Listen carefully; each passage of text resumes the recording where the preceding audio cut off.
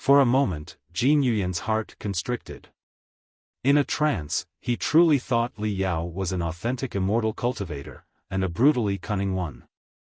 Observing more closely, he finally noticed the patterns of broken bones, chopped limbs, and flowing guts on Li Yao's black robe, which seemed to be woven with countless restless souls. The patterns wriggled like thousands of living bugs, as if they were alive. The deformed corpses and the devastated living people formed a vortex of horror, pulling Jin Yuyan's soul deep into it. The director of the business alliance of 10,000 sectors could almost hear the moaning next to his ears, "We're so miserable. We're so miserable." It was too perverted. Jin Yuyan couldn't help but shiver. Although he was an immortal cultivator, he generally preferred to be a gentle, peaceful businessman rather than a murderer who enjoyed killing and torture. He also felt deeply ashamed of such black sheep among the immortal cultivators. Intuitively, Jin Yuyan stepped back and asked warily, "You?" "Director Jin," Li Yao began, his voice horrifying and unpredictable. Mid-sentence, he realized his voice was off. After a hard cough, he resumed his normal tone, waved his hand to dispel the black mist, the fiendish aura, and the other chaotic audio and visual effects, revealing the original look of the clean and sunny lobby. Then, he took off his creepy black robe and changed into a sloppily worn t-shirt and short pants, before apologizing, "Please forgive me, I was too devoted to my exercise a moment ago. I hope I didn't scare you." Dumbfounded, Jin Yuan watched Li Yao transform from a disturbing dark supervillain into a sunny, plain young man all of a sudden. He was stunned for a long time before he finally asked, "What's your practice for?" "To play the role of Black Wind King better." Li Yao said matter-of-factly, "I'll meet the upper class of the Imperium and hang around with expert immortal cultivators as the Black Wind King. Naturally, I need to prepare well and not reveal any flaws. Therefore, according to my understanding, I have interpreted the character of the Black Wind King from 12 different angles. Based on his experiences and his rise, I think the character should be ambitious, blatant, unrefined, slightly cunning, and slightly self-deprecating. The slight sense of inferiority, in particular, is the core of the character. After all, he has a humble background and only rose miraculously by accident. He doesn't have many supporters, and he is in a hurry to be famous in the Imperium. So, he will act recklessly and even participate in the maddest adventures. This super creepy black robe is also a symbol of his brutality and dominance. However, it also shows that he is somewhat impatient and easy to be manipulated by other people. What about it, old Jin? Do you think the character I've created is reasonable enough to fool them? I've never been an immortal cultivator before, and I'm just a beginner. Please criticize and enlighten if you have any insight. You are a beginner? Looking at Li Yao's sincere and open-minded face, Jin Yuyan couldn't help but feel an overwhelming sense of powerlessness again. He said with a bitter smile, "I'm truly confused about who you are now, Vulture Li Yao. Are you a cultivator, an immortal cultivator, the Black Wind King, or a special representative of the government in exile of the Star Ocean Republic? Are you here to renew the Imperium or to destroy it?" Perhaps Qi Yuanbao's guess was correct. The Black Wind Fleet did indeed fail to destroy Firefly and was swallowed by Firefly instead.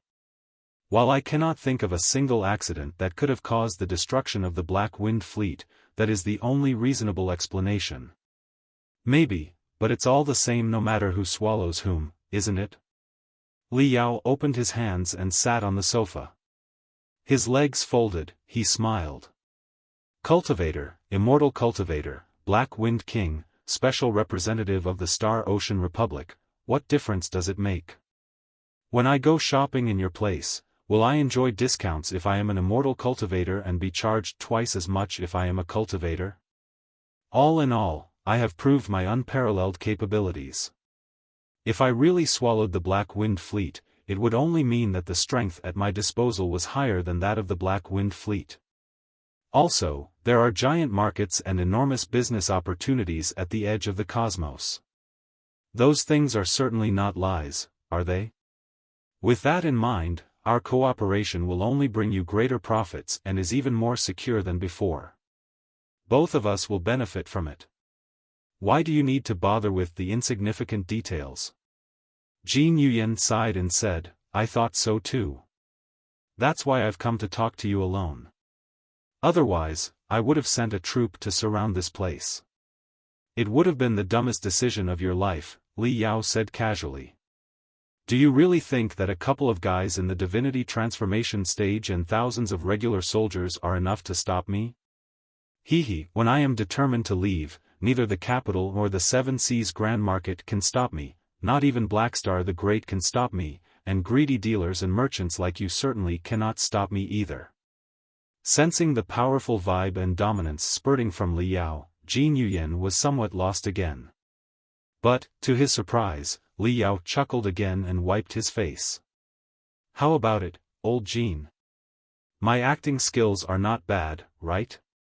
Not that I'm bragging, but my face is exactly what I count on while I travel in the sea of stars. Jin Yuyan was silent for a long time before he took a deep breath and said, Enough. I don't care who you are, because we have a mutual enemy at hand. Whatever schemes and conspiracies we may have against each other, let's wait until the Battle of Seven Seas is won. Do you agree? I can't agree more. Li Yao said, let's get down to business. How are your talks with the warlords and the wavering guys within the four families? Do you know the date of the jump of the four families' coalition fleet? I have good news and bad news. The good news is that my negotiations with those people are rather promising. Almost everybody signed a new secret agreement with us to strike a solid alliance. Jin Yuyan paused for a moment and further explained, before, while we had some secret agreements, they did not leave their sole signatures. The details were ambiguous, and their attitudes were unclear too. They might shift their side any time. However, I have pointed out to the guys sitting on the fence that the distribution of interests after the victory, including the development rights of the sectors at the edge of the cosmos and the market share in the barbaric worlds, will depend on the performance in the battle. Also, the arrival of such a powerful ally as the Black Wind Fleet strengthened the confidence of many in our army. Those who intended to gain more in the game bet all their stakes on our side. This is exactly a snowballing chain reaction. Once someone takes the lead, more and more will follow.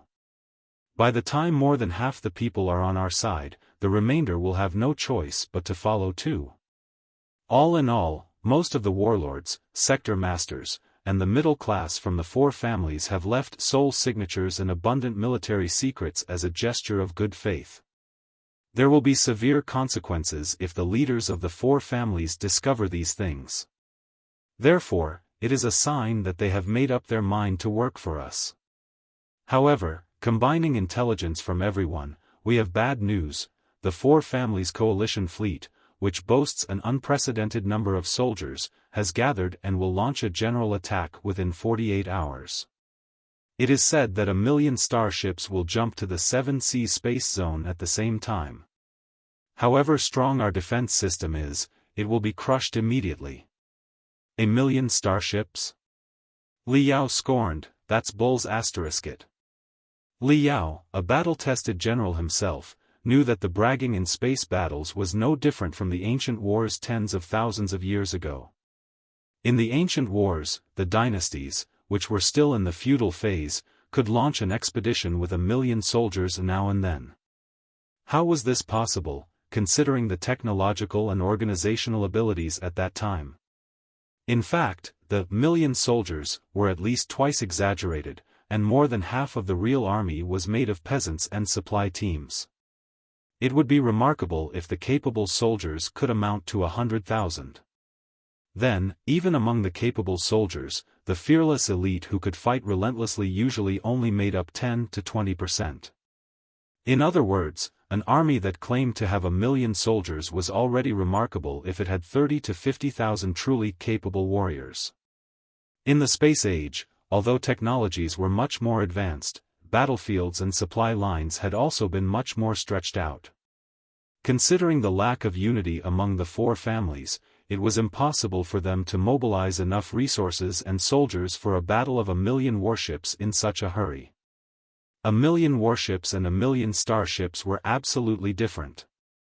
Li Yao estimated that, counting all the supply ships, the shuttles, and even the escape capsules, it was possible for them to aggregate to 1,000,000 starships, but the warships among them couldn't have been more than 300,000. Of the 300,000 warships, most belonged to the warlords and the sector masters of the peripheral worlds, who were flirting with the business alliance of 10,000 sectors at that moment. Considering the current situation, those people might remain loyal to the four Kurfürsten unless they defected. Unless there was an accident, they would not attack the Seven Seas Grand Market for real. Even in the fleets of the four families themselves, countless captains, advisors, and even commanders were hesitating about whether or not they should overthrow the old men in their houses too. Therefore, the situation was not as tough as it appeared, and their odds of winning were still rather high. Jin Yuyan thought the same.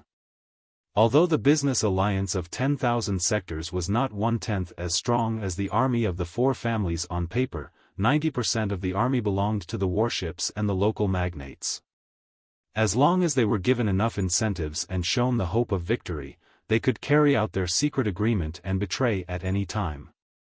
The real foundation of the four families' army was the 8 fleets mobilized from the dominions of the families, also known as the 8 Adamantines. It had been a while since Li Yao came to the Imperium, and he had a profound understanding of the warships with which the Imperium dominated the universe. He knew there was a brief period when the giant cannons and enormous warships were revived in the military of the Imperium, about 300 years ago. Supposedly, when the crystal suits and the colossi were designed and maintained better and better, the combat abilities of individual soldiers grew stronger and stronger, and the warships transformed more and more into combinations of firepower output platforms and comprehensive supply platforms, instead of the units leading the charge. When 100 experts broke into a hostile starship armed to the teeth in crystal suits, it would be possible for them to destroy a starship costing billions of dollars to build. Even if they couldn't, the greatest loss on their side would be the death of the 100 experts, who would have killed a lot of enemies before they were killed. Considering cost efficiency, it was apparently not a bargain to spend military budgets on building larger starships. Devoting the resources to the construction of crystal suit legions and the maintenance and duplication of colossi was a better option. However, as the technologies about the crystal suits and the colossi progressed, so did the firepower output, spiritual shield, and the unmanned operation of the starships. Giant cannons and enormous warships were always every soldier's dream, so somebody eventually proposed that, when the technologies of the crystal processors and the spiritual nexus were mostly developed, battle puppets, drones in various forms, and space torpedoes could gather into an overwhelming tide. Plus cannons that were large enough in number, they could destroy all the enemies, including the most powerful crystal suits and colossi. The colossi are absolutely not invincible. As long as there are enough battle puppets and drones, and the firepower from the cannons is high enough to establish a continuous, impenetrable fire net, it will be easy to crush the colossi. If you can't, it means the number of battle puppets and cannons is not large enough, and the fire net is not dense enough. If 100,000 cannons are piled on a single starship, what enemy can they not destroy? This was exactly the opinion of the people who believed in cannons and warships. Also, they were not just talking but had conducted decades of theoretical calculations and tests in the most authoritative military lab of the Imperium, proving their point in countless tests on the virtual battlefield. The super arsenal warships, equipped with hundreds of thousands of spiritual puppets and drones as well as at least 10,000 heavy cannons, were truly capable of causing great trouble to the general colossi. Even if the specifications of the colossi were improved to the level used by divinity transformation stage experts, it would still barely be possible for them to break out of the blockade of the super arsenal warship. The military of the Imperium couldn't help but feel tempted. After all, the technology for the development of the spiritual residence, the central core of the Colossus, hadn't been grasped by the Imperium yet. Even though they could duplicate or transplant the Colossus limbs or weapon kits, it would be a total loss once the spiritual residence was blown up. There was no telling how long the war between the Imperium and the Covenant Alliance would last. If it continued for another 1,000 years, the Colossi on the Imperium side would become fewer and fewer, while the Covenant Alliance, with their abundant primeval heritage, clearly had more advanced technologies for colossal maintenance and duplication than the Imperium. If, by the end of the war, the Imperium ran out of Colossi while the Covenant Alliance still had some left, it would certainly be an awkward situation. It was precisely due to these concerns and the perfect performance in the virtual wars in the lab that the Imperium's military activated the plan to build new super-arsenal warships known as Adamantine. The Adamantine-level super-arsenal warships were all 10 times larger than the largest arsenal warships the Imperium had ever built in the past. In fact, they were more like combinations of arsenal warships, comprehensive supply starships, and even space fortresses. In the original design, the military planned to equip each Adamantine-level super-arsenal warship with at least 30,000 cannons of various types, 100 of the most advanced fire-control crystal processors, and more than 500,000 battle puppets and drones, making them the perfect and doom-bringing ultimate warships that can end all wars. Would the actual combat ability of the Adamantine-level super-arsenal warships live up to the claims of the designers and contractors, and could they defeat the Colossi? The question would forever remain a mystery. Perhaps if those Adamantine-level super-arsenal warships had been built to the highest standards, they would indeed be unstoppable in destroying Colossi and ending all wars. But before that, they would first drain the Imperium's finances. The whole construction of the Adamantine-level super-arsenal warships was a sad yet cliché story. Perhaps the idea that firepower mattered most and an ocean of drones was invincible was not wrong, but the designers' creations were too avant-garde and magnificent. They overestimated the development speed of the crystal processors in the Imperium and underestimated the technological difficulty of focusing hundreds of thousands of cannons on one starship. Rather, to get the Council of Elders to approve the construction plan of the super warships as soon as possible, the designers, along with the few largest military contractors in the Imperium, and the persons of interests within the Council of Elders, showed the most intense optimism and turned a blind eye to the minor difficulties.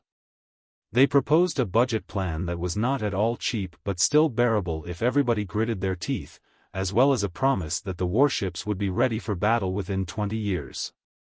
The Council of Elders at that time approved the plan. 16 Adamantine-level super-arsenal warships were built in the dock at the same time, and the construction lasted 100 years. During the construction, not only did many natural and human-made accidents take place because of technological challenges, but the advancement of the technologies of crystal processors and battle upgrades also forced the designs to be updated again and again.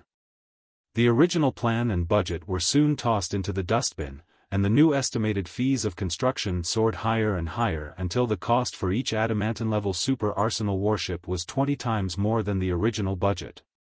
However, the Imperium of true human beings was, and the Council of Elders looked forward to the birth of the super warships. They were collapsing when faced with such budgets and unprecedented times for completion. The Adamantine-level super-arsenal warships are truly the most magnificent warships in history, but they are actually on the Covenant Alliance's side. They are about to destroy the Imperium by doing nothing and just lying in the docks. Many elders of the Imperium slammed the desk and roared. However, they couldn't do anything else other than roar. Astronomical resources had been devoted to the project. They couldn't just sell the 16 incomplete Adamantine-level super-arsenal warships as scrap, could they? Besides, the massive investment of resources wouldn't just vanish, it would eventually flow back to the persons of interest. Even the angry elders slamming the desk and roaring might have secretly benefited from the project too. Thus, the construction plan of the Adamantine-level super-arsenal warships became a ceaseless black hole that drained the Imperium's resources. It was hard to say that the Covenant Alliance's march into the Imperium and occupation of the 5 heavy industrial worlds had nothing to do with the weakening caused by the plan. Furthermore, the Adamantine-level super arsenal warships contributed to the severe economic crisis after the war. After the Covenant Alliance invaded the 5 worlds, including the Black Wind sector, the Imperium finally couldn't bear the constant delays. The contractors, sensing that many heads might roll if they continued to drag their feet, finally put the 16 Adamantine-level super arsenal warships into service. However, due to the fierce battles on the front lines and budget shortages, the 16 warships were never completed. They were essentially premature babies with congenital deficiencies. Designers and military contractors claimed that it would not be their fault if the 16 super warships could not achieve their theoretically maximal combat capability. The issues were time and budget constraints. If they had been given several decades and 2 to 3 times the budget, the Adamantine-level super arsenal warships would definitely have blown up all the colossi. Even the designers and builders lacked confidence. It was not hard to imagine the performance of the 16 gargantuan, premature infants. On the real battlefield, they lost the destructive aura they displayed in virtual simulations and revealed their weaknesses of clumsiness and vulnerability. Due to their high cost, the 4 Kurfürst families could not bear to send these super arsenal warships to the most intense battlefields. After only 2 were heavily wounded by the Covenant Alliance, the other 14 super arsenal warships hastily retreated to their home port in panic. The Adamantine-level super arsenal warships became a complete joke. 100 years later, there were no more believers in grand cannons and giant warships, and no new super warships were constructed. Meanwhile, the daily maintenance costs for the 16 premature infants were so astronomical that even the 4 Kurfürst families struggled to manage them. It was impossible to drag them into the factories to complete their construction. Thus, 100 years later, they remained premature infants, capable of only 30% of their combat potential. Abandoned by the best fleets of the 4 Kurfürst families, they were assigned to secondary fleets, which were then reconfigured into 8 adamantines based on these warships and sent to the battlefield to annihilate the reformists. I know that the Adamantine-level super arsenal warships are never praised, but that's the result of multiple factors. In fact, even though they are uncompleted, preborn babies that can only carry out 30% of their combat ability, they are still enough to devastate any enemy if they are determined to fight, Jin Yuyan said with a bitter smile. Their poor performance on the battlefield against the Covenant Alliance does not mean they will show any mercy on our garrison fleet. You went through a lot of trouble to deceive the many immortal cultivators outside just now, but getting to the bottom of it, the 16 Adamantine-level super arsenal warships are the foundation of the 4 families' coalition army. If we cannot destroy them completely on the battlefield, nobody will betray and join our side easily. Therefore, what's your next trick, Black Wind King Liao? Where is your so-called Black Wind fleet? What gives you the illusion that I am nothing more than a talker, Director Jin? Liao grinned and said, how do you know that I'm merely bragging and that the Black Wind fleet will not show up out of nowhere?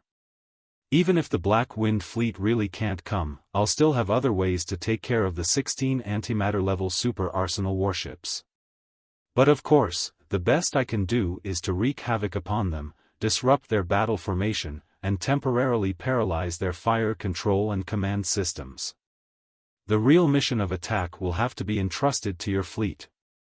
With brilliance beaming out of his eyes, Jin Yuyan held back his excitement and said, it will be enough to temporarily disrupt and paralyze the enemy's central fleet. However, are you really confident? My confidence depends on Director Jin's trust, Liao said. To maximize the strength of my people requires one prerequisite, Director Jin, you must allocate a space gate to me, which is to be entirely controlled by me. Stunned, Jin Yuyan frowned and thought for a long time. Anybody with the slightest military common sense knew what a space gate meant in such a final battle. The coordinates and sailing routes of the 7 Seas space zone where the business alliance of 10,000 sectors was at were no secrets. It was more than easy for the Four Families Coalition fleet to jump over. However, they were not in possession of the space gates in the 7 Seas space zone. If they were to jump over blindly without the navigation of space gates, all the starships would be evenly distributed in the vast vacuum of the 7 Seas space zone, which was more than 5 billion kilometers in diameter. How much coverage would it be if it had a diameter of 5 billion kilometers? Even if the Four Families Coalition fleet had 10 times more starships than the million starships they claimed, they would still be drops in a bucket when randomly distributed in such a vast space. When they were teleported over, the battle formation, grouping, and even command of the Four Families Coalition fleet would be entirely lost.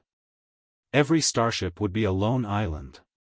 They would have to cruise at the edge of the 7 Seas space zone for a long time to regroup and find their own teams, forming a solid shape before marching toward the central living area where the 7 Seas Grand Market was located by means of a regular voyage.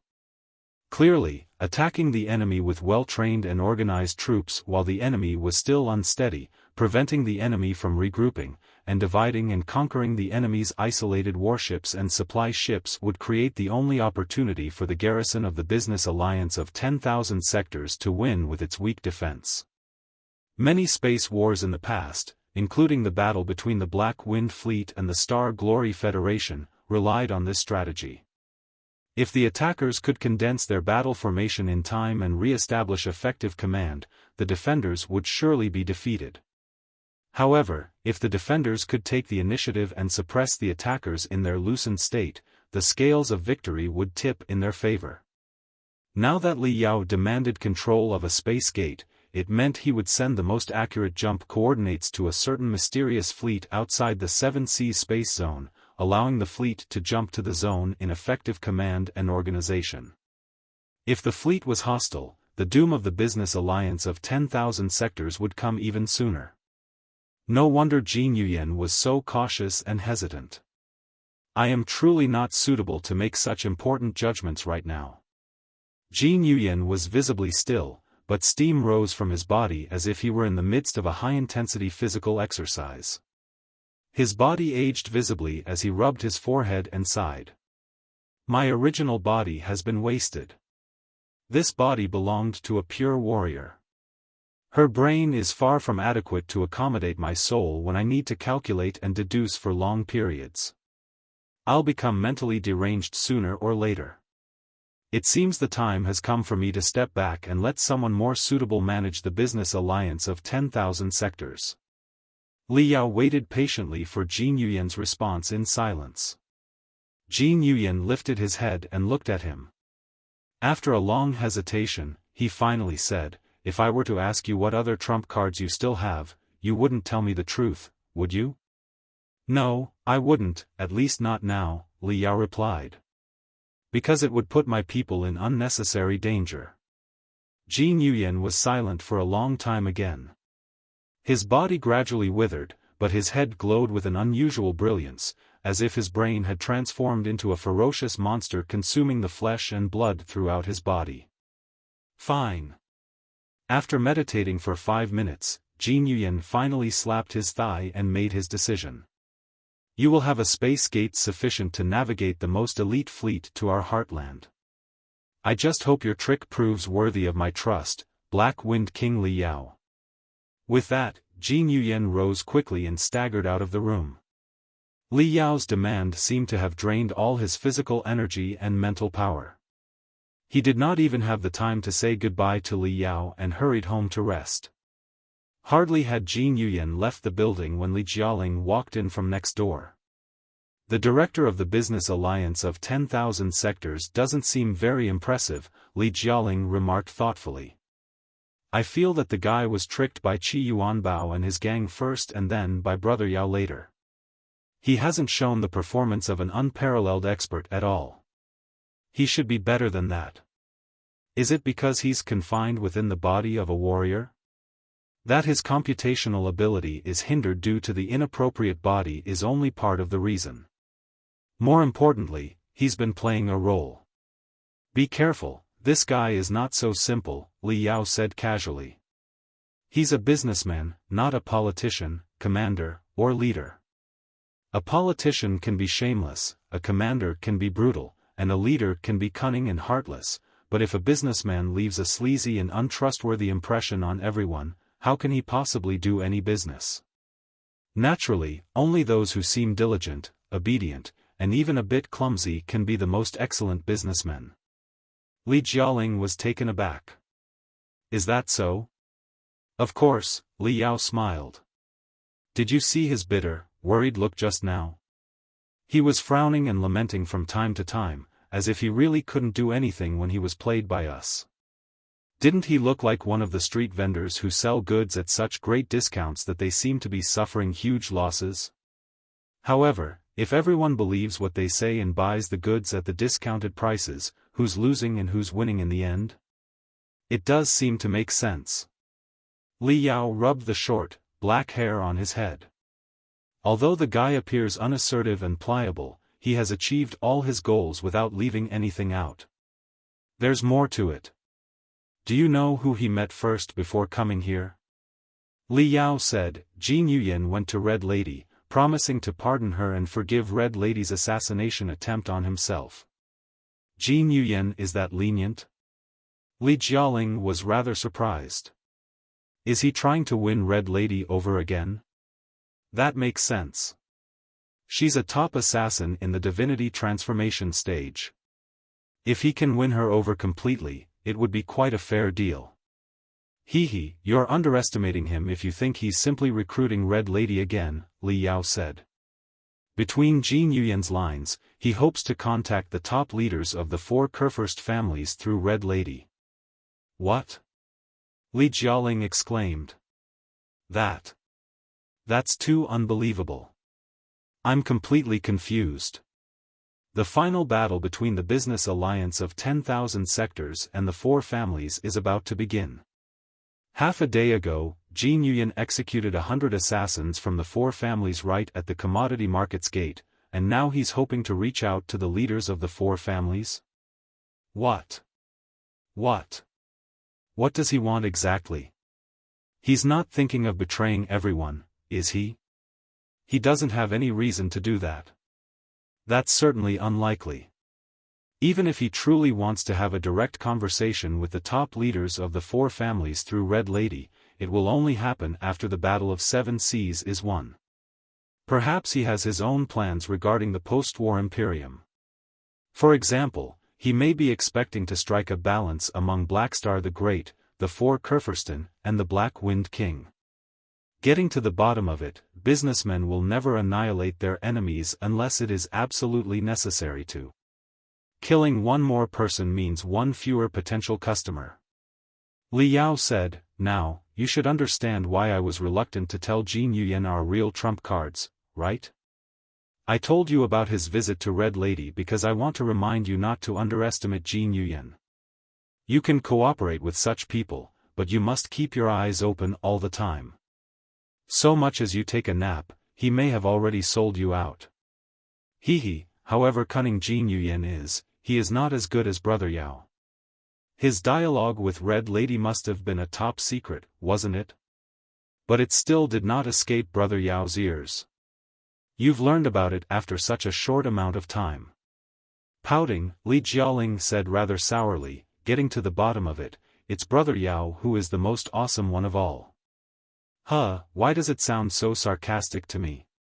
You seem rather dissatisfied about me? Looking at Li Jialing, Li Yao realized what it was about. I got it now. Are you blaming Brother Yao for using you as a decoy to crawl in the ventilation tube and distract everyone's attention, while I went to the headquarters of the Business Alliance of 10,000 sectors to show off? About that, it was an opportunity to learn and practice for a young man like you. I was hoping you could grow faster and become a talent soon. I am not a 3-year-old. Who would care about that? Li Jialing's anger was written all over his face as he glared at Li Yao sullenly.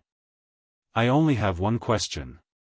Why was I the last person to learn the great secret that you are the Black Wind King, when I am your brother? Chapter 2554, An Honest Gentleman. Li Yao's smile froze. Well, he scratched his head, his eyes wandering restlessly. It's indeed hard to explain. Give me a moment to think. It's impossible to explain. It's full of questions and contradictions from start to finish, all right? Li Jialing jumped to his feet. What's there to think about? You're just coming up with a 50,000-word lie to trick me, right? I won't fall for it again. My wisdom has dignity. Aya, don't get too excited. Seeing that Li Jialing was genuinely turning red with anger, Li Yao felt the situation was rather tricky. Brother Yao didn't mean to trick you. The whole thing is truly very twisted, complicated, unusual, and unbelievable. In fact, I've been trying to figure out how to explain it to you, but I haven't come up with the right words yet. Never mind, you don't need to. I understand. Taking a deep breath, Li Jialing calmed himself and said rather gloomily, I know Brother Yao didn't mean to keep it from me. It's just that my identity is too special. I could be captured by Blackstar the Great at any moment. His soul might invade my body, control my mind, and erase my memories. So, whatever Brother Yao tells me, it might be learned by the vile Wu Yingqi. That's why Brother Yao can't tell me anything. I understand all the reasons. Really, I do. I know Brother Yao has your reasons. I just can't accept it emotionally right now. You know I never had a family. After I finally found out who my mother was, her attitude was more than subtle, almost cruel. Since my childhood, Brother Yao has been the only family member who is nice to me without asking for anything in return. Therefore, after I discovered that I was separated from my little society, and everything was kept from me while you were flirting with Boss Bai and Sister Long, I feel rather terrible. I'll be fine. Just leave me alone for a while. While talking, Li Jialing gave Li Yao a rather rigid smile. Wait, since you are so frank, I really can't conceal it from you now. If Li Yao could still hold it back, he wouldn't have been a cultivator at all. He said solemnly, there are two things we must straighten out. Firstly, I indeed whispered a lot with Boss Bai, but when did I ever flirt with Long Yangjun? You are free to decide what goes into your mouth, but you must carefully watch what comes out of it, especially when it is a matter of life and death. Secondly, fearing that Blackstar the Great may learn it is only a secondary reason I did not tell you anything. The main reason is what I said just now. It's too complicated and too hard to explain. Since we have a great foe ahead of us, I did not want to add to our trouble. However, if the incident is about to affect our brotherhood, Brother Yao hasto explain everything to you. When I asked you to crawl into the ventilation tube to distract the enemy's firepower, you went without batting an eye. If I still keep anything from you, how can I be your big brother in the future? Really? Are you really going to tell me everything, Brother Yao? Li Jialing was merely complaining to Li Yao at first. Not expecting that Li Yao was really willing to tell everything, he jumped in excitement. However, after thinking carefully again, he pulled a long face. What if Blackstar the Great learns it? We will handle it. Li Yao sniffed. Wu Yingqi is no fool. I have already revealed the identity of a Black Wind King, and the direction of the Black Wind Fleet has been known to the Council of Elders all along. Even Qi Yuanbao has guessed that Firefly swallowed the Black Wind Fleet. With his intelligence, do you think Wu Yingqi cannot deduce more from the clues? I assure you that if Wu Yingqi truly regains control of the Imperium, he will certainly send a new expedition toward the general direction of the Black Wind Fleet. In any case, the time has come for us to reveal our true strength and weapons. As long as we win the Battle of the Seven Seas, even if Wu Yingqi learns everything, so what? He won't be able to do anything to vulture Li Yao. Li Yao slapped his thigh, his dominance surging like tidal waves, making him seem like an unparalleled master of the Starry Sea, ignoring the giant can of bubble juice he chugged. Deeply moved by Li Yao's resolve and determination, Li Jialing felt his blood boiling with excitement. The grandeur of the universe seemed to unfold before his eyes. Containing his excitement, he said, "So, Brother Yao, Black Wind King, is not your ultimate identity, is it? While you have fooled the immortal cultivators of the 10,000 Sectors Business Alliance who know little about you, I understand that, no matter how shameless and despicable you appear on the surface, you have your limits. You are not an immortal cultivator but a true cultivator. What is the truth? Was Qi Yuanbao's guess correct that the Black Wind Fleet was taken down by Firefly? But how was that possible? In the next second, I will explain my identity and the whole thing to you in the most concise way." Liao Yao extended one finger and said solemnly, "However, I have one condition: you must believe everything I say. If you still doubt me when I'm being so honest, it will hurt me too much." "Of course." Li Jialing swore, "Brother Yao trusts me so much that you are willing to tell me life and death secrets. Would I still be a human being if I suspect you? Alright, just prick your ears and listen up. I won't repeat my identity." Li Yao coughed and said, "I have never lied to you since the beginning. I'm truly a cultivator and a special representative of the government in exile of the Star Ocean Republic on Firefly. I did encounter the Black Wind Fleet, fought them hard, and won the allegiance of many experts after it was defeated. However, there were more things that I have left unsaid. Firefly alone was naturally no match for the Black Wind Fleet. Another country was involved in the matter, which was a powerful nation of cultivators named Star Glory Federation, my homeland. I don't need to tell you the specific coordinates, population, industrial and technological capabilities, magical equipment research abilities, relic exploration records, and other secrets to you, right?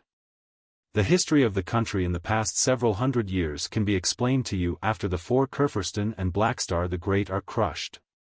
You only need to know that Brother Yao is the greatest living hero in the Star Glory Federation who has saved the Federation 3 times, 4 times, or maybe even more. I killed Skeleton Dragon, the strongest demon expert in the early years of the demon dynasties. I once beheaded a member of the Pangu clan and kicked their head around like a ball. I also visited a world of ancient cultivators shrouded in dark nebula, where time was frozen. There, I talked and dealt with the ancient cultivators and extraterrestrial devils.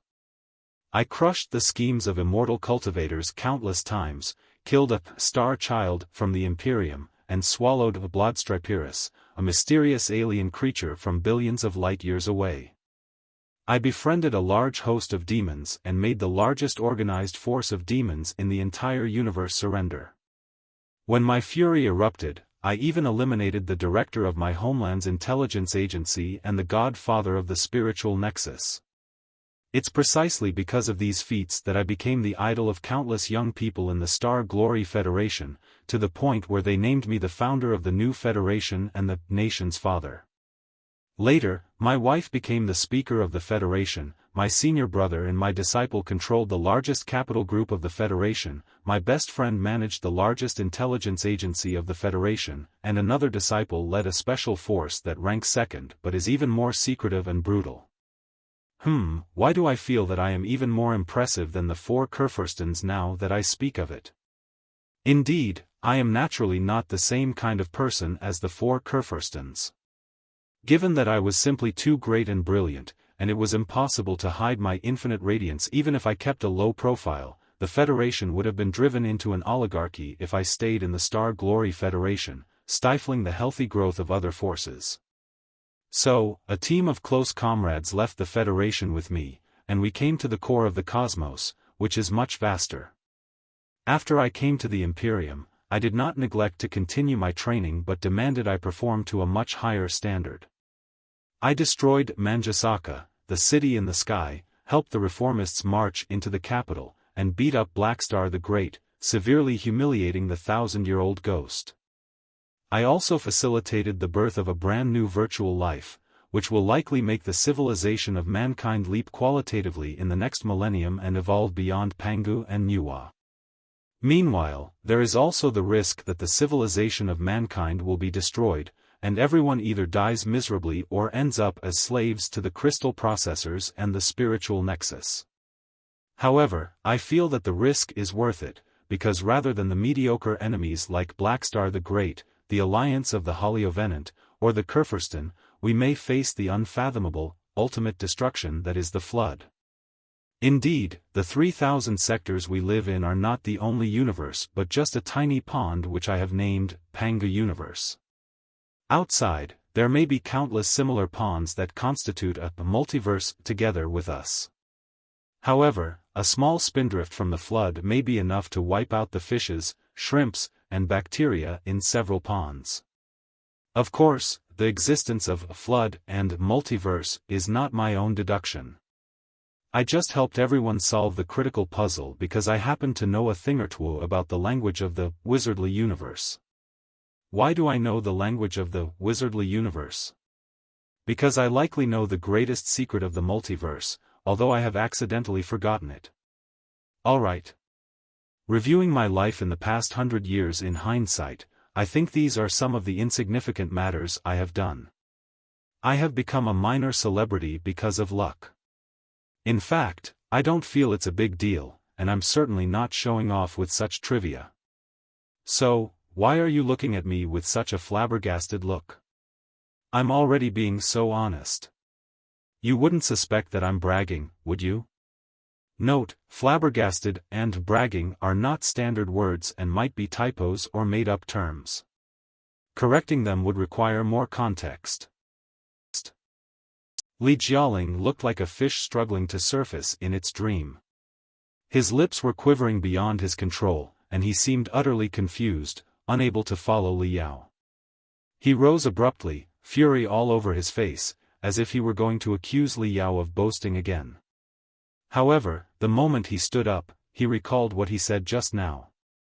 Besides, even if Li Yao intended to trick him, he wouldn't have made up the unbelievable lies like National Father, or executing a member of the Panga clan, or Panga Universe and Wizardly Universe and Multiverse, right?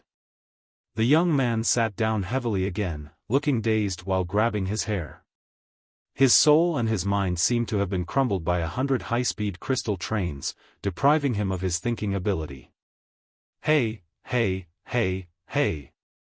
Li Yao glared at the young man, his cheeks puffed out and his lips rising. You are not really suspicious of me, are you? You promised just now that you would believe every word I say. Li Jialing, well. See, you are indeed suspicious of me. Every pore on your body is suspecting every word I said just now. I knew it. I knew it. That's exactly why I never told you the truth. Everything that has happened to mice too shocking and far-fetched. If I tell the truth, I would only be regarded as the Louiest con man. Li Yao grabbed the juice bottle and chugged at it again. No, I'm not suspicious of you at all, Brother Yao. Li Jialing was back to himself, and his face suddenly turned red. His head in a mess, he stammered, It's just that I find it hard to imagine or accept for the time being. What is hard to imagine? Holding the juice bottle in his mouth, Li Yao glared at Li Jialing. I find it hard to imagine that there would be a country in this universe that regards Brother Yao as father. Li Jialing observed with a look on his face that suggested he had just swallowed a large piece of deteriorated cake. He grimaced. What would a country that regards Brother Yao as father possibly be like? Tilting his head, Li Yao thought for a long time. What does that mean? Are you implying that I am not qualified to be a nation's father? Perhaps I've been in the world of immortal cultivators for too long. The leaders I can imagine are all people like Blackstar the Great, the Queen, General Lei Chenghu, or the Four Kurfürst. I find it hard to understand what the cultivators have on their minds. Perhaps in the world of the cultivators, it is exactly the guys like Brother Yao who are qualified to be the leaders? Li Jialing took a deep breath and opened a bottle of bubble juice, too. Drinking it up, he slightly calmed down, and said, although it is so weird, it borders on bullshit, I am still willing to trust you out of intuition.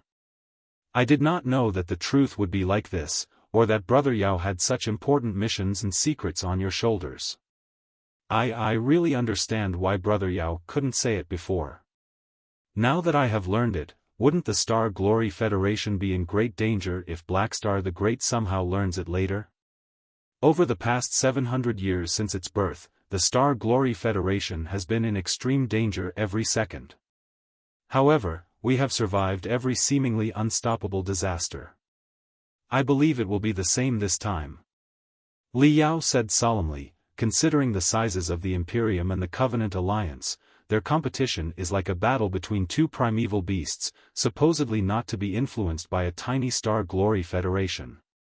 However, drastic changes that have taken place inside the Imperium push the situation to a subtle junction, giving a rarely seen great opportunity for the cultivators to change the whole Imperium.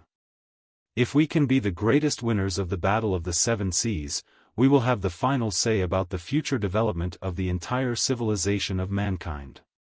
On the contrary, if we continue to hide and preserve our strength, whether the Four Kurfürsten defeat the Reformists or the Reformists' victory is stolen by Blackstar the Great after they defeat the Four Kurfürsten, the enemy will be too formidable for us. I have left so many traces at the center of the cosmos that the immortal cultivators will notice the anomalies as time goes by. Even if the Star Glory Federation is far away at the edge of the cosmos, how long can it hide? This is exactly what I said just now. You have to fight when you need to fight. When the time has come for you to pick up your weapons and fight for survival, be bold and do it. That's the reason why I confessed my identity as the Black Wind King before all the immortal cultivators and why I told you the reason for everything just now. It would be inappropriate if Blackstar the Great, my enemy, has guessed everything while my brother is still kept in the dark, right? This time, Li Yao's eyes were truly as clear as water and as hard as crystal, containing ultra-intense energy. Li Jialing was so touched that he did not know what to say. He felt his whole body was soaked in an ocean named trust, which surrounded him with warmth. About other things, he recalled what Li Yao said just now and asked again. Brother Yao said a lot just now. I managed to understand the parts about cultivators, demons, and Pangu, but what are virtual lives that are entirely different from us, and what are Pangu universe, wizardly universe, and multiverse? It's a very, very long story, but I'm willing to tell it to you. Li Yao explained everything in the simplest and most straightforward way. In the end, he concluded, do you understand now? Dongfang Wang, the former Prime Minister of the Imperium, was quite right about one thing. He said that our enemy was not a specific person or force but the entire universe itself. Dongfang Wang truly deserved to be a man who worked as the Prime Minister for decades. He saw the key keenly. However, he was unaware of wizard civilization. It was impossible for him to have imagined the vast multiverse beyond the Pangu universe. Now, you have learned everything. How do you feel? Faced with an enemy that is probably beyond the imagination of every human being, are you still willing to fight? Li Jialing was stunned again. However, he came back to himself in only 3 seconds. Taking a long breath in relief, he said with a smile, I didn't know there is such a splendid thing as a multiverse. So, we are merely a few little frogs in a tiny pond. No, we are not even frogs. Compared to the brilliant ancient civilizations and alien civilizations, we are immature tadpoles at best, aren't we? Huh? Li Yao was somewhat surprised. You seem very calm to accept such an unbelievable and unimaginable picture of the multiverse. You are not suspicious about it at all? There's nothing to be suspicious about, Li Jialing said calmly. Since Brother Yao can be the father of a nation, is there anything impossible in this universe? Yes, I am still willing to fight on, because Brother Yao, Sister Long, Boss Bai, Master Fist King, Lu Li, Xiaoming, Wenwen, and even that boy Han Te are all fighting. I can't be worse than Han Te, can I? Li Jialing's reaction was a great relief for Li Yao. The difficulty of the conversation was much lower than he expected. Queen Li Linghai's child and the little monster who had been refined in Manjusaka, the city in the sky, for 20 years truly had a strong mind. Brother Yao, I've been hesitating whether or not I should do one thing. I'm here partly to discuss it with you too, Li Jialing said solemnly. Now that I know you trust me so much, I will have to do that thing. Li Yao raised his eyebrows. What is it? Li Jialing explained his plan in detail. Li Yao's eyebrows furrowed even more. Staring at Li Jialing for a long time, he said, technologically, it is possible, but the risks are extremely high. Are you sure you want to do that? Yes, I'm certain it is the best way, Li Jialing said, clenching his fists. It is also the only way that I can fight Blackstar the Great to the end. But you could stay away from the battle. Li Yao said, Boss Bai, the Fist King, Long Yangjun, and I will work out a way to take care of Blackstar the Great. All you need to do is find a safe place to hide and stop him from finding you. Didn't Brother Yao just say that hiding and backing off wouldn't help at all? With a hoarse voice, Li Jialing said, I am not as selfless as Brother Yao. Things like the people of the world or the situation of the universe are not my business. However, of all people, Blackstar the Great has occupied the Queen's body. In any case, the Queen is my birth mother. I have to confront her and Blackstar the Great and ask why she gave birth to me years ago. Did she regard me as a container to accommodate Wu Yingqi's soul from the very beginning, or did she have other reasons she never talked about? If what she wants has always been a soulless container since the very beginning, I will be able to cut out all those hilarious thoughts and die an informed death. However, if what Brother Yao said before is true and she had other reasons or was even under the coercion from Blackstar the Great, I will naturally have to get her out. Li Linghai is my mother. So, this war is mine too. How can I watch you charge in the front while I hide in an absolutely safe corner? While talking, Li Jialing's eyes turned red. There was no telling whether he was angry or missing someone. Fine, you're quite right. This war is indeed yours too. Besides, there is no corner that is absolutely safe. Speaking of which, I'm afraid the safest spot for you will be right next to me, Long Yangjun, Boss Bai, the Fist King, Xiaoming, and Wenwen. Li Yao rubbed his fists zestfully. Then, let's settle the technical details. While they were talking, their wrist crystal processors buzzed at the same time. Raising their wrists to check, they both beamed with interest and shouted, Boss Bai is ready. The building that Li Yao had requested from Jin Yuyan was one of the communication nodes of the business alliance of 10,000 sectors. This alliance had a business network spanning the center of the cosmos and, naturally, boasted state-of-the-art communication equipment. After retrieving a large number of magical equipment units from the Alliance's warehouses, Li Yao crafted several enhancement and blockage devices himself, completing the modification of the super-remote secret communication system. Both Jin Yuyan and the four families could have monitored their communication, but the messages Li Yao sent were routed through 7 sectors multiple times before reaching the flagship of the Pyromaniacs Coalition fleet. Xiaoming and Wenwen also encrypted, blocked, and protected the messages from being tracked, making it impossible for others to detect them. Additionally, the entire building was now filled with sound dampening and other obstructive units, thanks to Li Yao's modifications. The intense interference waves they emitted every second prevented any data from leaking. The place was absolutely secure, allowing for free and open conversation. Z. Z. Z. Z. Z. Z. The two of them reached the communication center inside the building, which Li Yao had converted into a remote observation and command room. From here, he would alter the course of the Seven Seas battle alongside Boss Bai when the time came. At that moment, hundreds of light beams floated in the air, emitting a dull white glow.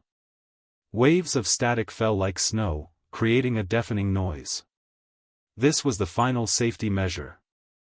The communication between Boss Bai and Li Yao used a special high-frequency encryption method. Without the correct frequency, one could only see the snow and hear the noise. Li Yao and Li Jialing looked at each other. The two of them took a deep breath, stimulating their brain cells and boosting their souls. When boosted to a certain frequency, they kept it still while spreading the tides of rhythmic brain cells to their retinae and acoustic nerves. As a result, the whole world around them became fuzzy, and they were even twisted into bizarre-looking beings. The picture on the 3D light beam, however, gradually became clear. They could also hear Boss-Bai's laughter. Because the signals zigzagged in space, traveling between the Seven Seas Grand Market and the flagship of the Coalition fleet of pyromaniacs, with the communication bases in dozens of different sectors as platforms, there were significant interferences and delays. Thus, Boss-Bai had no time to wait for Li Yao and Li Jialing's reaction but simply began his introduction, hoping to transmit as much information to Li Yao as possible. After more than half a month of fighting, Boss-Bai had become a minor celebrity in the coalition fleet of the four families. Boss-Bai today looked absolutely different from what he used to be in the blue sky market. He was wearing the fanciful combat suit of the Imperium's generals, and the pads on his shoulders almost made it taller than his head.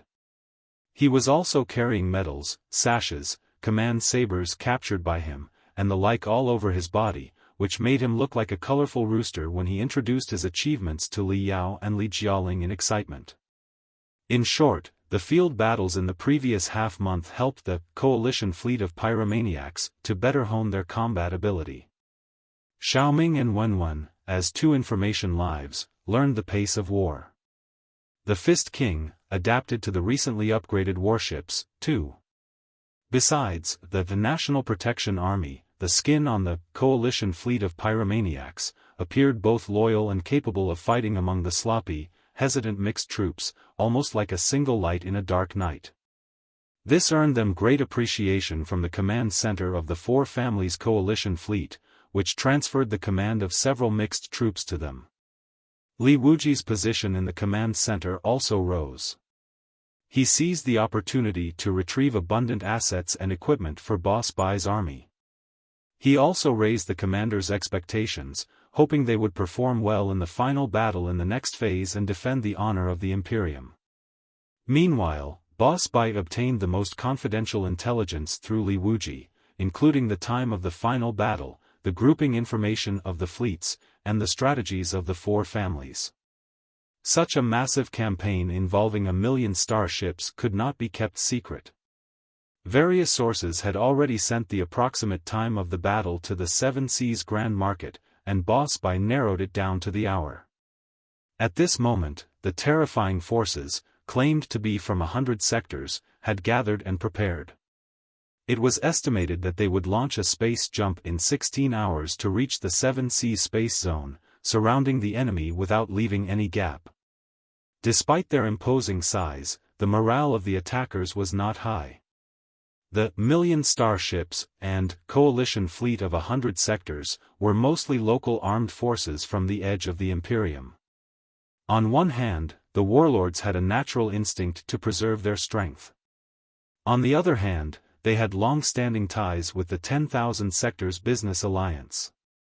Chances were that their spokespersons had just had a meeting at the headquarters of the Business Alliance of 10,000 Sectors and listened to the roar of Black Wind King Li Yao. They were thinking about which side to take. How could they possibly fight the Business Alliance of 10,000 Sectors relentlessly without any regard for the consequences? The four families understood the situation very well, but there was little they could do. They had to boost morale with both incentives and threats, but the threats far outweighed the incentives. What they offered were merely promises to be fulfilled after the conquest of the Seven Seas Grand Market. It's worth noting that the warlords and local magnates from the Imperium's periphery had been trapped by the Imperium's counterattack. At that time, countless experts and young men from the periphery trusted the four families' promises and joined the expeditionary forces, fighting the Covenant Alliance far from home. Despite their efforts, after the recovery of dozens of sectors, the four families conspired to betray those who had shed blood, sweat, and tears, dividing up the newly recovered territories among themselves. This betrayal sparked the rise of the reformists. With this lesson in mind, Even though most warlords did not openly support the reformists, they viewed the four families' promises as mere lip service. In summary, the four families became the victims of their own schemes. Their credibility was gone, making it difficult for them to lead. Within the four families, there were experts skilled in civil conflicts, and the chasms among them seemed irrecoverable. Although they knew that the morale on their side was certainly not high in any aspect, due to the huge gap in the size of the army, almost all the leaders of the four families believed that it would be a quick battle without much suspense. We are renowned noble families with a group of experts and tough generals. Our overwhelming starships can swallow the entire 7 Seas space zone. Can we possibly be defeated by the small dealers of the business alliance of 10,000 sectors? It was the opinion of most of the leaders in the four families. The only minor trouble we may come across in the battle is to gather the messy starships from the 100 sectors after the jump and make them obey the command center. As long as the gathering is accomplished, no, as long as 30% of our fleet is gathered in the 7 Seas space zone with their command restored, the dealers in the business alliance of 10,000 sectors will immediately surrender, right? Even the most cautious leaders thought so. Since the victory was certain, the distribution of the spoils and how to earn the greatest benefits from the glorious triumph became the critical problem better resolved in advance. The four families seem united on the surface, but they actually have a lot of problems among them, Warsh.i.p.s said. Don't forget that only half a year ago, the Li family, the Song family, and the Yun family joined hands and declared war on the Dongfang family, which was still the strongest back then, significantly weakening the Dongfang family. How could such hatred be forgotten easily?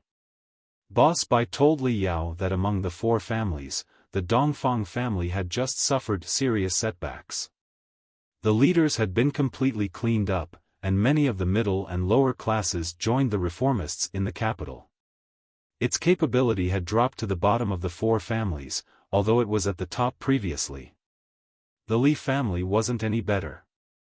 At first, the collapse of Manjasaka, the city in the sky, and the failure to annihilate the cultivators' fleet made the Li family a laughingstock among all immortal cultivators. Then, Li Lingfeng, the future Kurfürst, was suddenly killed, and Li Linghai revealed herself as a reformist, brutally stabbing the family in the back. Most unbearable of all was the loss of Silver Fox Li Jianda, the soul of the family, who perished in the battle at the royal palace. This loss of the family's backbone significantly weakened the Li family, whose overall capability was not much better than the Dongfang families. They needed to work together to counter the Yun and Song families. The Yun and Song families, having suffered no major losses in the previous phase, naturally vied to be the leading family among the four.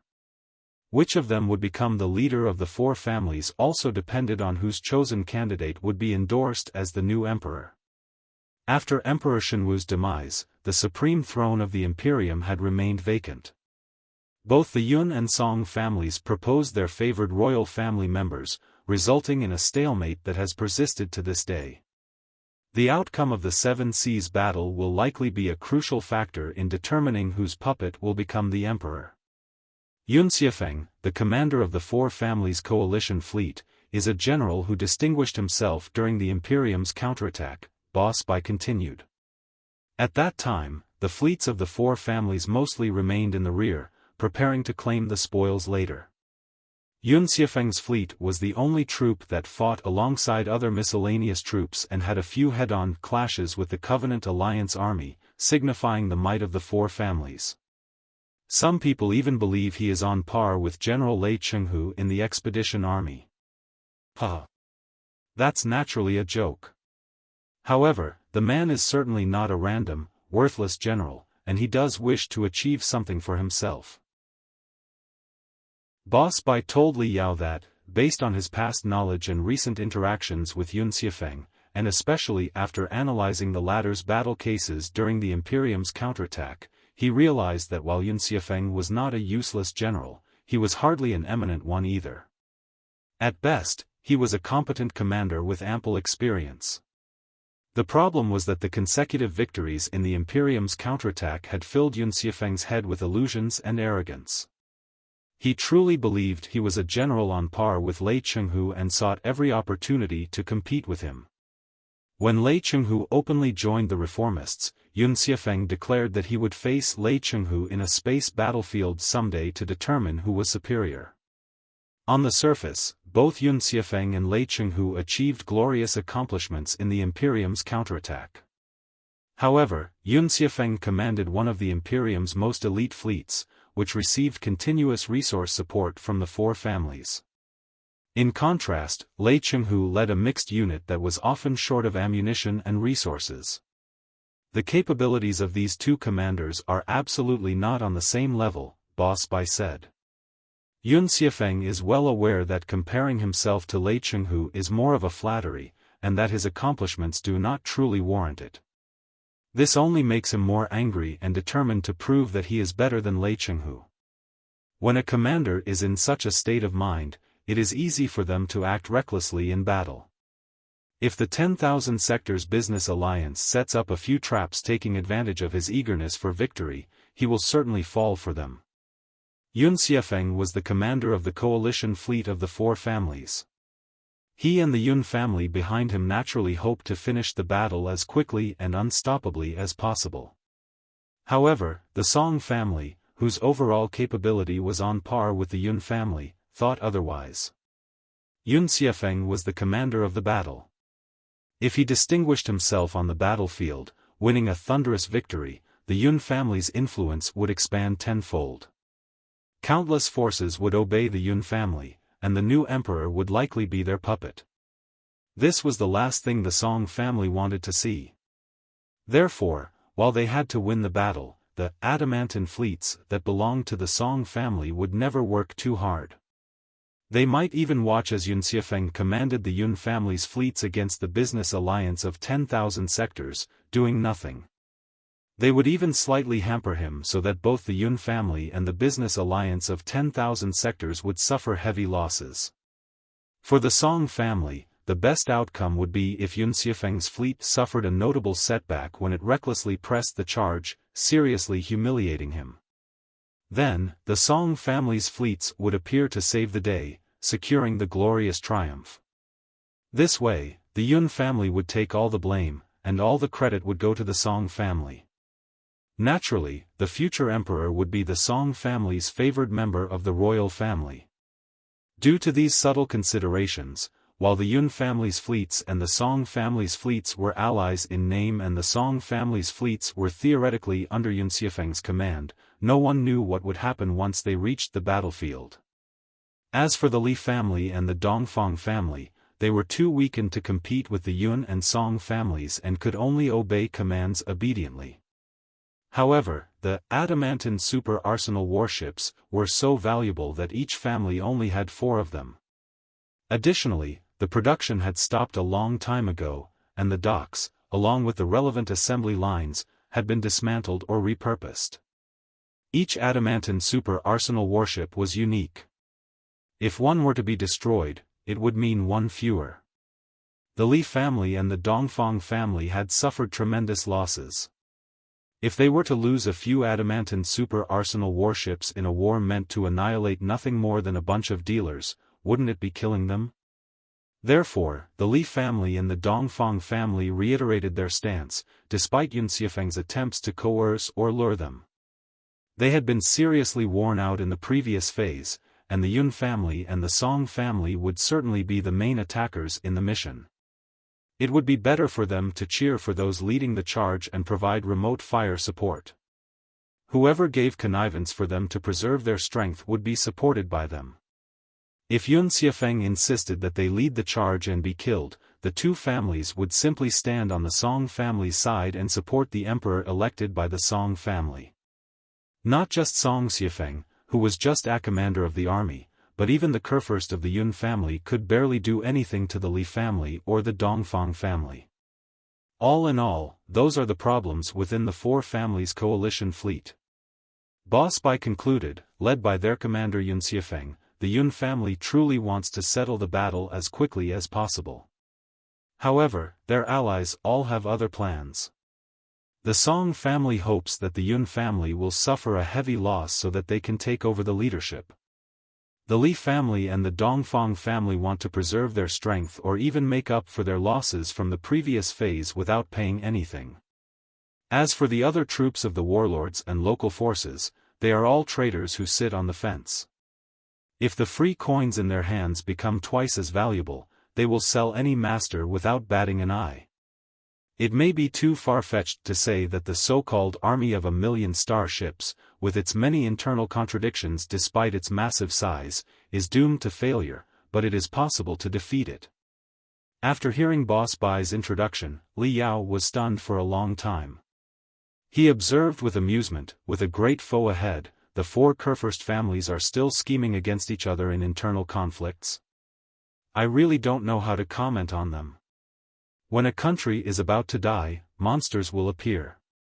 Such is the case at the end of any regime, Boss Bai smiled and said. Also, you've mixed up the cause and the effect. It's exactly because the four families scheme against each other that they have lost solidarity, the reformists have risen, and they face a great enemy. One can never change one's nature. Do you think that the leaders of the four Kurfürst families would suddenly start respecting each other and unite after the capital was lost? How is that possible? It does make sense, Li Yao conceded, agreeing with Boss Bai. Where there were humans, there were conflicts of interest, and where there were conflicts of interest, there were plots and schemes. Even the Star Glory Federation, a small country that controlled only 7 sectors, faced the contradiction between the central worlds and the peripheral worlds when confronted by the Black Wind Fleet. For that, Ding Lingdang and Jin Xinyue had been at loggerheads. If Li Yao hadn't returned in time, no one could predict the result of their competition. The scale of the Imperium of true human beings and the intensity of the conflicts were 10 times greater than in the Star Glory Federation. It would be a miracle if the immortal cultivators, who did everything for themselves, could stop fighting and plotting against each other.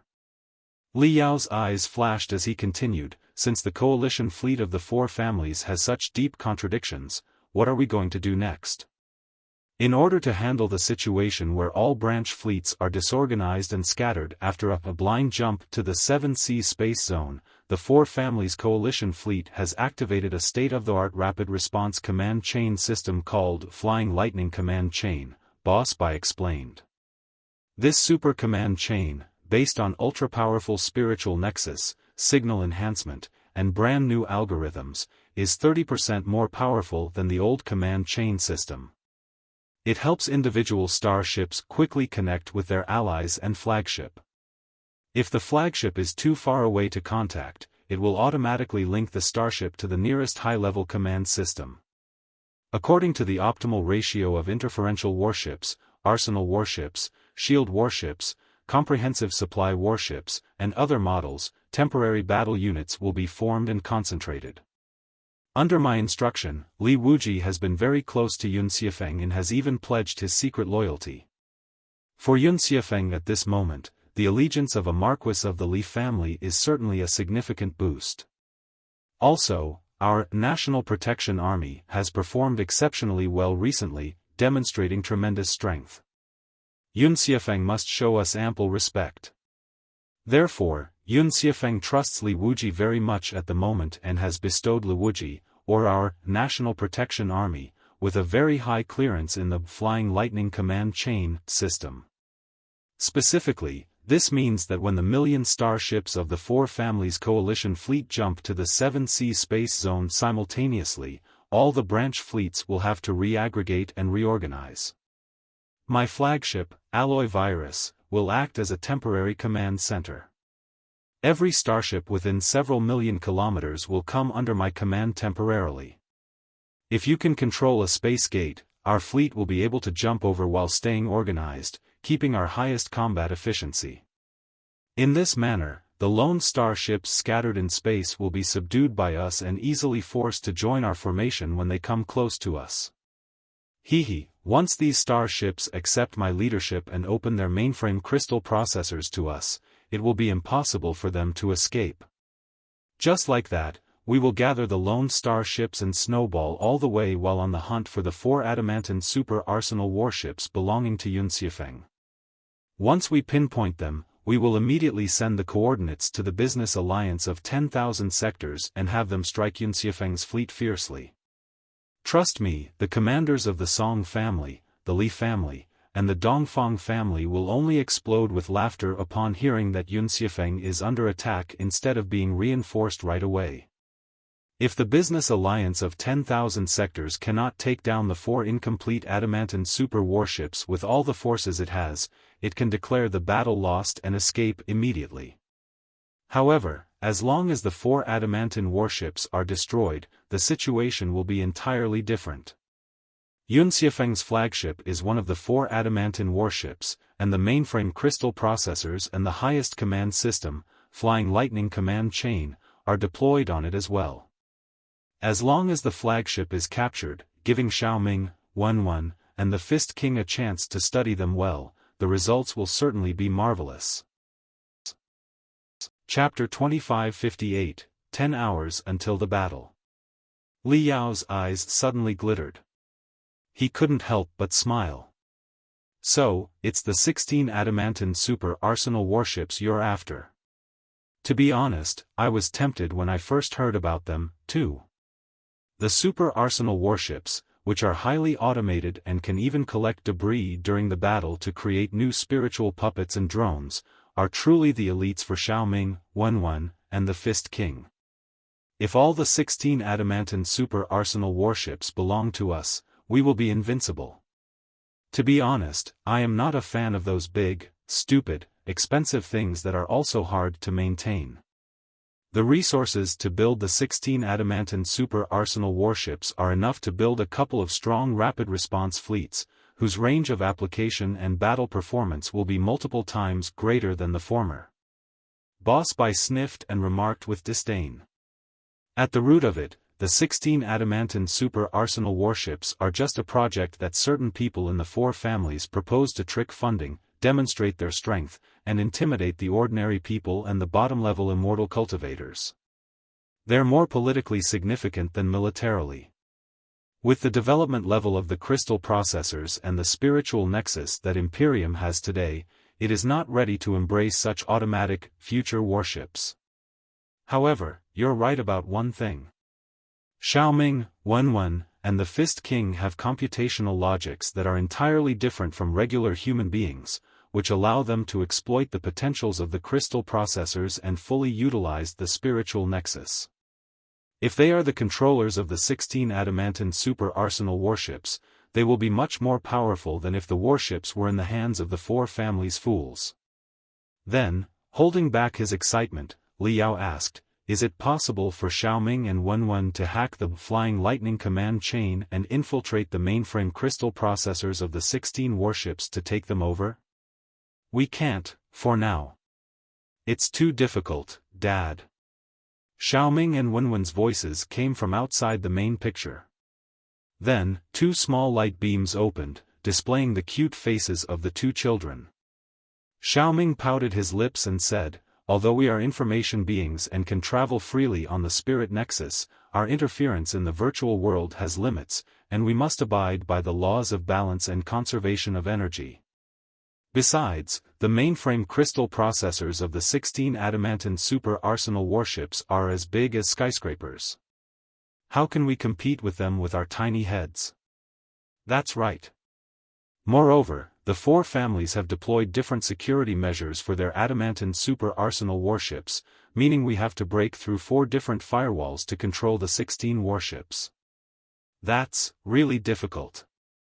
Wenwen added, it's probably as difficult as blowing up a planet with one punch for you, Dad. You're a material being, and planets are objects in the material world. But without enough energy and the means to use it, it's still impossible for you to alter matter freely, right? Li Yao immediately understood after hearing their explanation. Therefore, we need someone else's help to create the best opportunity for us. Xiaoming and Wenwen said at the same time, for example, if Xuefeng's flagship, which has the highest command clearances, is captured, we will be able to completely understand the ranks and the transmission of orders in the Flying Lightning command chain system. Then, our computational ability can be enhanced through the mainframe crystal processors on Xuefeng's flagship, allowing us to connect to the mainframe crystal processors of even more starships on the battlefield. When the computational ability of enough mainframe crystal processors is combined, the odds of success will be much higher if we invade the other Adamantine super arsenal warships with such an army. Based on the morale and internal conflicts in the four families coalition army that I observed, as long as the four Adamantine super arsenal warships controlled by Xuefeng are destroyed, or even if Xuefeng is captured himself, the seemingly overwhelming and magnificent army of 1,000,000 starships will immediately collapse. Warsh.i.p.s said, if we blow up or capture 7 to 8 Adamantine super arsenal warships, both the troops of the warlords and the underappreciated immortal cultivators within the four families will defect without hesitation. I believe that the battlefield will be extremely chaotic by then. All the starships will be running amok like headless flies. Whoever can remain organized and expand their command chain, integrating more and more starships into their command system, will be the greatest winner. Li Yao said with a smile, it will certainly be us. I hope so, Warsh.i.p.s said. Up until now, everything has been going very smoothly. I don't see anything that could stop us. Li Yao was slightly stunned by that. Tilting his head and thinking for a long time, he asked, have you received any updates about the capital from the four families? In recent months, we've been active at the edge of the Imperium, but Blackstar the Great seems to be unusually quiet. Not exactly. Wuji must be busy digesting the resources of the capital. It was the heart of the Imperium in the old days, after all. The complicated forces and the astronomical resources can't be combined without a couple of months, Warsh.i.p.s said. Besides, even if Wuji wants to do something, he lacks strength and space. The 8 Adamantines are hardly the best fleets of the four families, but why have they been sent for the Battle of the Seven Seas? Because the best fleets are all watching the capital closely. However, the astounding Thunder Fleet, the best troop on the reformist side, has always been deeply pinned into the four families' heartland. The expedition army in the newly recovered area also has an ambiguous attitude, even showing signs that they are inclined to Lei Chenghu. The recklessness of any party may lead to unpredictable, drastic changes. That's why the best fleets of the four families dare not move easily. All in all, Wuji has been completely stalled. Besides, he needs the business alliance of Tenthausen sectors to win the Battle of the Seven Seas. So, even if he knows everything that's happening here, how is he going to interfere? For some reason, I still feel disturbed. Tapping his knee, Li Yao said thoughtfully, all in all, Xiaoming and Wenwen should spare part of your computational ability and disguise the space gate that is about to be opened to you in the Seven Seas space zone. It would be best if you could pretend that you've hacked it remotely or even prevent anyone else from realizing you're jumping through the space gate. Warsh.i.p.s said, his eyes gleaming. Are you saying you don't want to expose the relationship between us? Exactly. After I confess to my identity as Black Wind King, many things about me are on the table. Blackstar the Great will learn them sooner or later, Li Yao said. You are my last trump cards. He can't know that the National Protection Army is the Priamaniacs Coalition fleet, nor the relationship between the fleet and me. The later the cards are shown, the better. It would be perfect if the four families still think you are the loyal National Protection Army when the battle comes to an end. You are giving me a puzzle, Warsh.i.p.s said, however, it is very interesting and worth challenging. Then, let's begin. I'll send the coordinates and navigation parameters of the space gate to your flagship later and turn off the defense system on the space gate side so that Xiaoming and Wenwen can take over the space gate remotely in case Jin Yuyan's men play any trick. Li Yao laughed too. I can't wait to see your splendid performance, Warsh.i.p.s.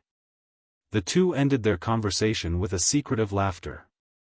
Li Yao turned around, only to discover that Li Jialing was looking at him, puzzled. Do the cultivators all laugh so sourly and wickedly? Li Jialing asked cautiously. Forget it. It suddenly seemed to me that although the cultivators like Brother Yao laugh rather unpleasantly. Li Jialing smiled too.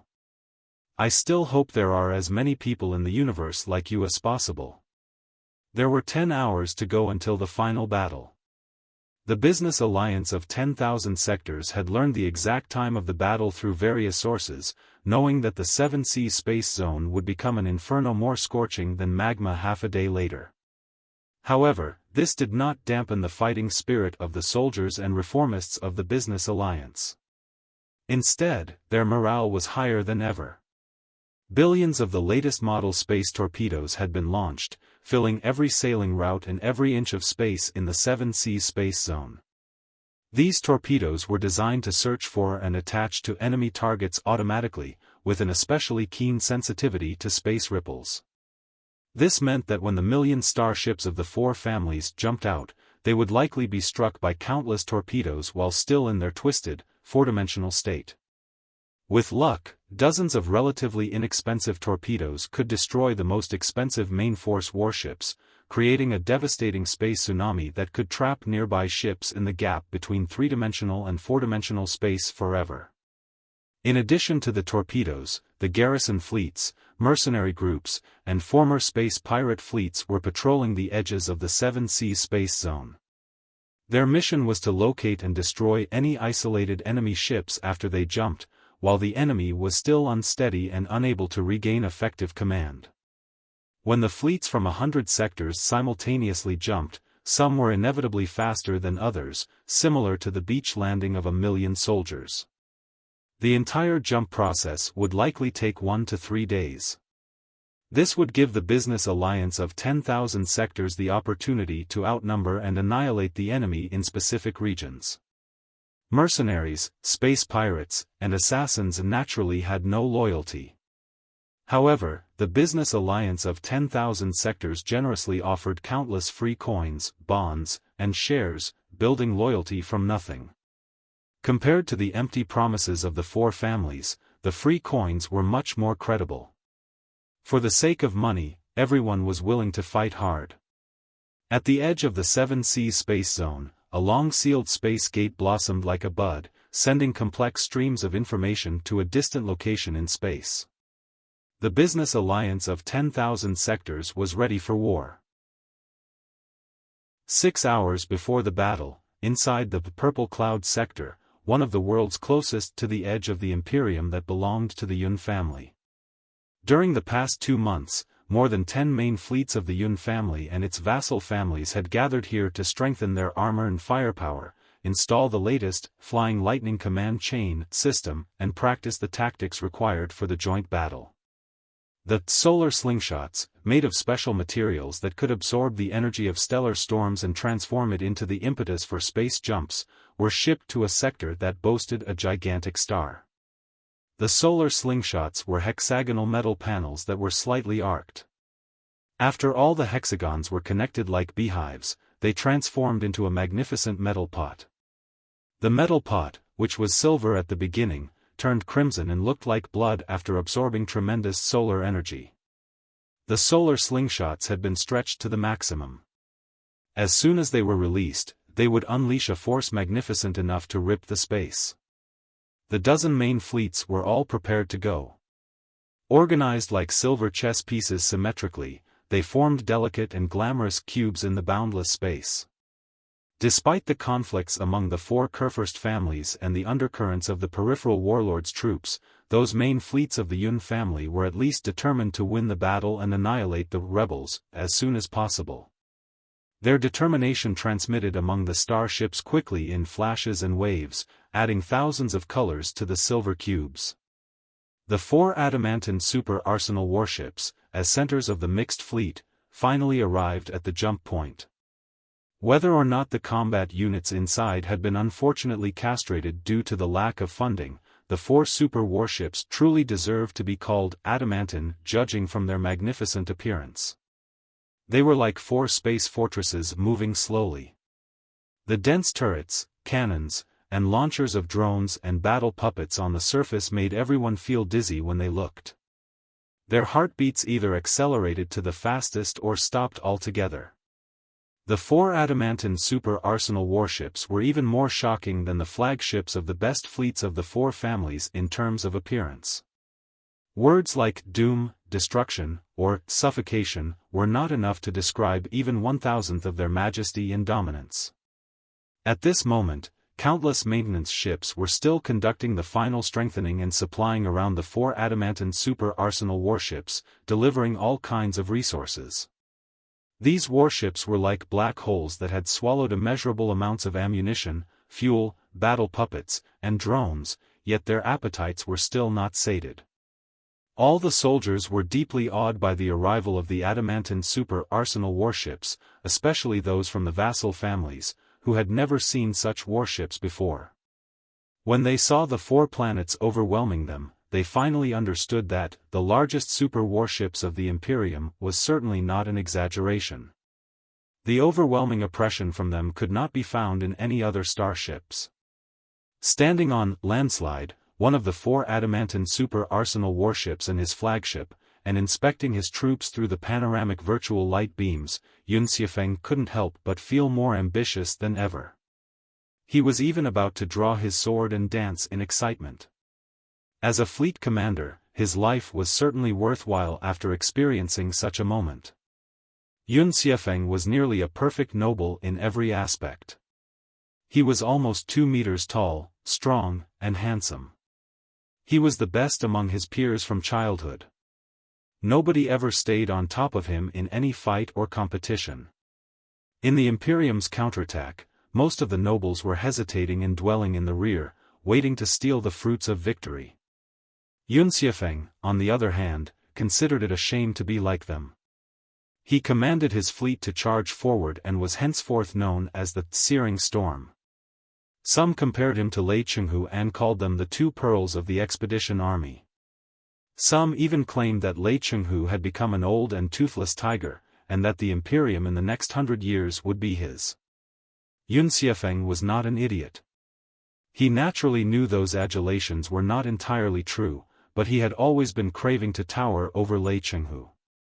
Although there was no chance right now, he would certainly be able to collide with Lei Chenghu's astounding Thunder Fleet after he raised the 7 Seas Grand Market, right?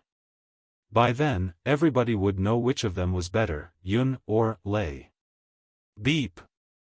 Beep. Beep. Beep. When the 4 adamantine super arsenal warships, divided into 2 groups, sailed into the pivot of his fleet respectively, Xuefeng received a communication request from a distant world. The name of the person made his lips curl in delight. Reporting to Commander Yun, my fleet and the National Protection Army are ready. We can launch the first wave of jumps anytime. Wuji appeared in the light beam, his face resolute and determined. After the jump, my fleet and the National Protection Army will gather as soon as possible and stall the enemy to buy time for the Adamantine fleet to assemble. Good. Xuefeng sighed and said, I did not know that there were still men of loyalty and integrity like you in the 4 families, Marquis Yongchun. Had there been a few more loyal contributors like you, the situation wouldn't have worsened as much as it has today. Rest assured and fight without worry. As long as the battle is won, I will double the compensation for your losses. Understood. I will do my utmost to serve my country and return Commander Yun's trust and appreciation. Wuji said gratefully, I did not expect that Commander Yun would grant me such high permissions in the Flying Lightning command chain, and that more than 90% of the starships are commanded by me. That's really. Hee. More than 90% of the starships in our coalition fleet belong to the vacillating warlords and local magnates, who will not advance unless a gun is stuck to the back of their heads. Xuefeng said gloomily, since you are so loyal to me and have such an excellent fleet, I certainly need to release me part of the command to you. After we jump to the 7 Seas space zone, gather those loose cannons well and force them to fight hard. Whoever slacks off and tries to preserve their strength, don't show them any mercy but punish them according to the martial law. Yes, yes, now that Commander Yun has put it that way, I will not hesitate even if I have to force all the warlords from the peripheral worlds to fight. Li Wuji rubbed his hands and declared determinedly. Then, he suddenly hesitated and changed the topic. However, it's easy to deal with the troops of the regular warlords. I am confident I can control and manipulate them. But what about the starships of the Li family, the Song family, and even the Dongfang family? Commander Yun, you should know that they do not consider a minor Marquess to be a big deal at all. Even though I have relatively high permission in the command chain, they will not necessarily obey my orders. Huh? Yun Xuefeng said, slightly frowning in dissatisfaction, everybody knows that you work for me now. Who dares to disobey your orders? Your fleet has such a high combat ability. Are your starships all vegetables? That being said, if those people really disobey my orders, it's not like I can set up the cannons and bombard them directly, right? Li Wuji said with a bitter smile. I, for one, am determined to calculate the rebels whatever the losses will be. However, many people from the Li family, the Song family, or the Dongfang family will want to preserve their strength. Just think about it, Commander Yun, will they follow my orders? Yun Xuefeng coughed rather embarrassedly. Then, what's your plan? I'm not suggesting anything else. Even if I have to force those wavering individuals to follow my orders with violence, I will not hesitate. Li Wuji said, however, my position within my family becomes very awkward when I openly side with Commander Yun without considering my family's opinions. If there is any conflict or misunderstanding between me and my allies, it will be even more difficult for me to remain in my family. If someone punishes me for overstepping my authority in the future, I'll have nothing to defend myself. Thus, I was wondering if Commander Yun could give me a secret order with a sole signature, proving that everything my fleet and I do on the battlefield is authorized by you. Then, when I gather the unruly ships, if I encounter the starships of the four families, they would certainly be awed by Commander Yun's prestige and follow my instructions once I show them Commander Yun's secret order. Yun Xuefeng tapped his fingers for a long time. Looking at Li Wuji's ambitious yet sincere face, he naturally understood the man's thoughts. Li Wuji merely hoped to seize the opportunity to recruit more starships and expand his strength. Once the loose soldiers were, temporarily, gathered by him, they would never be let back after the battle. However, Li Wuji was his loyal dog at the moment. With a great war approaching, it would be highly inappropriate not to give him a few bones to chew on. If he wanted to expand his strength, so be it. It was better to let Li Wuji expand his strength than to allow the annoying members of the Song family to do so. With that in mind, Yun Xuefeng waved his hand. Alright, I'll give you 2 secret orders, personally and in the name of the commander of the coalition fleet. After we arrive on the chaotic battlefield, whoever disobeys you after reading the 2 secret orders shall be executed immediately. Thank you, Commander Yun. Li Wuji's eyes immediately turned red, and he was almost choked by sobs. Commander Yun, you trust and support me so much that I cannot return 1,000th of your favor even with my life. He forwarded exactly what Boss-by spoke to him a few months ago to Yun Xuefeng without changing anything. Ha! Ha ha ha! Yun Xuefeng had never considered his life above a septic tank before. Naturally, he was unaware of the stinky venom contained in Li Wuji's words. He raised his head and laughed. Alright, let go of your concerns and fight with your best. After the victory in the battle, our fate will be completely different from the past. Yes. Li Wuji lowered his head deeply, preventing the guy from seeing the maliciousness overflowing from his eyes, and said in the coldest voice, I have no doubt about that. 3 hours before the battle, besides the Purple Cloud sector, controlled by the Yun family, the military towns governed by the other 3 families, and the jump points at the edge of the Imperium, had seen the final gathering of all the fleets. The 4-dimensional jump devices, including the solar slingshot, were all activated. 3 hours later, hundreds of thousands of starships from 100 sectors would be teleported to the small 7 Seas space zone, completely overwhelming the area. The Battle of 7 Seas was about to begin, and the entire space reeked of the smoke of war. However, the capital, at the center of the turmoil, remained as peaceful as the eye of a storm. Deep below the capital, in the Imperial Terminus sector, the underground relic that Li Yao and Long Yongjun explored a few months ago had been expanded several dozen times. An ancient building, resembling a pyramid, was now fully exposed. The transparent pyramid seemed to be covered in an unpredictable, twisting force field on its surface, causing it to emanate brilliant colors that filled every inch of the underground space. The darkness here was transformed into an ocean of colors. The building that had emerged from the rock was already as grand as a palace, with each edge of the pyramid measuring at least 5,000 meters. It was still unclear how vast the portion buried beneath the rock might be. Most incredibly, the ancient building of such a massive scale had no seams on its surface, appearing as a natural, seamless structure rather than one constructed from pieces. Around the pyramid, countless intricate primeval symbols were densely carved. Each symbol was a maze-like cube, containing 100 times more information than human language. Amid the dazzling colors, all the symbols floated and slowly rotated in mid-air. The scene deep below the ground was like the most bizarre dream, completely detached from reality. At this moment, countless soldiers belonging to the reformists were continuing their work around the pyramid.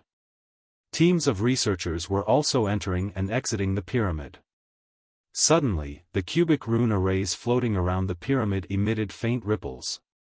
One of the soldiers screamed and leaped, clutching his head. In his eyes, his skull was cracking and exploding. Even his crystal suit's helmet couldn't prevent the anomaly in his skull. His head grew larger and larger, releasing mental power that felt like a volcanic eruption. Aooo! When his head was twice its original size, bursting through the helmet of his crystal suit, the soldier finally went mad and attacked the soldiers around him. His companions seemed used to such incidents. Without hesitation, they opened fire. 100 cannons shot simultaneously, tearing the crazed soldier to pieces.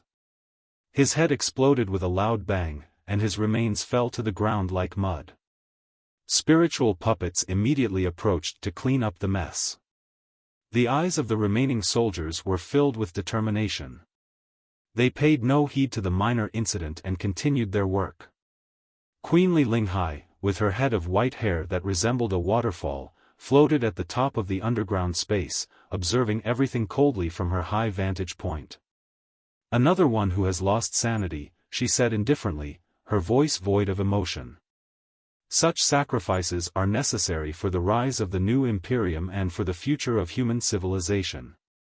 Deep within her mind, the somber voice of Blackstar the Great echoed. Even if, Li Linghai fell silent for a long time before continuing, even if everyone in the capital or the Imperial Terminus sector has to be sacrificed, would the sacrifices still be necessary? "Of course," Wu Yingqi said casually. "The birth of the new Imperium is a miracle like the phoenix rising from the ashes. How can a brand new future arrive without the complete destruction of the old world?" Li Linghai hesitated. The mask of nonchalance she had carefully crafted began to slip, revealing her true feelings without her realizing it. "Are you still thinking about your son?" Wu Yingqi immediately picked up on her subtle change in demeanor. He sneered, "The Battle of the 7 Seas begins in 3 hours. Let him indulge in his childish games with Li Yao and the people of the 4 families in the 7 Seas space zone. What we should focus on is the future of human civilization billions of years from now, and how to channel the ambitions, courage, and strength of all humanity to break out of this narrow, suffocating, tiny universe, right?" Shivering, Li Linghai couldn't help but nod. "Yes, Your Majesty.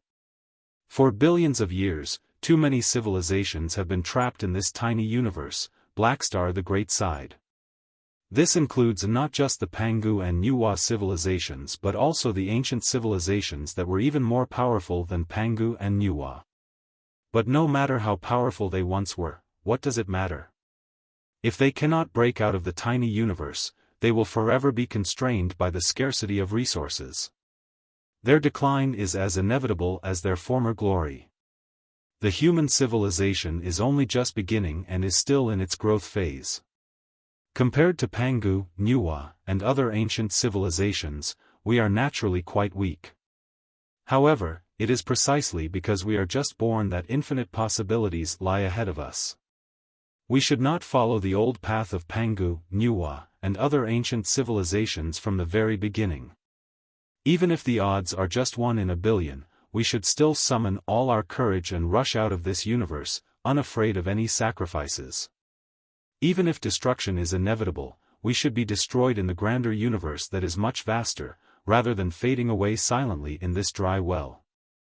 This is the greatest reason I am determined to build a new imperium.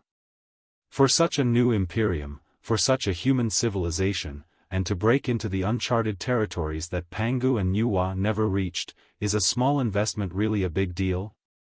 Let me tell you the truth. The human civilization stands no chance if it continues like this. For our most magnificent plan, even if half of all humans must be sacrificed, no, even if 9/10 or even 99% of them have to be sacrificed, the 1% strongest experts will still survive, break out, and evolve into new forms, thousands of times stronger than they are today, like legendary gods.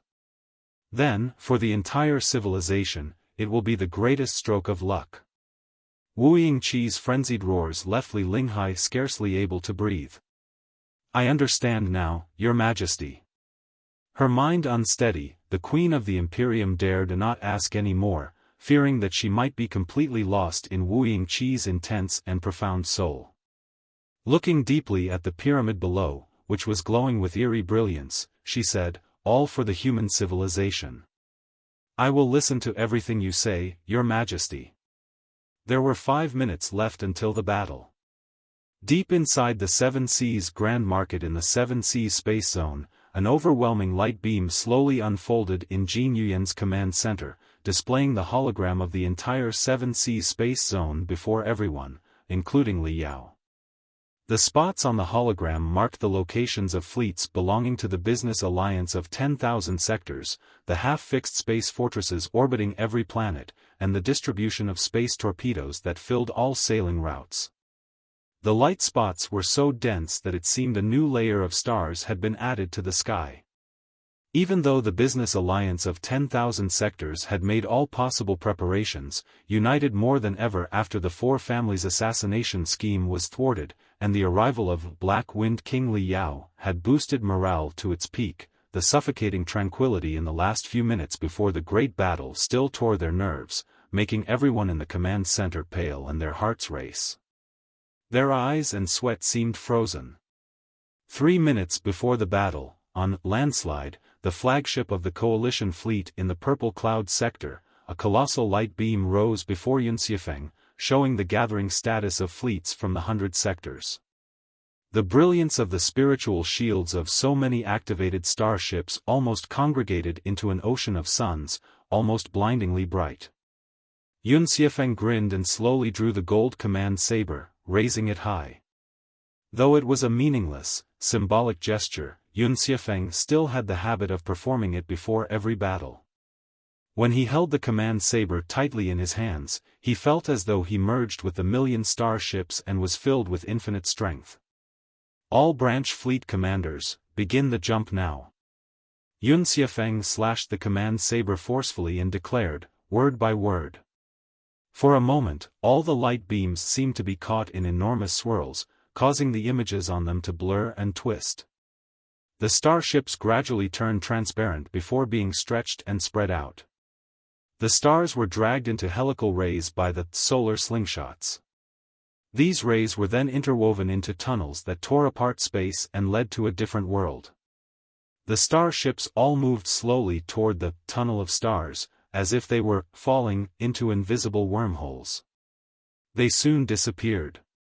The blind jump and the sudden assault performed by hundreds of thousands of starships began simultaneously. Ah! In the command center of the Seven Seas Grand Market, the hologram immediately reacted.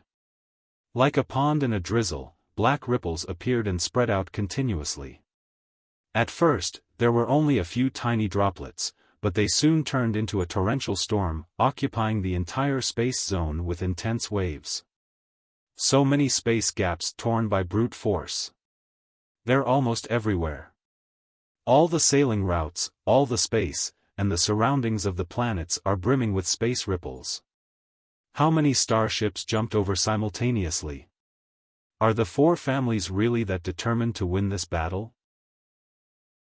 In the exclamations of the immortal cultivators of the business alliance of 10,000 sectors, the black ripples expanded larger and larger, gradually transforming from intangible waves into tangible lumps.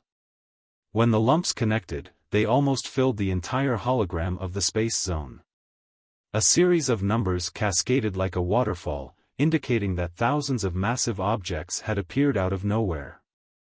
It was impossible to detect the specific number. In the boundless sea of stars, irregular gaps darker than abysses and muddier than swamps were ripped apart. Narrow, long streams of materials and information spurted from these gaps, congregating into their forms in the three-dimensional world. The space warships, armed to the teeth, surfaced like whales. The emblem of the Imperium and the sigil of the four families glowed together, emanating devastating brilliance. The space torpedoes that had been sprayed across the space zone immediately reacted. As their power rune arrays unleashed dazzling brilliance, they darted toward the invaders, leaving aggressive exhaust flames behind. For a supermassive warship to complete a space jump and dispel the lingering space ripples, it takes several to dozens of minutes.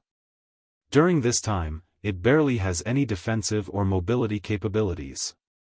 It is especially vulnerable in the half-unfolded state between the three-dimensional and four-dimensional realms. Tremendous space torpedoes surged forward like suicidal crystal bombs, exploding beside the nearest invader.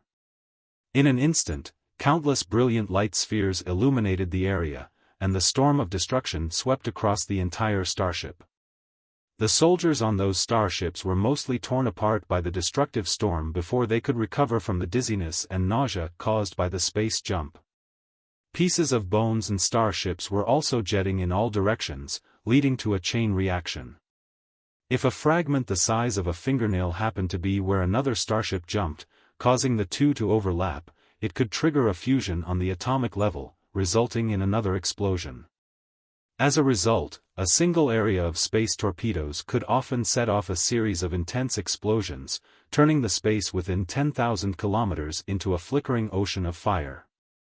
When the flames subsided, all that remained were scorched, nearly orange debris and the almost melted bodies of the invaders. This was not the only trouble the invaders faced.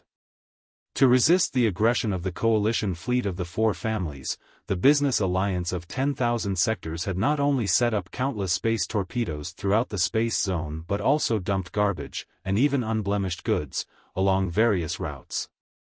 Even the most innocuous and harmless items could still have catastrophic consequences if hit by a starship during a space jump, similar to how a tiny sparrow could cause a catastrophic strike on a shuttle flying at supersonic speed. On the other hand, the business alliance of 10,000 sectors boasted countless space fortresses near the Seven Seas Grand Market, as well as permanent bases modified from asteroids. The orbit of the Seven Seas Grand Market was equipped with the most brutal firepower.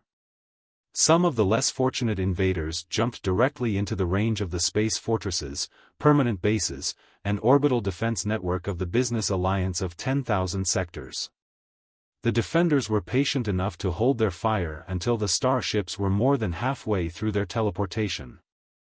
Thousands of fiery snakes danced crazily in the dark vacuum, blowing the starships into wasted iron and copper before the enemy could open their spiritual shields. Furthermore, even planets themselves were the most useful weapons. The Seven Seas Space Zone had 12 planets in total.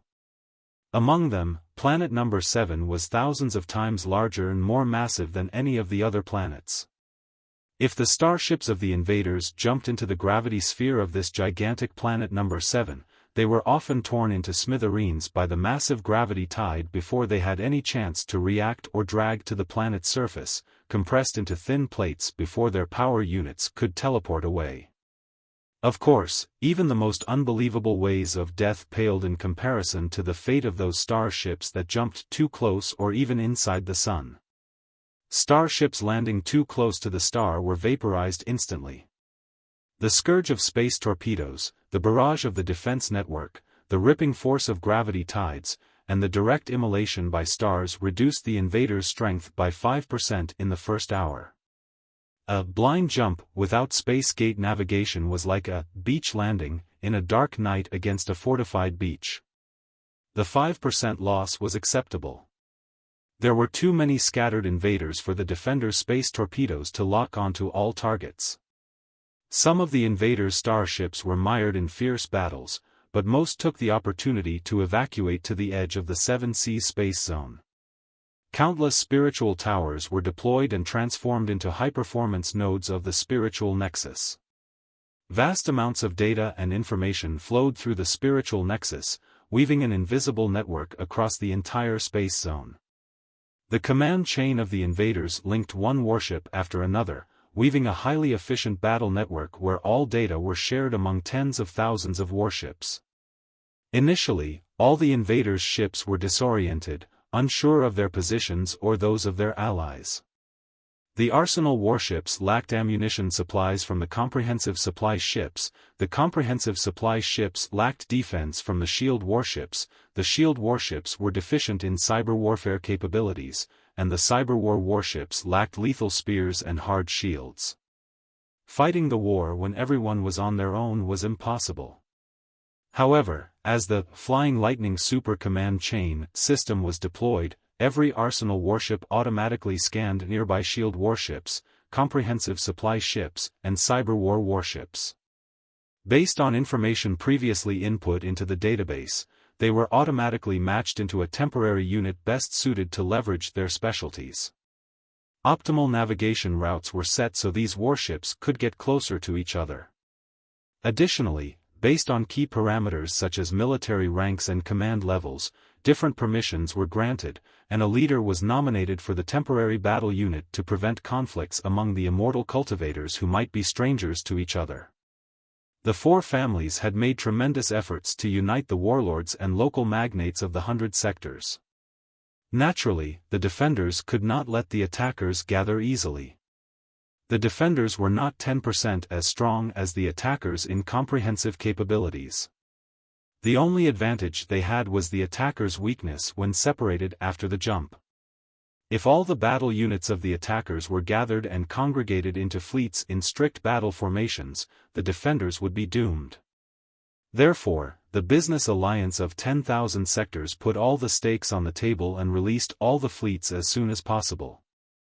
Even the weakest half-armed garrison fleets, which were essentially modified carrier fleets, had temporarily equipped themselves with abundant space torpedoes and interference magical devices to search for the spiritual towers that the attackers had projected into space. The spiritual towers continuously sent intense spiritual waves and vast amounts of data in all directions, making them as conspicuous as glittering stars on a dark night and easy to detect. Once they identified a spiritual tower, they would destroy it without hesitation or release powerful interference to cover and block its signals. If a spiritual tower was taken down, a node of the attacker's spiritual nexus would be erased. The remote information transmission devices installed on the starships were insufficient to meet the data transmission demands of the Flying Lightning Super Command Chain across a vast space zone with a diameter of nearly 10 billion kilometers. Many starships of the attackers had just connected to the battle network and paired with the most suitable allies nearby when the network was suddenly cut off. The information of all their allies vanished, leaving them like grains of dust in the vastness of the universe, with no idea of their location. In the next second, the hunting fleets of mercenaries and assassins would appear unexpectedly and force them to surrender. Although the starships of the mercenaries and assassins were generally weaker than the regular army in combat ability, they had an overwhelming numerical advantage on the local battlefield. They had different units of starships and the most rigorous battle formation, which was certainly not something the lone starships of the attackers could resist. Even with their allies nearby, they did not know their allies' specific locations, and it was uncertain whether those allies would come to their aid. Even if those allies arrived, their own starships would have been destroyed by then. For the extremely selfish immortal cultivators, did they need to hesitate about what to do in such a situation? Besides, while the attackers boasted an army of 1,000,000 starships, 90% of them were indecisive, sitting on the fence. They were ready to switch sides at any moment. The commanders of many starships had learned of Black Wind King Li Yao's arrival. They had been planning to defect if the battle did not go well. Now that they were unfortunately surrounded by the troops of the business alliance of 10,000 sectors from the very beginning, they had no choice but to surrender. Therefore, the defenders' disarming work went smoothly without much resistance. Fierce battles only truly broke out when they encountered the starships commanded by the central members of the four families. However, such starships were not many in number, and they were soon overwhelmed by the defenders' overwhelming firepower. As for the best garrison fleets of the business alliance of 10,000 sectors, they simply ignored the skirmishes of the smaller vessels and pressed forward to the edge of the space zone. There, they analyzed the information from the attackers' spirit towers while searching for the attackers' 16 Adamantine super arsenal warships. They had to deal the enemy a heavy blow while the 16 Adamantine super arsenal warships were not yet stabilized, undermining their combat ability as much as possible, and even destroying them. Once the 16 Adamantine super arsenal warships completely overcame the chaos and received sufficient support from their allies, forming 8 magnificent fleets, the defenders' efforts would be in vain, no matter how hard they tried right now. Chapter 2562, Boss Bai's Rise. For a moment, the dark universe was illuminated by the flashes of perishing lives. Countless remnants swirled and drifted in the shining ocean like maculae. Too many creatures were instantly vaporized. Even the experts in the core formation stage or the nascent soul stage were obliterated, both physically and mentally, despite their struggle amidst the turbulence raised by the barrage of thousands of cannons. Compared to the vast sea of stars, human lives were so insignificant. It seemed humans understood their insignificance well and did not consider their lives a big deal, squandering them in the bloodiest and goriest ways, savoring the violent delights. The defenders had done everything they could. From strategy to tactical details, their performance was almost perfect. The space torpedoes they set up mostly hit their targets, and it did not take them much trouble to surround or persuade the lone starships of the attackers to surrender. Fortunately, the main fleets discovered 2 Adamantine super arsenal warships at the edge of the space zone in time and launched an attack while the enemy was still unsteady. The two parties were caught in a fierce battle. The 2 Adamantine super arsenal warships were unable to move and were heavily damaged. It was a textbook defensive battle. However, it could not change the fact that the attackers had too many starships. Even though the claim of 1,000,000 starships must be taken with a grain of salt, the number of warships still amounted to between 300,000 to 500,000, scattered across the vast sea of stars. It was impossible for the defenders to lock onto them in time. Thus, wherever the defenders' sight and firepower could not reach, more and more of the attackers' starships were included in the Flying Lightning Super Command chain, allowing them to find their allies and their temporary flagships. Battle units formed one after another and joined branch fleets. Many branch fleets received the call from the Adamantine super arsenal warships, and the Adamantine fleets, which the defenders feared most, were about to take shape. After half a day of fierce fighting, the battle's outcome remained unpredictable. The scales of victory resembled an electrocardiogram, still uncertain which side would ultimately favor. At this moment, at a certain point on the periphery of the 7C space zone, a place far from planets and meteoroid belts, with no usable resources and relatively desolate and quiet, a space gate that had been sealed for decades blossomed like a flower, glowing with glamorous brilliance in a fixed rhythm. Guided by the space gate, an oval wormhole with a clear, intact edge tore through three-dimensional space, and a rigorously organized and magnificent fleet passed through it slowly. Thanks to the Space Gate's navigation, the fleet's teleportation was smooth and secure, with no unexpected collisions or explosions as the starships navigated the space ripples. Compared to their allies, who were essentially attacking a reef-filled beach in a thunderstorm during a dark night, the teleported fleet was as comfortable as if they were traveling on a yacht, enjoying sunbathing with chilled drinks. This was the Coalition Fleet of Pyromaniacs, or National Protection Army, in the sequence of the four families' Coalition Fleet. However, the fleet's scale and level were much higher than reported. Thousands of highly modified and strengthened super warships gradually spread out in space, forming a rounded and fluid battle formation. At first glance, it seemed like a transparent, gargantuan jellyfish floating in the sea of stars, with the exhaust flames from every starship acting as the glittering nerves of the jellyfish.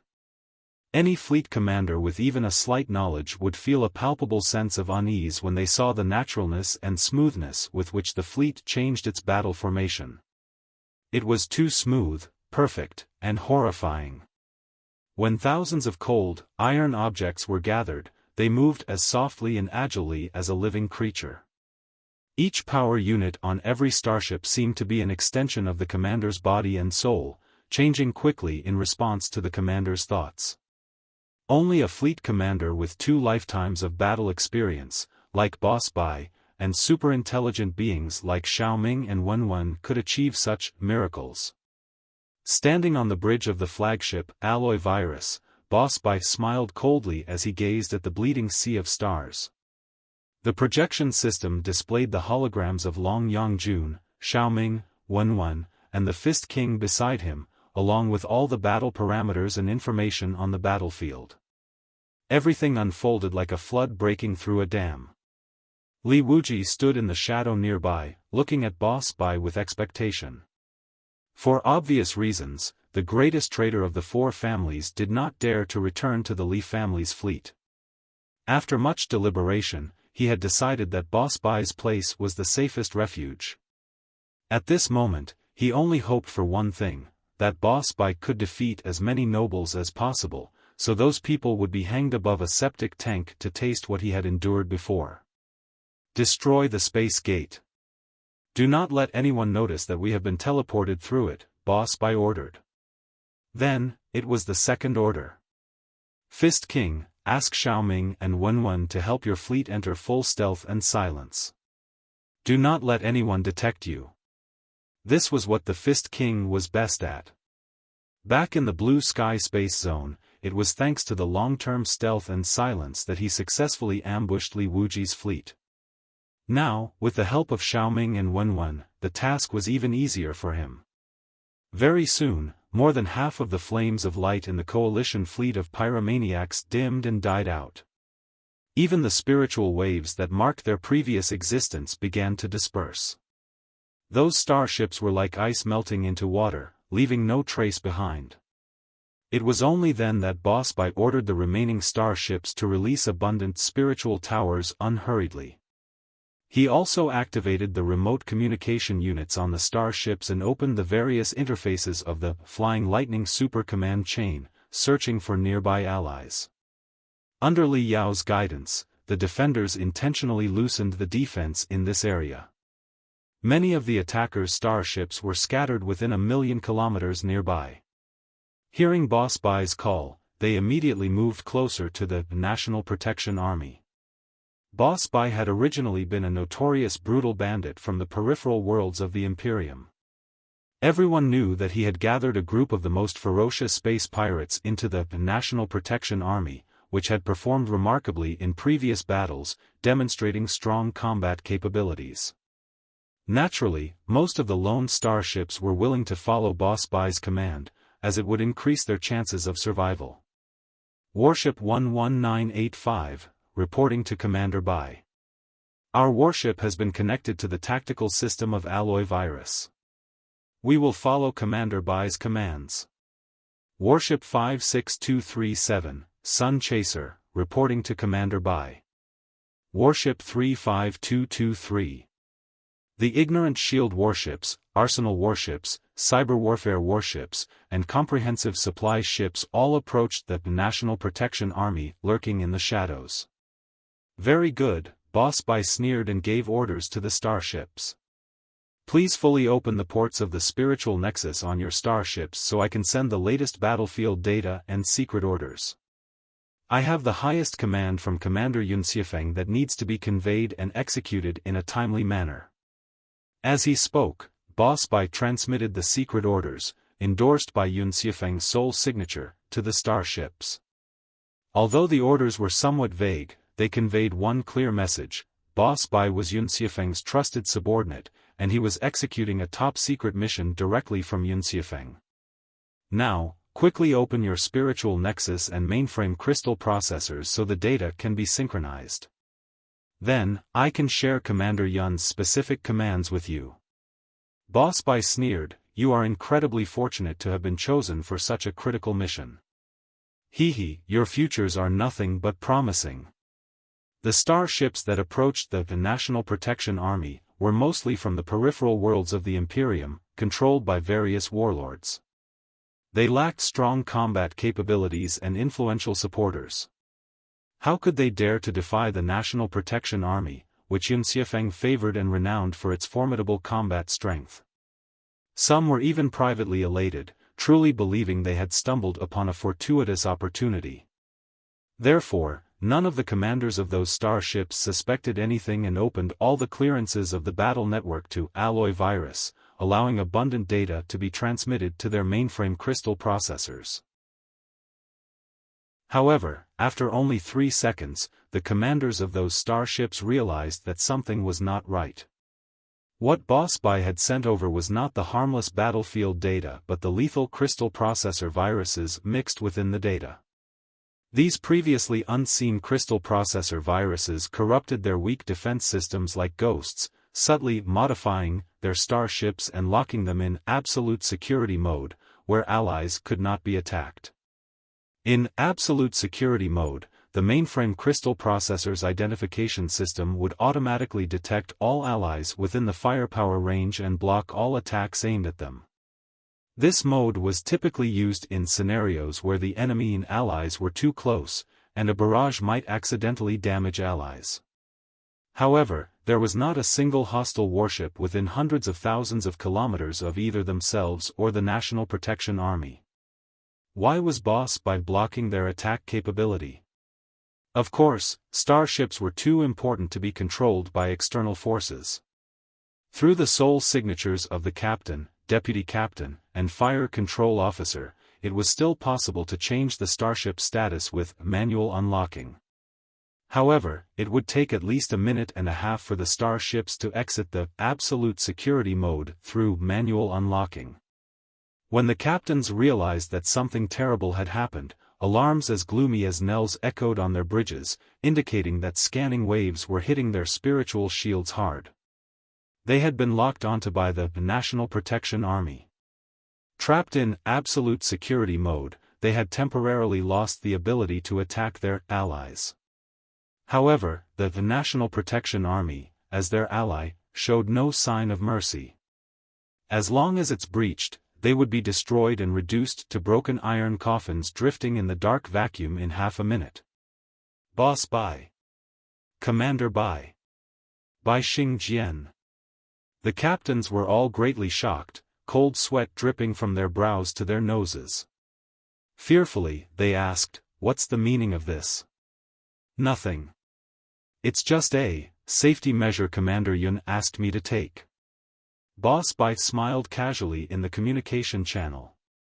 His eyes were like 2 deep wells, with venomous fogs floating in them as he stared at the frightened captains. Dragging his tone, he said, word after word, "Commander Yun told me that the future of the Imperium depends on this battle, and the victory of this battle depends on your valor more than anything else. However, many of you are vacillating, disloyal people who have other plans. Not only are you slacking off, but a lot of you are also thinking about defecting on the battlefield and selling out the comrades next to you, trading the immortal cultivators of the 4 families for your own fame and fortune. Aren't you?" He finished his sentence in a thunderous roar. Coupled with the angry look on his face, even Boss Bai's weaselly appearance seemed more dominant and intimidating than ever. As if struck by lightning, the many captains subconsciously backed away, even though Boss Bai was only on the light beam. They shook their heads and said, "No, we never had such plans." "You don't?" Arms akimbo, Boss Bai burst into laughter. "Do you really think that the four families are blind and deaf, and that Commander Yun is a fool that you can deceive and manipulate freely? Hee hee. Let me tell you the truth. Commander Yun knows exactly what you did in the past few days. Many of you have shares in the business alliance of 10,000 sectors or the major stores, warehouses, and carrier fleets under the alliance, don't you? Each of you has a dozen accounts where a significant amount of free coins are saved. Should the business alliance of 10,000 sectors be destroyed, those free coins would vanish instantly, wouldn't they? Many of you have sent your trusted subordinates as your spokespeople to the Seven Seas Grand Market, where they are in close contact with the leaders of the business alliance of 10,000 sectors, right? A lot of you have acted against the interests of the Imperium. You even deliberately let the new warships encounter space storms, while secretly smuggling them to the business alliance of 10,000 sectors. Those warships are now on the opposing side, being used against us, aren't they? The 4 consecutive questions left all the captains stunned. They almost huddled together, shivering in unison. What should I say about you? Boss Bai, with one hand on his hip, pointed at the camera with the other, seemingly reaching the tips of the captains' noses through the light beam, as if he could not be more disappointed. After a long tirade, he finally took a deep breath, calmed down, and said grimly, "Of course, you all had your reasons. There are many others in the Imperium who are just like you. It truly is unfair to blame only you." That's right. The captains, who had fallen into the trap, seeing a lifeline, hastily nodded their heads and admitted contritely, "It is indeed unfair. We were forced to do that. Therefore, Commander Yun is willing to give you an opportunity. As long as you listen to me obediently and accomplish Commander Yun's upcoming mission, not only will your past misdeeds be forgiven, but you will also receive great benefits." Boss Bai grinned hideously. "Of course, in case any of you goes feverish and does anything desperate, it is not outrageous that I have taken a few precautions, is it?" No, it isn't. They were the weaker party in the negotiation, and their secrets were in his hands. What else could the captains do but shake their heads vigorously? "In that case, join the battle formation now." While talking, Boss Bai sent different coordinates and the sailing route set according to these coordinates to the Dizzy Lone starships, allowing them to continue approaching his main fleet. It wasn't until these starships joined Boss Bai's fleet that they discovered the starships controlled by the Fist King, Xiaoming, and Wenwen were hidden right next to them. They couldn't help but be stunned by the incredible scale and control of the National Protection Army. How is this possible? How could the National Protection Army have jumped to the Seven Seas Space Zone in such an organized way? It's an impossible miracle without the navigation of space gates. Why is the National Protection Army so massive? Is this really a temporary fleet cobbled together by pirate gangs? The starships less than 50,000 kilometers away from us are like cold meteoroids. We didn't detect them at all at first. What kind of stealth modules are they using? What kind of crew is maneuvering those invisible starships? All the captains who had just joined the battle formation had a head full of questions. But they did not have the courage to ask any of them. It was because they discovered they had been neatly separated and divided by the National Protection Army. Almost every starship was surrounded by a couple of Boss Bai's starships, which were blatantly displaying their blood-stained tusks as if they could rip the newcomers apart in 10 seconds. The newcomers were like the members of a daring team or cannon fodder, forced to lead the charge by the fully armed elite soldiers behind them in ancient battles. If they backed off, the sharpest blades would chop off their heads without hesitation. In such a massive and chaotic battlefield, destroying their minor starships would be easier than crushing a few ants. Whether or not they believed in Boss Bai's bull, the captains had no choice but to walk with him to the dead end. Good, Boss Bai's creepy laughter echoed again. It seems you are all smart people who understand silence is gold. I believe our cooperation will be very pleasant. Not only will you survive, but you will also be complimented by Commander Yun. You might even have the privilege of meeting Commander Yun himself in an unexpected place. Now, let us gather more lone warships into our battle formation. Remember, only when new starships join and are placed at the front will you be moved to the second echelon.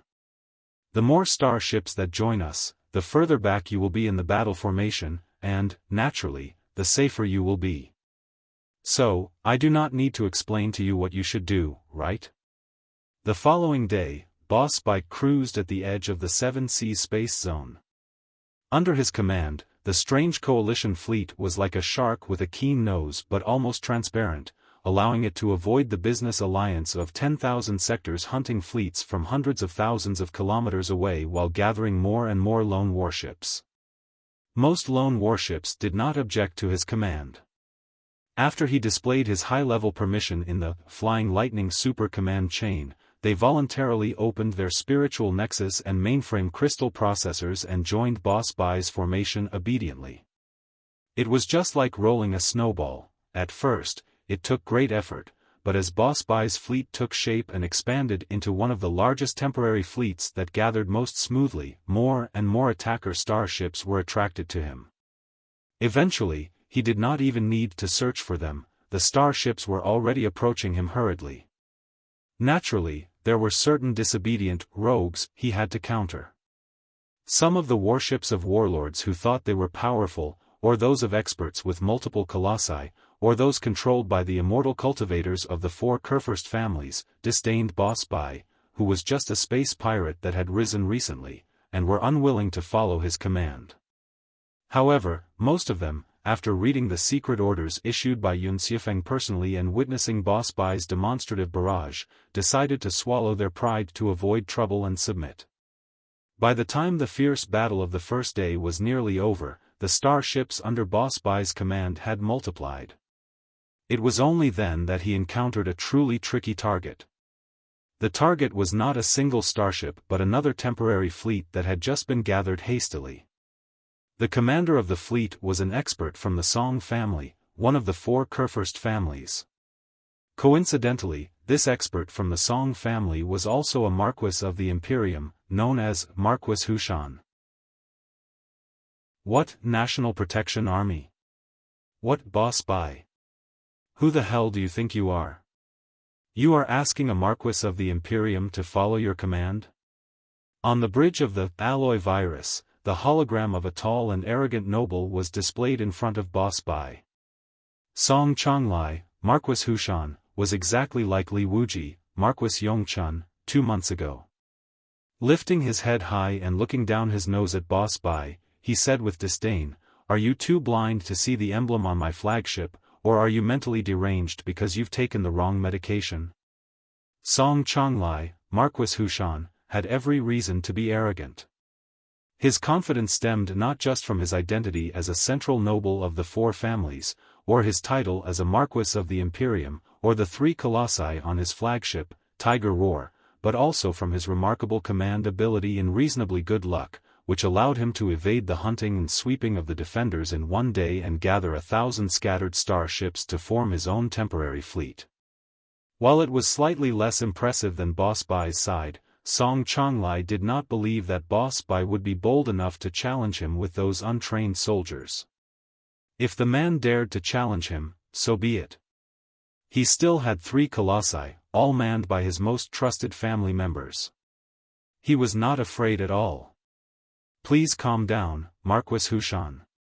Faced with the man's haughty reply, Boss Bai remained remarkably humble.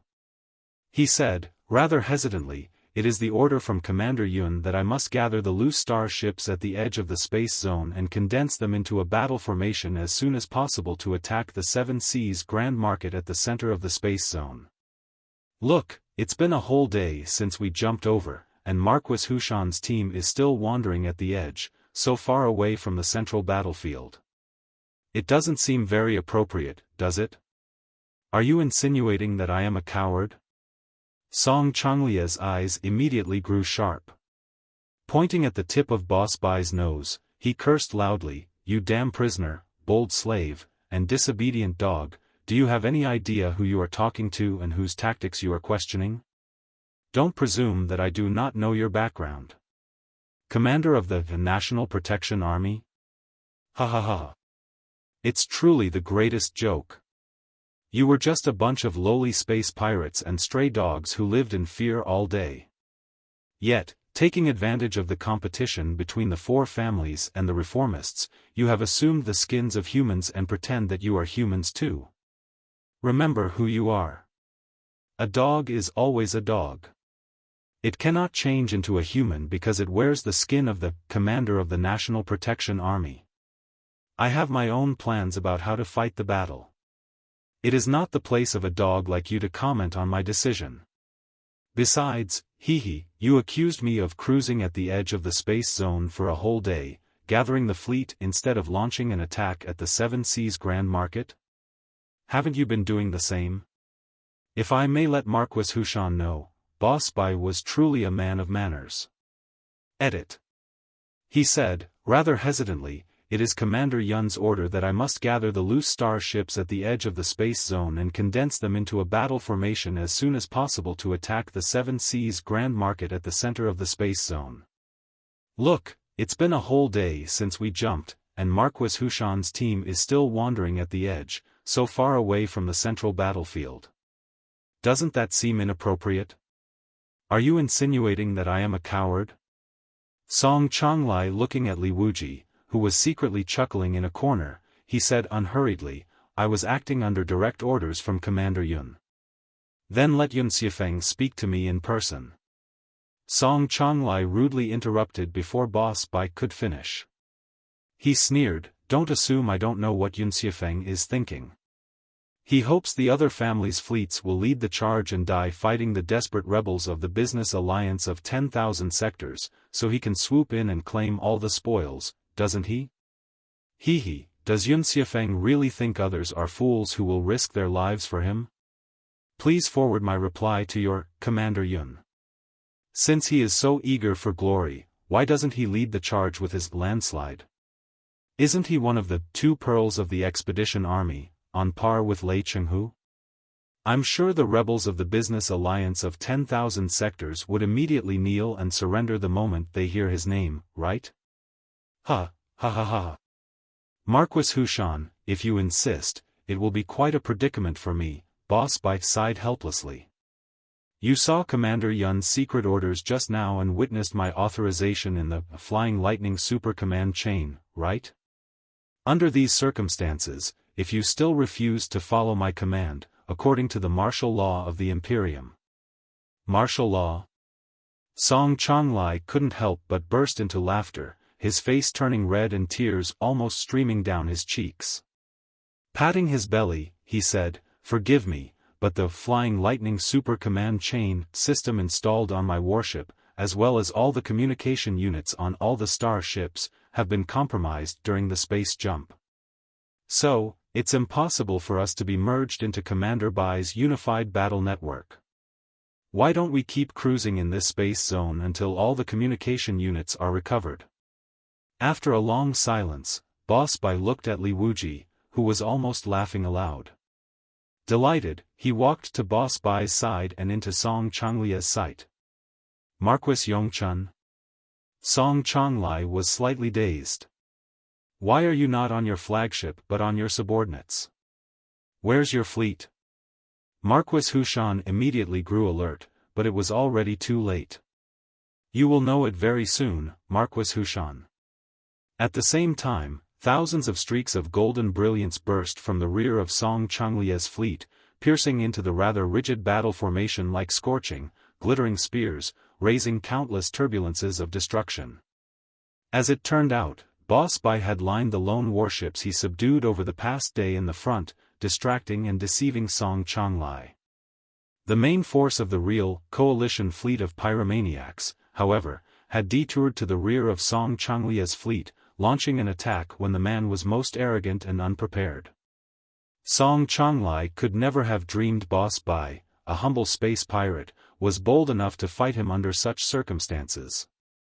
When the destructive beams glowed around his flagship, they illuminated his dumbfounded face, beaded with sweat. Song Changlai might have been a qualified, experienced commander. But what he commanded right now was not entirely his own subordinates. Most of the starships were random starships that had been temporarily cobbled together. These people did not have a high fighting spirit to begin with, nor any cooperation with him. Since even he did not foresee Boss Bai's sudden attack, it was even less likely for those people to be prepared for it. The combat ability of the coalition fleet of pyromaniacs was several times higher than that of the temporarily assembled fleet, and it attacked all of a sudden. How could the enemy put up any resistance? Immediately, Song Changlia's fleet collapsed like a fortress made of glass. The coalition fleet of pyromaniacs split into dozens of transparent scaffs as thin as paper, conducting the most precise dissection. Very soon, Song Changlia's fleet was separated. The dreamlike scene was beyond the expectations of both the soldiers in Song Changlia's fleet and the fleet commanders who had joined Boss Bai's fleet in the past day. They did not expect that the mission Xuefeng gave to Boss Bai was to fight those on their own side. Dumbfounded and in a trance, they completely lost the ability to think. What are you waiting for? Those people are not connected to our command chain. They are not allies at all. Lock onto Song Changlia's tiger roar and blow it up. Boss Bai commanded all the starships that had been forced to join him. This is the secret mission that Commander Yun has entrusted to us. We are the supervisors of the battle. All the cowards who waver in the battle shall be executed immediately. Don't worry, just fight with me. All the consequences will be taken care of by Commander Yun or even higher-ups than him. Otherwise, just use your head to think. How could I have been bold enough to attack Marquis Hushan as a space pirate? Besides, I've sent the information of all your starships to Song Changlai just now. He has remembered your names. If you don't kill him now, are you waiting for him to return to the Song family and take down each one of you later? One wrong decision will turn you into bones, and one right decision will make you a lord. You don't have a choice at all. Let's go and kill. In Boss Bai's almost twisted roars, all the fleet commanders seemed to have been woken up from a dream. Thinking quickly for a moment, they made the same decision. Of course, the decision was in the spirit of the immortal cultivator's usual selfishness. Let's go and kill. The warships on Boss Bai's side seemed to have been injected with stimulants. Even the warships were on fire as they charged at the broken battle formation of Song Changlia's fleet fearlessly. Meanwhile, the warships in Song Changlia's fleet also received the message that Boss Bai sent over via the public channel half a minute later. Song Changlai, Marquis Hushan, has violated martial law by wavering in battle. His crime is unpardonable. In the name of Commander Yun, I am inspecting the battlefield and supervising the situation, and I have been authorized to enforce punishment before reporting it to the superior.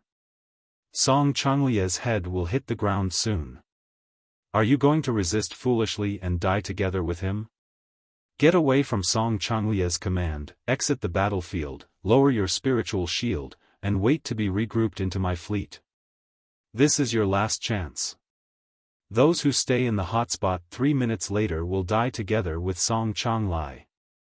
The random warships were initially dazed by the intense barrage from the coalition fleet of pyromaniacs. They were then terrified by Boss Bai's chilling declaration. Many astute immortal cultivators immediately realized that this was a power struggle between the Yun family and the Song family, or perhaps an extension of the competition for the new emperor. There was simply too much at stake. A conflict between the Yun and Song families was not something small fries like them could afford to get involved in. They were not part of Song Changlie's command structure and had only been brought under his control a few hours prior. Seeing that Boss Bai was clearly 10 times stronger than Song Changli, why should they die for him without cause? Those who adapt to the times are wise. They might as well heed the warning and save their own lives. Chapter 2565, Iron Ball Eye. Faced with the ferocious barrage, all the starships boosted their power units to the maximum, fleeing in panic in every direction. Boss Bai's fleet did not target the escaping starships but instead focused their firepower on the starships at the center of the enemy's formation. The starships lingering in Song Changlie's battle formation mostly belonged to the Song family, Li family, and Dongfang family. Some were even the warships of the Yun family. The warships of the Yun family were the most bewildered, unsure if Boss Bai was genuinely overseeing the battle under Yun Xuefeng's directive. However, the situation was too urgent for them to deliberate or decide. Before they could react, they were locked onto by the nearby warships of the Song family. Though the destructive fire had not yet erupted from the Song family's warships, their hostility was cold and clear. Once two warships locked onto each other, mutual destruction was only a matter of time. It's unknown who opened fire first, but ultimately, before Boss Bai's fleet drew near, the warships of the Song family and Yun family were already engaged in combat. The Li family and Dongfang family warships, after a brief hesitation, chose not to involve themselves in the conflict. Along with other scattered warships, they fled as quickly as possible, signaling their abandonment of resistance and readiness to be recruited by Boss Bai. How dare you! In just half an hour, a massive fleet had disintegrated, with starships darting and twinkling like burning fireflies. Song Changli fumed in anger as he watched. He tried to stop the starships that were escaping from him, but almost all the starships shut down communication with him and fled further away without looking back. Even some of the Song family's warships had secretly left the hotspot, abandoning him. At this moment, Song Changli still felt like he was in a bizarre nightmare, unable to believe what was happening before his eyes. Boss Bai was just a lowly space pirate, only good at flattering his master Li Wuji, and Li Wuji was only good at flattering Yun Xuefeng. That's how did the man become the commander of the National Protection Army? The starships around him should have been temporarily gathered and not the original team of the National Protection Army. How could he command them so effectively, and how could they have such high combat ability? Besides, how did he have the audacity to launch lethal attacks on a Song family marquis from the Imperium?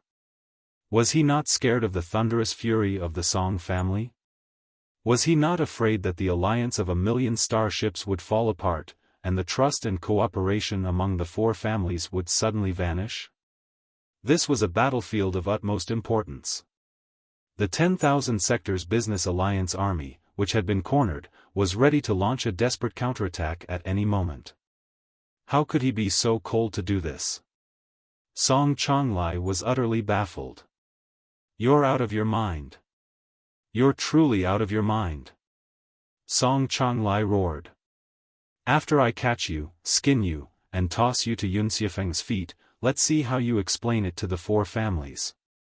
Accompanying his roar, the three colossi, Song Changlie's last trump cards, finally appeared. In 3 streaks of rushing brilliance, they darted at Alloy Virus, Boss Bai's flagship. He, even though you control more starships than I do and have launched a shameless ambush, what can you do once I capture your flagship and dig you and Li Wuji out of your nest? Song Changli was aware that Li Wuji had a colossus. However, Li Wuji was not purely a battle-type immortal cultivator. He excelled more in the family's internal conspiracies, as well as the construction and command of fleets. In contrast, the users of the 3 colossi under Song Changlie's command were outright battle-type immortal cultivators, some of the toughest warriors in the entire Imperium. In the past half hour, Song Changli had not been idle, trying to locate and lock onto Alloy Virus. Now, with the enemy clearly located, he unleashed his fatal weapons. The light from the three colossi immediately eclipsed the battlefield, which was brimming with fireworks. Each colossus unleashed waves of spiritual energy tens of thousands of meters tall, which crashed against the detection magical equipment of all the starships with a deafening roar. Even the fleeing starships, upon sensing the arrival of the colossi, couldn't help but slow their escape, wondering if the scales of victory might tip in Song Changlie's favor. The starships that Boss-by had coerced into joining his side did not have a strong fighting will. Seeing the colossi approaching, they hurried to back off, leaving Alloy Virus exposed to the enemy. Or rather, Alloy Virus had pushed forward, exposing itself to the three aggressively advancing colossi. From Alloy Virus and the few starships of the Coalition fleet of pyromaniacs, tremendous battle puppets specifically designed for zero gravity in space were deployed. These battle puppets had no hands, feet, or limbs. They were purely round iron balls that dashed briefly using dozens of spouts all over their bodies. However, they could also be assembled using magnetic fields. The design came from one of the hyper-spirits that extraterrestrial devil Mo Xian created. Li Yao and Long Yongjun had once fought similar battle puppets in space. Xiaoming and Wenwen originated from the hyper-spirits and naturally inherited the relevant design and construction data. After being comprehensively upgraded and strengthened by the Fist King, they became the new generation of Colossus Killer. Thousands of unattractive iron balls, forming a blood-curdling torrent, swept toward the three colossi. The great headache that once plagued Li Yao and Long Yongjun now afflicted the immortal cultivators of the Song family. The iron balls were numerous and incredibly fast. With spouts all over their bodies, their movements were unpredictable, making them extremely difficult to lock onto or destroy. Additionally, the powerful magnetic fields they generated attacked the colossi from all directions. Sometimes, they even attached to the colossi's surfaces, unleashing intense electric arcs, emitting sharp interference waves, or even exploding directly. All three colossi were in a flurry as they dealt with the enemy. Meanwhile, Boss-by's starships were not idle. Along with Alloy Virus and Steel Mouse, the main warships with powerful firepower locked onto the three colossi and almost emptied their arsenals. Thousands of surging fiery snakes piled into an overwhelming fire wall that even the magnificent colossi could not pass. The ideology supporting the Adamantine super arsenal warships allowed extreme firepower, together with battle pets and drones commanded by state-of-the-art artificial intelligence, to compete with the colossi. At this moment, it was preliminarily tested on the Coalition fleet of pyromaniacs. Of course, colossi were still the invincible ultimate weapons in space. Xiaoming, Wenwen, and the Fist King's attempts in unmanned war were still in the phase of exploration and experimentation. The firepower suppression from Alloy Virus and Steel Mouse was also far from that of the Adamantine super arsenal warships. Therefore, after paying a price of almost half their spiritual energy reserve, the three colossi still tore apart the seemingly indestructible fire wall and appeared before Alloy Virus magnificently. "You're screwed." On Tiger Roar, Song Changlai gnashed his teeth and slammed the control panel so hard that it sparked and smoked, his hands bleeding. "Bai and Li, both of you are screwed. The Iron Ball full automatic war system is indeed still deeply flawed." On the bridge of Alloy Virus, Xiaoming and Wenwen, who existed in all the broken battle puppets as well as in the command chain simultaneously, sighed gloomily. Although our idea to use the computational ability of the idle crystal processors on all the starships to control all the iron balls remotely is good, we underestimated the interferences on the battlefield and the instability of the network. At least 40% of the iron balls cannot be controlled precisely. Even those which are controlled precisely are too rigid. They are not nearly as agile and swift as real human beings. Let's take it slowly. Even information lives must abide by the law of evolution. Iron Ball 2, which is still under experimentation, will certainly surpass Iron Ball I, perhaps it will take dozens of iterations before such a model of battle puppets or drones can be finalized. The Fist King's calm voice came through. It took me hundreds of years to evolve into who I am today. I don't mind waiting another few hundred years. Time is the least valuable thing for us. So, have you finished chattering? Long Yangjuan's impatient voice chimed in. If you're done, it's my turn, right? Thank you for your trouble, Aunt Long. Xiaoming and Wenwen said, we will control the remaining iron balls to provide fire support and battlefield assistance. It would be best to ensure the integrity of the three colossi as much as possible. Those colossi will be very suitable for the Federation experts, like Sword Maniac Yen Liren, after some preliminary modifications. I believe they will hone his unstoppable blade, making it even sharper than before. Yen Liren. Long Yangjun smiled. I almost forgot about the Sword Maniac if you hadn't mentioned him. I truly wonder how strong the guy will become when equipped with a more advanced Colossus. Will he be able to slash through the gods of the universe in one attack? Smiling, Long Yangjun casually stepped onto the battlefield in her Super Colossus, Heavenly Crystal. When she silently appeared behind the colossi of the three immortal cultivators, under the cover of the overwhelming iron balls, the battle no longer held any suspense. Everybody on the battlefield saw the most unbelievable scene. Heavenly Crystal, the transparent colossus that seemed to be carved from a single piece of diamond, danced a splendid dance of death while dragging the other three colossi into its rhythm.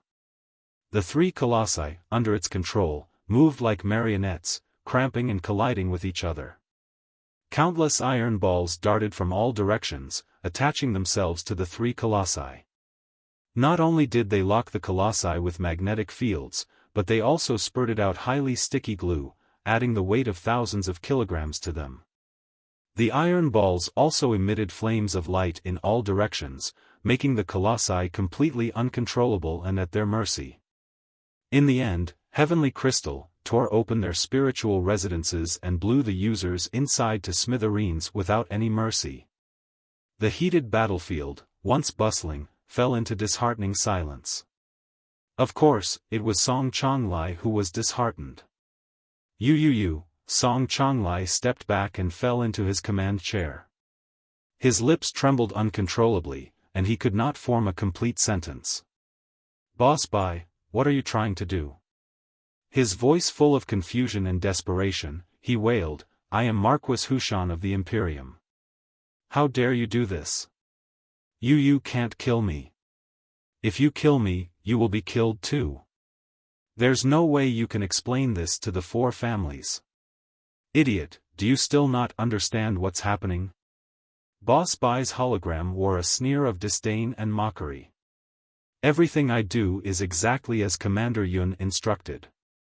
Do you think the fleets from 100 sectors have jumped to this tiny 7C space zone, at the cost of tremendous labor and resources, just to annihilate a bunch of insignificant rebels?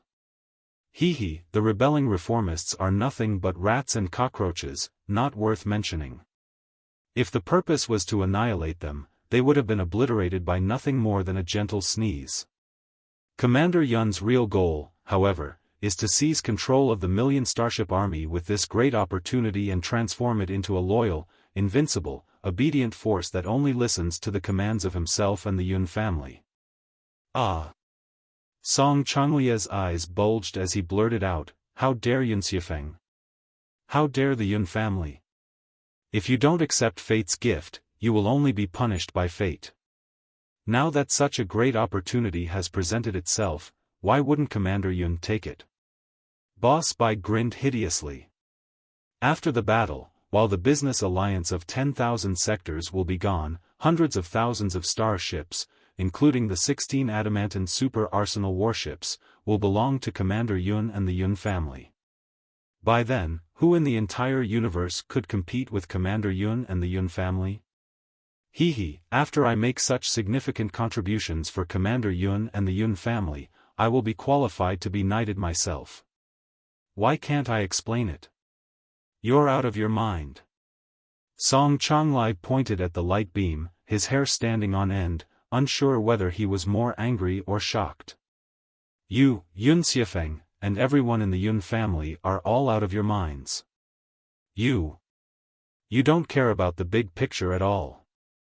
The big picture? If the Song family truly cares about the big picture, why are you competing with the Yun family over the choice of the new emperor? If the Song family truly cares about the big picture, why has your fleet been hovering at the edge of the space zone without any intention of marching on the Seven Seas Grand Market? Are you not waiting for Commander Yun's fleet to take the brunt of the damage before the Song family steps in to clean up the mess? Furthermore, if Commander Yun doesn't suffer heavy losses, you may even turn on him from behind.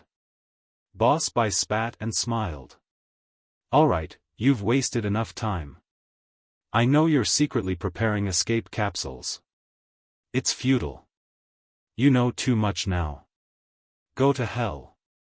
The 100 starships that belonged to the coalition fleet of pyromaniacs opened fire simultaneously. 10,000 beams of destruction ignited the dark space once more. Powerful spiritual waves created ripples in the vacuum, resembling an ocean in the midst of a storm. Under the combined assault of 10,000 beams of light, the spiritual shield of Tiger Roar held for only half a minute before it turned from green to orange, and from orange to deep red, until it shattered like glass full of cracks. Without the protection of the spiritual shield, the armor, made from superalloys inlaid with reflective ceramics, could not withstand the intense heat of almost 10,000 degrees focused on a single point. Moreover, the physical weapons, including high-energy particles, railgun shells, and space torpedoes, also struck their target. Fireballs erupted like a supernova explosion. At first, it was just a tiny, insignificant spot of light, but it expanded into a gargantuan object hundreds of meters in diameter in the blink of an eye, enshrouding Tiger Roar without leaving a single gap. The plate armor, several meters thick, was ripped apart easily, and tremendous materials, fuel, and even crew members inside were sucked out. Congregating into an overwhelming torrent of debris, they were spurted into the infinite vacuum, making Tiger Roar look like a heavily wounded and bleeding tiger. The paralysis of Tiger Roar marked the end of the brief battle. 9 out of 10 starships chose to surrender to Boss-by. They did not care who their commander was, as long as he could bring them better chances of survival and more trophies. Therefore, the commanders of those starships almost cheered when they joined Boss-by's side. Of course, they were more or less nervous since Boss-by had proven brutal enough to kill a Marquis of the Imperium. However, despite their concerns, Boss-by would certainly not hesitate to kill the unimportant small fries like them if he was bold enough to kill Marquis Hushan. Who among them was willing to die with Song Changlai? Only a part of the starships that belonged to the Song family, after witnessing the destruction of Tiger Roar, fled further away to the edge of the Seven Seas space zone, desperately. What they were using were the most rapid attack starships that were fast and inconspicuous. When the two parties were 1,000,000 kilometers away from each other, it was very difficult to catch up with them again. Boss-by did not intend to catch them but simply allowed the starships to flee. He seized every moment to regroup the subordinates that he had just subdued. What he did not know was that, while Song Changlai was unable to escape the vortex of destruction on Tiger Roar, he had sent the record of his conversation with Boss-by to the other starships of the Song family, which had brought them out of the battlefield. Or perhaps he knew it, but he did not care about it at all. Alright, the size of our fleet has reached the limit. If we continue to expand, it will be beyond what we can control and command, Boss-by said to Xiao Lishui, his chief of staff, with a smile. Issue the order that all the starships that just surrendered to us should clean the battlefield. Ask them to blow up the debris of Tiger Roar into pieces. Make sure everyone's hands are stained with blood. Whoever dawdles and dares not do it, let the others blow up his starship too. I want the most complete regrouping finished in 3 hours. Then, we will set off and search for our most beloved, Commander Yun. On Landslide, the flagship of the Four Families Coalition fleet, Xuefeng paced anxiously back and forth across the bridge, taking his 100,037th step in the past 24 hours. At the center of the bridge, the hologram of the Seven Seas space zone was still covered in dense fog, and the result of the battle was nowhere to be seen. A real war was entirely different from a game. In a game, the commanders could see everything on the battlefield like omniscient gods. Even though they could not see the numbers and movements of the enemies, they could at least see their own forces clearly. Their every order could be delivered instantly to the battle units on the front line, and these units would be absolutely loyal, carrying out their orders without hesitation. In reality, however, war was far from that. The universe was vast, with battlefields spanning billions of kilometers, and too many battle units were scattered across it. Due to constant enemy interference, communication between battle units was already very challenging, let alone the cross-connection between Xuefeng's flagship and the other units. In fact, it had taken Xuefeng 30 hours, and he still hadn't reached all the starships under his command. The status icon showing each starship's connection to the command chain indicated that 70% of the starships were still dark, meaning they were not yet connected to the battle network. It was unclear where these dark starships were struggling in the vast, dark universe, or if they had been knocked down by the defenders. Xuefeng felt like a lone traveler sitting in the middle of a dark fog, waiting for the starry lights to ignite around him. Each light represented a warship under his command, and he did not know how much longer he would have to wait to gather enough strength to attack the Seven Seas Grand Market. The good news was that his flagship, Landslide, had found a peaceful and quiet rendezvous point undetected by the defenders. It could remain there and summon more starships to join it. Additionally, only 2 of the Adamantine super arsenal warships were engaged in fierce battles after being detected by the defenders. Of the other 14 Adamantine super arsenal warships, 10 had been reached. They were all in perfect condition and were summoning the shield warships, the arsenal warships, and the comprehensive supply ships around, condensing into powerful adamantine fleets. Xuefeng estimated that as soon as 3 to 4 adamantine fleets took shape, he would be able to march toward the Seven Seas Grand Market and suppress the defenders. The bad news was that, although the 10 adamantine super arsenal warships had been reached, the commanders of those ultimate warships were much more hesitant than he expected. Almost everyone was complaining that abundant garrisons of the business alliance of 10,000 sectors had appeared around them. They reported that they were about to be engaged in fierce battles and were doing their best to escape. Therefore, it was temporarily impossible for them to cooperate with the commander's operation in the next step. At first, Xuefeng thought that those adamantine super arsenal warships did meet unexpected enemies. However, 9 out of 10 commanders of the adamantine super arsenal warships he had reached said the same, which almost made him burst into fury. How on earth could the business alliance of 10,000 sectors have so many starships to attack 10 adamantine super arsenal warships at the same time? Marquis Weiyuan, where is your fleet, and why have you not approached me yet? What? Your fleet is still stalled by the business alliance of 10,000 sectors, which has over 2,000 warships? You can't break free and need nearby allies to reinforce you as soon as possible? Then, send me the real-time battle data from the battlefield.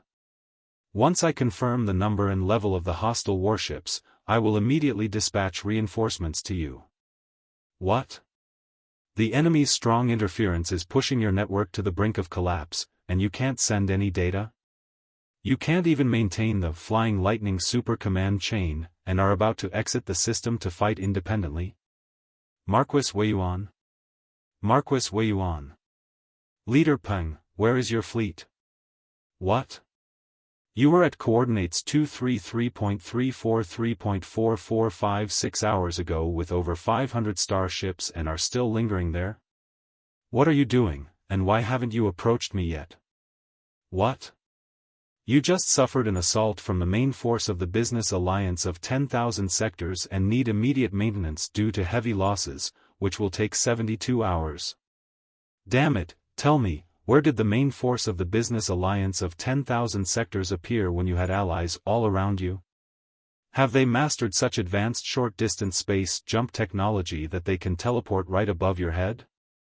Elder Zhao, please lead your fleet to join Landslide immediately. I repeat, for the sake of the Imperium, hurry and approach Landslide with your fleet so that we can fight together. Every 5 minutes, Xuefeng would refresh the fleets most recently connected on the command chain and yell at their temporary commanders, demanding they approach him as soon as possible or march directly to the Seven Seas Grand Market once enough starships had gathered. Unfortunately, most of the temporary commanders hesitated, responding that it was beyond their capabilities. Their loyalty to the Imperium, the four families, and Commander Yun was unquestionable, and they were fearless in the face of death. The issue was that their starships were either seriously damaged during the jump or hit brutally by the defenders immediately after. At this moment, they were still dealing with the hunting fleets of the 10,000 Sectors Business Alliance, unable to break free. Along with their convincing excuses, the bridges of many starships were filled with smoke and even minor explosions, as if they were truly in such fierce battles that the flagship had to charge in personally. However, when Xuefeng asked them to send over real-time data from the battlefield to better understand the situation, they simply gave excuses like their spiritual nexus had been torn apart due to severe interference, barely managing to maintain basic communication, let alone transmit astronomical information. When Xuefeng pressed further, those people quickly cut off communication, refusing to obey his commands. Xuefeng was so enraged that he almost smashed the dashboard to pieces. He had not anticipated that those wretched immortal cultivators would preserve their own strength in such a shameless manner, disregarding the bigger picture. Thankfully, even though other troops were indifferent, the Yun family's own troops remained loyal and tough. Of the 4 Adamantine super arsenal warships that belonged to the Yun family, the other 2, apart from his landslide, had been reached.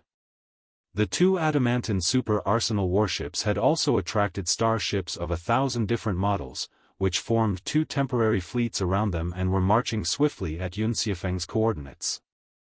Besides the Adamantine super arsenal warship, the other Yun family starships had also been given very high permission in the Flying Lightning super command chain.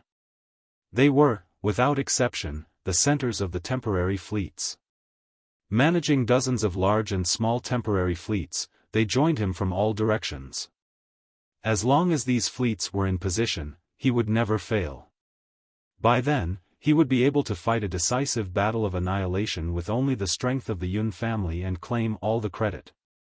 The members of the Song, Li, and Dongfang families would all be dumbfounded and regretful by then. While Xuefeng was fantasizing, a series of hurried messages suddenly came through the communication channel. It was the commander of another Adamantine super arsenal warship who wanted to speak to him. Song Yushi? Xuefeng found it hard to believe. Song Yushi was an elder of the Song family, a count of the Imperium, an expert in the divinity transformation stage, an experienced fleet commander, and an extraordinary person 1 generation senior to Xuefeng. He was also a strong competitor for the commander-in-general of the 4 families' coalition fleet. From many perspectives, Song Yushi, as a battle-tested general, was even more suitable as the commander of the battle than Xuefeng. However, during the competition for commander-in-general, Xuefeng was determined to secure the position, while Song Yushi seemed indifferent to the outcome. Eventually, Song Yushi simply handed the role to Xuefeng. At first, Xuefeng felt triumphant, thinking that Song Yushi's age had dimmed his ambitions, making him fearful of competing with a rising star like himself. After he became the challenging and unrewarding commander-in-general, especially after he encountered the chaos and rogue subordinates in the 7 Seas space zone, he finally realized how hot the potato he had snatched so willingly was and how many thorns it held. On the other hand, Song Yushi immediately reached out to him after the jump. He did not fabricate any story about encountering massive hostile forces. Instead, the fleet commander of the older generation of the four families coldly informed Xuefeng that he would gather a temporary fleet, search for the hunting fleets on the business alliance of 10,000 sectors side, and engage them immediately to alleviate the Allies' pressure. Meanwhile, he would likely maintain radio silence and the spiritual nexus offline. He asked Xuefeng not to contact him unless it was an emergency, and even then, there was no guarantee he could be reached.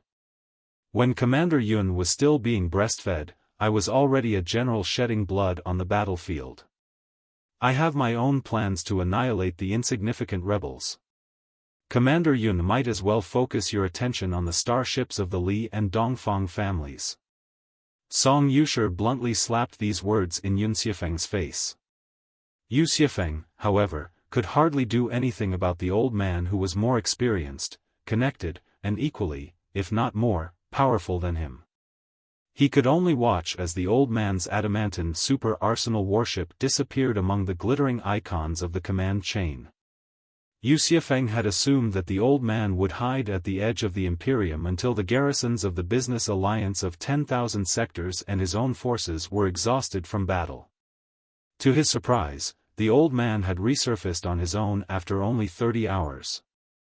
What did that mean? Did his conscience get the better of him, and was he finally ready to show loyalty to the Imperium? While pondering, Xuefeng activated the communication channel, allowing Song Yushi's hologram to emerge before him. At this moment, however, Song Yushi did not possess the slightest calmness one would expect from an experienced general. Instead, he looked like a firecracker ready to explode at the slightest touch. His hair and beard stood on end, as if hundreds of black blades had been stabbed into his head and chin. Before the hologram fully materialized, he was already pointing at Xuefeng's nose and shouting, "Xuefeng, you are truly bold. I did not know you were this insane. Are you out of your mind, or is it the entire Yun family? Have you turned against the other three families, planning to turn the universe upside down?"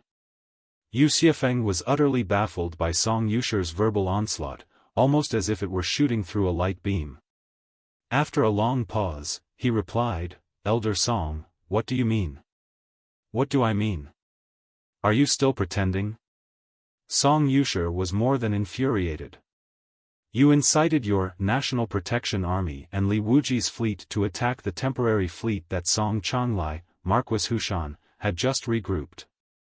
Tiger Roar, Song Changlia's flagship, was blown to pieces, and none of the immortal cultivators, including Song Changlai himself, escaped. Xuefeng, a formidable enemy lies ahead. As the commander of the coalition army, you have committed such insane, unpardonable acts. How do you intend to explain yourself?" "What?" 10,000 bolts of lightning seemed to burst inside Xuefeng's head, which went completely blank.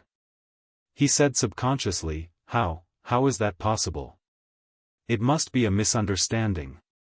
Don't be misled by the villains, Elder Song." "Misunderstanding? Misled by villains? Damn you!" Song Yushi spat, his eyes bloodshot.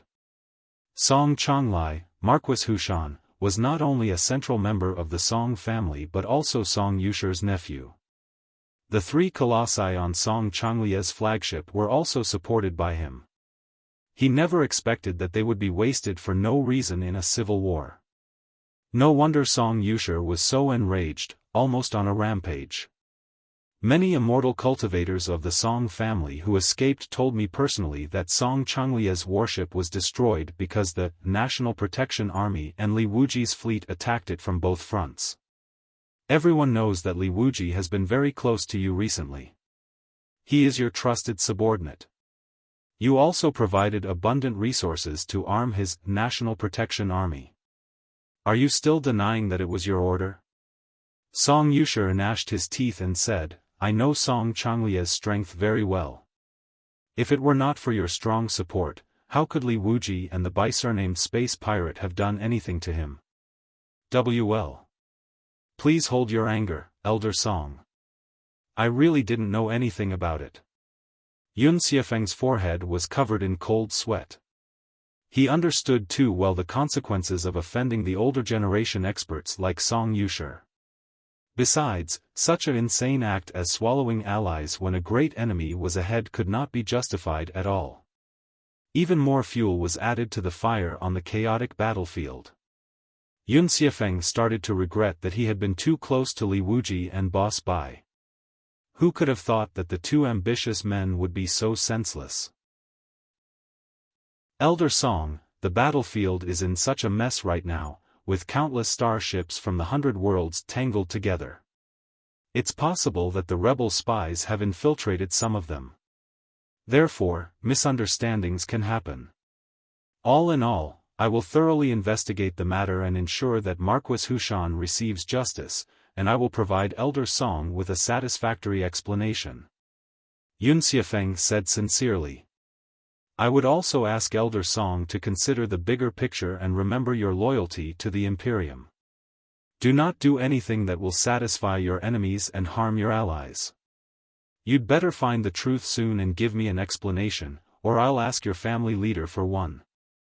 Song Yushi sniffed and said. If you understand the importance of solidarity, let nothing like this happen again. I'll give you half a day. If it turns out you were behind the incident, the Song family will withdraw from the battle and ask the Li family and the Dongfang family to do the same. The Yun family can fight on its own. Well, Xuefeng inwardly cursed for a long time, unsure whether to blame Song Yushi, Wuji, Warsh.i.p.s, or himself. His face stiffened, and he hastily said, "Rest assured, Elder Song, I'll get to the bottom of this." Before he could finish his sentence, Song Yushi had already cut off the communication, leaving the cold, dark light of the transmission behind. In the next second, his subordinates reported that most of the Song family's warships, along with the stray warships they had gathered, had left together. They had severed communication with the flagship, and their whereabouts were unknown. Xuefeng was stunned for a long time. He finally couldn't help but punch the control panel before him hard and howl, "Song Yushi, just wait for it. Just wait for it." He rose abruptly and paced back and forth, each step thudding on the ground like a 10,000-kilogram hammer. In just half a minute, hundreds of white hairs had appeared on his head. Wrinkles deep to the bone appeared on his face, making him look more terrifying than ever. He was about to ask his subordinates to search for Wuji's fleet and the National Protection Army when his subordinates reported that Alloy Virus, the flagship of the National Protection Army, had been connected to the command chain and reached out to Landslide. "Connect him!" Xuefeng shrieked and dashed to the communication dashboard. He had a mouthful of imprecations that he intended to throw at Warsh.i.p.s and Wuji, but after seeing their looks on the light beam, he was so shocked that all his curses and roars were stuffed in his throat. He saw that the bridge of the Alloy Virus was full of smoke and burn marks. Including Warsh.i.p.s, most crew members had bandages and medical gelatins on their bodies.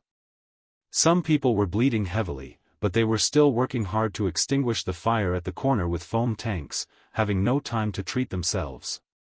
Warsh.i.p.s seemed to have just been dug out of a coal mine.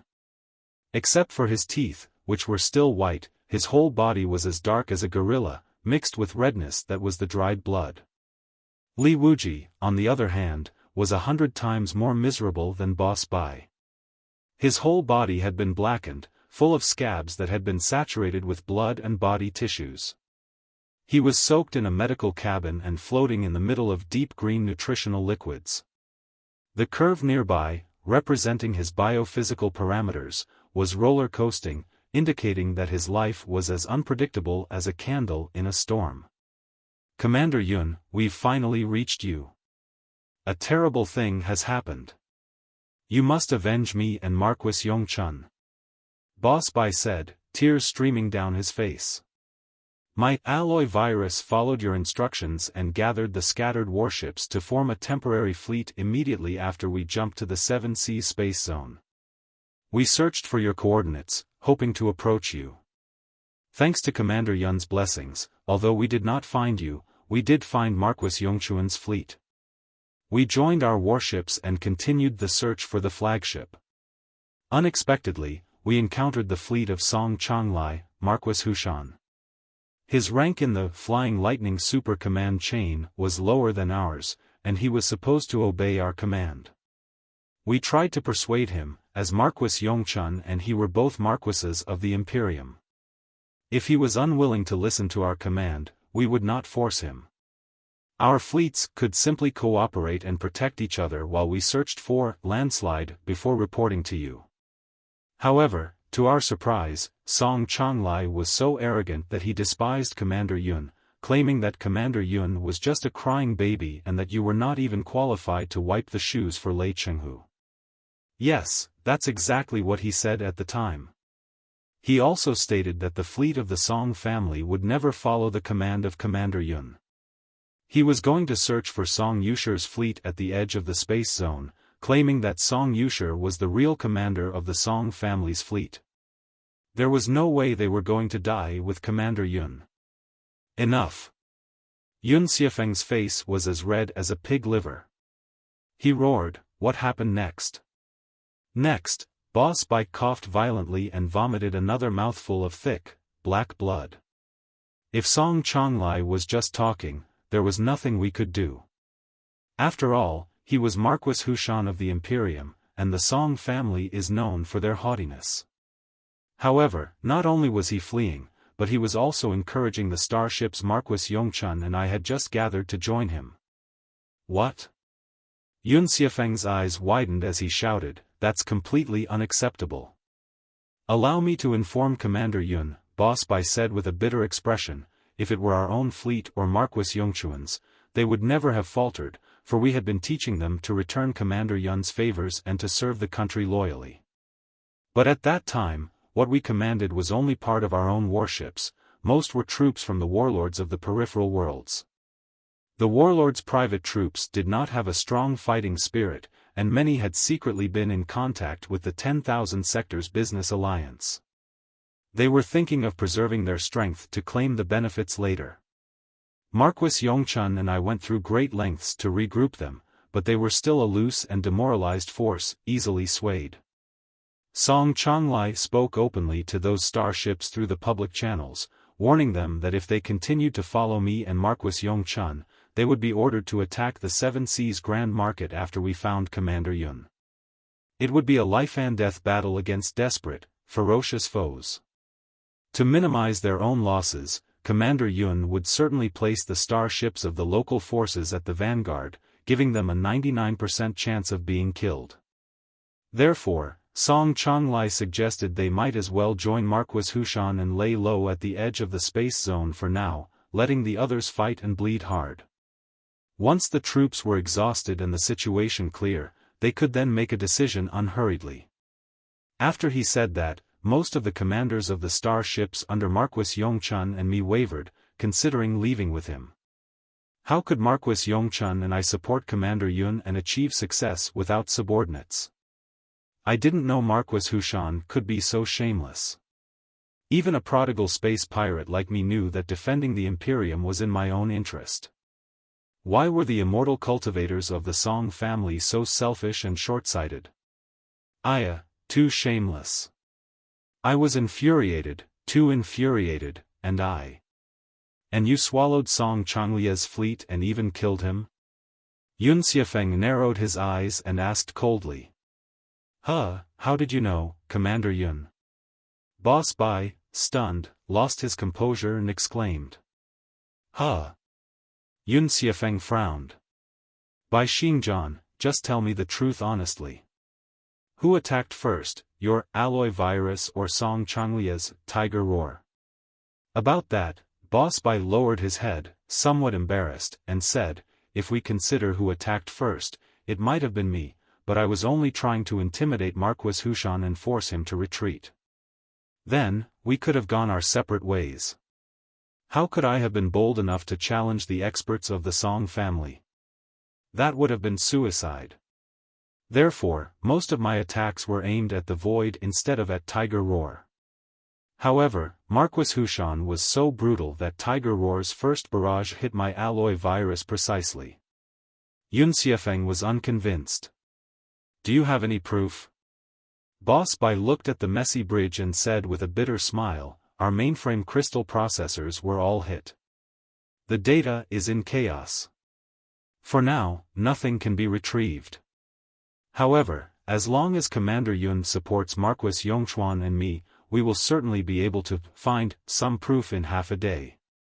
Xuefeng naturally understood what Boss.i.p.s meant perfectly. After thinking for a moment, he asked again, then, explain to me honestly how you knocked down Tiger Roar. How could it have been possible with your combat ability? Marquis Yongchuan and I probably benefited from Commander Yun's unbelievable luck, Boss.i.p.s said solemnly. Supposedly, my alloy virus was just a shabby, rapid attack ship that was absolutely no match for Tiger Roar. However, during the exchanges of fire, one round of my attacks hit the arsenal or the fuel cabin of Tiger Roar, precisely, causing a chain explosion that shed a glimmer of hope for Marquis Yongchuan and me. Please don't blame us for being too brutal, Commander Yun. At that time, most of the loose warships were vacillating and even vaguely more inclined to Marquis Hushan. If we hadn't crossed the line and knocked down Tiger Roar completely, Marquis Yongchuan and I would have been killed after those starships openly joined Marquis Hushan. To bring more troops to Commander Yun, we could only set an example by knocking Tiger Roar down when it had a serial explosion. Naturally, Tiger Roar's counterattack before its destruction was quite formidable. Marquis Yongchuan's flagship is now on the verge of total loss, and my alloy virus has been reduced to its current state. I truly dare not think what a miserable outcome it would have been if Marquis Yongchuan and I had hesitated any longer. Perhaps we would never have been able to reach Landslide or continue to serve Commander Yun. Chapter 2569, Victory is Justice. Seeing Boss.i.p.s expression, a mix of regret, adulation, and anger, Xuefeng suddenly felt unconfident. He paced back and forth for a long time before finally uttering a meaningless question. Are you speaking the truth? Absolutely, Commander Yun. Boss.i.p.s almost pounded his chest in fervent assurance. How could I ever dare to lie to Commander Yun? If it weren't for Marquis Hushan's outrageous attack on my flagship first, how could I have dared to launch a full-scale assault on an Imperial Marquis? What benefits would I have gained? Was I not concerned about the Song family's thunderous retaliation? If I were to lie to Commander Yun about this matter, it would be angering both the Song and Yun families. Then, no matter how vast the sea of stars, where would I find a place to stand? Please consider this carefully, Commander Yun. Xuefeng remained unperturbed. Sullenly, he said, but that's not what Song Yushi said. Part of Song Changlia's subordinates managed to escape. Their account is the opposite of yours. They all claim that you attacked first, intending to destroy Song Changlia's fleet. Of course, they would say that. Could they admit to urging others to escape with them only to be crushed later? Boss.i.p.s almost cut his chest open to show Xuefeng his heart. Commander Yun, right now, none of us has solid proof, but please use common sense. Whose words are more reasonable, mine or those of Song Changlia's men? Did I really lose my mind and attack a Marquis of the Imperium for no good reason, just to get myself killed later? It's utterly illogical. Xuefeng pondered for a long time but still couldn't make sense of it. Rather upset, he said, I know that the immortal cultivators of the Song family have always been arrogant. Song Changlia's disobedience is well known. I don't believe you would have provoked him without a good reason. Still, it is a very important matter. After all, a Marquis of the Imperium has been killed, by none other than his allies. Song Yushi demands an explanation from me. Otherwise, the morale of the army will be affected, and the alliance of the million starships might fall apart immediately. Therefore, Commander Yun, I am an uneducated man who doesn't understand the rules. I'll just speak my mind. If what I say is too far-fetched, please forgive me, Commander Yun. Boss.i.p.s swallowed hard. As if he had made up his mind, he said straightforwardly, in fact, while the Four Families Coalition army seems united on the surface during the attack on the Seven Seas Grand Market, everyone has their own plans. The Song family, in particular, never intended to let Commander Yun win the battle easily. If Commander Yun were to win the battle invincibly, the prestige of Commander Yun and the Yun family would increase tenfold. How could the Song family compete with the Yun family in the choice of the next emperor? Therefore, the Song family will certainly try to challenge Commander Yun with various excuses and create trouble for him. The conflict between me and Song Changlai is a great excuse, but even without it, they would find other reasons. Now that 1,000,000 starships have been mixed up in a mess, isn't it more than easy to make some minor frictions? I even suspect that Song Changlai intentionally came to create friction by the order of Song Yushi, except that things went out of control in the end, and Song Changlai got burned by the very fire he started. All in all, the Song family is causing trouble and slacking off, reluctant to approach Commander Yun or follow your command, isn't it? If my guess is correct, there are few warships from the Song family around Commander Yun right now, right? All the starships of the Song family have fled far away and joined each other, haven't they? The more Boss-by spoke, the more excited he became. He completely ignored Yun Xuefeng's face, which was growing increasingly gloomy. How dare you? The dark clouds on Yun Xuefeng's face finally erupted, and he roared aloud. Boss-by shuddered hard on the other side of the light beam. Realizing that he had crossed the line, he hurried to apologize. I was too presumptuous. Please forgive me, Commander Yun. My loyalty to you can be proved by the sun and the moon. What I'm trying to say is that those people of the Song family cannot be depended on in any case. Only the Yun family's own troops, the Marquis fleet, and my National Protection Army are the forces that Commander Yun can absolutely trust. Please take a look, Commander Yun. These are the forces that Marquis Yongchun and I have gathered over the past day. Boss-by sent over the data of the majority of starships that had been gathered under his command. The numbers and names of the warships filled the entire light beam and were still growing. Of course, most of the warships of the coalition fleet of pyromaniacs remained hidden. That's a lot. Yun Xuefeng was more delighted than angry, despite his surprise. There weren't as many in the beginning, but after we took down Tiger Roar, the starships under Marquis Hushan naturally switched to our side, Boss-by explained. Please consider this, Commander Yun. If we hadn't acted at that time, at least 90% of the starships here would have been taken by Marquis Hushan to bolster the Song family's strength. How could we have faced Commander Yun with only 10% of the starships and still be confident? As their strength grew and ours diminished, the Song family would become much stronger than the Yun family on the battlefield. By then, who would still acknowledge Commander Yun as the commander except for loyal men like us? Regarding that, recalling Song Yushi's arrogance just moments ago, Yun Xuefeng felt a burning rage rise from his heels to his skull. With a great enemy looming ahead, the Song family was still instigating a civil war. That was outrageous. Commander Yun, there's one more thing I don't know if I should mention. It's a truth that applies both in the world of space pirates and among the immortal cultivators. Victory is justice. Boss-by observed his face and continued, right now, your conflict with Song Yushi is out in the open. If the battle is lost, or if it's won slowly with heavy losses, the Song family will not be satisfied no matter how you explain things to Song Yushi, even if you offer your head for Song Yushi to kick around. They will still fault Commander Yun. After all, how much is my dirty and stinky head worth? Is it really something that Song Yushi and the leadership of the Song family care about? Their real target is not me, but Commander Yun and the Yun family. Then, how many steps will you have to back off to satisfy Song Yushi and the entire Song family? Can the aftermath of the incident be resolved only by letting the candidate the Song family supports become the emperor? Can Commander Yun or the Yun family afford such a price? On the other hand, if Commander Yun wins the battle cleanly and quickly, who can attack him over such a trivial matter? Song Chonglai hesitated in battle and was executed by Commander Yun decisively, which significantly boosted morale. That's why such a glorious victory was secured. If that's the case, it will be the Song family that finds itself in an awkward situation.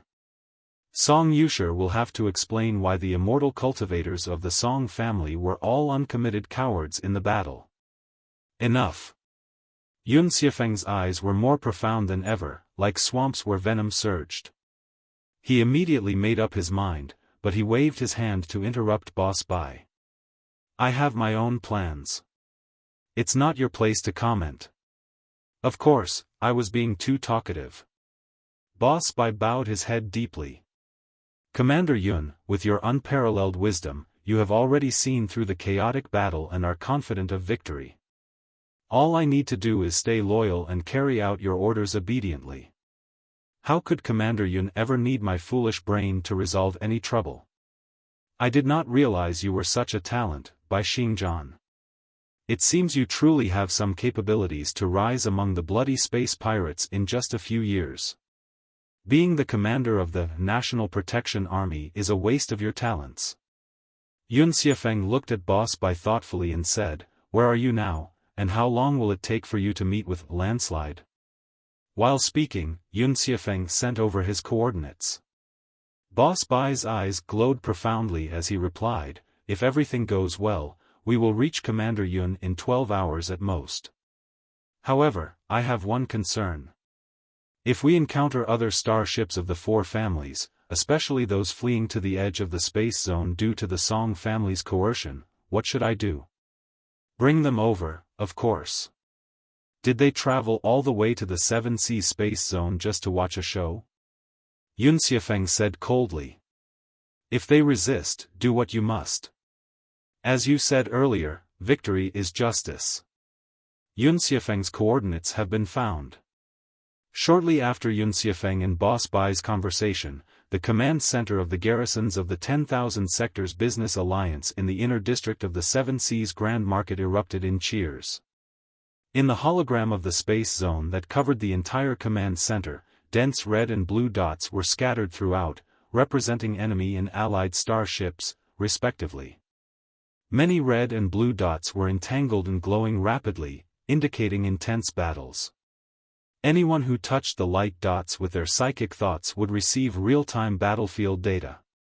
Previously, Li Yao had always been on the front lines of battles as a special warrior. But now, he could only observe the battle from a very narrow perspective and could hardly watch the whole battlefield comfortably from the command center. For a moment, he did not even know what he should do in his idleness. However, he also knew that the victory of the battle hundreds of thousands of kilometers away had already been decided. Boss-Bai had torn a huge gap in the four families' coalition fleet and teleported the precise coordinates of the enemy's flagship. This meant that the battle no longer had any suspense. Through the 3D hologram of the space zone, even an amateur like Li Yao, who was not good at commanding, was able to see the basic situation of the battle. It was clear that after a day and a half of hunting and sweeping, the invaders who had unfortunately jumped near the defense circle of the 7 Seas Grand Market had been annihilated, captured, or had battlefield uprisings. After the fierce battle, the defenders not only avoided heavy losses but were even stronger than before. Meanwhile, the invaders took the opportunity to gather dozens of fleets of varying sizes at the edge of the space zone. However, these fleets showed no signs of getting closer to each other. Instead, they minded their own business and were jumping further away to the border of the space zone. It seemed they had all decided to watch others crash into the business alliance of 10,000 sectors first, so they could claim the benefits later. This gave the business alliance of 10,000 sectors an opportunity to divide and conquer them. Currently, Li Yao had obtained the precise coordinates of the enemy's flagship. A few of the most elite hunting warships under the business alliance of 10,000 sectors were rushing toward Landslide. Boss-Bai was also reinforcing Yun Xuefeng with the coalition fleet of pyromaniacs. As long as the enemy was surrounded, even if Yun Xuefeng could gather 3 to 4 Adamantine super arsenal warships, it would still be inevitable that his warships were knocked down and his blood spilled among the stars. The situation is in our favor. According to the spies on the enemy side, it seems that the four families have deep contradictions. The Song family is blatantly encouraging the starships of the Li family and the Dongfang family to withdraw from the battlefield and watch the Yun family humiliate itself. The starships of the Yun family, on the other hand, are becoming more and more brutal after receiving Yun Xuefeng's command, not hesitating to force the starships of other families to move forward with violence. A few minor battles have even broken out between the two parties. As a result, even if we do attack Yun Xuefeng's flagship in general, it is possible that the main warships of the other families will simply turn a blind eye to it. Jin Yuyan said with great pleasure, as for the starships of the warlords and local magnates, they have been half convinced by us from the start and do not have any determination at all. Now, it is even less likely that they will fight for the four families. I dare say that as long as we capture or knock down Yun Xuefeng's landslide, the so-called alliance of 1,000,000 starships will fall out completely, and their failure will be inevitable. Nothing can possibly stop us from achieving glorious victory. Rationally, Li Yao thought so too. He had absolute confidence in his wisdom and Boss Bai's audacity. But intuitively, he was more or less troubled, as if he were walking on the transparent tempered glass between two cliffs. Although he knew that the glass was extremely hard, he still did not feel confident as he looked at the bottomless abyss below. The main reason was that he had never won a battle as easily and enjoyable before. Every one of his victories before had been earned through great efforts and by risking his life. It was rather rare that he could enjoy the privileges of a commander, celebrating the victory by doing nothing other than drinking tea and taking snacks in the command room. There certainly couldn't have been a more gratifying experience. There can't be any accident now, right? Li Yao went through every procedure from beginning to end, unable to find any flaws. Look, our hunting fleet has locked onto the coordinates of landslide and is already engaged with the enemy's flagship in General's alarm fleet. Jin Yuyan said excitedly. The Song family, the Li family, and the Dongfang family still aren't responding. There's no sign they're coming to rescue Yun Xuefeng. 3 hours.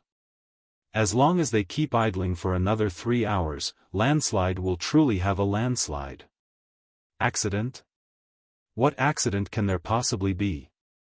I can't think of any unless all the immortal cultivators of the four families suddenly understand the importance of solidarity and devotion and unite, and the local warlords and magnates suddenly abandon their interests in the business alliance of 10,000 sectors and their free coins in their accounts, attacking us vehemently without caring about themselves.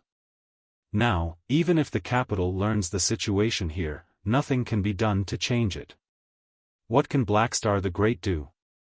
Even if his beliefs are incompatible with ours, he still needs the business alliance of 10,000 sectors to win the battle. Otherwise, if the 7 Seas space zone falls and the business alliance of 10,000 sectors collapses, his ambitions for eternal reign will be doomed too. Li Yao said, it does make sense. So to speak, we are the sure winners now, but... Jin Yuyan asked, but what? Li Yao replied, but why are my eyelids twitching non-stop? Hardly had he finished his sentence when a deafening explosion echoed nearby. It was followed by such an intense earthquake that the whole command center was shaking violently. All the lights were flashing crazily, and crystal wires and tubes were broken, with colorful sparks cracking everywhere. Alarms and shrieks burst out simultaneously. Jin Yuyan's earlier smile was frozen on his face, not entirely gone, like a dry mask. Li Yao, on the other hand, looked as calm, if not desperate, as before, as if he had already grown accustomed to the treacherous fate. The two of them ran to the site of the explosion together. Very soon, they figured out that it was not the headquarters of the business alliance of 10,000 sectors that had exploded, but a building more than 70 floors high abutting it. The explosion took place somewhere between the 30th and 40th floors, cutting the magnificent skyscraper into halves from the middle. At this moment, The 40 floors on the upper half of the building had already slanted and were leaning toward the headquarters of the Business Alliance of 10,000 sectors with ear-splitting noises of fracture. The estimated point of impact was so precise that it couldn't have been an accident but was definitely a man-made explosion. Li Yao cursed aloud as he looked at Jin Yuyan, whose face had changed greatly. "What's inside the plaza? Why do you look so awful?"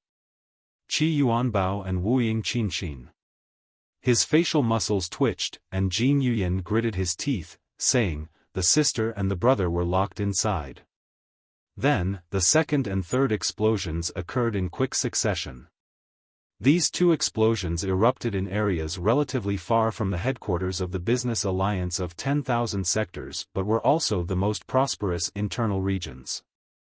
Dense skyscrapers, complex tube systems, and a population of nearly 10 million were all concentrated there. After the three explosions, blazing fires rose, and overwhelming smoke surged out, spreading in all directions in a rage, soon covering dozens of blocks in the internal district as if it were alive. "I'm going to find Qi Yuanbao and Wu Yingqianqin. Stay here and supervise the situation, Director Jin." Li Yao gritted his teeth and leaped off from the headquarters of the Business Alliance of 10,000 sectors. Remember, stability is what matters most right now. If the warlords and magnates on the battlefield and space learn of the chaos here, everything will be ruined. Schwa. After modifications and upgrades, the latest generation Mystic Skeleton battlesuit covered Li Yao's body like wings of night. He dashed into the fire and smoke like a flash of black lightning. Under his remote perception, no detail of the twisted plaza ahead, on the brink of collapse, escaped his notice. He could clearly see countless immortal cultivators roaring and rushing out of the plaza, trying to escape in their crystal suits, but some were inevitably stunned by the blast, falling into a coma, or forever trapped in the collapsed debris after being hit by burning rocks. Thankfully, the plaza was reserved by Jin Yuyan to imprison Qi Yuanbao, Wu Yingqianqin, and some of their subordinates involved in the assassination. It was naturally Jin Yuyan's trusted subordinates, all-powerful immortal cultivators, who were guarding the building. Not a single ordinary person was inside. Thus, Li Yao's dilemma was resolved. The artificial body that confined Qi Yuanbao's soul was made by Li Yao. Naturally, he had implanted a tiny mark on it beforehand. With a telepathic thought, the glittering artificial body immediately appeared in his sight, moving swiftly between the 40th and 50th floors, which were continuously collapsing. Hui! Li Yao sliced into the burning plaza like a black saber and appeared right before Qi Yuanbao. It turned out that behind Qi Yuanbao were two unconscious guards, and the man was attempting to crawl through the window in his clumsy artificial body. Qi Yuanbao. Furious, Li Yao kicked Qi Yuanbao in the chest, denting his breastplate deeply. "I was lenient enough to let you go, yet you're still determined to get yourself killed. Be Black Wind King." Qi Yuanbao rolled on the ground from the kick and only stopped when he hit the corner. Faced with Li Yao's overwhelming killing intent, he quickly begged for mercy, shedding any semblance of a divine assassin. "I didn't. It wasn't me. I don't know what happened at all. The building just exploded inexplicably and is tilting. It's about to fall. Those two guards weren't knocked out by me either. I merely wanted to survive." Li Yao was naturally unconvinced by this nonsense. Making a gesture, he remotely activated the punishment mode in Qi Yuanbao's artificial body. Hundreds of electric arcs immediately surged from the artificial body, electrocuting Qi Yuanbao's soul and making him cry non-stop. The pain, inflicted directly on the soul, was dozens of times more intense than the extreme pain biological nerves could feel. No wonder even the legendary Hanged Man screamed as miserably as a pig being butchered. Li Yao sniffed and moved forward to check the status of the two guards, only to be slightly stunned by what he saw. He discovered that the guards were knocked out by the blast, but not by Qi Yuanbao. As for why Qi Yuanbao did not pass out from the blast, it was probably because he was a ghost hiding inside an artificial body, and his soul's frequency was different from that of a person of flesh and blood. Really not done by you? Li Yao said in surprise. Excuse me for my misunderstanding. I'll help you exit the punishment mode right now. But let me check with you first, do you blame me? Note, it is believed that a twitching eyelid, particularly the right one, is a sign of a bad omen.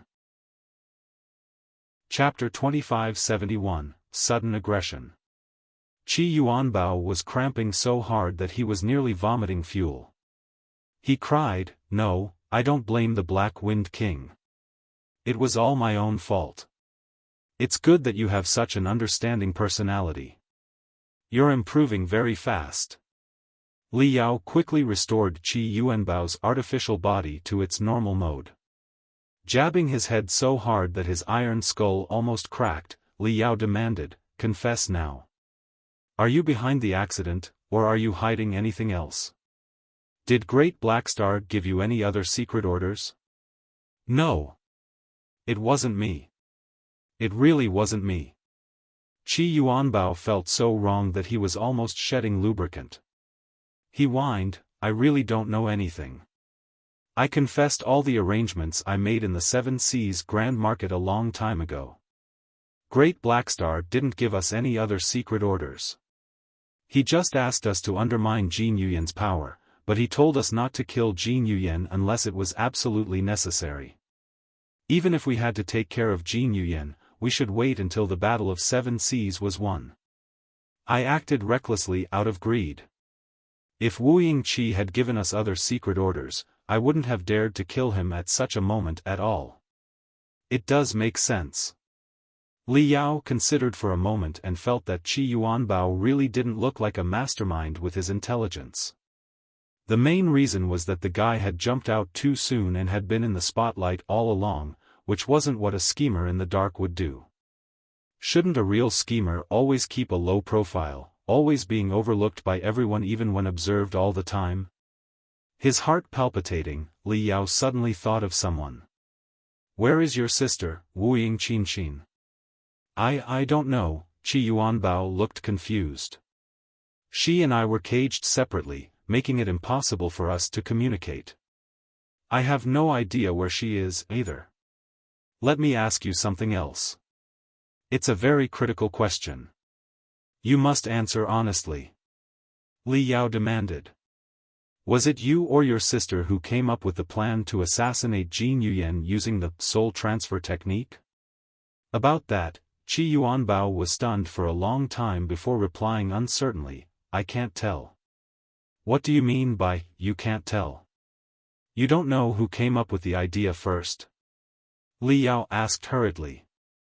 "I proposed the overall plan, but the technological feasibility was determined by my sister, which sparked my ambition," Qi Yuanbao said. "Wu Yingqin is an excellent meditation healer. She knew many bizarre techniques for soul training that even I had never heard of. One day, she told me excitedly that she had made breakthroughs in the training of the soul transfer technique, allowing her to exchange the souls of two people without any damage or trace. Even experts above the nascent soul stage could be swapped. This piqued my interest and led to the idea." "Wait," narrowing his eyes, Li Yao quickly grasped the key point. "Known as Hanged Man, you were the most mysterious ace assassin at the Imperium's peripheral worlds, renowned for your expertise in soul techniques. Wu Yingqin, on the other hand, has spent the last 100 years in the business alliance of 10,000 sectors, close to Jin Yuyan. She was a talent in the business world. How on earth could she have known more soul training tricks than you? Weren't you of the same origin?" "I don't know about that," Qi Yuanbao said helplessly. "Although my sister and I both had the family's heritage, we were separated for decades after our family was massacred, and only the two of us escaped. We didn't meet again until we had both made minor achievements.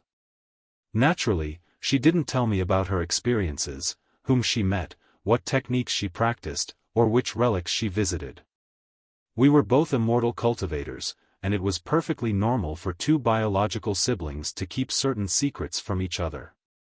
I didn't tell her some of my ultimate techniques either. Li Yao looked more awful than ever. In that case, why did she tell you that she had grasped the new, soul transfer technique? Slightly stunned, Qi Yuanbao said, that's right. Come to think of it, it was indeed rather strange. Usually, my sister and I simply trained on our own. Even if we grasped any unparalleled technique, we hardly told each other. Only when we encountered obstacles or needed external protection in training would we talk to each other. I didn't think too much of it at the time. I only thought she mentioned it accidentally when she was too excited. Li Yao asked, gnashing his teeth, one word after another. Therefore, without Wu Qinxin's breakthrough in the soul transfer technique, your ambitions wouldn't have burst out, and the assassination against Jin Yuyan wouldn't have been activated. In other words, while you were the main perpetrator on the surface, she was actually the mastermind behind the scenes. Everybody, including you, was led by her with extremely subtle psychological hints. Stunned for a long moment, Qi Yuanbao said, now that I think of it, it's possible. Li Yao shouted angrily, why didn't you say this sooner? With a bitter expression, Qi Yuanbao replied, I didn't realize it until now.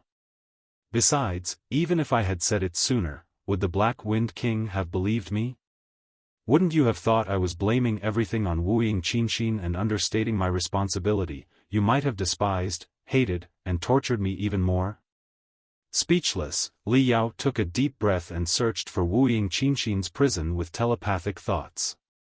To locate the few important persons, besides leaving a mark on Qi Yuanbao's artificial body, he had also placed a neck ring on Wu Qinxin. The neck ring emitted waves of a special frequency every second. Li Yao should be able to detect it as long as it was within several thousand meters. However, Li Yao's scan yielded no results. It was impossible. Li Yao's tracing neck ring was extremely durable, and it was fully charged with spiritual energy yesterday. Even if Wu Qinxin had been blown into smithereens or crushed by the collapsed building, there was no reason for the tracing neck ring to lose its effect. The only possibility was that Wu Qinxin had escaped with the tracing neck ring, killing all the guards beside her in the explosion's moment. Li Yao cursed himself fiercely in his heart again, wondering why he hadn't learned from all the setbacks. A person who jumped out and caused trouble openly from the beginning like Qi Yuanbao must be a lackey or a scapegoat. Wu Qinxin, being so low-key, deserved more attention. I'm going to believe you one more time. If I ever find that you're lying, I'll rip your soul apart and drink wine with it. Li Yao grabbed Qi Yuanbao by the neck, lifted him into the air, and then kicked him out of the window from an altitude of nearly 100 meters. He also sealed the artificial body, letting Qi Yuanbao drop and scream. Being a ghost, the artificial body was sturdy enough that the fall, though unpleasant, wouldn't kill him. It was the fastest way to get him away from the burning plaza. Next, Li Yao stomped on the floor, breaking through to 3 floors below, then dashed to the room where Wu Qinxin had been held. As expected, the corridor and room were empty, with only the dead bodies of nearly 10 guards remaining. Wu Qinxin had vanished. Kneeling, Li Yao examined the guards' corpses. The more he looked, the more terrified he became. The guards hadn't been knocked out by the blast or smashed by the falling ceiling, they had been blown up by someone who had crushed their skulls, squeezed their brains, and shattered their souls into pieces. Each head was nothing more than an empty balloon, with no trace of soul left inside. No god in the universe could save them now. 2 guards had managed to summon their crystal suits, their heads protected by the toughest helmets, but they were still killed. The clear marks of fists on the helmets indicated that the attacker, barehanded and without a crystal suit, had killed the muscular men in their crystal suits. Comparing his own fist, Li Yao found that the mark on the helmet was much smaller than his own, clearly a woman's fist. It was Wu Qinxin. Li Yao's heart sank into a bottomless abyss. All the files stated that Wuyi Qianxin was a pure meditation healer, poised between an admin-type immortal cultivator and a research type 1. Her combat skills were not particularly strong. Jin Yuyan had also told Li Yao that he had hardly ever seen his wife attack anyone in the past 100 years. Wuyi Qianxin preferred using her mind over her fists. Li Yao had personally conducted a thorough examination of Wuyi Qianxin before she was locked up and found no anomalies. If she had hypnotized the guards using the unique mental attacks of a meditation healer, forcing them to fight and kill each other, he might have found that more plausible.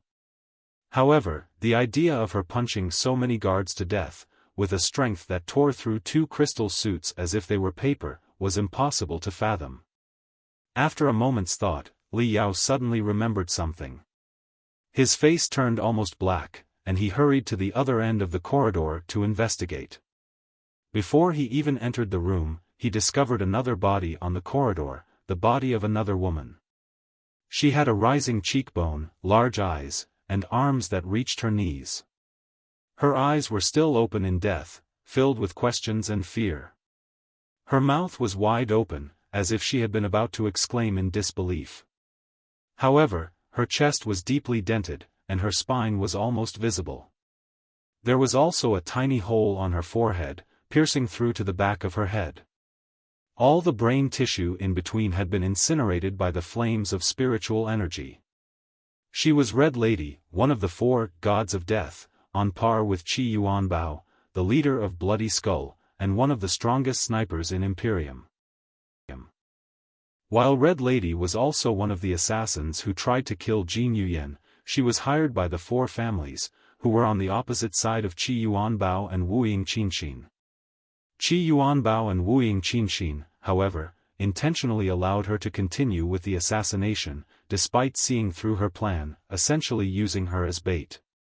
Naturally, she had every reason to hate Qi Yuanbao and Wuyi Qianxin. Later, Red Lady's high-altitude shooting significantly contributed to Qi Yuanbao's easy capture as well. Therefore, Li Yao had suggested to Jin Yuyan that Red Lady be caged somewhere not far from Qi Yuanbao and Wuyi Qianxin. It would be easier to control the prisoners if they stalled and fought each other, as they belonged to different forces.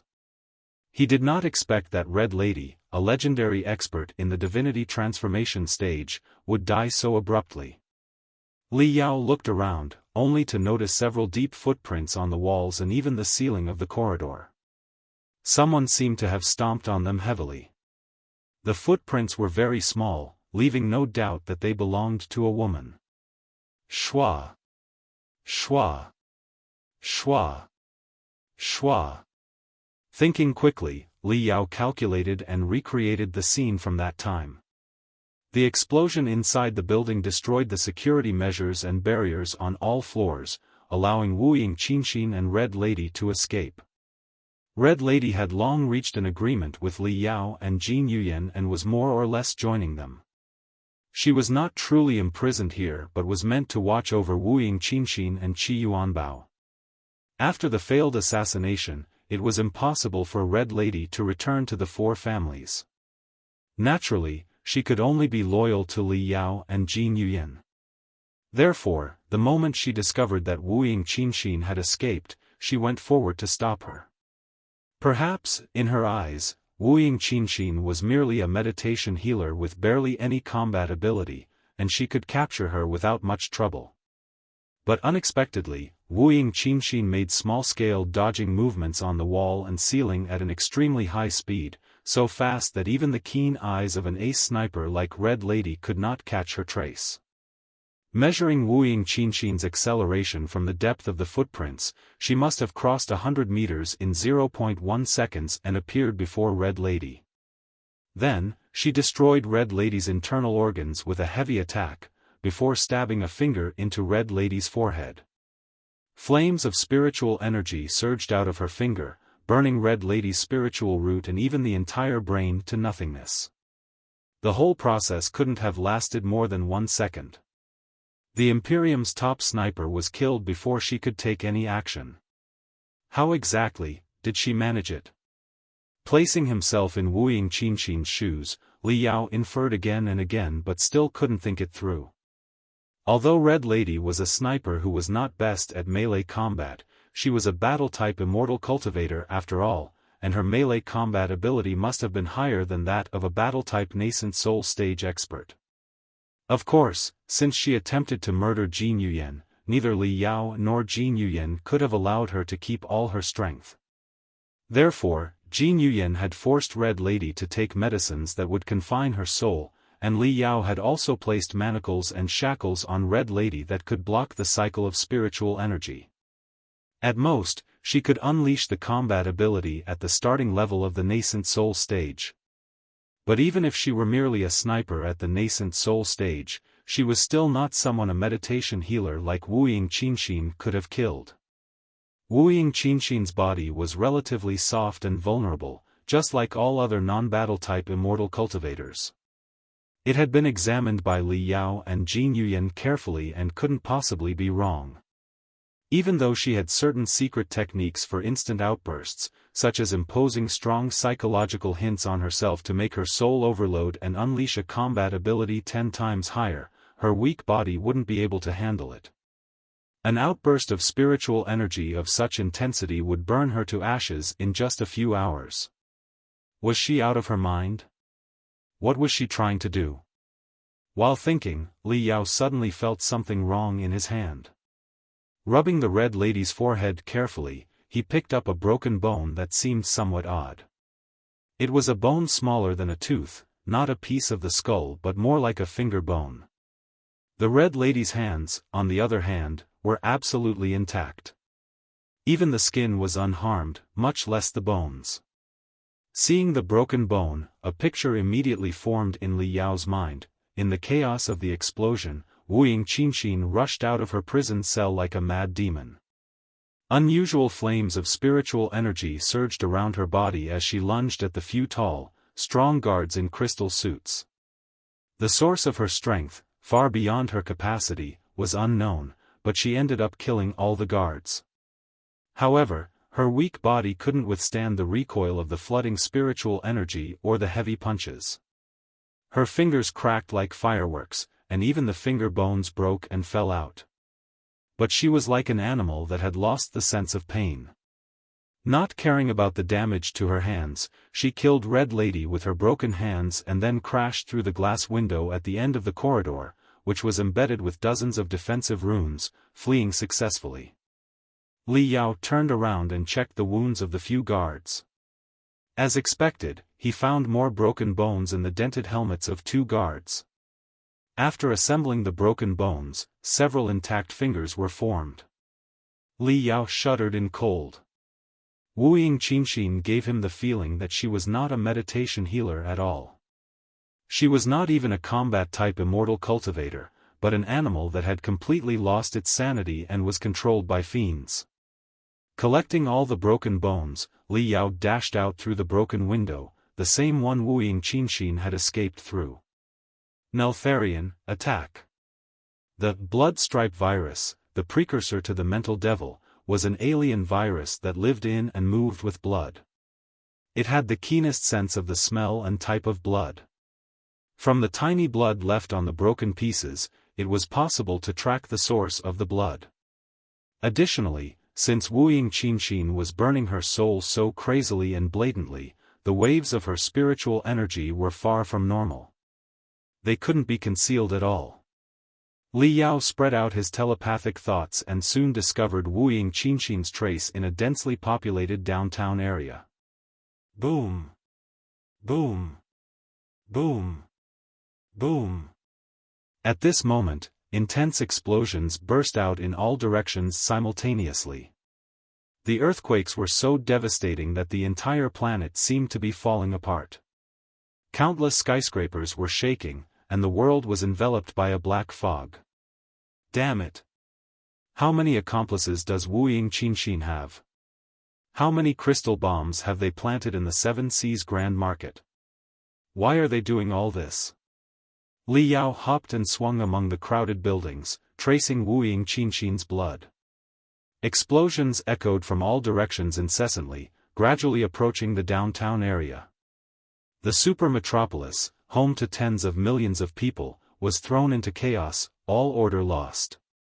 Suddenly, dazzling sparks burst out between the blue sky and white clouds above everyone's heads. In the next second, the blue sky and white clouds were twisted into a chaotic swirl, vanished completely, revealing the cold, iron dome behind. The artificial sky had collapsed, plunging the entire planet into darkness. The enemy supply lines were also severed. Cries, screams, and the collisions of shuttles echoed in the dark. The shuttles, like headless flies, crashed into each other and the surrounding buildings after losing automatic navigation, causing countless tragedies. Only the emergency illumination arrays, with their independent power sources, emitted a dim red light, illuminating panicked faces, which only added to the turmoil. This is truly devious. Li Yao was even more certain it was not Wu Qinxin's improvisation. She had not created the chaos to find an escape. Judging by the reckless operations she had performed, consuming her spiritual energy and damaging her body without restraint, she had no intention of escaping alive. To completely cut off the energy supply to the internal district of the Seven Seas Grand Market, the main crystal processors of the entire planet must have been controlled or implanted with multiple viruses. Li Yao detested the cunning yet shameless enemies who risked their lives for their dreams more than anything else. When he was about to catch the enemy's tail, Wu Qinxin's coordinates suddenly disappeared from the surface and reached the tubular world below the planet, as complicated as a maze. While the surface was a mess with smoke everywhere, the underworld was even darker. Boom! Boom! Boom! Boom! Boom! Boom! Explosions broke out non-stop among the interconnected cables and spiritual energy tubes, bringing flickering light to the dark world but making the places beyond the reach of the light even darker. After descending so deep below the planet that the exit to the surface was nowhere to be seen, Wu Qinxin suddenly stopped, as if waiting for Li Yao's arrival intentionally. Her shadow under the shimmer looked like a fiend with a head full of crazily dancing snakes. Cautiously, Li Yao stepped into Wu Qinxin's nest and finally saw the woman's real appearance amidst the fierce flames. He couldn't help but gasp hard. As he had estimated, the series of attacks and escapes beyond her limits had significantly damaged Wu Qinxin's body. Not only were her hands shattered, her palms scrubbed to nothing but two bleeding arms, but even her legs were twisted oddly. Countless bones protruded from her skin, and one could feel the excruciating pain just by looking at her. Additionally, she had lost so much weight in just half a day that she was almost unrecognizable. Her flesh and blood seemed to have been sacrificed to mysterious forces, making her look like a wrinkled, living skeleton. Hundreds of wires around her had also pierced deeply into her body, connecting with her nerve clusters and brain cells. She looked like a puppet controlled by countless strings, waving her bleeding hands and feet and floating midair in the shape of a cross, staring at Li Yao without blinking and with a weird smile. Her eyes were like two gargantuan swirls, but the flames of light from the explosions could not stir the slightest waves within them. The black air surrounding her lashed at Li Yao incessantly like tentacles, making her appear 100 times more hideous and evil than when Li Yao played the Black Wind King. Gulu! Gulu! Gulu! Gulu! Strange noises echoed from Wu Qinxin's abdomen, as if her internal organs had been reduced to clusters of magma, supporting her drained body to unleash its last bit of vitality. Looking at the woman's hollow and evil face, Li Yao suddenly had a strange intuition: she was not Wu Qinxin. It was almost as if Jin Yuyan had changed his body through the soul transfer technique. The person lurking inside Wu Qinxin's brain and controlling her incomplete body was not her, but a more mysterious, powerful, and even familiar soul. While Li Yao was deep in thought, Wu Qinxin slowly extended her bare wrists and began to clap them hard. If she still had her two hands, there would have been loud applause. However, both hands were eroded to the point where the bones stuck out, so naturally, she could not make any sound. But she didn't seem to care. Wearing a rigid smile, she controlled her bleeding arms and continued the motion of clapping hard. The silent applause spread through the burning darkness, making the scene even more eerie. You are not wooing Qin. Even Li Yao found it hard to contain himself in the face of such a creepy scene. With full wariness, he gnashed his teeth and asked, "Who are you really?" "Fabulous." The stranger did not give a direct answer to his question after the prolonged applause. Instead, she observed in a high-pitched, crow-like voice, "Vulture Li Yao, your speech at the headquarters of the Business Alliance of 10,000 Sectors was truly remarkable. You were so adept at pretending and bluffing that the powerful and wealthy figures from the many peripheral worlds of the Imperium were fooled by you without exception. I almost couldn't refrain from applauding and cheering for you right there. How many years has it been since I last saw such a shameless cultivator like you? If there were more cultivators like you in the Star Ocean Republic years ago, I wouldn't have accomplished my enterprise so easily." "Your enterprise?" Li Yao immediately put two and two together. He grimaced with a bitter face. When he noticed the black flames of spiritual energy surging out of wooing Qin's body, he saw that they were condensing into a magnificent throne above her head after floating for a moment. A dominating and brutal shadow, like a raging black dragon, faintly loomed on the throne. Great Black Star. Li Yao almost found it impossible to believe his eyes. "It's you again. How can this be? Aren't you supposed to be regrouping the Imperial Guards in the capital? How did you end up here?" This is precisely the enigma and majesty of the divinity branching stage, which you likely will never understand, Wuying Qinshin, or Wuying Qi, sniffed and said. My soul naturally oversees the situation in the capital inside Li Linghai's body, but I have split part of my soul to hide within Wuying Qinshin's body, right beside Jin Yuyan, to control the progress in the 7 Seas space zone. The Business Alliance of 10,000 Sectors and the free coin are too important. Do you really think I would let them go and allow Jin Yuyan to manage everything on his own? It was then that Li Yao realized Wuying Qi must have hijacked Wuying Qin's body through some kind of remote manipulation. This explained the sudden improvement in Wuying Qin's combat ability, and why she was indifferent to the physical damage to her body, even her broken hands and feet. She was a puppet controlled by Wuying Qi, who had lost her own will. Even if this body was completely destroyed, Wuying Qi wouldn't be hurt much. Li Yao estimated that even hijack was unnecessary. The moment Wuying Qi declared his identity to Wuying Qin, he would have secured her complete loyalty. Wuying Qin wouldn't hesitate to die for him, much less serve as a mere carrier. As for the many crystal wires connected to Wuying Qin's body, they must be the medium to transmit Wuying Qi's soul power through the spirit nexus that spans hundreds of sectors. Only such wired communication could have unleashed such intense flames of spiritual energy. Li Yao had once been severely beaten by Wuying Qi, almost to death. Therefore, he would never forget Wuying Qi's characteristic purple true dragon aura, even in his dreams. He was absolutely certain that the dominant vibe of the purple true dragon was not something that others could fake. However, if Wuying Qi had been controlling Wuying Qin and was aware of Jin Yuyan and Qi Yuanbao's entire plan, it still didn't make sense. Why would Wuying Qi indulge, or even encourage, Qi Yuanbao to assassinate Jin Yuyan? Wuying Qi couldn't have foreseen the arrival of Li Yao and Li Jialing. Had it not been for Li Yao, Jin Yuyan would have been assassinated, and the 7 Seas Grand Market would be in chaos right now, unable to support the confidence of the many warlords and local magnates from the peripheral worlds of the Imperium, who would definitely lose the Battle of 7 Seas. So, was Wuying Qi hoping for the Business Alliance of 10,000 Sectors to fail or even to be completely destroyed by the 4 families?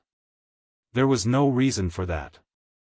No matter how much Wuying Qi disliked the Business Alliance of 10,000 Sectors and the free coin, he and the Business Alliance of 10,000 Sectors were on the same boat. The operations of the reformists in many fields needed the free coin as the lubricant. The capital and the 7 Seas space zone depended on each other. If one was destroyed, the other would be doomed too.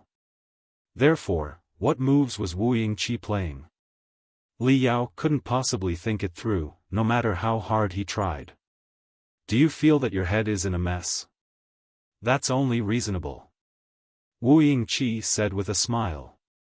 After the chaotic battle, do you still not understand that the real universe and the real Imperium are exactly such a mess? Everyone is selfish, everyone considers for themselves, and everyone wants to preserve their strength and lure other people to fight for them. The four families are exactly like that. It has been 2 days since the so-called Grand Alliance of 1,000,000 starships jumped to the 7 Seas space zone, but they are still not regrouped yet and are struggling in the swamp. On the Business Alliance of 10,000 sectors side, there are just as many plots and conspiracies. Everyone is considering their petty interests. None of them are willing to sacrifice themselves for what they believe in. Both the leaders of the Business Alliance of 10,000 sectors and the leaders of the Four Families Coalition fleet must be feeling a great headache and lamenting their helplessness when faced with subordinates who are as idiotic as pigs, as greedy as wolves, and as cowardly as rabbits, right? I, on the other hand, had to govern countless forces exactly like the Four Families and the Business Alliance of 10,000 sectors to fight against the entire chaotic sea of stars.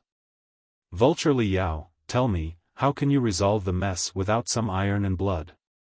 How can peace and prosperity be restored without someone losing their head? At this moment, Li Yao was still unaware of Wu Yingqi's real purpose. Rolling his eyes quickly, he secretly sent a message to Li Jialing while asking, "Our enemy is not each other but the entire vast sea of stars." This was said by Dongfang Wang, the former Prime Minister of the Imperium. But I still don't understand. What's your plan, Your Majesty?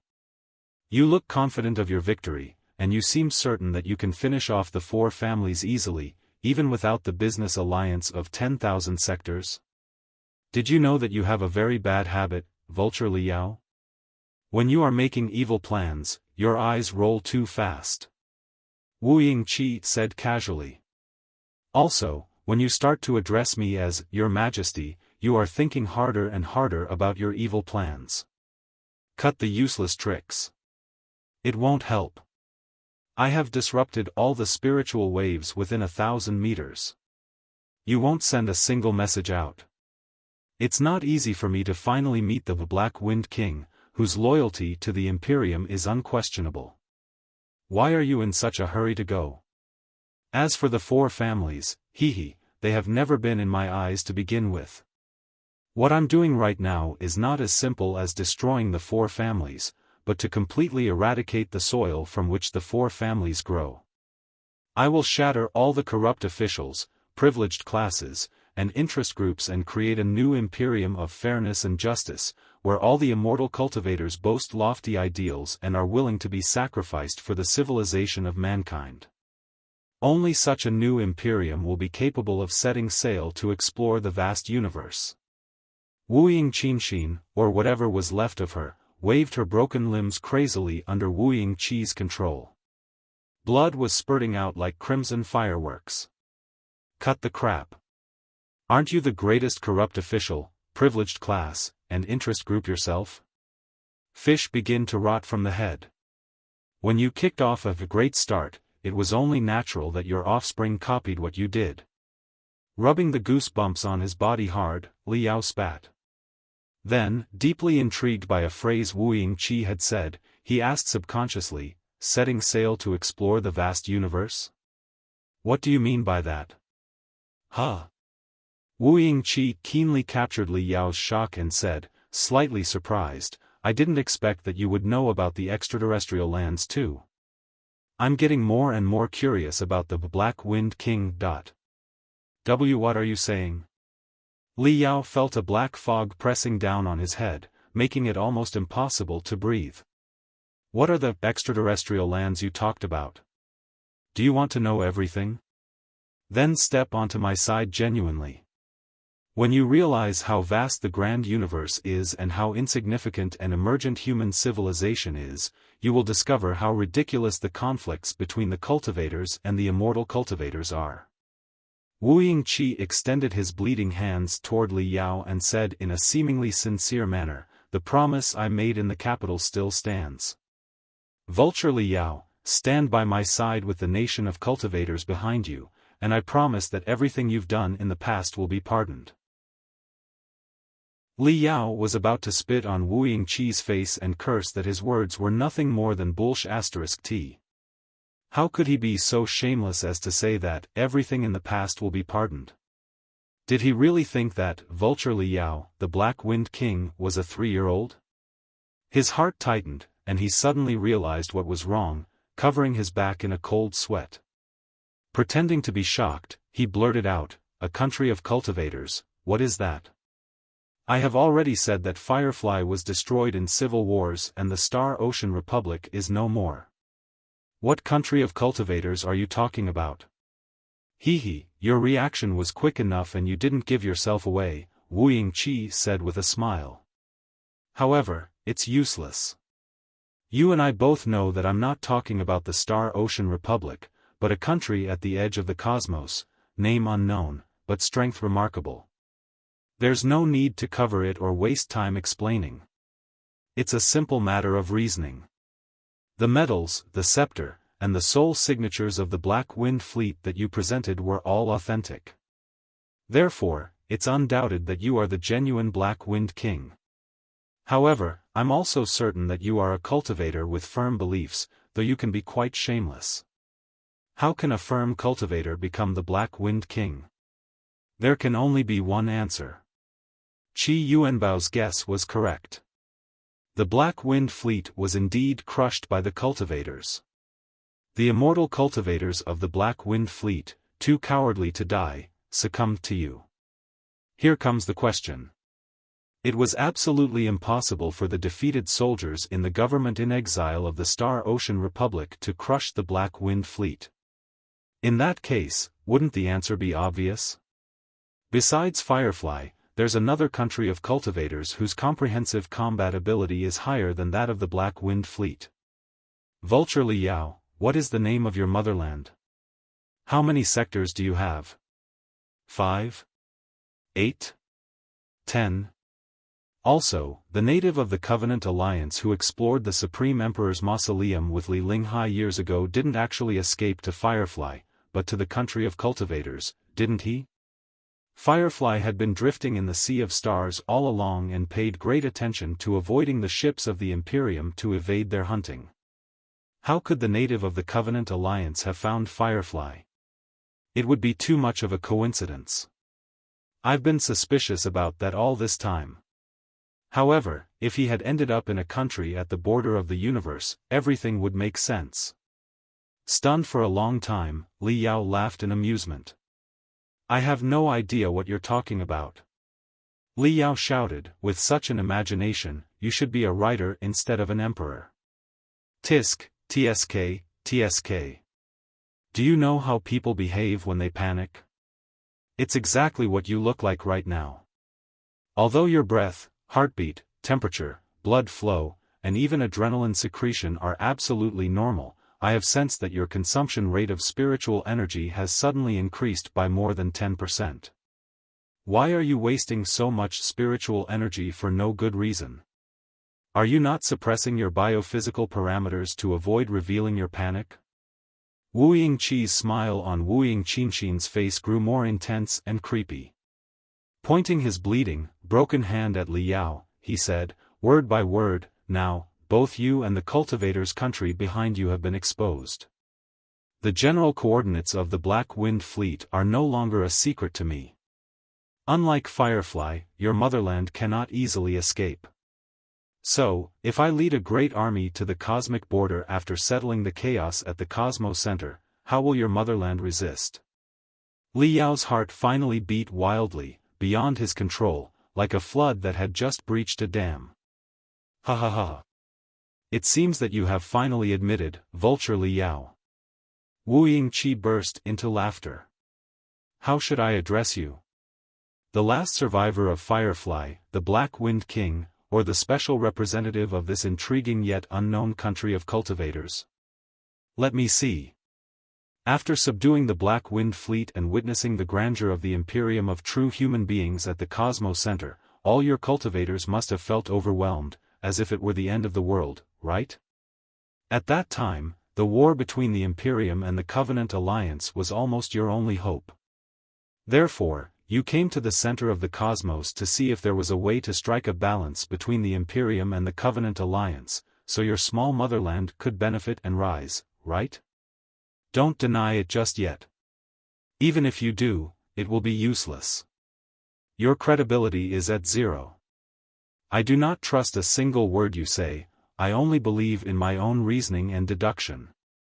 Abandon your illusions. It is impossible for a tiny mouse to take advantage of the collision between the behemothic beasts. However, if you are merely hoping to survive, I may show mercy and spare you as an exception. There is no need to doubt my sincerity. Before I understood how vast the grand universe is, would never have let a single cultivator go. Yet, there is a greater world waiting for my conquest, with more brutal and mysterious enemies to slay. It is necessary to concentrate all the precious strength of human civilization and find as many helpers as possible, including those cultivators I absolutely dislike. If you know a thing or two about the secrets beyond our tiny universe, and I think you do, you definitely know what I mean. I don't need to lie to you. Although I do not like cultivators, I do appreciate you very much, Wu Liyao, because there is something in common between the two of us. Liyao scorned, there's something in common between us? Exactly. Despite our disagreements in approach, we are both the purest idealists. We have been striving for the prosperity of human civilization and are even willing to sacrifice our entire lives for our great civilization. It is precisely because I aim to work and sacrifice for humanity for another 10,000 years that I seek greater strength. Opening his broken arms, Wu Yingqi said sincerely, but what about the other people, all of them, apart from us? Just look at the ridiculous war in the Seven Seas space zone right now. While the troops of the four families and the warlords are selfish, unorganized, and utterly devoid of dignity and courage, aren't the fleets of the business alliance of 10,000 sectors shameless scoundrels who will defect for a few coins? My expedition is too distant and difficult. Am I supposed to command such a bunch of selfish, fake immortal cultivators to explore the universe beyond the universe? Hee hee. Vulture Liyao, I prefer to cooperate with a real cultivator like you, which will probably be easier and more pleasant than working with those fake immortal cultivators who disgust me by their very presence. After all, we are the same kind of people who share the same dream, which is to march out of this universe. Damn you. New goosebumps were growing on the goosebumps on Liao's body. Who's the same kind of person as you?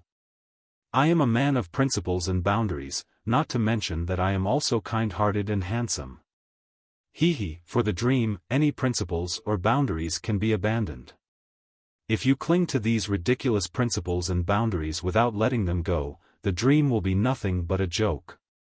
Wu Yingqi suddenly changed his face and demanded, if you do not dare to resort to whatever it takes and step on all the rules of mankind for your dream, it will only mean that you are not committed to your dream or qualified to talk about your dream, especially one concerning the future of mankind. Vulture Liyao, let me ask you one last time. Are you and the nation of cultivators behind you willing to stand on my side?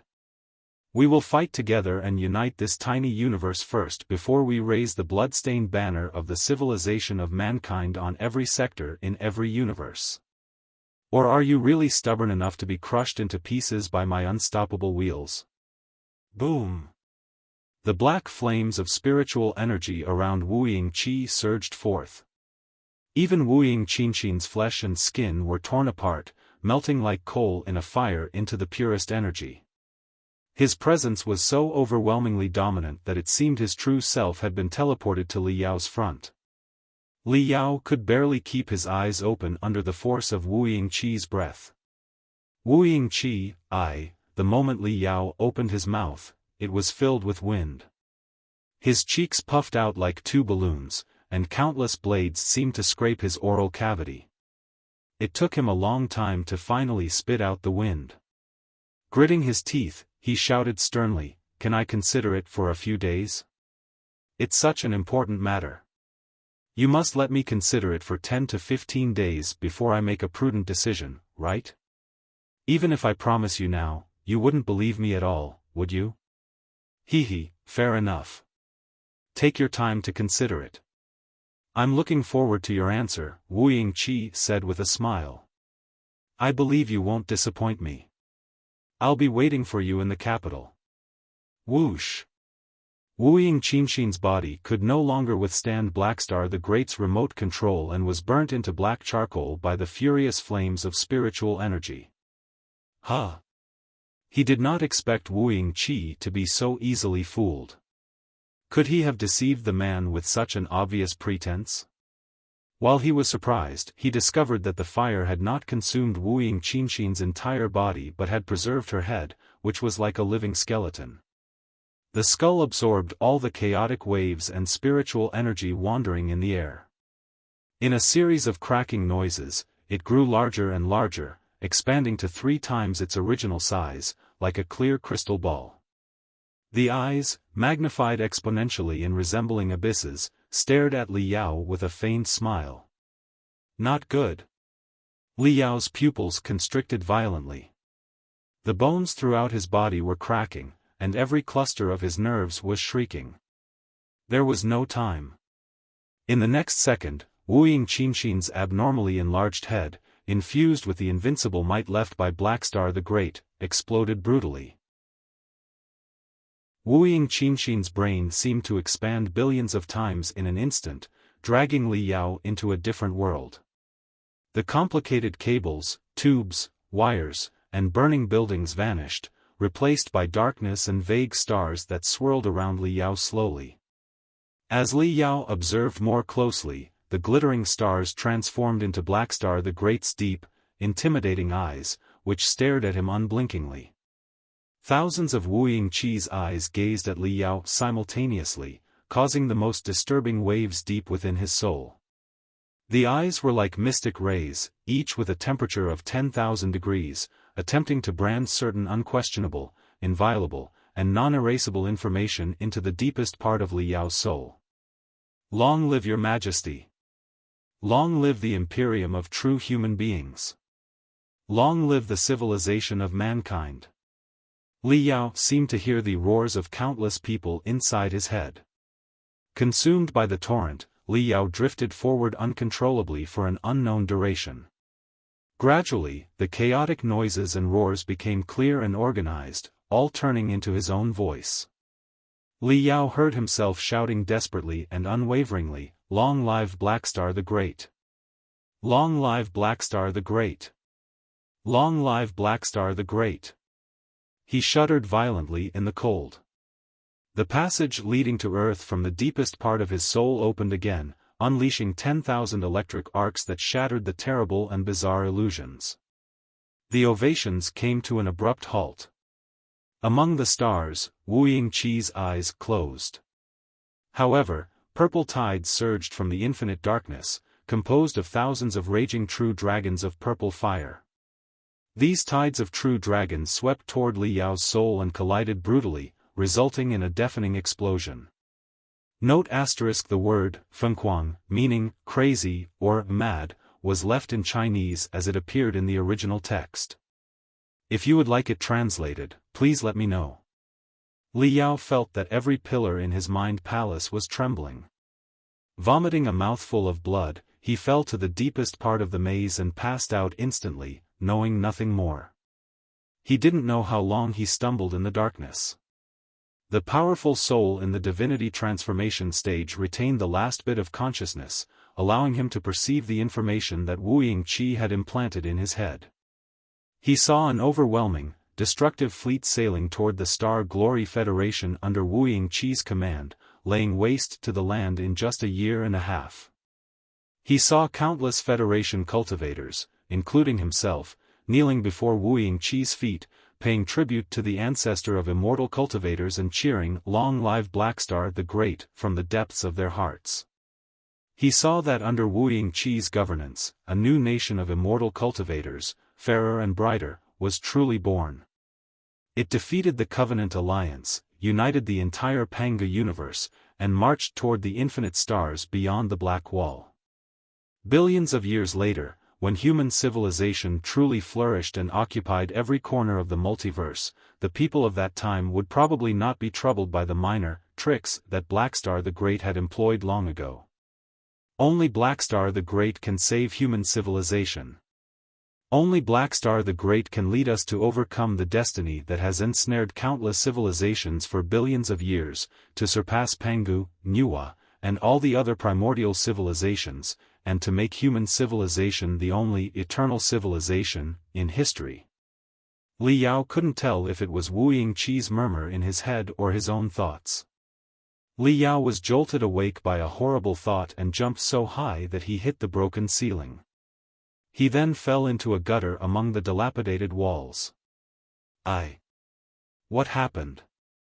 Li Yao groaned as he felt his body, only to discover no wounds except for a throbbing pain and a numbing sensation in his head, as if it had tripled in size. After he extended his hand and felt it, he realized it wasn't just a feeling, it was real. His head was truly swollen and bleeding, and dried blood covered his lips and ears. When he slightly shook his head, the world spun before his eyes, and he could barely sit steadily. It was a symptom of severe brain damage, at least a severe concussion with intracranial hemorrhage. He wasn't paralyzed or vegetative, all thanks to his magnificent body in the divinity transformation stage. The soul blast from Blackstar the Great, enhanced by sacrificing the brain of Wu Yingqin, a super meditation healer, turned into the shocking, suicide mental bomb. It was unbelievably powerful. Thankfully, Li Yao's soul was unbelievably sturdy, allowing him to resist Wu Yingqin's suicide blast. If it were any other cultivator in the divinity transformation stage, they would probably have been shocked into morons or faced even worse consequences. Blackstar the Great was truly immeasurable and invincible. Only an unparalleled expert like Wu Yingqin was qualified to lead all cultivators, immortal cultivators, and humans to unite the Federation, the Imperium, and the Covenant Alliance, gathering all the experts of the Panga universe to march out and find a way forward for the civilization of mankind. Nothing good would happen if he continued to resist His Majesty, which would only give the scoundrels an opportunity to take advantage of the situation. However terrible Wu Yingqi was, he was certainly much better than the selfish, fake immortal cultivators of the Four Families or the emotionless, mechanical humans of the Covenant Alliance, wasn't he? Honestly, it was hard to tell which of them was more terrible, Wu Yingqi or Boss Bai. If he could cooperate with Boss Bai, why couldn't he work with His Majesty as well? Wait, Li Yao's eyes suddenly bulged, and he slapped himself hard. Pa! A crisp slap echoed from the darkness. What am I thinking? How can I even consider submitting to Great Blackstar? Li Yao found it hard to believe. He was very certain that before he passed out, or more precisely, before he suffered the blast of Wu Yingqi's suicide mental bomb, he absolutely never thought of compromising or cooperating with Wu Yingqi, much less submitting to the guy. He even considered temporarily cooperating with real immortal cultivators, like Lei Chenghu, but Wu Yingqi was definitely not on the list of his potential partners. That was because Li Yao vaguely felt that Wu Yingqi was simply too dangerous, indescribably dangerous and far exceeding the real immortal cultivators. However, his soul was truly wavering now, and he could not help but have the idea of giving in to Wu Yingqi or even bending his knees to surrender. It was absolutely not his own intention, but it was impossible for him to get rid of the idea all of a sudden either. The idea had been branded on his brain by an iron heated to thousands of degrees, even piercing through his brain to reach his soul. What the heck? Why would I suddenly have the idea of succumbing to Wu Yingqi? Is he so charismatic that he swayed me without my realizing it? Creeped out, Li Yao pulled at his hair. You've got to be kidding me. It's absolutely impossible. There must be something wrong with his mental bomb just now. He implanted such a dreadful idea inside my head. Li Yao took a deep breath and forced himself to calm down, observing the idea that had been deeply branded into his soul. With his powerful soul in the divinity transformation stage and his firm beliefs, he could rationally and calmly analyze the situation, reaching the objective conclusion that he would never lower his head to wooing Qi. However, it wasn't enough to stop certain instinctual thoughts and the deep reverence for the great black star. It was like tiny spiders and harmless snakes that could not truly harm human beings, yet some people still feared them for no reason. After meditating for over 10 minutes, Li Yao finally calmed down and erased the reverence for wooing Qi deep within his soul, bit by bit. However, he still sensed that the hideous mark lingered in his soul, and it wouldn't be completely wiped out for a while.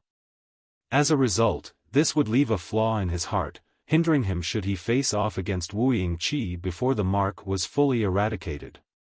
Is this the simple dominating aura of the true dragons that belong to the supreme sovereigns, or a technique more daunting and creepy?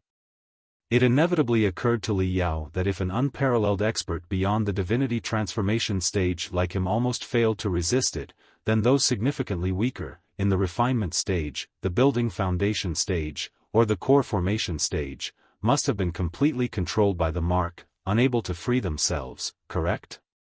Wooing Qi wasted so much time talking to me only because he was preparing for such an ultimate skill. Thankfully, I had similar experiences before. If it were another common expert, would they have been controlled by the thought, crying to kneel before wooing Qi and fight for him? Such a creepy implantation of thoughts is almost the scariest brainwashing method. Does it have anything to do with wooing Qi's illogical operations recently? Li Yao wiped the blood from his lips and ears. Thinking hard for a long time in the darkness, he still couldn't figure out what wooing Qi wanted. He meant to contact Li Jialing and Jin Yuyan, only to discover that his wrist crystal processor and crystal suit were both under interference. Around him was an extremely chaotic sea of spiritual energy where no message could be sent out. It must be another consequence of wooing Qi controlling wooing Qinshin to blow up her brain.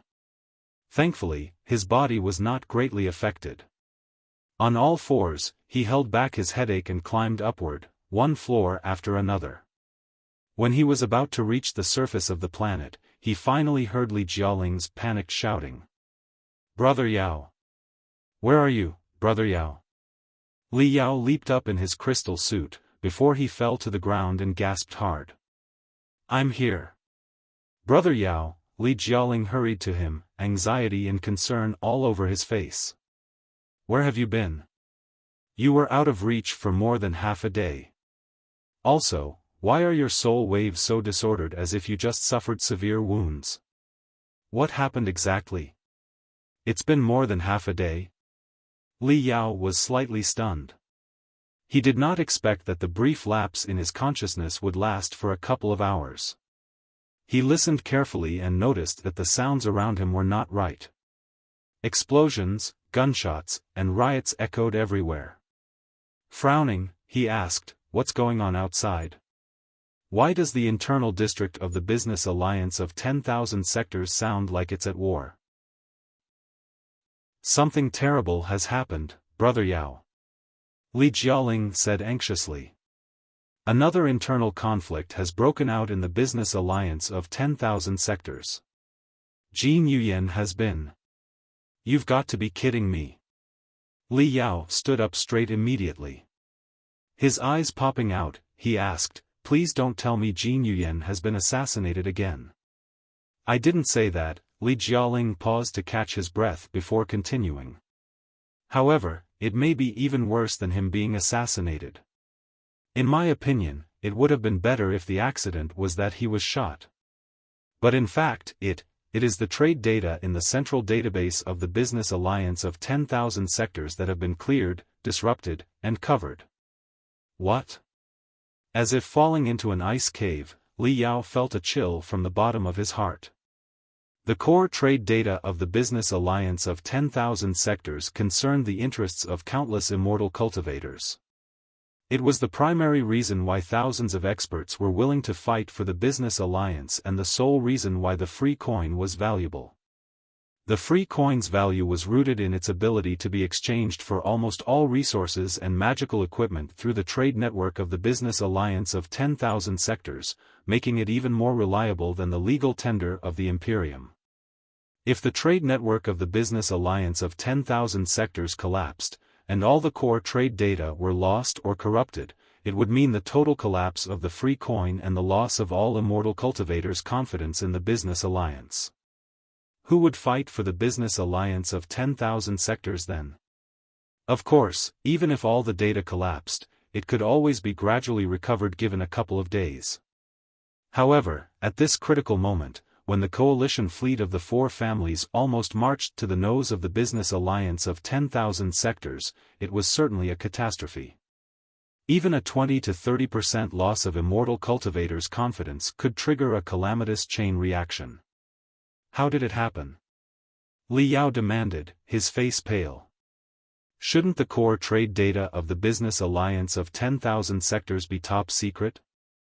The dozens of defense measures were a great headache even for me. How could they have been easily sabotaged? Nobody knows what exactly happened, Li Jialing said quickly. The grand explosions at the beginning were just a disguise to distract everyone's attention. When everyone, including Jin Yuyan, went to search for the culprits of the explosions, the central database of the Business Alliance of 10,000 Sectors was uncannily compromised.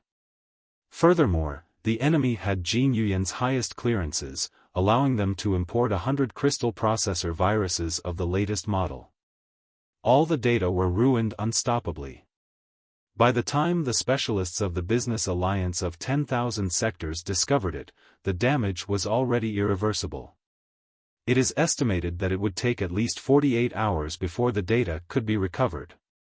To make things worse, after clearing the core trade data of the Business Alliance of 10,000 Sectors, the enemy also implanted a wealth of other information, mostly clandestine scandals and deals of the leaders of the Business Alliance of 10,000 Sectors, including a lot of scandals of Jin Yuyan himself. Everyone is now panicked and wary of each other. Survival of the fittest is the basic law all immortal cultivators abide by.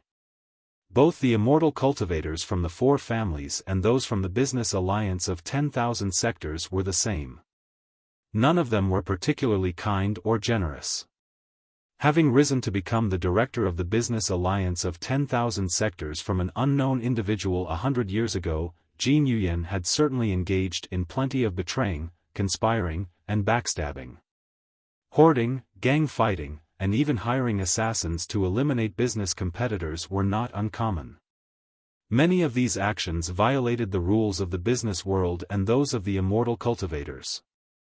The same could be said for all the senior managers, shareholders, and business partners of the Business Alliance of 10,000 Sectors. Dressed in fine clothing and mingling in high society, how many of them had clean hands? The unspoken rule was that as long as the evidence was cleaned up, no one would care. After all, the victors enjoyed impunity. However, things would be different if someone presented such evidence publicly with solid proof.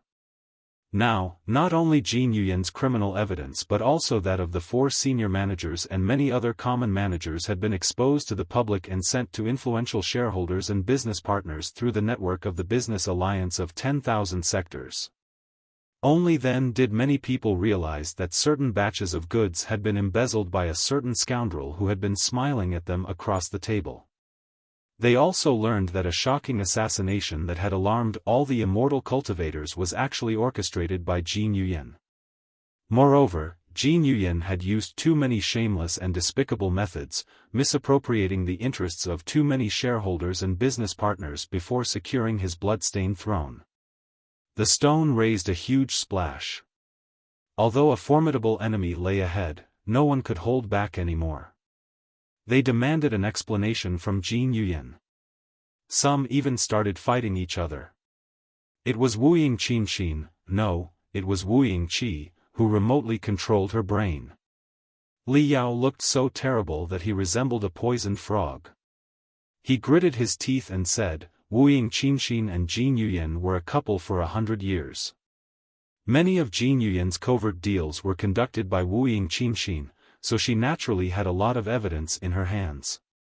As for Jin Yuyan's highest clearances to modify the central database, when Wu Qinshin helped Jin Yuyan with the soul transfer technique, she could naturally scan his brain and soul to analyze and copy his soul signature.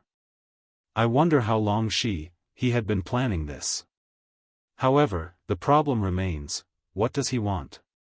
Just as we discussed before, smearing Jin Yuyan or even collapsing the business alliance of 10,000 sectors will bring him no returns. It's not like he plans to take down the business alliance and let the four families reap the benefits. Brother Yao, what do you mean? Li Jialing replied, surprised. I don't understand. How is this related to Wu Yingqi? Shouldn't Wu Yingqi be completely unaware of what happened in the Seven Seas Grand Market? If he knew, how could he have let it fall into chaos? The more chaotic this place is, the more unfavorable it will be for him. Exactly. I thought so too, Li Yao said with a bitter smile. This is the greatest problem and the key to solving the dilemma. However, let's not rush into anything yet. Tell me, does Jin Yuyan have everything under control? On the ground, yes, Li Jialing said worriedly. However, the situation in the space battlefield couldn't be worse. Li Jialing told Li Yao that Jin Yuyan had been the director for decades, and he had a lot of trusted subordinates and supporters in the business alliance of 10,000 sectors. Despite the unfavorable circumstances, he did not lose his composure but resorted to every possible method, winning the forgiveness and support of many big shots by giving away tremendous interests without hesitation. He then punished those who fought each other or intended to flee, heavily ensuring the order of the Seven Seas Grand Market on the surface. The gunshots and explosions they heard were indeed from the troops loyal to Jin Yuyan, who were suppressing those trying to flee through the spaceports. However, while Jin Yuyan could control the order of the Seven Seas Grand Market on the surface, he could not control people's trust and confidence, especially the trust of the warlords and local magnates who were vacillating and observing the situation at the edge of the Seven Seas space zone with their armies. In the Seven Seas battle, the business alliance of 10,000 sectors was outnumbered. They fought with morale and confidence, and they had to crush the enemy unstoppable. Should anything go wrong in the process, preventing the wavering warlords and local magnates from joining the other side, they would be absolutely no match for the coalition fleet of the four families with only the forces in their headquarters. Right now, it was not just that something had gone wrong, half of the sky had essentially collapsed. The nature of the limp, compromising, and vacillating business class couldn't have been better revealed. The moment they heard that a civil war had broken out within the business alliance of 10,000 sectors and that core trade data had been altered or cleared, many warlords and local magnates changed their attitudes and discarded all agreements with the business alliance of 10,000 sectors. They began to fight the alliance's fleets in earnest. The fleets patrolling the edge of the Seven Seas space zone, which had been listless, seemed to have been injected with stimulants. Refreshed, they approached Xuefeng's flagship, eager to pledge their loyalty to the commander. Once someone took the lead, many others followed. Even the immortal cultivators, who had no intention of abandoning their agreements with the business alliance of 10,000 sectors, seeing others return to the four families' side and the scales of victory tipping, certainly had no reason to die with the alliance. Li Jialing said helplessly, the entire Seven Seas Grand Market was in chaos just now. Since we couldn't find you, many people said that even the Black Wind King had fled when the situation turned unfavorable. Some even claim that Brother Yao was a fake Black Wind King that Jin Yuyan concocted to bluff, as not a single ship of the Black Wind Fleet could be seen. Rumors are spreading on every street, and it's even harder to halt the loss of confidence. Understood. What about Boss Bai? Li Yao asked calmly, narrowing his eyes. Has Boss Bai sent any message? Has he been exposed? Not yet. Sensing the situation was worsening, Boss Bai chose to be Xuefeng's loyal subordinate at the earliest opportunity. So, he hasn't been exposed yet, Li Jialing said. But more and more fleets are gathering next to Yunshui. Boss Bai is in a difficult situation now, surrounded and unable to do much. It must be noted that we intended to watch the tigers fight, but one of the tigers has collapsed before the fight began. Are we going to charge forward and fight the tiger on our own? Li Yao did not expect Blackstar the Great's lethal moves to be so consecutive and brutal. It was like an incessant flood that did not give them a chance to catch their breath. During the first half of the day, while he was unconscious, the situation in the outside world had drastically changed. The admiration for Wu Yingqi rose up deep inside his heart again, scourging his brain like lethal venom. He saw Wu Yingqi, ensconced on the high throne, pointing magnificently at the picture of the universe, and he almost couldn't stop himself from worshipping Wu Yingqi. Damn it! Li Yao spat, his saliva piercing through Wu Yingqi's illusion. The illusions collapsed like a palace of glass, turning into thousands of dancing butterflies. Behind each butterfly was a series of patterns that looked like swirls. When two swirls combined, they became Wu Yingqi's eyes precisely. Even if Li Yao closed his eyes, he could not banish the thousands of aggressive eyes of Wu Yingqi from his head. He could only slap himself heavily and as quickly as lightning, managing to suppress his reverence and admiration for Wu Yingqi. Li Jialing was taken aback by Li Yao's sudden movement. Looking at Li Yao's flushed cheeks where two bloody handprints were particularly obvious, indicating that Li Yao certainly did not hold any strength back, the young lion was dumbfounded. Brother Yao, what was that about? We might have been outplayed, but there is no need to blame yourself so hard. We'll work something out together. Who says I'm blaming myself? With his nose bleeding, Li Yao grimaced. I was merely refreshing myself through that special technique in order to resist Wu Yingqi's dominance. The specific mechanism is too mysterious for me to explain right now.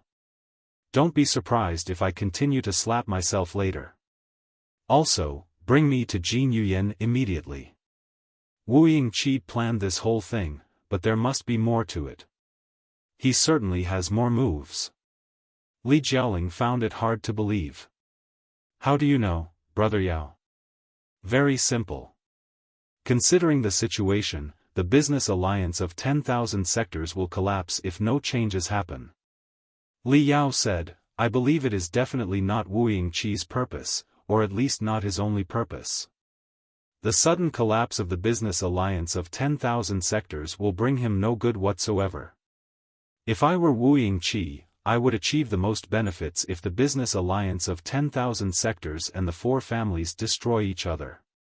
Therefore, I don't believe Wu Yingqi's scheme will be so simple. There will certainly be more changes in the next moment. He narrowly won the game just now, but next time, it will be our turn for a counterattack. Li Yao and Li Jialing boosted their crystal suits and flew toward Jin Yuyan's command center in two streaks of brilliance. On their way, they saw countless soldiers stationed at the streets and alleys in the Seven Seas Grand Market. Barricades had been set up in many critical locations. Tremendous armed shuttles, spiritual puppets, and exos patrolled with full wariness, braced for the arrival of the great enemy.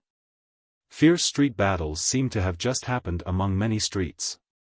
Pits of cannonballs and remains of tanks and crystal suits were everywhere. The soldiers were also pulling out the dead bodies and piling them up, which added to the solemnity in the atmosphere. The citizens who lived in the Seven Seas Grand Market and the merchants who had come there for trade only dared to hide behind the glass windows and stare at the war outside in panic. The scenes filled with rust, blood, and smoke made Li Yao sigh to himself. Although Jin Yuyan had temporarily brought the situation under control through stringent measures, the business alliance of 10,000 sectors was already half lost, judging by the tension in the inner district. Compared to the four Kurfürst families and Blackstar the Great, the greatest advantage of the business alliance of 10,000 sectors was freedom. At least on the surface, people could travel and trade without supervision. As long as they abided by the basic rules, this place was absolutely free. They could come and go as they pleased and do as they wished. Welcome to the freest place in the universe, the slogan floating at the edge of the 7 Seas space zone, highlighted the greatest value of the business alliance of 10,000 sectors. The immortal cultivators here were also fighting for freedom. However, after the unexpected incidents, Jin Yuyan, in his desperation, trampled on the freedom that the business alliance of 10,000 sectors had always prided itself on and suppressed the merchants not belonging to the business alliance with violence. Those people were only there for trade and wanted to escape to avoid the war. Was Jin Yuyan qualified to keep them in this place? It was a classic case of quenching thirst with poison. If the game in question was violence, 10 business alliances of 10,000 sectors would have been no match for the 4 Kurfürst families, let alone Blackstar the Great. If those people were succumbing to violence, why would they succumb to Jin Yuyan instead of the 4 Kurfürst or Blackstar the Great? The 7 Seas Grand Market was like a suppressed volcano right now. Even though Jin Yuyan could hold the situation for now, the chaos would soon erupt 100 times more intensely. If the battle in space remained unchanged, Li Yao estimated that the 7 Seas Grand Market would fall into complete mayhem in 2 to 3 days at most. However, when they were about to return to the headquarters of the business alliance of 10,000 sectors, they were suddenly surrounded by a tide of cheers. The panicked, frustrated soldiers from a moment ago were now shouting and dancing in wild joy as if they had just injected stimulants. What is this about? Li Yao was slightly dazed, knowing that something unexpected must have happened. However, there was no need to ask the cheering soldiers, he simply dove into Jin Yuyan's headquarters. The command center was a total mess. A minor riot seemed to have taken place moments ago, as broken crystal processors and crystal wires still littered the ground. In some places, there were tiny pits and explosion marks. Soldiers were even scrubbing blood away frantically. However, the leaders and military commanders, including Jin Yuyan, looked as if they were in a rather high spirit, so high that they were almost delirious.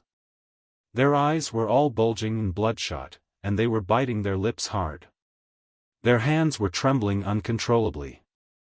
A feverish anxiety emanated from all of them. Li Yao had seen this look on countless gamblers, those who had lost everything in desperation, only to run into a windfall, which they brought into the casino, hoping to win back their losses. Jin Yuyan obviously saw Li Yao walking in, but he did not have time to ask where Li Yao had been or to pose any other critical questions to him, like catching the masterminds behind the explosions or his wife wooing. Jin Yuyan still stared at the holographic map of the space zone, completely focused. It seemed that the information on the map was even more important than Vulture Li Yao, Black Wind King. What was happening? Had those people lost their minds? Li Yao looked at where they were staring. On the holographic map of the space zone, the blue dots representing the garrison fleet of the business alliance of 10,000 sectors were far from ideal. Most of the blue dots were surrounded and immobilized by red dots, which were several times more numerous, indicating that the two fleets were locked in fierce combat.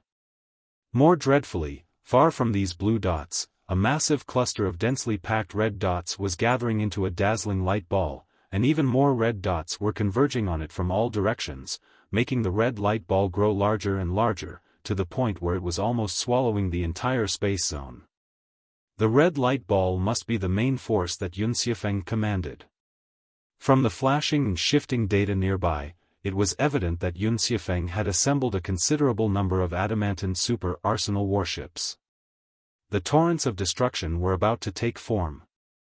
Almost all the blue dots were root-bound by the red dots, preventing them from stopping Xuefeng before his fleet fully formed. They could only watch as Xuefeng's fleet grew like a malignant tumor. However, Li Yao noticed something uncanny. Not far from Xuefeng's fleet, on the orbit of a planet whose back was against the battlefield, a few triangular light spots were shining rapidly. These 3 spots formed a new triangle, indicating that a space gate was gradually opening. In such a crisis, the business alliance of 10,000 sectors had opened another space zone. Who were they navigating to reach this place? Could there be more reinforcements? If it were the Business Alliance's fleets from other parts of the cosmos trying to jump back, wouldn't they be destroyed immediately upon arrival, given their proximity to Xuefeng's main force? That would certainly be suicide. What were they doing exactly? Li Yao leaped to Jin Yuyan in 2 steps, pulled him aside, and asked in a low voice, "Director Jin, what's happening? Why have you opened a new space gate? Who are you directing to jump here? Even if they are reinforcements, aren't they too close to the enemy's main force? At such a distance, they will be discovered and destroyed by Xuefeng the moment they teleport." Jin Yuyan's eyes moved stiffly. After a long pause, he finally put on a helpless expression and said in a low voice, "They won't. Other reinforcements might be blown up by Xuefeng's adamantine super arsenal warships, but not this fleet. They are our last chance to win the Battle of 7 Seas." Li Yao's eyes bulged as he shouted, "Are you serious? Does the Business Alliance of 10,000 sectors have such a remarkable garrison fleet? Who's the reinforcement?" "It's not a garrison fleet of the Business Alliance of 10,000 sectors, but Lei Chenghu's fleet," Yuyan said solemnly. "Lei Chenghu's astounding Thunder Fleet has come to our aid in person." "What?" A flash of lightning burst out inside Li Yao's head, illuminating every brain cell. Wu Yingqi, Li Linghai, Lei Chenghu, the real immortal cultivators, the loyal immortal cultivators, and the immortal cultivators devoted to Blackstar the Great. Many clues and pieces entangled. He seemed to understand everything, only to be confused the next second. Before he figured out the general picture, he cried subconsciously, "No. You cannot allow Lei Chenghu's fleet to jump over. Close the space gate now. It's a scheme." Jin Yuyan stared at Li Yao for a long while, suddenly and asked, "What kind of scheme?" Taking a deep breath, Li Yao tried to calm himself down first before he said quickly without any pause, "I don't know if you have captured the culprits of the serial explosions, but no matter how many criminals you have captured, they all point to the same person. The mastermind behind the whole thing is none other than Blackstar the Great himself. Wu Yingqi remotely controlled your wife by some sort of super-remote telepathy. Perhaps he had been lurking next to you since a couple of years ago, if not decades ago. He knows about your details and the internal operation of the Business Alliance of 10,000 sectors as well as he knows his own fingers.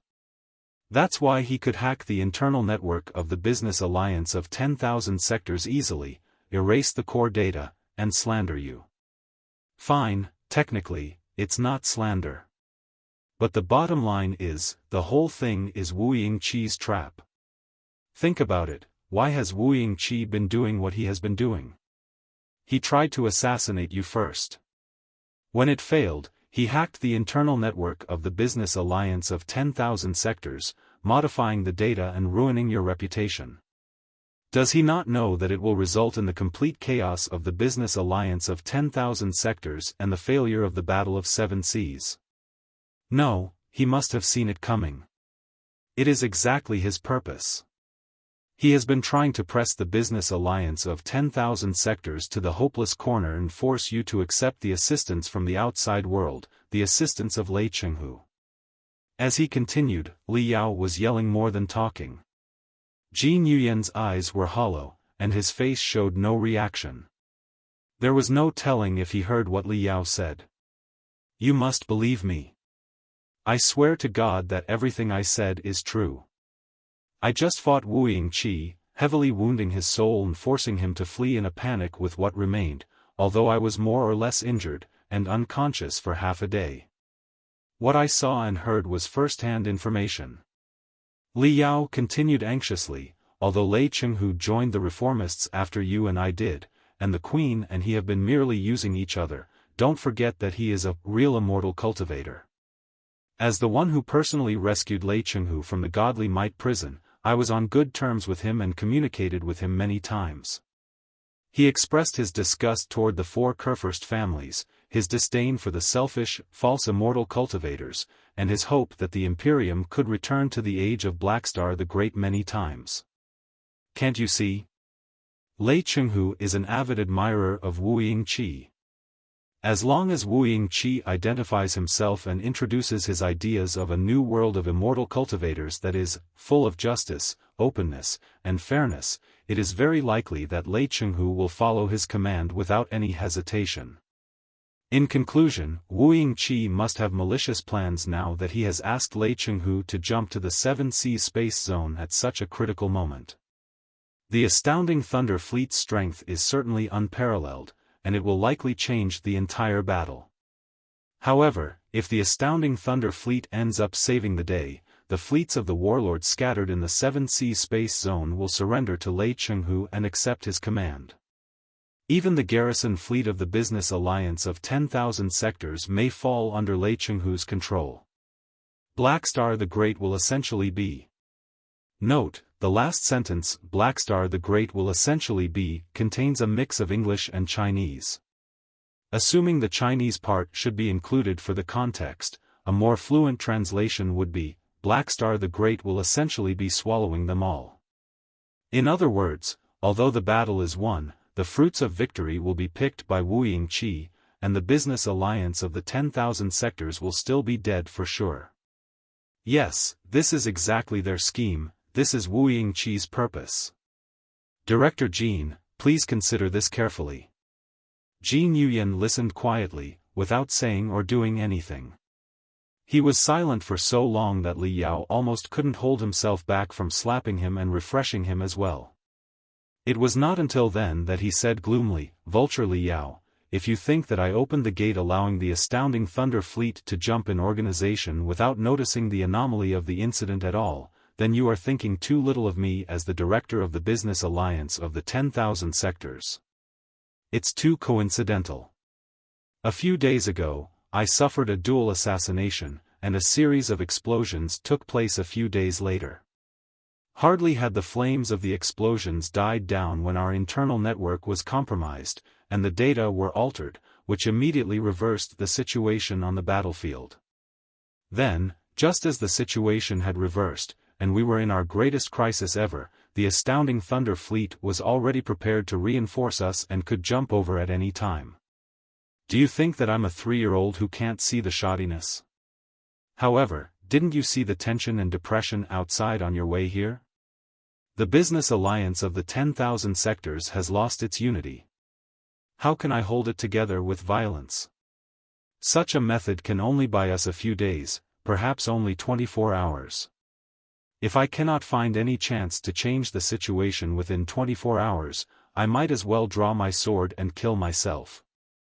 Tell me, then, when Lei Chenghu sent us a message that he could reinforce us, what choices do we have except to accept it in ecstasy and open the gate for them? Vulture Li Yao, Black Wind King. Perhaps your Black Wind Fleet can arrive here in 24 hours? If the Black Wind Fleet can somehow show up, I will shoulder all the pressure and shut the space gate, blocking the astounding Thunder Fleet from the battlefield. About that. Li Yao was at a loss for words. Yes, the Black Wind Fleet cannot arrive in time, and your good friends lurking in the coalition fleet of the 4 families cannot just declare war on the hundreds of thousands of starships around them without fear. So, what can we do except rely on the astounding Thunder Fleet, our last chance? Sit and watch as we are slaughtered. Jin Yuyan smiled bitterly. Even if Lei Chenghu truly is Wu Yingqi's man, we have no other choice. Right now, I can only place my hope on Lei Chenghu's integrity and his subtle position. After all, Lei Chenghu was from the Imperium's peripheral worlds too, a rather unique warlord. The construction and maintenance of the astounding Thunder Fleet, as well as his remarkable performance in the Imperium's counterattack, couldn't have been achieved without the secret resource support and trophy businesses of the Business Alliance of 10,000 sectors. Let's hope that Lei Chenghu still remembers the old times and doesn't go too far. Li Yao opened his mouth but could think of nothing to say. A silver tongue couldn't match the tens of thousands of state-of-the-art warships, each brimming with countless experts and colossi. Additionally, I believe the scheme you inferred has a significant flaw, Jin Yuyan said, staring thoughtfully at Li Yao. If the whole thing is Wu Yingqi's scheme, and he wants to watch the business alliance of 10,000 sectors and the four families destroy each other before letting the astounding Thunder Fleet claim the spoils, don't you think that it's too soon? Shouldn't he have postponed the chaos in the Seven Seas Grand Market by a day or two and waited to activate his plan when we were fiercely battling against Xuefeng? More critically, now that Lei Chenghu's fleet has jumped to the Seven Seas Space Zone, what about the capital? Li Yao was stunned again. He almost couldn't resist slapping his forehead. How could he have neglected such a crucial question? Among the reformists, Lei Chenghu's astounding Thunder Fleet was, without a doubt, the best force. Neither the Imperial Guards, who were being regrouped and trained in the capital, nor the garrison fleet of the business alliance of 10,000 sectors could match the astounding Thunder Fleet.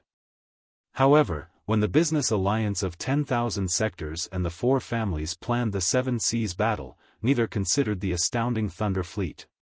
This was not due to the commander's oversight but because, logically, the astounding Thunder Fleet would never have left their base. In the contest between the reformists and the four Kurfürst families, the most important battlefield was not the Seven Seas Space Zone, it was the capital. The fleet of 16 Adamantine super arsenal warships was not the ace troops of the four families either. The most elite forces of the four families were still waiting to deliver a critical strike at the capital at the right moment. At this moment, the capital was defended only by the Imperial Guards and the recent recruits who had just joined the reformists.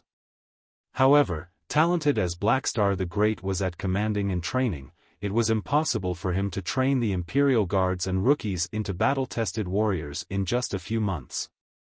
The Imperial Guards alone could not stop the ace fleets of the four families. The reason the four families hadn't attacked the capital was something else. It was partly due to the conflicts among the four families regarding the new emperor and partly because of the astounding Thunder Fleet. The astounding Thunder Fleet was like a cutthroat dagger placed on the neck of the Li family, hamstringing their ace troops. The subtle conflicts among the four families, on the other hand, led to a chain reaction that hamstrung the ace troops of the other three families. Lei Chenghu was known as the God of War. Who had the courage to summon their family's best forces to attack the capital when the God of War was watching over them?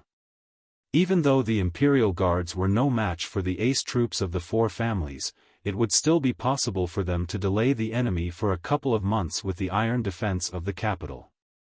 A few months were more than enough for Lei Chenghu to cut the guts of the four families in their heartlands with the astounding Thunder Fleet. The reason was very obvious. The astounding Thunder Fleet and the ace fleets of the four families were stalled and locked by each other. That was why a war started at the Seven Seas Space Zone at the edge of the Imperium earlier than one that started in the capital. However, the astounding Thunder Fleet had left the location most in their favor. Moving the poison dagger away from the Li family's throat, they had jumped into the Seven Seas Space Zone, diving into the gigantic mess. Leaving the heartland of the Li family was easy, but it was impossible for the astounding Thunder Fleet to jump back in an organized way. There was no way the Li family was going to open the space gate to the astounding Thunder Fleet again. It meant that the shackles that confined the ace fleets of the four families had been shattered. They no longer needed to worry about the astounding Thunder Fleet's threat and could launch an attack on the capital without concerns. The whole situation was exactly as Blackstar the Great had planned. However strong the astounding Thunder Fleet is, it is terribly outnumbered after all. It's easy to crush the four families' coalition fleet, but they cannot be destroyed or swallowed overnight. Jin Yuyan analyzed calmly. It must be noted that Xuefeng is commanding a fleet of 1,000,000 starships. Even if Xuefeng and his subordinates are pigs that can breathe and fly in the vacuum, how long will it take Lei Chenghu to completely capture and eliminate them? Also, according to your theory, Lei Chenghu is not just crushing and swallowing Xuefeng's fleet but also taking the opportunity to control the fleets of the many warlords from the peripheral worlds of the Imperium and even the garrison fleets of the business alliance of 10,000 sectors. None of these goals can be achieved anytime soon. Can Lei Chenghu completely control the 7 Seas space zone in just 1 month? Li Yao was lost for words. Having witnessed the battle between the Black Wind Fleet and the Star Glory Federation firsthand, he knew that it was much easier to defeat an army in boundless space than to annihilate or capture the enemy. With the astounding Thunder Fleet's sudden arrival and unexpected assault, it would naturally be invincible and unstoppable. However, as time went on, the shining saber would sink into the mud, making it difficult to withdraw. Jin Yuyan claimed it would take a month, but Li Yao felt this was an overestimation of the astounding Thunder Fleet's capabilities. As Jin Yuyan said, even if everyone in the business alliance of 10,000 sectors and the coalition fleet of the 4 families were pigs, as long as they could breathe and wander in space, it would take Lei Chenghu at least a couple of months to finally gain control of the 7 Seas space zone. In other words, the moment Lei Chenghu's fleet jumped over, it would be stalled by the 4 families and the business alliance of 10,000 sectors, each of whom had their own plans, thereby losing mobility. Without the threat provided by the astounding Thunder Fleet, the capital would be wide open. As long as the highest commanders of the ace fleets of the 4 families were not dumb and blind, they would never let such a rare opportunity pass.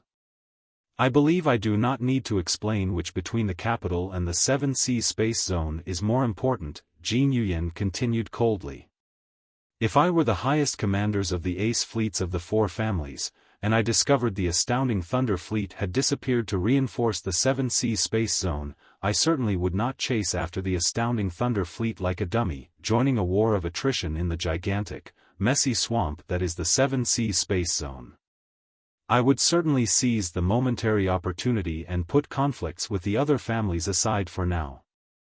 We would launch our ace fleets simultaneously toward the capital, destroy the reformists' nest, and capture Li Linghai, Yu Wuxuang, and the other rebels in the Reform Committee of the Council of Elders.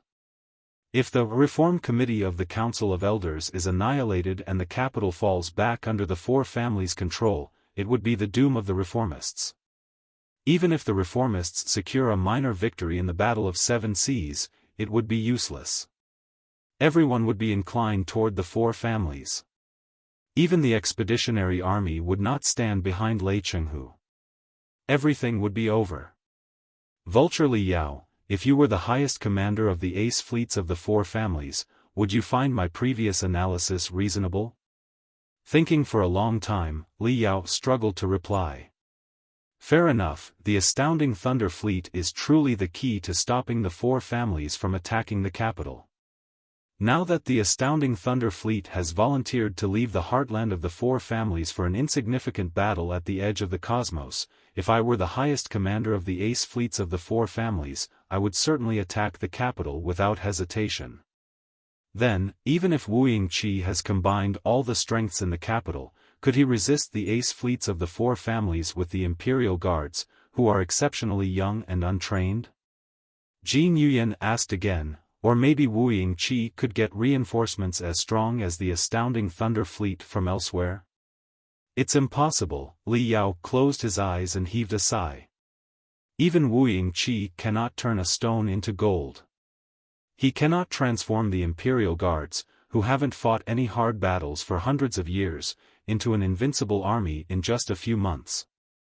As for other strong reinforcements, I fear the expeditionary army is the only choice. However, the expeditionary army has been reluctant to publicly state their support for the reformists. It's clear they are still observing the situation. Now that Wu Yingqi has made such a terrible mistake, it's even less likely they will help him at such a critical moment. They would be showing Lei Chenghu enough respect if they don't stab the reformists in the back. Besides, even if the expeditionary army does reinforce the capital from far away, the ace fleets of the 4 families would not necessarily be scared of them. Those few ace fleets are the greatest reliance of the 4 families. From the commanders to the middle-level officers and even to the bottom-level soldiers, they are made up of the most loyal, central descendants of the families. The resources consumed in their daily training and the configuration of warships are multiple times more than those of common fleets. Even the Adamantine fleet that Xuefeng commands is far from matching them. Many people say that the soldiers of the few ace fleets are more expensive than marrow crystals of the same weight. They are the real tough warriors and the greatest support for the four families to dominate the Imperium. Even if they run into the astounding Thunder Fleet or other fleets of the Expeditionary Army, those hardcore nobles would never betray their families or back off. If the two parties have the most intense collision in a head-on clash, it remains to be seen who will ultimately win. Therefore, Jin Yuyan smiled. You said that the whole thing was Wu Yingqi's arrangement. Then, what is his ultimate purpose? Abandon all the defenses so that the best fleets of the four families will be lured to attack his heart? Tactically, the arrival of the astounding Thunder Fleet may very likely change the outcome of the Seven Seas battle. However, strategically, such a decision is the most idiotic. Unless pushed to extreme desperation and it is absolutely necessary, no Supreme Commander would make such a decision. That's right. The swirls of mist in Li Yao's head grew larger and larger. He seemed to be lost in a hazy fog, unable to find a way out no matter how hard he struggled. He could only mumble, I need to think. I need to think about it carefully. You can take your time to think about it, Black Wind King. After all, we have plenty of time, Jin Yuyan said with a bitter smile. The astounding Thunder Fleet has successfully jumped into the space battlefield in an organized formation. However, strategically, the decision is made, and no matter how many schemes and traps it entails, our army has earned more advantages at least tactically, and we will not be killed for the time being. Hardly had Jin Yuyan concluded his sentence when explosive cheers burst out in the command center. Li Yao's head was dizzy because of the overwhelming cheers. He did not know whether he should burst into fury or frustration. Director Jin, how could you? Like I said, I don't have a choice. With helplessness popping on his face, Jin Yuyan said in a low voice, the business alliance of 10,000 sectors does not belong to me alone. The scandals about me that were exposed to the internal network significantly diminished my control. Many senior managers and great shareholders are already very dissatisfied with me. Besides, I'm merely the leader of the business alliance of 10,000 sectors in business and politics, not the highest commander of the garrison fleet or the military leader. How could I exceed my authority and take over military affairs? To accept the reinforcement of the astounding Thunder Fleet is a military decision. I received the message with a few senior managers and commanders of the garrison fleet together. How could I have stopped it when everyone was cheering for it? What reasons did I have? Also, the news that the astounding Thunder Fleet would soon arrive spread throughout the Seven Seas Grand Market. Even the soldiers fighting and bleeding in space had learned that reinforcements were coming. They considered the astounding Thunder Fleet as their last chance. They managed to deal with the enemies 10 times more numerous than themselves and to keep the battle formation stable only because of the prospect of reinforcements. If I tell the soldiers now that the reinforcements are no more and the astounding Thunder Fleet can't make it, guess what consequences there will be? We might as well surrender to the four families directly. Li Yao was lost for words again. His body was cold as he fell into the ice cave of helplessness, just like Jin Yuyan. Black Wind King Li Yao, perhaps you're right that this is all a scheme or a trap. However, with a bitter smile, Jin Yuyan struggled to say, Blackstar the Great's capabilities and calculations are far beyond our imagination. He seems to have grasped every detail and forced us into a choiceless situation at every step.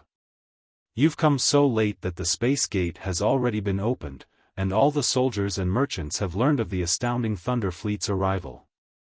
Nothing can be changed. However, even if you had returned half a day earlier and told me everything, and even if I believed 100% of what you said, we still would have had no choice but to let the astounding Thunder Fleet in, wouldn't we? In short, the situation is beyond our estimation and control. There's nothing we can do except observe. Who says that? Li Yao clenched his fists and gnashed his teeth. Wu Yingqi must have a most insane scheme involving both the 7 Seas space zone and the capital. We have to unravel his scheme and kill him, no matter what. How are we going to stop it? Jin Yuyan opened his hands and said, "Look at the light spots on the hologram of the space zone. Lei Chenghu's fleet has jumped in an organized manner and is about to launch an attack on Xuefeng's flagship in general. No matter who wins in the end, the battle will not end in a couple of days. Meanwhile, the ace fleets of the 4 families must be marching aggressively on the capital. Whatever scheme Wu Yingqi has, it will be activated very soon, won't it? And you, Vulture Li Yao, Black Wind King, you are still at the edge of the Imperium. Even if you get a starship, jump back to the Imperial Terminus sector, and sneak into the palace again, what can you do? Are you capable of taking down the ace fleets of the 4 families as well as Wu Yingqi's Imperial Guards in the space battlefield, or are you confident enough to approach Wu Yingqi without alarming anyone and kill Blackstar the Great in a 1 vs 1 battle?" Chapter 2580, The God of War's Awesomeness. Li Yao plunged his fingers deep into his hair, which felt as fluffy as a bird's nest. His eyes hollow, he said, "Give me half a day, and I will certainly sort everything out and locate Blackstar's flaws." He must have flaws, because he was not prepared to be exposed so soon. He was forced to activate his plan due to Silver Fox Legenda. Also, he couldn't have predicted that I would appear in the 7 Seas Grand Market and rescue you. In other words, the plan he is implementing right now is a backup of backups. He'll be a real god if his plan is still flawless under such circumstances. Jin Yuyan sighed and said, "Be my guest, but please look at the hologram of the space zone. The astounding Thunder Fleet has voluntarily sent a message to Xuefeng's main fleet. The 2 parties are about to engage." Greatly alarmed, Li Yao abruptly turned back and stared at the red and blue light spots on the holographic map of the space zone for a long time, before leaving the command center without a word. Enshrouded by coldness, he returned to the Palace of Black Wind King as soon as possible. The most advanced communication facilities in the place allowed him to contact Boss Bai at any moment and share most of the real-time data in the coalition fleet of pyromaniacs, making it possible for him to monitor the space battlefield more clearly and deeply. In the dark and quiet communication room, the fluorescence from the dozens of 3D light beams in the room illuminated a twisted, illusionary realm beyond reality. Sitting at the center of the many light beams, Li Yao let the torrential information slide over his face and body quickly.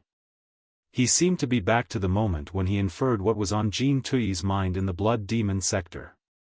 His soul seemed to have been placed on a frozen lake. He could hear the ice cracking apart and feel the cold water was about to erupt like magma. As time went by, the situation in the space battlefield changed again and again in the most dazzling way. Lei Chenghu truly deserved his title as the God of War. His expertise in fleet commanding in space battles was as good as Boss Bai's, if not better. The astounding Thunder Fleet he commanded was really like a tide made of thousands of rumbling thunders, a living, infuriated tide. The astounding Thunder Fleet caught Xuefeng unprepared when it jumped into the 7 Seas space zone. Perhaps Lei Chenghu realized very calmly that it was impossible to hide the organized jump of such an enormous fleet for too long. He simply exposed some of the spiritual waves voluntarily, pretending they were a random garrison fleet of the business alliance of 10,000 sectors that had rushed to the place as reinforcements. After detecting the random reinforcement troop not far from him, Xuefeng immediately deployed a branch fleet that included 1 Adamantine super arsenal warship to annihilate the enemy. It was safe to say that Xuefeng's decision was reasonable and did not involve any mistake. To destroy a reinforcing troop not large in scale, a branch fleet led by 1 Adamantine super arsenal warship was more than enough in any case. It was a shame that what Xuefeng encountered was Lei Chenghu. The duel of the 2 generals lost all suspense from the very beginning. In the next 3 hours, Lei Chenghu taught everyone in the area a lesson on the arts of commanding, the coordination of thousands of barrage cannons, and the fearless nature of the Imperium's soldiers, who were bold enough to fight an Adamantine Super Arsenal warship. The soldiers and crew members on the Adamantine Super Arsenal warship, who had always been proud, also learned why their fleet could not be called best or ace with such an enormous warship. 100 rapid attack ships, with their amazing speed, surrounded the Adamantine Super Arsenal warship in 100 streaks of brilliance, like a pack of brutal wolves attacking a clumsy buffalo. No matter how many fatal attacks the Adamantine Super Arsenal warship shot out, they merely brushed past those rapid attack ships, wasting spiritual energy and ammunition for nothing. When the Adamantine Super Arsenal warship finally hit a few rapid attack ships, a few colossi ships from the astounding Thunder Fleet broke into the warship under their cover. Meanwhile, the Arsenal warships, shield warships, and inferential warships that provided protection for the Adamantine Super Arsenal warship were separated, surrounded, and swallowed by other starships of the astounding Thunder Fleet. When a wound as gigantic as a canyon was torn from inside to outside on the Adamantine Super Arsenal warship, and infinite materials and flames spurted out, its destruction was already inevitable. Lei Chenghu declared his arrival with the destruction of an Adamantine Super Arsenal warship, which had significant consequences for both the enemy and his own side. The defenders seemed to have been injected with a powerful cardiotonic. Their morale, which had hit rock bottom, bounced back to its peak. The attackers' fighting will, which had been gathered after all the trouble, suddenly collapsed into nothingness, gone for good, exactly like the broken Adamantine Super Arsenal warship. What was most terrifying was not Lei Chenghu's formidable combat skills, but his unparalleled influence and prestige. Lei Chenghu had served for nearly 200 years. In his early years, he eradicated space pirates in the Imperium's outer worlds and forged alliances with many planets. During times of crisis, he led the soldiers from his hometown to resist the Covenant alliance. When the Imperium launched its counterattack, he commanded the vanguard and conquered the vast third battle area with a group of defeated and untrained troops. His reputation was unmatched, and he was the epitome of an ideal immortal cultivator, meeting all the moral standards for such a role. Even his enemies, who despised and wished to kill him, could only admire his integrity and respect him as the last immortal cultivator of the Imperium. The psychological impact of such a god of war joining the battlefield on the attackers was far greater than the destruction of an Adamantine Super Arsenal warship. As Jin Yuyan noted, Lei Chenghu was a unique warlord from the outer worlds, similar to the warlords and local magnates who made up more than 90% of the attackers. Over the past 2 centuries, Lei Chenghu had fought these warlords countless times and even saved their lives on the most dangerous battlefields. During the Imperium's recent counterattack, he had also commanded the troops of many warlords to expand the Imperium's territory. Even now, the astounding Thunder Fleet was still mixed with many immortal cultivators from the Imperium's outer worlds. They were essentially brothers from the same world. How could they fight this war? Not a single warlord from the peripheral worlds of the Imperium could withstand the consequences of attacking Lei Chenghu's fleet. Or rather, the moment Lei Chenghu coughed lightly, countless young, bottom-level officers who zealously worshipped him would join him and accept his command. This was certainly not good news for Xuefeng and the other immortal cultivators of the 4 families. It was also far from pleasant for cultivators like Li Yao. If the situation continued, even if the Battle of 7 Seas was won, the greatest winners would be Lei Chenghu and Wu Yingqi behind him. Li Yao would find it impossible to achieve a balance among the immortal cultivators. Even Boss Bai was sending frantic messages to Li Yao. What's going on? Why did a riot suddenly break out in the 7 Seas Grand Market? Why did Lei Chenghu's fleet suddenly jump to the 7 Seas space zone? Damn it! The astounding Thunder Fleet is really strong. As expected of a super army tested through 200 years of bloody battles. They've swallowed an Adamantine Super Arsenal warship so quickly. Our coalition fleet of pyromaniacs has only been gathered for less than 3 months. Despite the assistance of the super artificial intelligence, we probably wouldn't stand a chance against the astounding Thunder Fleet. Hey, Li Yao, who are we helping right now? If we keep pretending to be loyal and stay on Xuefeng's side, we'll soon be in conflict with the astounding Thunder Fleet. Xuefeng is going mad. Seriously. The guy is already eyeing me in a creepy way. I estimate that if he loses a few more branch fleets, he'll push us out to resist the astounding Thunder Fleet. What do we do? Should we stab Xuefeng in the back right now and take Lei Chenghu's side? But which side is Lei Chenghu really on? He is undoubtedly the purest immortal cultivator. One moment of carelessness, and we might become Xuefeng and Lei Chenghu's mutual enemy. That will definitely be the greatest joke. Li Yao sent a message to Boss Bai. Give me an hour, and I'll give you an answer. Until then, please hang in there. Boss Bai, I trust you. You can make it. Li Yao quickly cut off the communication with Boss Bai, allowing himself time to analyze and deduce calmly in the cold swirls of his thoughts. In the green fluorescence, there was only a blood-soaked version of himself, sitting opposite him, holding his cheeks with both hands, and contemplating alongside him. It was as if a strange mirror had been placed before him. Wu Yingqi's mental attacks were very effective. They were nothing like the in-depth hypnotizations, psychological suggestions, and soul shocks we've seen before, the mental devil said slowly. I've carefully analyzed the mark he implanted into our soul through the soul explosion and realized that it involves changes at the most fundamental layer of the soul.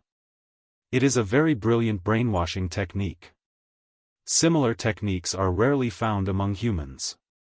Rarely found among humans? Li Yao keenly grasped the key. That means they have been found elsewhere. It's hard to say if they are the same, but we indeed saw similar modifications in the brain scans of the Pangu clan and the Covenant Alliance, the mental devil replied somewhat uncertainly. In the Kunlun relic, the primordial artifact discovered in the Star Glory Federation, Li Yao had killed a living member of the Pangu clan.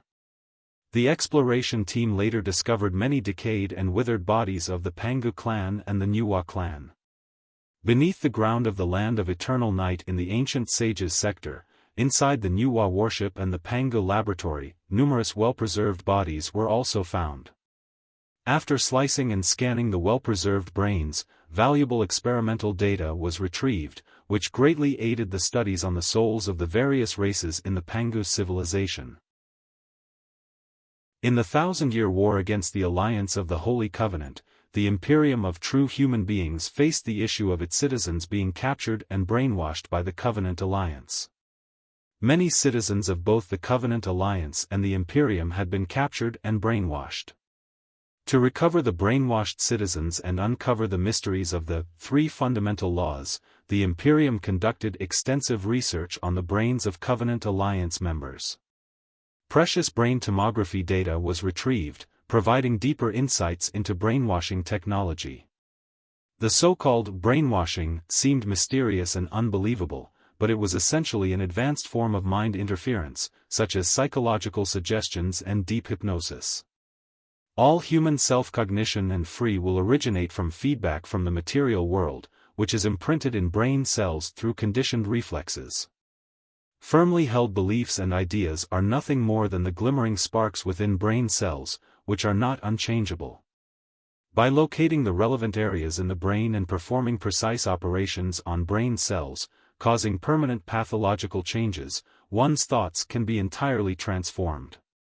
There are numerous medical cases where personality changes occurred after brain surgeries, including the acquisition of new skills following brain injuries that resulted in memory loss. While these cases are not true brainwashing, the underlying mechanisms are similar. For spectral cultivators, who lack brain tissue and consist only of souls, interference and modification are even easier. Without the protection of artificial bodies, ghosts in a natural environment were very likely to split apart or even be completely lost. They sometimes mixed with the brainwaves of other people, turning into inexplicable beings. All in all, technically speaking, brainwashing was not a fantasy but a congregation of the essence in fields like medication, hypnotization, and meditation. It was a real thing. Li Yao was skilled in mental attacks. He could create horrifying illusions inside an enemy's head, caging the enemy in the greatest terror. Was that not another form of brainwashing? If the enemy's soul was slightly weaker, they might even consider the illusions as reality and remain trapped in them for the rest of their lives, unable to break free. After Li Yao arrived in the Imperium of True Human Beings, he obtained the brain tomography of many people from the Covenant Alliance through Li Linghai, as well as Xiaoming and Wenwen. He compared these images with the brain tomography of the Pangu clan and the Nuwa clan, which he had discovered in the Star Glory Federation. To his surprise, he noticed very similar mutations in a specific area of the brains of the people from the Covenant Alliance, the Pangu clan, and the Nuwa clan. Humans, who were no more than 2 meters tall, and the many species of the Pangu civilization, whose heights varied from a few meters to 100, looked vastly different on the surface. However, their brains were surprisingly similar, differing only in size. The structures of their brains were almost identical. If one were to nitpick, the brains of humans were more refined than those of the 13 species of the Pangu civilization. It was as if the advantages of the brains of the 13 carbon-based life forms were efficiently combined, allowing a smaller brain and lower energy consumption to unleash greater potential in thinking and training. After comparing nearly 10,000 brain tomography images, Li Yao discovered artificial abnormalities in the same area of the brains of both the Covenant Alliance and the Pangu clan. Li Yao determined these to be artificial mutations, because few changes were found in the same area of the brains of ordinary people or the Nuwa clan. Li Yao estimated that the abnormal area should be the mark of the path of ultimate benevolence or the 3 fundamental laws. While humans were tools created by the Pangu civilization, they were advanced beings with high intelligence and developed thinking abilities, and they yearned for natural freedom. To make humans obedient, the Pangu civilization needed to implant a mark in their brains and even their gene strands, brainwashing them continuously so that they would worship the Pangu clan as gods. The brain mark was the most solid of these. Human dignity, pride, and dissatisfaction were suppressed at the cellular level. On the other hand, the 3 fundamental laws and the path of ultimate benevolence were not identical. The former were the rules humans needed to live by, while the latter emphasized serenity and peacefulness to minimize individual ambitions and resource demands. This was a top rule that both humans and the Pangu civilization had to follow. Before brainwashing humans, the Pangu civilization had already brainwashed the 13 carbon-based life forms in the Alliance. By suppressing their emotions and desires, they left deep marks in similar areas of their brains. However, according to the mental devil, Blackstar the Great's soul explosion earlier released strange waves similar to viruses, attempting to sabotage and modify the same area in Li Yao's brain. Therefore, it is very likely that Wuji possesses brainwashing technologies similar to those used by the Covenant Alliance, the brainwashing techniques from the Pangu civilization of the primordial age. Deep in thought, Li Yao recalled his conversation with Long Yangjun when Nepenthe overthrew the great iron plants beneath the capital planet. At that time, Long Yangjun told Li Yao that Wuji could be deeply involved with the Covenant Alliance. The 2 parties could even be 2 sides of the same coin.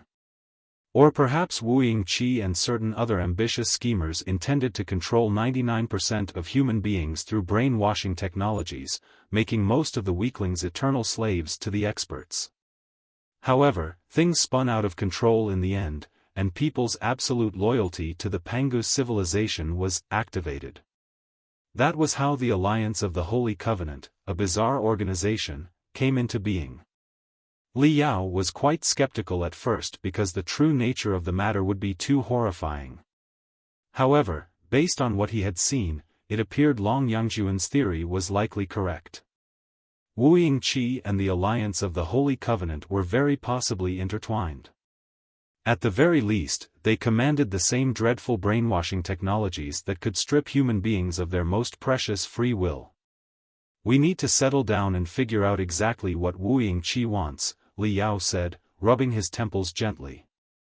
In order to unravel the entire affair and glimpse the cunning plotter's true purpose, we must first eliminate the unexpected variable that is us, because Wuji couldn't have predicted our interference when he set his plan in motion.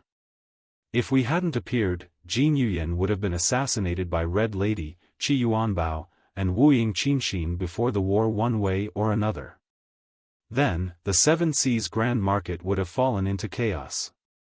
Disrupted, the business alliance of 10,000 sectors could not have resisted the scourge of the coalition fleet of the four families. Under such circumstances, it would be very reasonable for Lei Chenghu's astounding Thunder Fleet to grit their teeth and jump over to save the day. Everybody would have thought that it was a choiceless choice that the reformists resorted to. The reinforcement of the astounding Thunder Fleet would have significantly weakened the defense in the capital. The Imperial Guards and the Deep Sea Fleet were absolutely not enough to resist the ace fleets of the four families. It's almost like they were taking off their clothes and luring the four families to attack the capital. What is most delicate is that all the moves would have been smooth and unforced. It's impossible to tell that Wuji was behind the curtain at all. Qi Yuanbao and Wuji Qinshin would have taken care of everything. However, we unexpectedly appeared. Not only did we save Jin Yuyan, but we also brought the news of the arrival of the Black Wind King. We even fabricated a non-existent Black Wind fleet, significantly boosting the morale of the business alliance of 10,000 sectors. They were almost capable of defeating the coalition fleet of the four families on their own. As a result, the astounding Thunder Fleet was no longer in a situation where they had to reinforce the Seven Seas Grand Market. If the astounding Thunder Fleet stayed in the four families' heartland, the four families' ace fleets would never attack the capital blatantly on a large scale, which seems to be something that Wuji was very unwilling to see. Therefore, he showed up in person and even sacrificed the very important card that was Wuji Qinshin in order to sabotage the Seven Seas Grand Market and crush the confidence of the business alliance of 10,000 sectors. While his actions more or less provided the astounding Thunder Fleet with an excuse to reinforce them, it seemed abrupt and coincidental, lacking the secrecy and naturalness of the previous plan. It's easy to understand why Wuji wanted Jin Yuyan dead. He was very clear that Jin Yuyan's beliefs were absolutely incompatible with his own, and the two parties would eventually end on bad terms. Therefore, he might as well eliminate the enemy before Jin Yuyan discovered his true identity and directed the business alliance of 10,000 sectors to join forces with the four families. After the corrupt merchants and the even more despicable free coin were destroyed, his reign would be easier in the future. However, it is perplexing that he was so desperately luring the ace fleets of the four families to attack the capital. What arrangements does he have in the capital that make him confident in destroying the elite troops of the four families simultaneously? Li Yao recalled the enormous hole Wuji had dug beneath the capital planet. Wuji had just gained control of the capital. Instead of reorganizing and training all the fleets, he mobilized tremendous labor and devoted countless resources to the underground construction.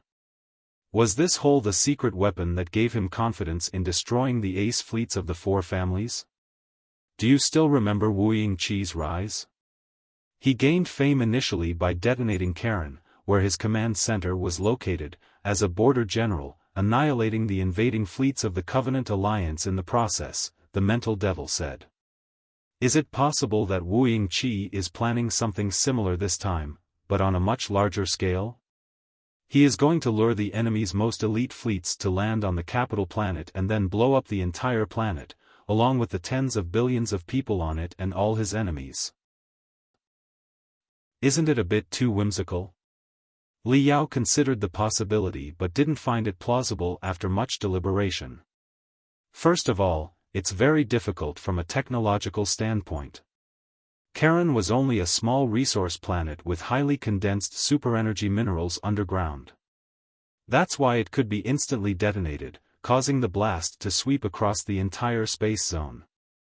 Such a unique resource planet is rather rare, even in the entire 3,000 sectors. Imperial Terminus Sector, on the other hand, is a stable, habitable planet in its prime. Beneath its crust and mantle, most materials are liquid or solid alloys. Although there are significant ore deposits, it's hard to generate a destructive explosion. The battle between the Supreme Emperor and the Blood God merely caused the division and movement of tectonic plates at best. They could destroy dozens of cities, but detonating the entire planet and swallowing all fleets in orbit? How is that possible? Where would the energy come from? Secondly, the leaders of the four families and the commanders of the ace fleets are not fools. Wuji-Chi's move years ago in Karen is well documented in every textbook and countless entertainment works in the Imperium. Everyone is familiar with it, and many are likely attempting to replicate it. I assume Wuji-Chi's revival has gradually become known. How could they not prepare for him to repeat his old trick? Overall, if I were the commander of the four families' ace fleets, would never attack the capital planet recklessly. I would clear all the reformist forces daring to cruise through the Imperial Terminus sector and establish space gates. Then, I would mobilize a vast number of cannon fodder troops and order them to attack the planet's surface, overwhelming the enemy with sheer numerical advantage. The optimal strategy would be to send a small proportion of air forces to launch bombardments from above. If Wuji-Chi intends to self-detonate, he is free to do so. Apart from the cannon fodder troops on the surface, he would gain absolutely nothing. Thirdly, and most importantly, the capital planet has a vastly different strategic value compared to Karen in the past.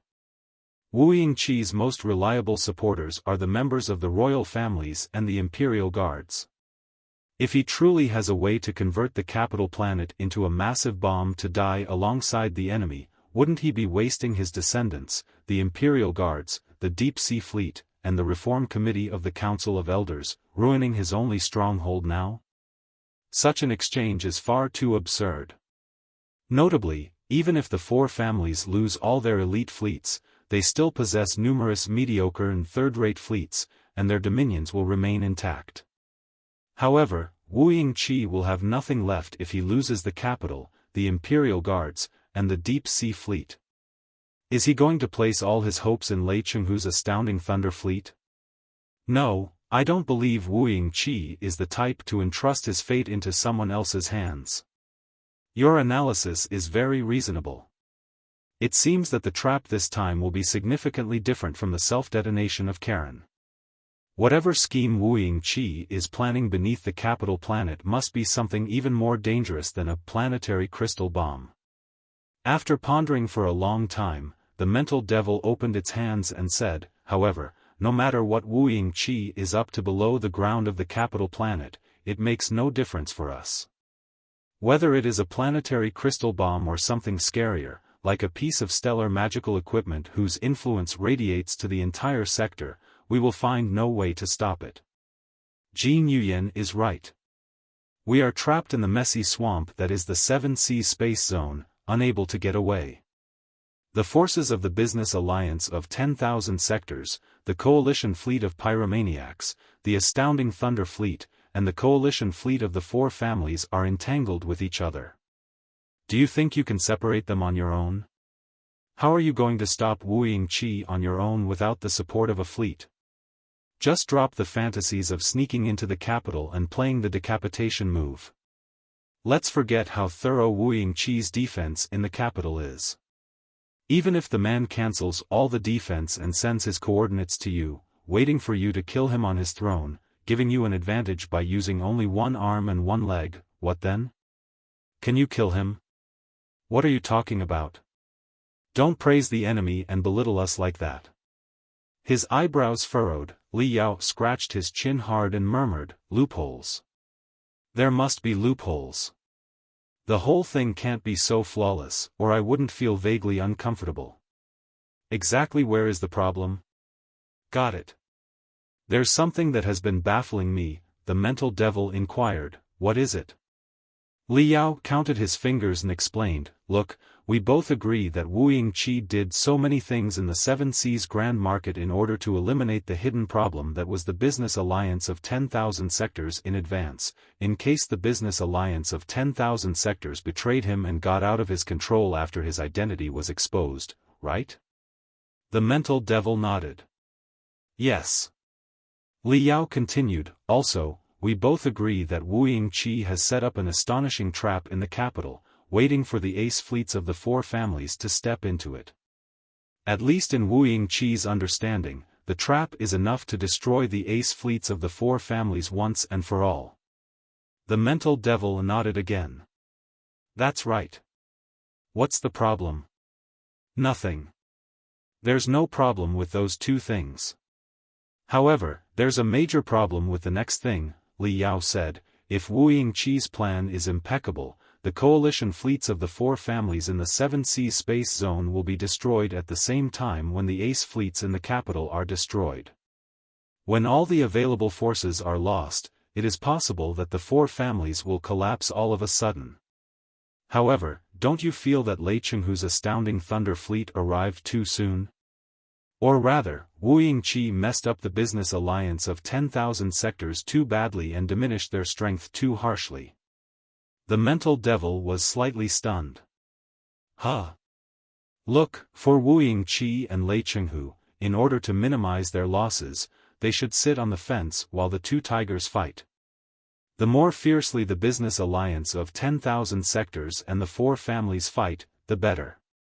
It would be best if both parties suffer heavy losses before the astounding thunder fleet jumps out to clean up the mess. That's the way to maximize the returns and minimize the losses.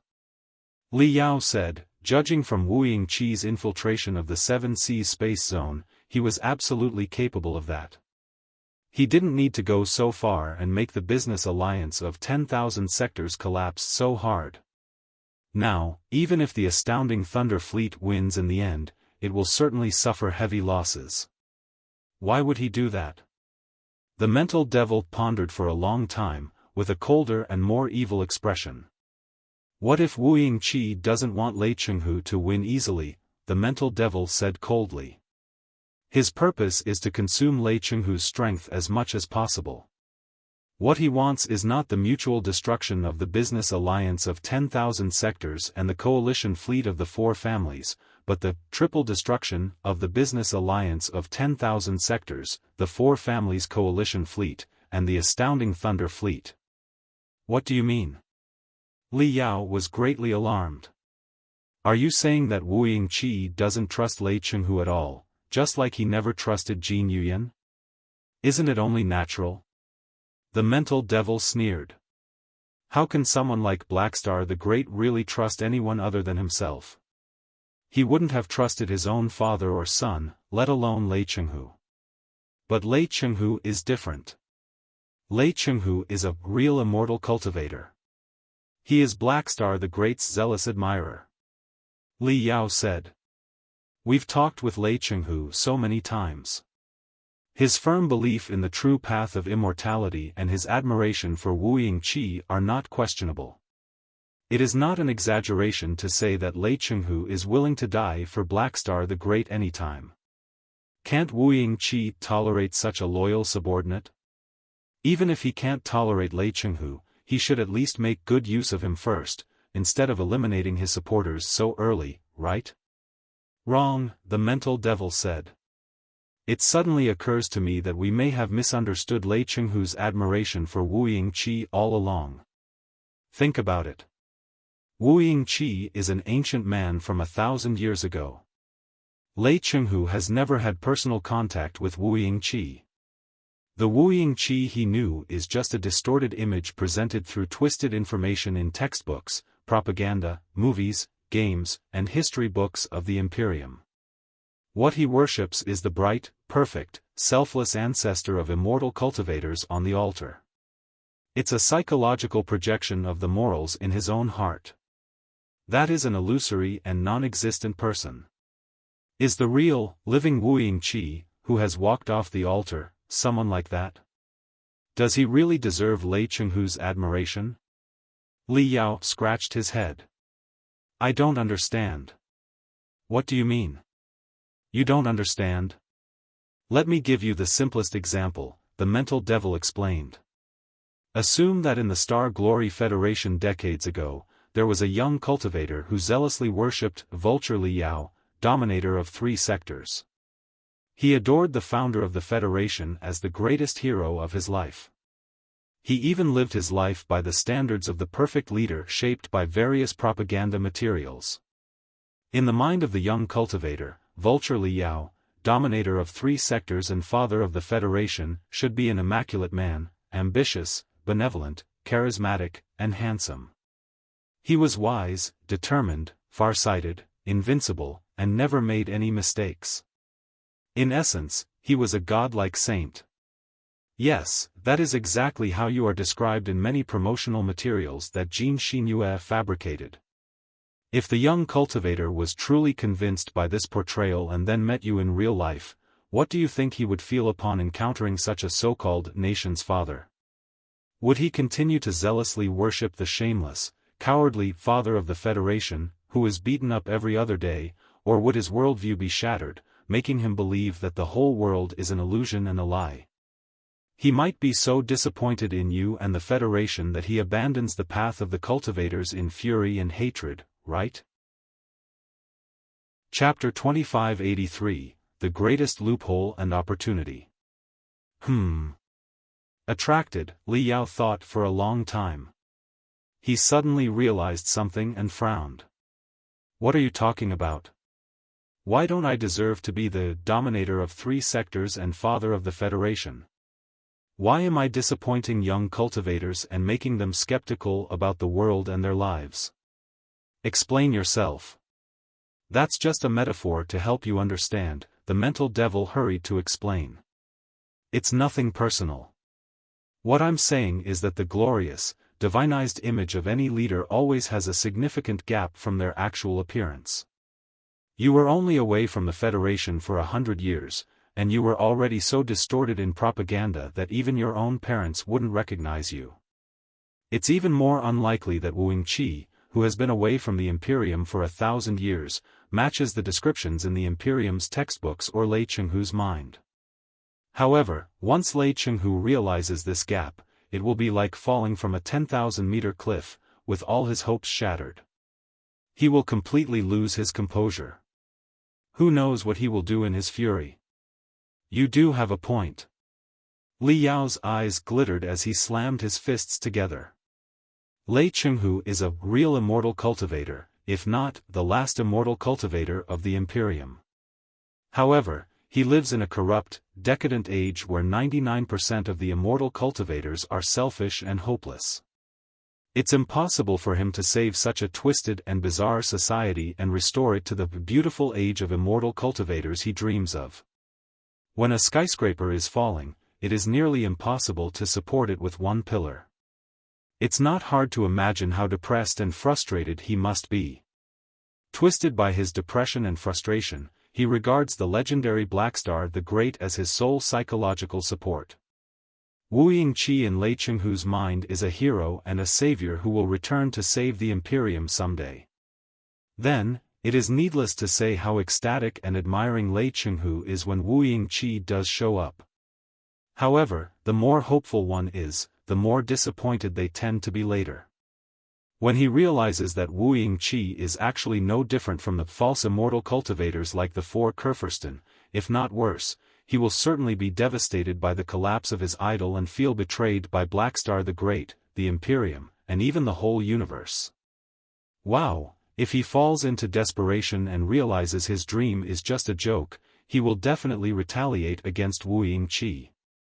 Or, if he does not die from the mental derangement caused by the collapse of his beliefs, he might abandon himself and walk the path of the cultivators, starting to worship me, the dominator of 3 sectors and the father of the Federation. I think you are overthinking. However crushed and upset Lei Chenghu is, he is never going to be a cultivator, much less your fan, the mental devil said solemnly. However, we are certain about one thing. Lei Chenghu is a man who holds an extreme belief in the true path of immortality and fights not for his personal interests but for his dream. It is even safe to say that he is a fundamentalist immortal cultivator. If he discovers that Wu Yingqi's beliefs don't align with his own, or that Wu Yingqi is a false immortal cultivator, he will not remain loyal to Wu Yingqi. He will not hesitate to eliminate Blackstar the Great at that point. That's right. Li Yao grew more excited as he spoke. At present, Lei Chenghu hasn't uncovered Wu Yingqi's true nature. That's why he remains obedient and loyal to the 1,000-year-old ghost, plunging into the 7 Seas Space Zone swamp without hesitation. However, hate often stems from love. Once he sees through Wu Yingqi's beliefs and realizes Wu Yingqi's intention to become the eternal sovereign of the Imperium, leading to the complete stagnation of human civilization, he will surely rebel. Wu Yingqi understands this well. He has every reason to believe that Lei Chenghu poses a greater threat than the 4 Kurfürsten and the merchants of the business alliance of 10,000 sectors.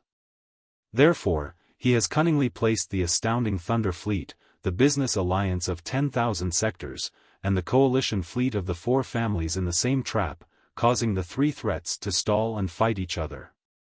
This will give him the opportunity to deal with the elite fleets of the 4 families. As long as his plans in the capital and the 7 Seas Space Zone both succeed, he cannot possibly lose. Who in the entire Imperium can stand against him? While the entire strategy is somewhat hasty and risky, Wu Yingqi has no other choice. The Covenant Alliance forces have lurked in the darkness of space for long enough. It's time for them to reveal themselves, isn't it? Wu Yingqi has to unite the entire reformist Imperium thunderously and unstoppably before the main force of the Covenant Alliance arrives. That's his only option. There's another possibility, the mental devil added. Although there is no evidence, I suspect that something in Wu Yingqi's trap in the capital crosses the boundaries of the immortal cultivators. He knows his scheme is very likely to provoke Lei Chenghu's resistance, or even intense objection. That's why he acts in advance to diminish or even eliminate Lei Chenghu. Li Yao was slightly stunned. Something that crosses the boundaries of the immortal cultivators? The immortal cultivators barely have any boundaries. If Wu Yingqi is crossing such boundaries, what exactly does he plan to do? I don't know, the mental devil responded. However, assuming Wu Yingqi is truly transforming the capital planet into a gigantic crystal bomb to sacrifice 100 billion people and even the finest fleets nationwide, Lei Chenghu would definitely object and even halt cooperation with him. The mental devil further clarified, given our understanding of Lei Chenghu, he is both a devoted patriot and a zealous militarist. The military is the most sacred concept that surpasses everything in his eyes. Even the ace fleets of the 4 families are part of the Imperium's military, the swords of humanity. Lei Chenghu's goal is to unite all the Imperium's troops into an army that truly serves the nation. This naturally includes the ace fleets of the 4 families, which will form the main force of this army. If Wu Yingqi is indeed planning to decimate so many fleets at the cost of the entire capital, do you think Lei Chenghu would agree? Of course, as we've analyzed, it's highly unlikely that Wu Yingqi will detonate the capital planet. However, whatever his scheme, it will involve brutal methods leading to mutual destruction, which will significantly undermine the military power of the Imperium. As a fundamentalist immortal cultivator and a militarist, Lei Chenghu would never agree to that. Wu Yingqi foresaw that, once his plan was activated, Lei Chenghu would object to it or even stand on the opposite side, potentially alongside the business alliance of 10,000 sectors. In that case, he would be doomed. Therefore, he prepared a scheme in advance and seized the opportunity to eliminate Lei Chenghu, the future military leader. Does such a plan that kills 2 birds with 1 stone make sense? It makes perfect sense. Li Yao rose abruptly, his eyes glittering like a weasel that had just caught the buttock of a hen. He rubbed his fists and said, "This is Wu Yingqi's greatest loophole and our best opportunity. There's a good chance that the scheme he has worked on for so long will make us the greatest winners." Wu Yingqi has placed the business alliance of 10,000 sectors, the astounding Thunder Fleet, and the coalition fleet of the 4 families in the bloody, cruel swamp that is the 7 Seas Space Zone, intending for them to destroy each other. However, he couldn't have considered Boss-Bai and the coalition fleet of pyromaniacs, nor could he have foreseen the existence of Xiaoming and Wenwen. If If we can persuade Lei Chenghu and form a temporary alliance with him, with the astounding Thunder Fleet's combat ability and Lei Chenghu's prestige, plus the disguise of the coalition fleet of pyromaniacs and the computational power of Xiaoming and Wenwen, it will definitely be possible to quickly eliminate Xuefeng's coalition fleet of the four families. We may even be able to attract most of the reformist starships on the enemy's side to join us. Then, it will all come down to speed. The ace fleets of the four families are no less formidable than their coalition fleet. If they launch a comprehensive attack on the capital in the Imperial Terminus sector, no matter how sophisticated and dangerous Wu Yingqi's trap is, it will be impossible for him to annihilate all the elite troops in just half a month, right? In that case, as long as we clean up the 7 Seas space zone before Wu Yingqi's triumph and then join forces with Boss Bai's fleet, Lei Chenghu's fleet, and the business alliance of 10,000 sectors garrison fleet, the Imperial Guards and the Deep Sea Fleet will have been exhausted from battling the ace fleets of the four families, won't they? Wouldn't we be the ultimate beneficiaries? In that case, Wu Yingqi will fall victim to his own scheme. Well, while your plan sounds a bit too optimistic, it's basically sound. The mental devil continued calmly, there's just one problem. How do you plan to negotiate with Lei Chenghu? What identity will you use to negotiate with him? On the surface, you are a traitor of the reformists who has joined the four families. As a distinguished general and a man of honor on the reformist side, Lei Chenghu would rather bombard and obliterate you than listen to your propositions. Moreover, you are a cultivator, a fact that Lei Chenghu must know thanks to Wu Yingqi's information. Then, Lei Chenghu has even fewer reasons not to blow you into pieces. Li Yao blurted out, then, I'll talk to him as the Black Wind King. The mental devil sneered, have you thought it through? The only reason Lei Chenghu led the soldiers of his hometown to the front line, sacrificing so many brothers and comrades to hold the defense line, was because of the Black Wind Fleet's collapse and escape. Do you think Lei Chenghu will be particularly fond of the Black Wind King? Chapter 2584, I'll have to ask you to give me a hand. That does make sense, Li Yao said, pacing back and forth like ants on a hot pot. However, I believe that Lei Chenghu is still a reasonable man who can see the big picture. If he is truly a devoted patriot and considers the greatest interests of human civilization, he will have enough rationality and patience to sit down and listen to me.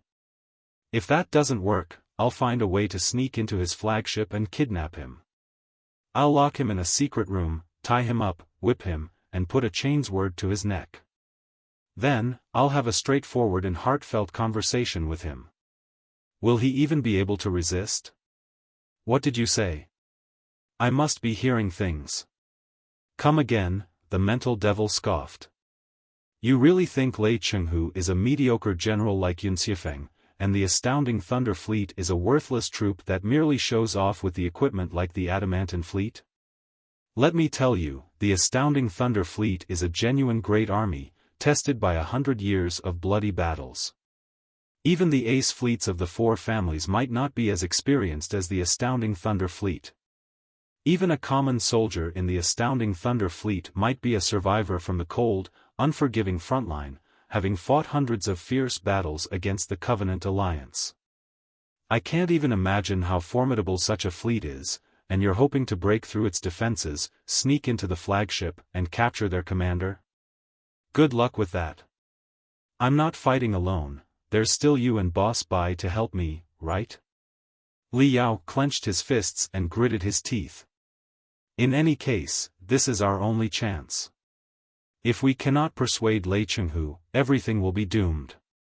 Nothing can stop the second rise of Blackstar the Great.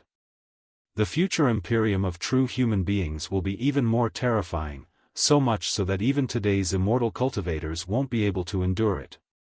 Faced with such a dark future, we have no choice but to wager everything and take our chances. Taking a deep breath, Li Yao expanded the pores on his head to release the excess heat generated by his brain cells. After cooling his brain, he calmly reviewed his recent analysis, ensuring there were no flaws, before contacting Boss Bai again. The communication with Boss.i.p.s did not go well. The coalition fleet of pyromaniacs seemed to be in an area of intense battles with strong interference. It took a long time before the connection was established, but it was intermittent. On the light beam, which was full of static and interference, Boss.i.p.s looked distorted and blurry. Boss.i.p.s, Li Yao had been monitoring the battle updates, but it was nearly impossible for the warships to send the latest battle data back to the Seven Seas Grand Market. He decided to ask directly, "What's the situation in space right now? Have you engaged with the astounding Thunder Fleet? What situation?" "Madness. Everyone is mad. It's completely out of control." Boss.i.p.s' eyes were red, and his hair was disheveled. Intense steam was rising from his body, making him look like a boiling furnace. Xuefeng has lost his mind. He's leading his main fleet to charge at the astounding Thunder Fleet, planning to have a head-on clash with Lei Chenghu to decide the final victor. What? Li Yao was stunned. How did this happen? Isn't Xuefeng overestimating himself? Those arrogant nobles always overestimate themselves. They believe the whole universe revolves around them, thinking everyone must orbit them like satellites around a star. Boss.i.p.s snorted heavily and said, before Lei Chenghu showed up, Xuefeng had gathered 5 adamantine super arsenal warships and nearly 10,000 main warships.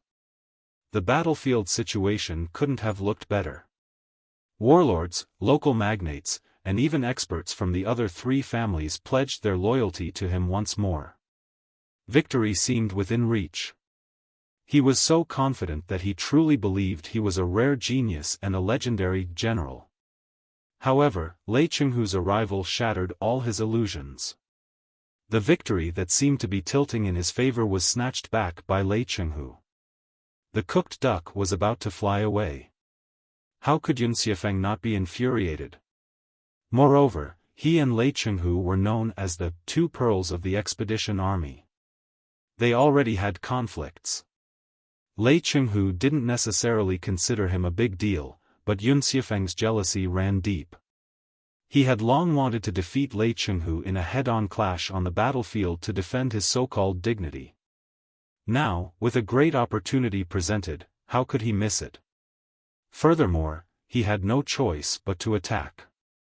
After the astounding Thunder Fleet jumped over and quickly annihilated a branch fleet led by an adamantine super arsenal warship, it sailed toward Xuefeng's fleet at high speed. If Xuefeng didn't want to collide with Lei Chenghu, he would have to retreat millions of kilometers to avoid Lei Chenghu's reach. You know the situation on the space battlefield very well, too. Both parties stood on the brink of confidence. The forces of both sides were observing. Neither could easily back down. If either did, it might lead to a devastating collapse with a moment's carelessness. Boss.i.p.s told Li Yao that, after annihilating an adamantine super arsenal warship unstoppably, Lei Chenghu announced his arrival through public channels to all the starships on both the enemy's side and his own, scattered throughout the space zone. He also issued a letter to the soldiers of the Imperium. In the letter, Lei Chenghu did not emphasize the disagreements between the reformists and the Kurfürst families or seek accountability for the civil war. Instead, he addressed 99% of the soldiers engaged in the battle as common soldiers of the Imperium. A great enemy still stands before us.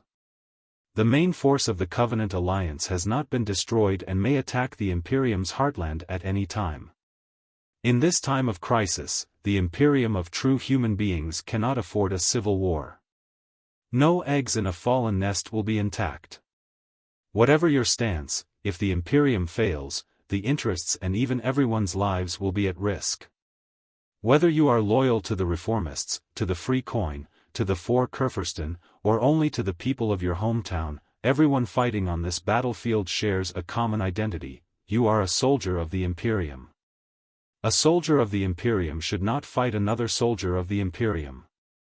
As the purest soldiers, we should not be provoked or manipulated by any force. Our glorious blood should be shed in places of greater value, on the battlefields against the Covenant Alliance.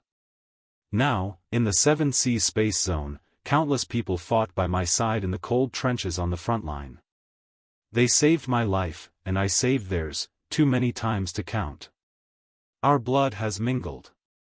We are brothers in life and death. I'm unwilling to face any of you with weapons.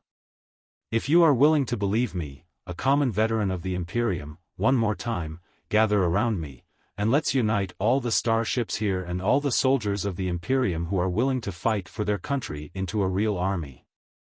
This army will boast unparalleled strength and can achieve all our goals. It will defend the great Imperium and win the ultimate glory, as well as everything you desire. This was the general content of the letter to the soldiers of the Imperium. Deterred by Lei Chenghu, at least half of the starships in the Four Families Coalition fleet were wavering and returning to a neutral stance. As time passed, more and more starships were turning neutral. The situation was becoming less favorable for Xuefeng. Xuefeng's fleet was closest to Lei Chenghu's astounding Thunder fleet. If he backed down, they might as well surrender directly. Therefore, for the greater good and personal reasons, Xuefeng had no choice but to activate his troops and engage Lei Chenghu in battle. Xuefeng's greatest trump card is our fleet, Warsh.i.p.s said. Although I've only set 1/3 of the starships to public, allowing him to detect them, he is already overjoyed. He has asked me to detour to the rear of the astounding Thunder fleet and ambush the enemy. On the surface, I've accepted the command, but in reality, I'm in a dilemma and waiting for updates from your side. Should we fight Lei Chenghu? Of course not. Lei Chenghu is a target we can try to win over, even if not the greatest opportunity for us to turn our failure into victory. I believe I can persuade Lei Chenghu somehow. Wouldn't the astounding Thunder fleet and the coalition fleet of pyromaniacs be invincible if they joined forces? Li Yao said, however, I will need your assistance. Warsh.i.p.s frowned, looking Li Yao in the eye. For some reason, I have a feeling I won't like what you're about to say next. But why don't you tell me first what assistance you need? It's very simple. First, you need to attack Lei Chenghu's formation, creating an opportunity for me to sneak in. With Warsh.i.p.s remarkable command skills, that shouldn't be a problem, right? Li Yao continued, of course, you can make the battle look intense on the surface. It would be best if it seems to others that you and Lei Chenghu are fighting to the death. That way, more people will fall for our trap. However, since we will be collaborating with them later, we can't afford any real losses. So, it will appear fierce and chaotic, but no actual damage will be inflicted on either fleet. I know this won't be a problem for the legendary Warsh.i.p.s, right? Warsh.i.p.s grimaced and gritted his teeth. Anything else? Yes, Li Yao paused for a moment, then snapped his fingers. Right, can you convey a message that only an experienced commander like Lei Chenghu would understand through your skilled starship operations, giving him significant military pressure and making him realize he will surely die if he doesn't cooperate with us? That way, it will be easier for me to reason with him. He. Warsh.i.p.s said with a forced smile, if that is all the help you need, why don't I? He hesitated and remained silent for a long time. Li Yao couldn't help but ask, why don't you what? Warsh.i.p.s suddenly burst into a fury and snapped, why don't I give the fleet to you so you can command it? Chapter 2585, Aim for where the barrages are most intense. Li Yao was almost drenched in Warsh.i.p.s saliva, despite being hundreds of thousands of kilometers away. Wiping his face, he grimaced and replied, rather at ease, I know my requests are a bit outrageous. If it were another fleet commander, I wouldn't have dared to make such shameless demands. But who are you? You are Warsh.i.p.s, not just any Warsh.i.p.s, but the super boss enhanced by Yan Xinjian's residual soul. Really, I have never admired anyone in my life, but you are the only starship commander I admire and even worship. Warsh.i.p.s, I've regarded you as my idol for over 100 years. Others might be incapable of such requests, but I'm certain you can achieve them. You are an unparalleled expert who will wreak havoc in the 4th, 5th, and 6th dimensions, and beyond. Now that you have been reborn, you are destined to challenge the limits and create miracles. Are the small astounding Thunder Fleet and the insignificant Lei Chenghu really a big deal?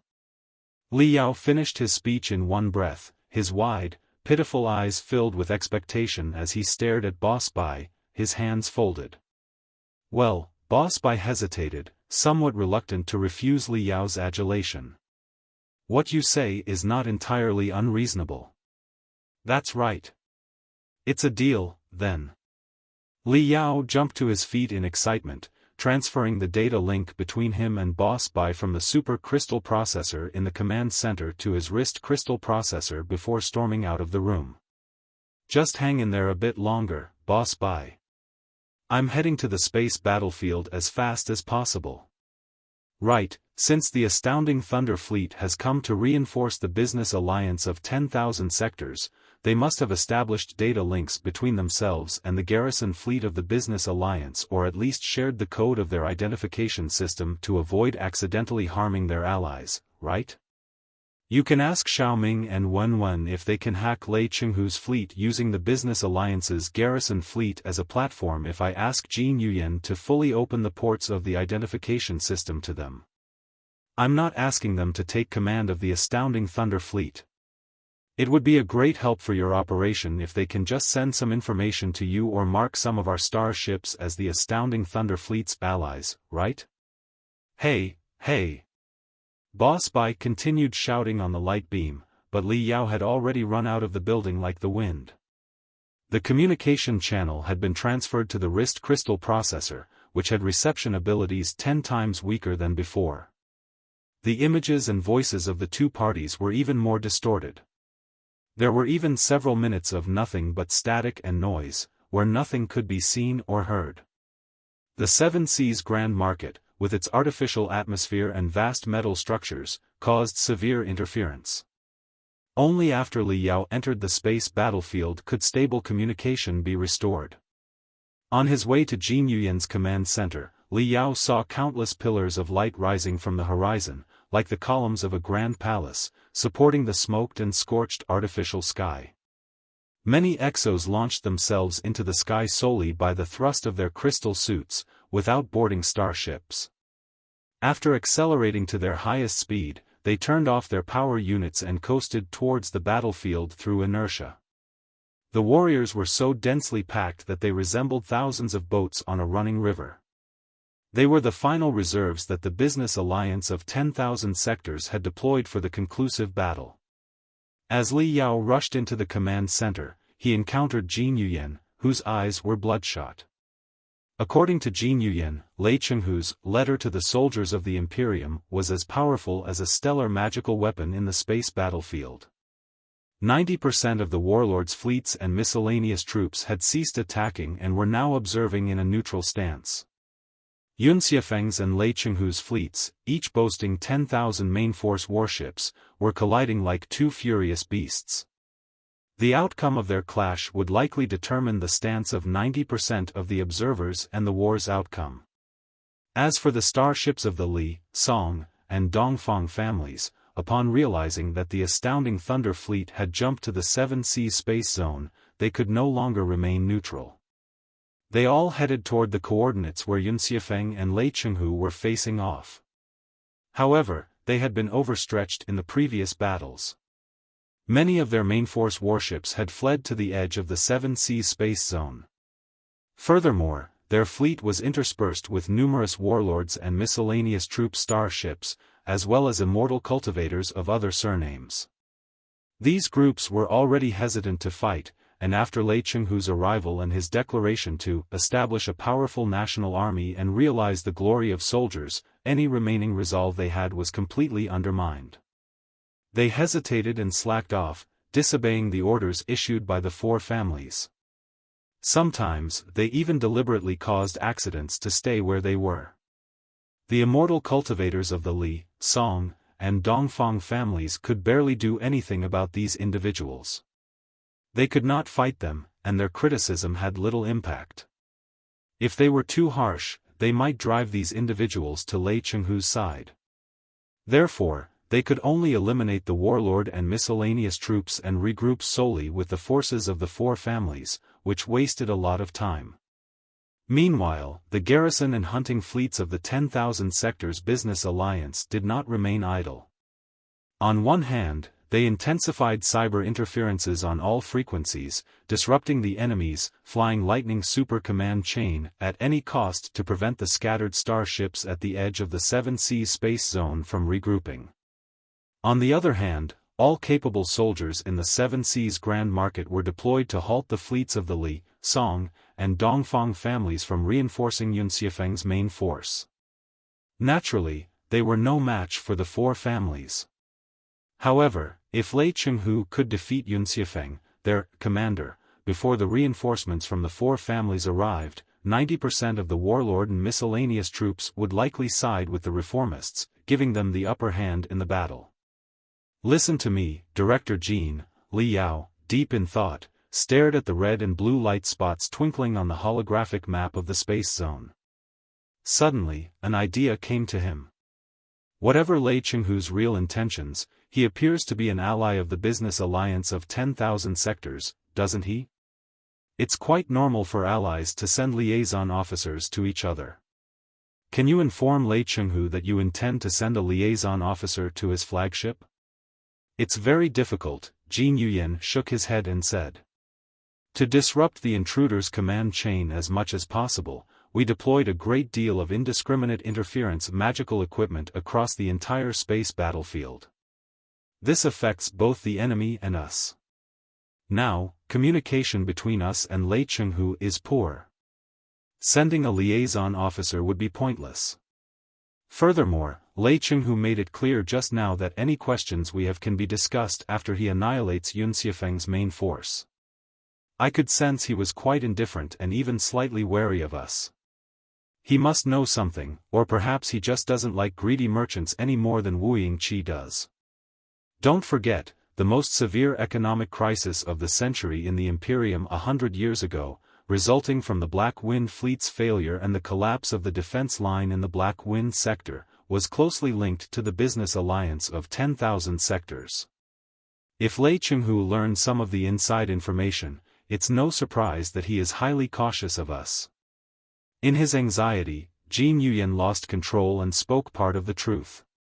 Moreover, Xuefeng's fleet and Lei Chenghu's fleet are already engaged, he continued.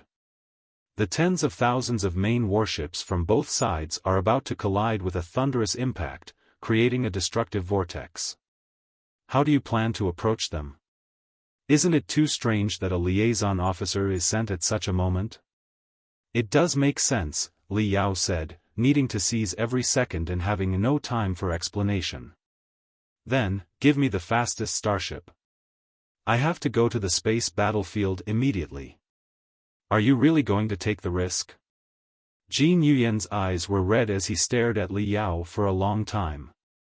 The fastest starships under my command have just set off for the battlefield with the last reserves to block the reinforcing fleets of the other three factions.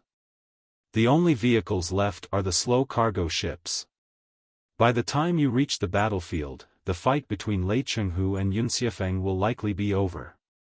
However, if you are the only passenger, I have faster options.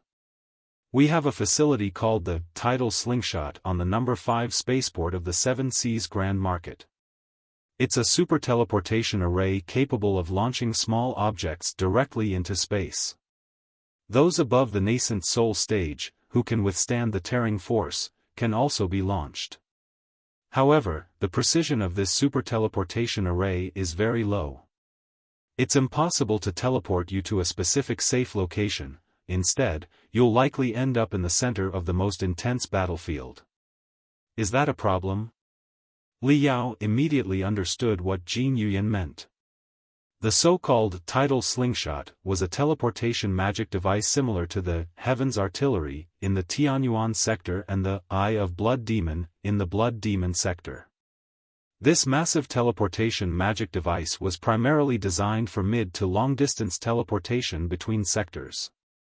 For example, Jin Tui had attempted to teleport an army of demons to the Federation's capital using the Eye of Blood Demon. The feature of such magical equipment was that the longer the teleportation distance, the more accurate it would be. When the destination was too close, the device could barely recognize the tiny differences in the coordinates. However, Li Yao had no choice. Moreover, he did not want to be too far from the intense battlefield. If he jumped to the peaceful, quiet sea of stars billions of kilometers away, it would take him days to catch up to Lei Chenghu's flagship. By the time he reached his target, everything would be over. In that case, launch me out now, toward where the barrages are most intense. Li Yao shouted. Chapter 2586, No Holes to Crawl Through. In the space battlefield, even the vacuum of death and silence, where sound waves could not travel, was about to be torn apart by the roaring cannons and colliding starships, creating gaps that led to the deepest level of hell, where tormented ghosts shrieked and cried. The glittering stars were stretched into helical rays by the swirls of spiritual energy turbulence, radiating into colorful, splendid spots of light, like a terrifying painting drawn by an absurdist master using the blood, lives, and even souls of human beings. The majestic warships, marching over like towering mountains, were often reduced to broken debris after being struck by glowing light balls, spewing out materials and fuel in chaotic spurts. The warships seemed to have sprouted countless tentacles as they danced a frenzied dance of death. The usually haughty and condescending immortal cultivators were no different from the ants they despised, withering like dry leaves in the autumn wind. Before they could utter a scream, they were already reduced to insignificant specks of dust in space, mixed with the remnants of starships into cold debris. Torn, pulled, disintegrated, and reassembled, Li Yao seemed to have spent 100 years in a single second or traversed 10 billion kilometers in a single step as he abruptly appeared at the center of the space battlefield. Despite having experienced 10,000 four-dimensional jumps, he was still not accustomed to the dizziness and the swirling sensations that followed each jump. This was especially true for super short-distance jumps, which felt like high-speed shuttles suddenly hitting the brakes, forcefully reducing their speed to zero. There was no buffer, and tremendous damage could be caused to the body and the soul. Li Yao's internal organs and brain seemed to have run back and forth 10,000 times in just 1 second. Although he was suppressing it with his spiritual energy in the divinity transformation stage, he almost could not hold back the urge to vomit his heart, liver, kidneys, and lungs. However, ignoring the minor technical details, it could be called a rather lucky and successful jump. He did not land on the core of a certain planet or directly jump into the main reactor of a certain starship. While the odds of such accidents were low, some unfortunate individuals could still run into them. Li Yao had once seen the dire picture where somebody jumped into the reactor of a starship. He would rather be hung up and beaten to death by Blackstar the Great than end like that. Li Yao hastened to discharge the buffer gel inside the spherical protection cabin and activate the detection and communication magical equipment that had filled up the cabin while boosting his telepathic thoughts to the maximum, allowing him to scan the battlefield and try to reach out to Boss Bai. First of all, he needed to figure out where he was and where Lei Chenghu's and Xuefeng's fleets were. The competition of almost 100,000 starships could be conducted in a battlefield with a diameter of millions of kilometers. One round of charge could easily cover hundreds of thousands of kilometers. It was barely possible to locate them with the naked eye. The scanning magical equipment fed astronomical information back to the light beam, which surged toward Li Yao like a flood. Li Yao's brain was almost screaming. He even regarded his ears and nostrils as the cooling tubes, with steam popping out non-stop, while he processed the complicated data quickly and analyzed the traces of exhaust flames and the spiritual waves of the fleets of the two parties. Very soon, dense, starry spots of light appeared on the tiny 3D light beam, gradually congregating into two oceans of light. These were the exhaust flames of starships detected by the sensors. When both parties accelerated their starships to the highest speed, the exhaust flames reached at least 5,000 degrees. The special fuel in them continuously released ultra-powerful radiations. By scanning these radiations, it was possible to determine the quantity and quality of the starships, and even infer the battle formations and the abilities of their commanders. Similarly, when a starship charged at full speed through an area, the spiritual waves it continuously emitted would leave clear radiation traces. This was like moving one's finger on a dust-covered glass window. Obvious traces would certainly be left behind. These traces served as evidence to determine the trajectories of the starships and deduce the morale, battle formation, and combatability of the two parties. The spherical protection cabin that Li Yao boarded could have accommodated a dozen passengers, but since he was the only occupant, the remaining seats were removed and replaced with the most advanced detection magical equipment from the business alliance of 10,000 sectors. In just 10 minutes, a tremendous amount of battlefield data was collected, helping him to clearly outline the general picture of the two fleets. Over a distance of millions of kilometers, it was impossible to see the specific appearance of each warship in the astounding Thunder Fleet, which appeared as nothing more than a grain of sand-like light spot. However, all the light spots combined neatly into a flawless object. During high-speed movements, this object continuously transformed, shifting from a pyramid to a prism, from a prism to a tube, and from a tube to an absolutely precise sphere. It was as if a pair of godly hands guided every starship, making them appear in the most appropriate place. They played the most perfect note, the note of death. Even the radiation trails left by 10,000 starships were not messy but perfectly parallel. Such precise command was beyond perfect, it was almost blood-curdling. Li Yao had never seen such skill, not even in Warsh.i.p.s. After all, Warsh.i.p.s. started as a space pirate. Despite the enhancement of Yan Xingqian's memories, his command focused more on unexpected and creative moves, with few textbook cases of direct confrontation. On the other side, Xuefeng's fleet commanded more starships than Lei Chenghu's, but their formation was more scattered and disrupted. Though they charged aggressively at full speed, the radiation trails left behind were chaotic and skewed, a clear sign of the gap in their command and resolve. Xuefeng was not nearly as skilled in command as Lei Chenghu. Moreover, his fleet was a mix of various warlords' troops and miscellaneous forces, advancing under the coercion of a few adamantine super arsenal warships. The outcome of their collision was not hard to imagine. The two dense seas of light moved slowly and merged. For a moment, they seemed to become one. However, in a charge approaching the speed of light, much like a joust of knights in ancient times, neither side could control their speed. Soon, they passed each other, swapping positions. After the encounter, countless lights in both oceans faded. Each fading light signified the damage or destruction of a starship. At such a moment, it was easy to see the significant gap in the abilities of the two parties in terms of command and training. On Lei Chenghu's side, although many light spots faded, the remaining ones filled the gaps as quickly as possible. Through continuous changes and adjustments, the flawless, immaculate battle formation was maintained.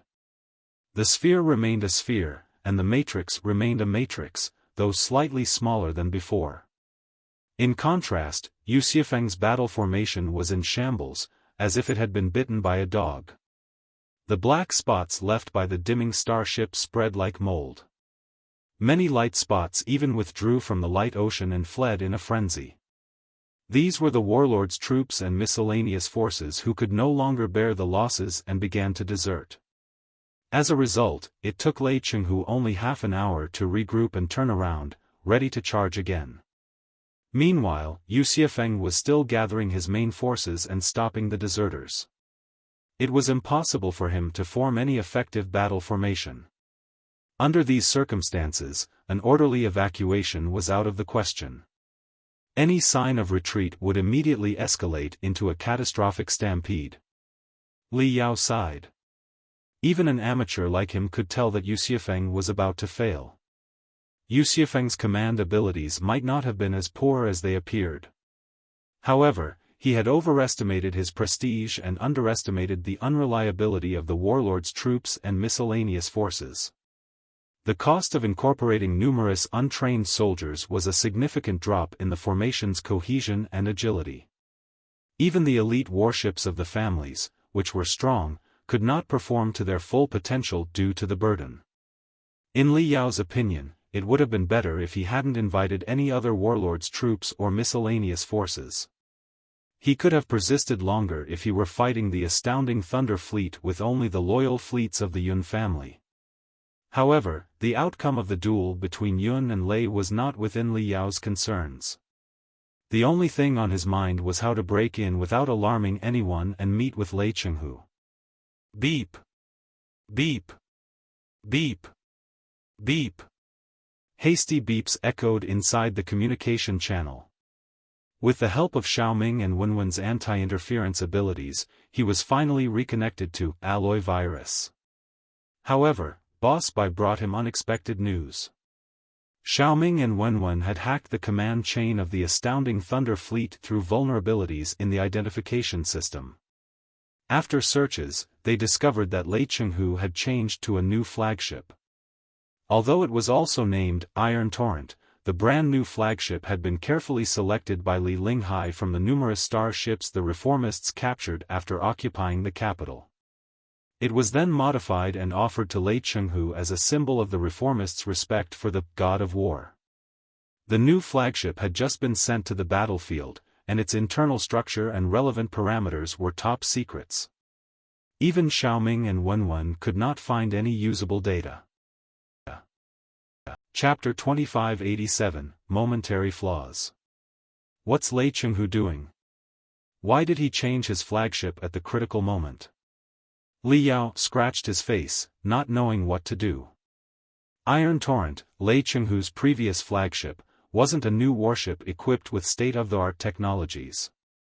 Rather, it was a classic model in service for almost 100 years. There weren't many secrets about its internal structure. Even the coalition fleet of pyromaniacs had several similar warships of the same or a lower model than this. Li Yao knew everything about their structures. Thinking to sneak into Iron Torrent without alarming the star knowledge in tube crawling and reach the ceiling of Lei Chenghu's personal room's toilet. It would be best if he jumped down while Lei Chenghu was using the toilet, in which case, even a man as tough and determined as Lei Chenghu would certainly be greatly shocked. He did not expect Lei Chenghu to change his flagship temporarily, and it was one of the brand new models that had no files. He believed it must be an advanced warship that Wuji strengthened and modified with technologies and magical equipment from the Supreme Emperor's mausoleum and the royal palace after controlling the capital. That was the only way to pique the interest of the God of War. There was no need to elaborate on the internal defense of such a warship. Li Yao could never break in without any knowledge of what safety measures were inside. Moreover, Li Yao easily recognized that, since Wuji did not truly trust Lei Chenghu, the present that he offered to Lei Chenghu must be malicious. Perhaps countless sensors and cameras had been secretly set up to collect data on Lei Chenghu's commanding ability and to monitor his every move. If Li Yao approached Lei Chenghu recklessly for a negotiation, it was possible that their conversation would be automatically sent to the capital. Once Wuji discovered that Li Yao and Lei Chenghu were joining forces, he would definitely react to the new situation. This was not what Li Yao wanted. "This is bad," Li Yao said, stunned. He stared at the dense spots of light on the 3D light beam, which seemed to slither into his head like tiny bugs, giving him a strong headache. "It doesn't seem viable to sneak in, and there's a high chance that Wuji will notice me even if I do. So, is there a way to reach out to Lei Chenghu openly without raising Wuji's suspicion?" "Hey, Boss.i.p.s voice came again through the communication channel. "We're about to detour to the back of the astounding Thunder Fleet. However, Lei Chenghu's battle formation is meticulous. His flanks and rear are well defended. If we have to collide, I can barely guarantee that no actual damage will be caused. Do you know what you're doing?" "Yes, I do." Hearing Boss Bai's voice, Li Yao suddenly had an idea. I just came up with an amazing plan, but it needs the assistance of a fearless, devoted friend. On the bridge of the brand new Iron Torrent, the astounding Thunder Fleet's flagship, which looked like a gray palace, Lei Chenghu stood at the center of the panoramic 3D light beams. He kept his hands behind his back, allowing the stars and the barrages, even more brilliant than the stars, to envelop him. The crystal cables, as thick as snakes, extended from the super crystal processors to a special helmet that covered the head of the God of War tightly, transmitting the battlefield data and all kinds of other information. Hum, hum, hum, hum, the few super crystal processors connected to Lei Chenghu's brain were all overloaded, with dull noises echoing from the cooling units, as if they could not withstand the sabotage of Lei Chenghu's computational ability that was as overwhelming as tides. Finally, when a fabulous transformation of the fleet was about to be completed, one of the super crystal processors could not take it any longer and exploded. Smoke and fire were popping up non-stop, implying that it had completely crashed. Lei Chenghu grunted, and his right eyeball let out a weird noise too. Red blood and tears flowed out of his eye, as if the eyeball had broken into halves. Emotionlessly, he blinked his eyes and wiped the red fluids on the corner of his eye with his cold, iron left hand, before he took off the neural interaction helmet.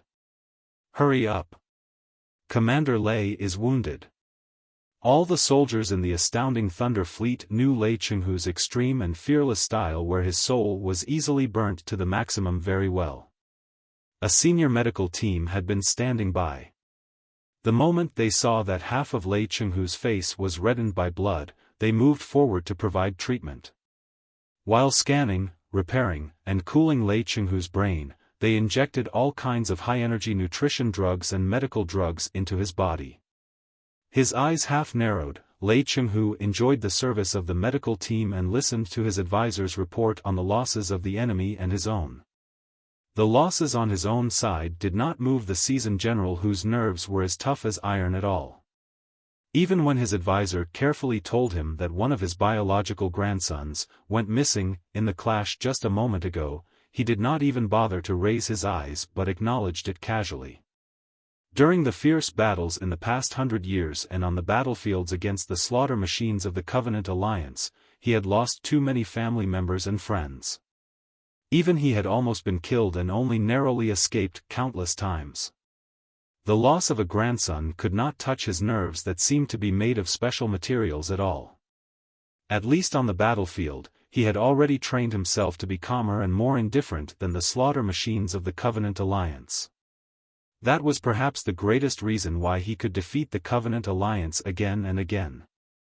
At this moment, he was more interested in Xuefeng than an insignificant grandson. After he reached the same conclusion from the real-time data and the report of his advisor, he finally put on a cold smile. Xuefeng is doomed. Unless he turns around and runs away immediately, his fleet will definitely fall apart after another 3 to 4 collisions. Naturally, all the senior officers on the bridge of Iron Torrent knew that it was impossible for Xuefeng to turn around and run away. If the commander on the four family side in the war fled, it would be a pre-announcement of the reformists' victory. For Xuefeng, even being defeated or killed on the battlefield would be better than leaking. However, it remained to be seen whether or not Xuefeng had the courage to sacrifice for his country. After the situation was clear, the bridge of Iron Torrent was enshrouded in a cheerful atmosphere. Note: I have made slight modifications to the original text to improve readability and grammar without altering the meaning or content significantly. All the officers were rubbing their fists, eager to charge at Xuefeng's disorganized battle formation, hoping to crush the other Pearl of the Expedition army in just one round. Suddenly, ear-splitting alarms echoed. On the left side of the panoramic light beams, a large cluster of dense light spots appeared abruptly, like a black cobra leaping from the darkness and opening its eyes, or a fiend emerging from the void and baring its fangs. What triggered the alarm was not their number but the precision of their battle formation, which was far superior to Xuefeng's main force. Their commanding ability, evident in their orderly high-speed charge, and their stealth, seemingly melding into space until they appeared, were remarkable. Just like beasts can smell other beasts and vipers can sense other vipers, the seasoned warriors on the Iron Torrents Bridge, veterans of countless battles, immediately realized they had encountered an opponent more terrifying than nobles like Xuefeng, one who shared the same qualities as them. What is this fleet? Has Xuefeng been hiding such a terrifying force? Did our intelligence fail, and one of the four families' ace fleets join this battle? The enemy set their starship's power output to the minimum and used the radiating remnants of starships and the stone belts to mask their approach. To avoid detection, they did not activate their spiritual shields even as they passed through the most dangerous areas of the stone belt. If it were only one starship, it might be understandable, but all hundreds of starships did the same. It was almost incredible. It was impossible for the enemy to keep their battle formation intact when they leaped out of the remains and stones. However, they finished regrouping and readjusting the moment they set the power output to the highest and launched a full-speed charge. Only an ace commander of the four families could have been capable of that. Are you sure the ace commanders of the four families are capable of that? Why do I feel that even they don't have the ability to combine 1,000 main warships into a sharp saber so quickly? So wild, so brutal, so aggressive. However, what are they doing exactly? They've come aggressively, but the route of their advance seems to be mistaken. They are not marching toward us but toward the empty area between us and Xuefeng's fleet. Wouldn't that be a waste of the advantages they have earned through hiding for so long? The knowledgeable, battle-tested advisors of the astounding Thunder Fleet whispered to each other in confusion, deeply astounded by the fleet that had appeared out of nowhere. No, you're mistaken. It's not an error in the setting of the attack route but a rather brilliant tactical choice, Lei Chenghu said, pushing the doctor away and rising abruptly.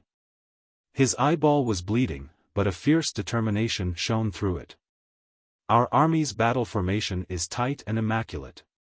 There's still some distance between us and the enemy, so we have enough time to change our formation and deal with it patiently. The enemy's starships are outnumbered. However aggressive they are, after such a long march, they will be out of momentum when they reach us. Even if they cause us some damage, they will suffer significant losses themselves and be unable to continue the fight. However, the spot the enemy is charging at is precisely where our army and Xuefeng's fleet will collide again. The enemy awaits for the opportunity, the brief chaos after our army and Xuefeng's fleet pass each other. Chapter 2588, His Lordship's Assistance. Lei Chenghu activated the neural interaction once more and projected the deductions from his exceptional computational ability onto the light beam. It was evident that, if Lei Chenghu, Xuefeng, and the mysterious fleet did not alter their speeds or tactical goals, Lei Chenghu and Xuefeng's fleets would collide first. Despite Xuefeng's weak command and the chaotic state of his fleet, they were still a formidable tide of starships in sheer number. As the astounding Thunder Fleet pierced through this tide, its own battle formation would undoubtedly suffer significant disruption. Many of its ships would be stalled by the enemy, while others would be immediately destroyed or occupied with dealing with Xuefeng's colossi. Maintaining the perfect, flawless battle formation they had currently would be impossible. At that moment, the mysterious fleet that had jumped in unexpectedly would encounter the astounding Thunder Fleet in its most chaotic state, reaping the greatest benefits. Do you see it? Lei Chenghu said coldly. This is their commander's intent. He plans to disrupt our regathering after the second round. If he times it right and employs the right tactics, it's possible to shatter the astounding Thunder Fleet, preventing us from ever regathering again. Only after Lei Chenghu's explanation did the many advisors finally grasp the situation, feeling a chill of fear. The commander of the mysterious fleet was truly terrifying. He had considered both the astounding Thunder Fleet and Xuefeng's group, the strongest forces in the space battlefield right now. If Commander Lei hadn't seen through it in time, the astounding Thunder Fleet might have been knocked out by carelessness. Commander Lei, what do we do now? One of the advisors wiped his cold sweat and asked, should we turn around and deal with the mysterious fleet first? There's no need for that. Continue charging at Xuefeng's group, but lower the speed by 20% to disrupt the enemy's pace. We have paid such a high price to blow Xuefeng's troops apart. It would be a shame if he has enough time to regroup his army. Tapping the neural interaction helmet, Lei Chenghu pondered for a moment and said, also, the mysterious fleet jumped out slightly too soon. Or rather, given the abilities of its commander, if he had really intended to carry out the tactic we discussed just now, he could have hidden himself longer until the last moment before unleashing his full power and revealing himself to us. So, he intentionally jumped out earlier to be detected by us? Is this a display of his power, a way to stall us from attacking Xuefeng's army, or perhaps a message? A message? The advisors of the astounding Thunder Fleet looked at each other in bewilderment, not understanding their commander's meaning at all. Although they were unaware of the background of the mysterious fleet, considering their terrifying expertise, they must be strong supporters of the four families and sworn enemies of the astounding Thunder Fleet. What message could they possibly send? However, in the next second, something else shocked all the advisors. Iron Torrent did receive a secret communication request from the mysterious fleet. The advisors were thoroughly confused. Commander Lei, you must be careful. This might be the enemy's trap. Even if there is a trap, it cannot be activated in the communication channel. Lei Chenghu smiled and hinted at his subordinate. Turn on the communication. I'm going to see who it is that has raised my highest fighting spirit. If the mysterious fleet hadn't demonstrated its strength a moment ago, Lei Chenghu probably wouldn't have bothered with such an insignificant fleet. However, since the enemy was so capable, Lei Chenghu, who had always tried to unite all the soldiers of the Imperium into a powerful national army, had no choice but to pay them adequate attention. Hiss. Hiss. Hiss. Hiss. Hiss. Waves that were seriously jammed appeared on the light beam in crazy swirls, swallowing and melting into each other, gradually turning into a clear image. However, the face that appeared astounded everyone. Even Lei Chenghu, who would not blink if a planet exploded right before his eyes, snorted and raised his eyebrow, showing obvious surprise. Marquis Yongchun. Li Wuji. Indeed, speaking to the astounding Thunder Fleet on behalf of the mysterious fleet, with an unpleasant face as if he was reluctant to stand before Lei Chenghu, was none other than Li Wuji, Marquis Li. Commander Lei.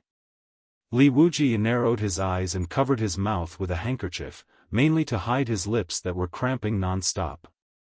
I did not expect we would meet in such a manner. I did not know that Marquis Yongchun should be such an expert, so good at hiding yourself. Your fleet is so well trained that it could almost be called the Four Kurfürst family's secret weapon. With immeasurable brilliance flashing in Lei Chenghu's eyes, he observed the conditions in the bridge of alloy virus behind Li Wuji before he said casually, a great commander like you turns out to be only a marquis. The four families are truly formidable in recruitment. According to the abilities you showed just now, you are 100 times better than the arrogant Xuefeng, and you are more than capable of commanding the whole coalition fleet.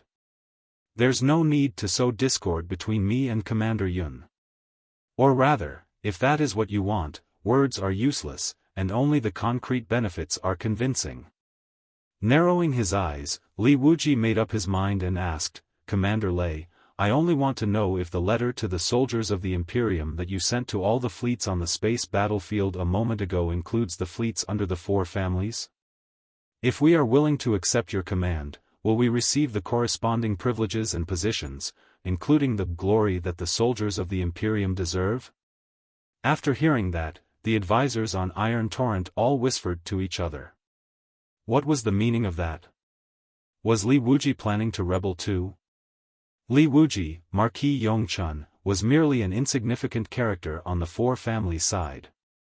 Even though they learned that he had subdued the 28 toughest pirate gangs at the edge of the Imperium and conquered the Blue Sky Market, one of the largest free fairs under the business alliance of 10,000 sectors, the many immortal cultivators in Lei Chenghu's group did not think too much of him.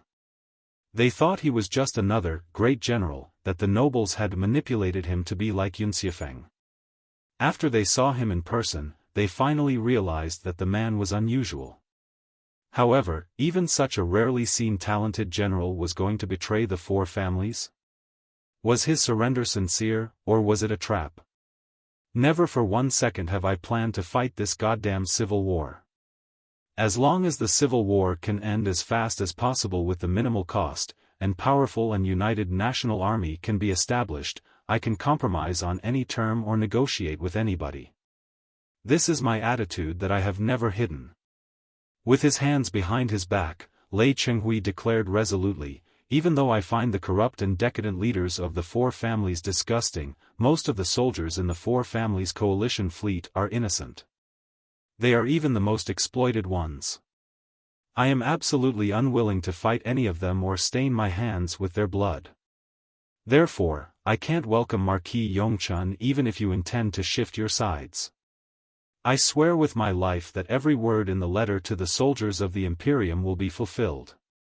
However, Marquis Yongchun has just regrouped 28 pirate gangs, conquered the Blue Sky Market, and distinguished himself in the following battles. You are a rising star on the four families side, and you have such a marvelous fleet under your command. Your future is nothing but promising. Why do you choose to betray your family when the situation is not clear? Are you so unconfident of your own fleets, and are you not scared of the fury of the four families?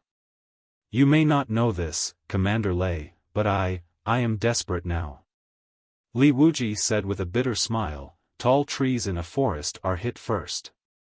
My earlier performance has already aroused the jealousy and dissatisfaction of many people. Additionally, due to a series of accidents, the Li family is now the weakest of the four families and cannot protect a minor marquis like me. Even the National Protection Army that I regrouped after all the trouble may be taken over by someone else. For self-protection and to gain more room for development, I had to join Yun Xuefeng, the commander of this battle. With Yun Xuefeng's support, I was provided with abundant resources and a chance to distinguish myself. However, Yun Xuefeng's support came at a price. He used my fleet as the supervisors of this battle, asking me to inspect the battlefield and execute those from the four families who disobeyed his commands.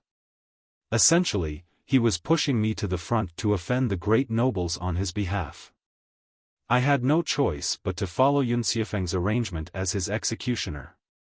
The intense conflicts with many nobles were inevitable. I even executed Song Changlai, Marquis Hushan. I have angered all the people I can and cannot afford to offend. Do you see, Commander Lei?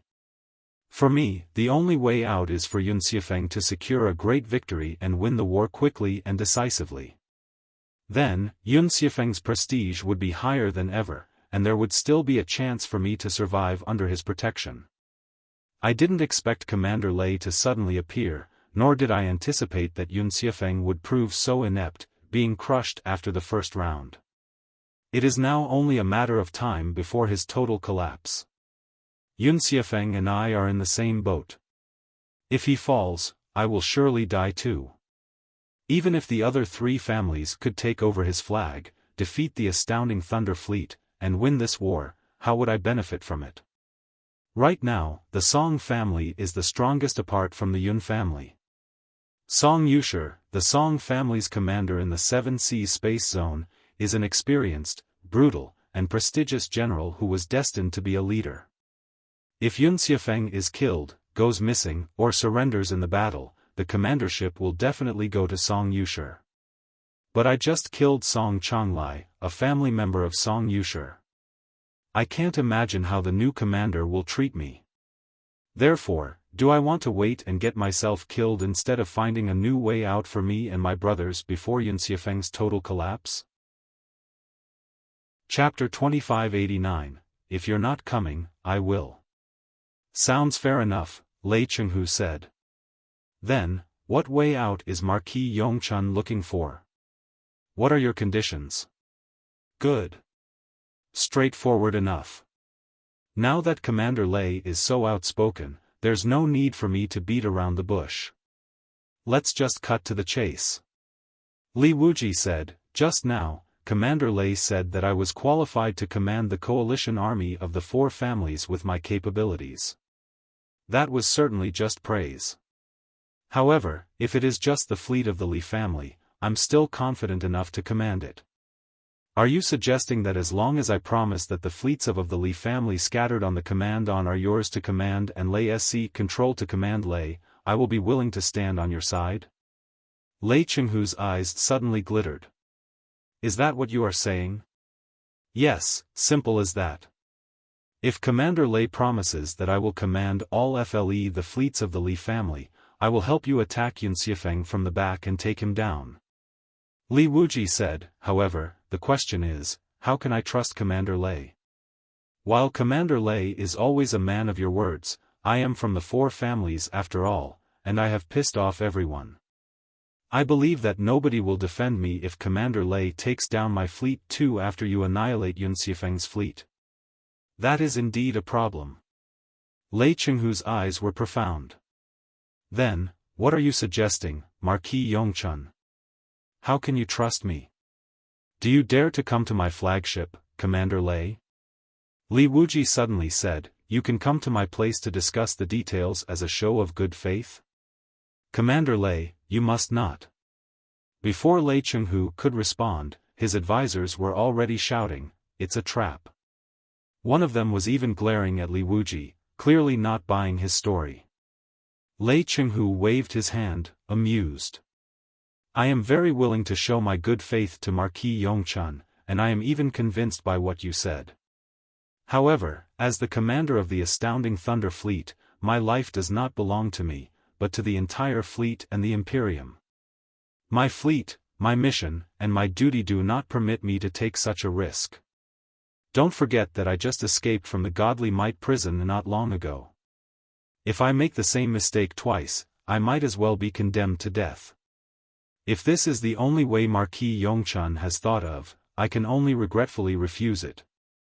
Let's just meet on the battlefield with our weapons. You. Li Wuji fell silent, pondering for a long time before saying, if Commander Lei is reluctant to come, what if I go over? Huh? Lei Chenghu was slightly stunned. What do you mean? I will go to your flagship, Iron Torrent, in person, Li Wuji said. Commander Lei does not dare to take the risk, but I have no choice. The outcome will be the same whether or not I take the risk. Therefore, I am willing to go to Iron Torrent and talk to Commander Lei face to face. I believe that Commander Lei is an honorable man who will never trap me with a scheme. Marquis Yongchun is truly audacious. Lei Chenghu thought hard for a long time before he asked suspiciously, however, is it really necessary? Even if the two of us really communicate face to face, what does it prove? Of course it is necessary. Li Wuji said, I have now been pushed into a corner where I cannot trust anything but Commander Lei's honor and promise. However, the more people know about the promise, the more reliable it will be. What Commander Lei wants is to end the Battle of Seven Seas as quickly as possible and to gather as many forces as possible under your command. For that, you have to get the support of most of the warlords and miscellaneous troops. To win the support of those guys, you have to maintain the credit of letter to the soldiers of the Imperium. In that case, if I show up on Commander Lei's flagship and issue some sort of declaration toward the warlords and miscellaneous troops that make up 90% of your enemies together with Commander Lei, letting everybody know that we have reached an agreement, I believe that Commander Lei will not violate the agreement easily, right? Lei Chenghu was silent. Broken brilliance flashed in his eyes as he contemplated on the guy's real purpose. Why, does Commander Lei not have the courage to let me board your flagship, no more than you dare to come to mine? Li Wuji grinned. If Commander Lei suspects that I am up to a certain scheme, you can drop your worries. I am willing to go to Iron Torrent on a super tiny, hummingbird-level space shuttle. A hummingbird-level shuttle can accommodate 2 to 3 members at best. I will bring only a pilot and no ammunition at all. The arsenal of the shuttle will be the perfect secret meeting room for us. We will meet in a random garage on Iron Torrent. Commander Lei can send out dozens of experts with their colossi to surround the garage, ensuring not a single hair of mine will be harmed should anything go wrong. Of course, neither Commander Lei nor I is a pure battle-type immortal cultivator. I fear our combat abilities are similar. If I am determined to die with Commander Lei, I might pose a threat to you. If Commander Lei is unwilling to take such a risk, I will have nothing else to say. As Commander Lei mentioned, let's meet on the battlefield with our weapons. As he finished, Wuji tossed the handkerchief to the ground, his face filled with brutality. Lei Chenghu squinted hard, thinking for a long time. Finally, he nodded slowly and said, "All right. After I break Xuefeng's battle formation again, I will wait for Marquis Yongchun on Iron Torrent." "All right, I can't wait to meet the legendary God of War, Lei Chenghu, in person." Wuji's distorted shadow vanished in the vortex, ending the communication. However, the data link between them was not cut off. Further plans were made regarding the charge sequence and Wuji's route to Iron Torrent on the Hummingbird-level shuttle. "Commander Lei, you can't do this." Several advisors shouted, "Wuji will never surrender so easily. It must be a scheme. Chances are that he is trying to play a decapitation strategy or perform an accurate, surgical strike on Iron Torrent." "Exactly." The captain of guards who was responsible for Lei Chenghu's safety also agreed. While Wuji is not best known for his combat ability, he is more vigorous and 100 years younger than Commander Lei Chenghu. He hasn't suffered serious injuries either. Should there be a fight, he will certainly have more advantages. What should we do if he captures Commander Lei inside the Hummingbird-level shuttle in our garage? Enough. An expression that nobody could understand appeared on Lei Chenghu's face as he said casually, "The concerns you've raised are indeed problems. However, our situation is no better than Wuji's, and we have been cornered too. On the surface, we will crush Xuefeng's fleet in another few rounds, but don't forget that the fleets of the Song family, the Li family, and the Dongfang family are still cruising at the edge of the space zone. Song Yushi, the highest commander of the Song family in the front line, is a real cunning and hungry wolf. He is incomparable for the worthless folks like Xuefeng. Even if we crush Xuefeng's fleet, we will still be faced with perilous battles. It may take us months of struggles before we manage to win. How many sacrifices will have been made by then? How are we going to reinforce the battlefield in the capital, if we can reinforce the battlefield in the capital at all? The situation is intense enough as it is, but a Wuji's fleet has jumped out of nowhere, whose toughness and aggressiveness are as impressive as the strongest opponent we have seen. If the enemy attacks us from the back, will we be able to stick to our original plan and crush Xuefeng's fleet neatly? If we cannot crush Xuefeng's fleet before the reinforcements from the other 3 families arrive, we will be doomed forever. Our dream to establish a powerful national army, to renew the Imperium, and to ignite the new hope of human civilization will be obliterated. Now that there is a chance to recruit such an excellent fleet without any cost, even the greatest risk will be worth it. Besides, didn't you hear what Wuji said just now? I will not go to his flagship, but do I lack the courage to welcome him in my own flagship? With so many experts in the nascent soul and divinity transformation stages protecting the garage with your colossi, how can I be called the God of War if I dare not attend such a meeting? In any case, I've made up my mind. There's no need for further discussion. Gather someone in our fleet who has met Wuji before, along with the meditation healers who are skilled at identifying soul signatures, on the flagship to verify the man's identity later. Then, focus our attention on Xuefeng and prepare for a second charge. Understood. Understood. Got it, Commander Lei. With Lei Chenghu's order given, the leaders of the astounding Thunder Fleet had no more objections and executed the command. The astounding Thunder Fleet, which had slowed slightly, accelerated once more. Like a cluster of glittering spears, they charged at Xuefeng's unorganized battle formation, further adding to the chaos. Wuji's fleet, which should have arrived in time, encountered a minor accident along the way. It seemed that the warships at the center almost protruded into the shield ships up ahead and got too far away from the comprehensive supply ships in the rear, thus unable to provide them with enough protection. As a result, the whole fleet had to lower the speed and adjust itself.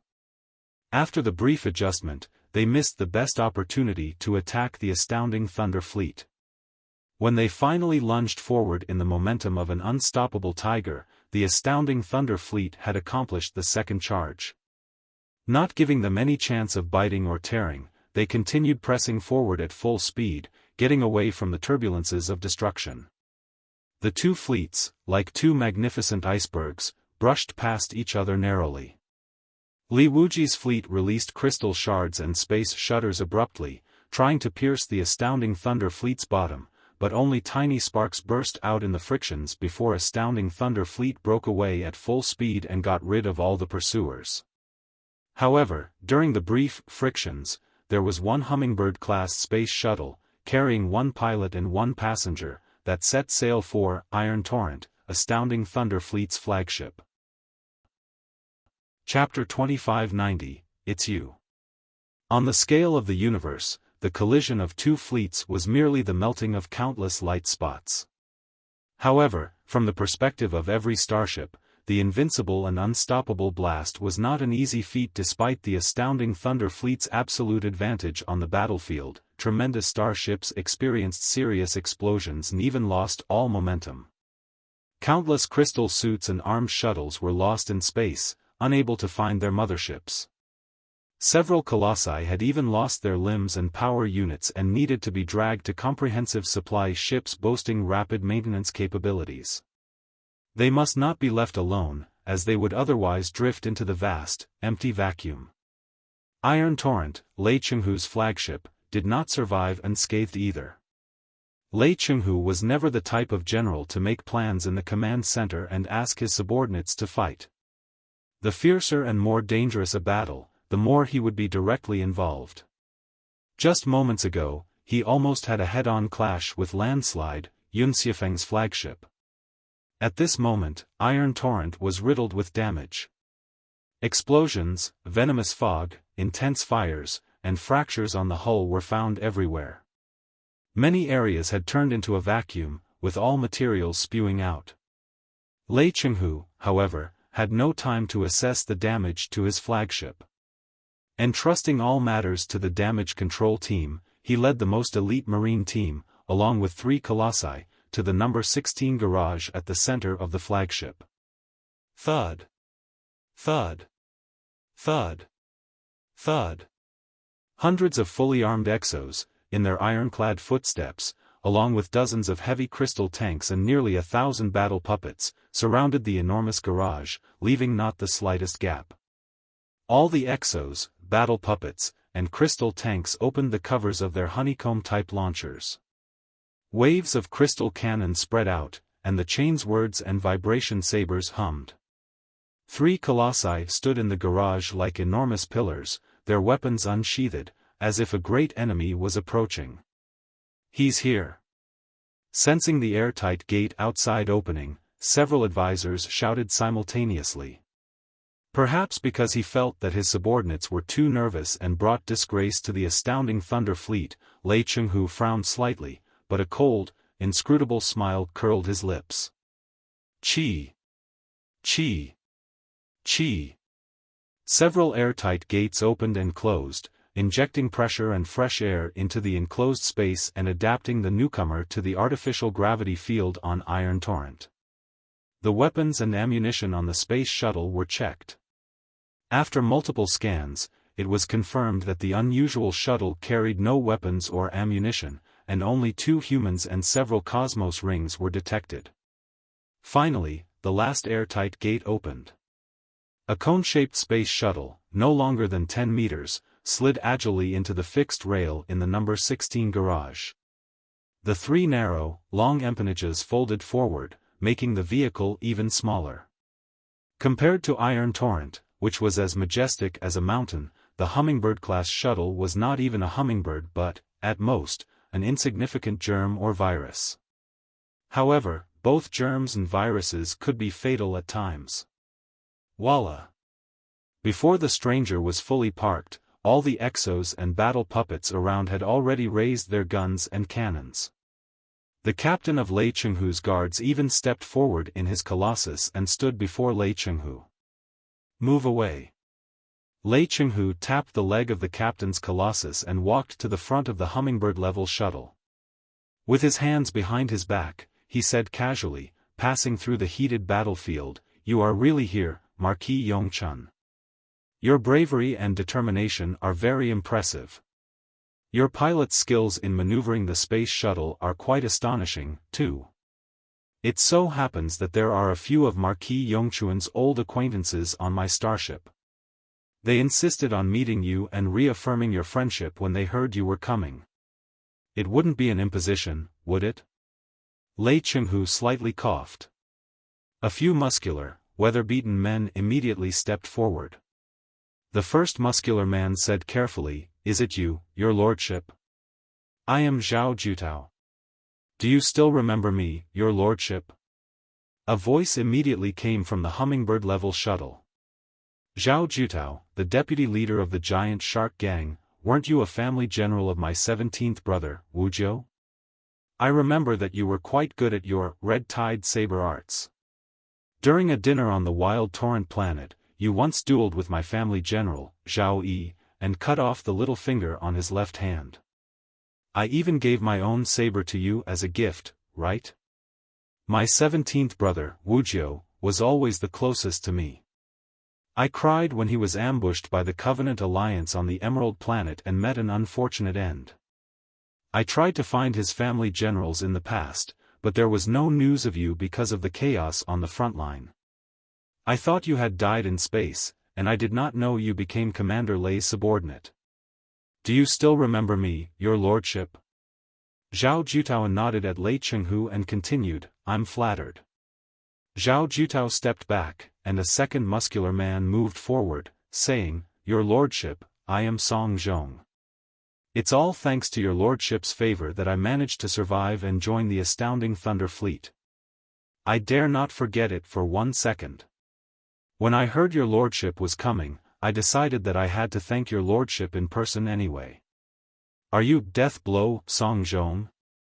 Li Wuji's voice came from the Hummingbird-level shuttle again. He laughed. "Your master in the past was simply too harsh. He was going to cut out your guts only because you lost a game in the arena. Nobody wins forever. You did not slouch but did your best. It was a pity that your opponent was stronger. That was not your fault. Although you lost that game, you could always win the next one. Why did he have to kill you? You also know that I hate the bloody scenes with viscera more than anything else, but the man was trying to cut your guts right before my eyes. I found it disgusting and saved your life. It was not a big deal at all." Death Blow Song Zhong also nodded at Lei Chenghu, indicating Li Wuji was not wrong about what happened in the past. He then declared in a loud voice, "All in all, it was your lordship who preserved my life. If I hadn't been too humble to serve your lordship, I wouldn't have gone to the front line as a soldier." Next, a few acquaintances of Li Wuji tested him, but he mentioned their identities and histories without any hesitation, without any error or mistake, even in the most insignificant details. Most of the information was never recorded, making it evident that the person inside the Hummingbird-level shuttle was Li Wuji himself. Seeing that Li Wuji had come to the meeting in person, the commanders of the astounding Thunder Fleet at all levels were more or less relieved. However, the captain of Lei Chenghu's guards still dared not be careless. He roared thunderously through the Colossus, "Marquis Yongchun, I apologize, but for safety and secrecy, would you please ask your pilot to come out first? He must have been exhausted from the trip across the battlefield. Allow us to entertain him with great food and drinks.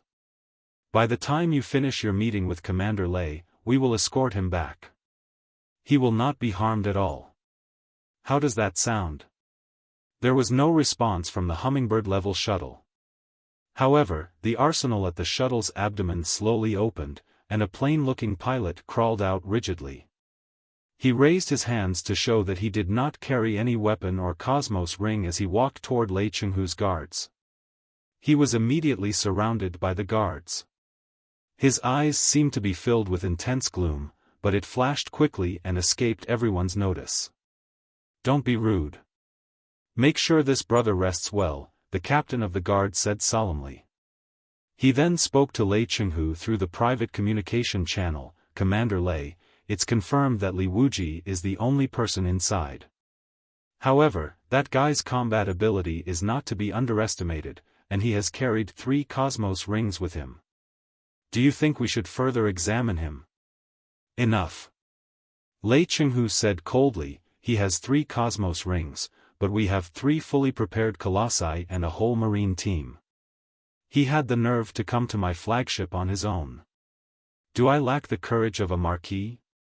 You stay here and do not pry into the shuttle. Wait until I am out."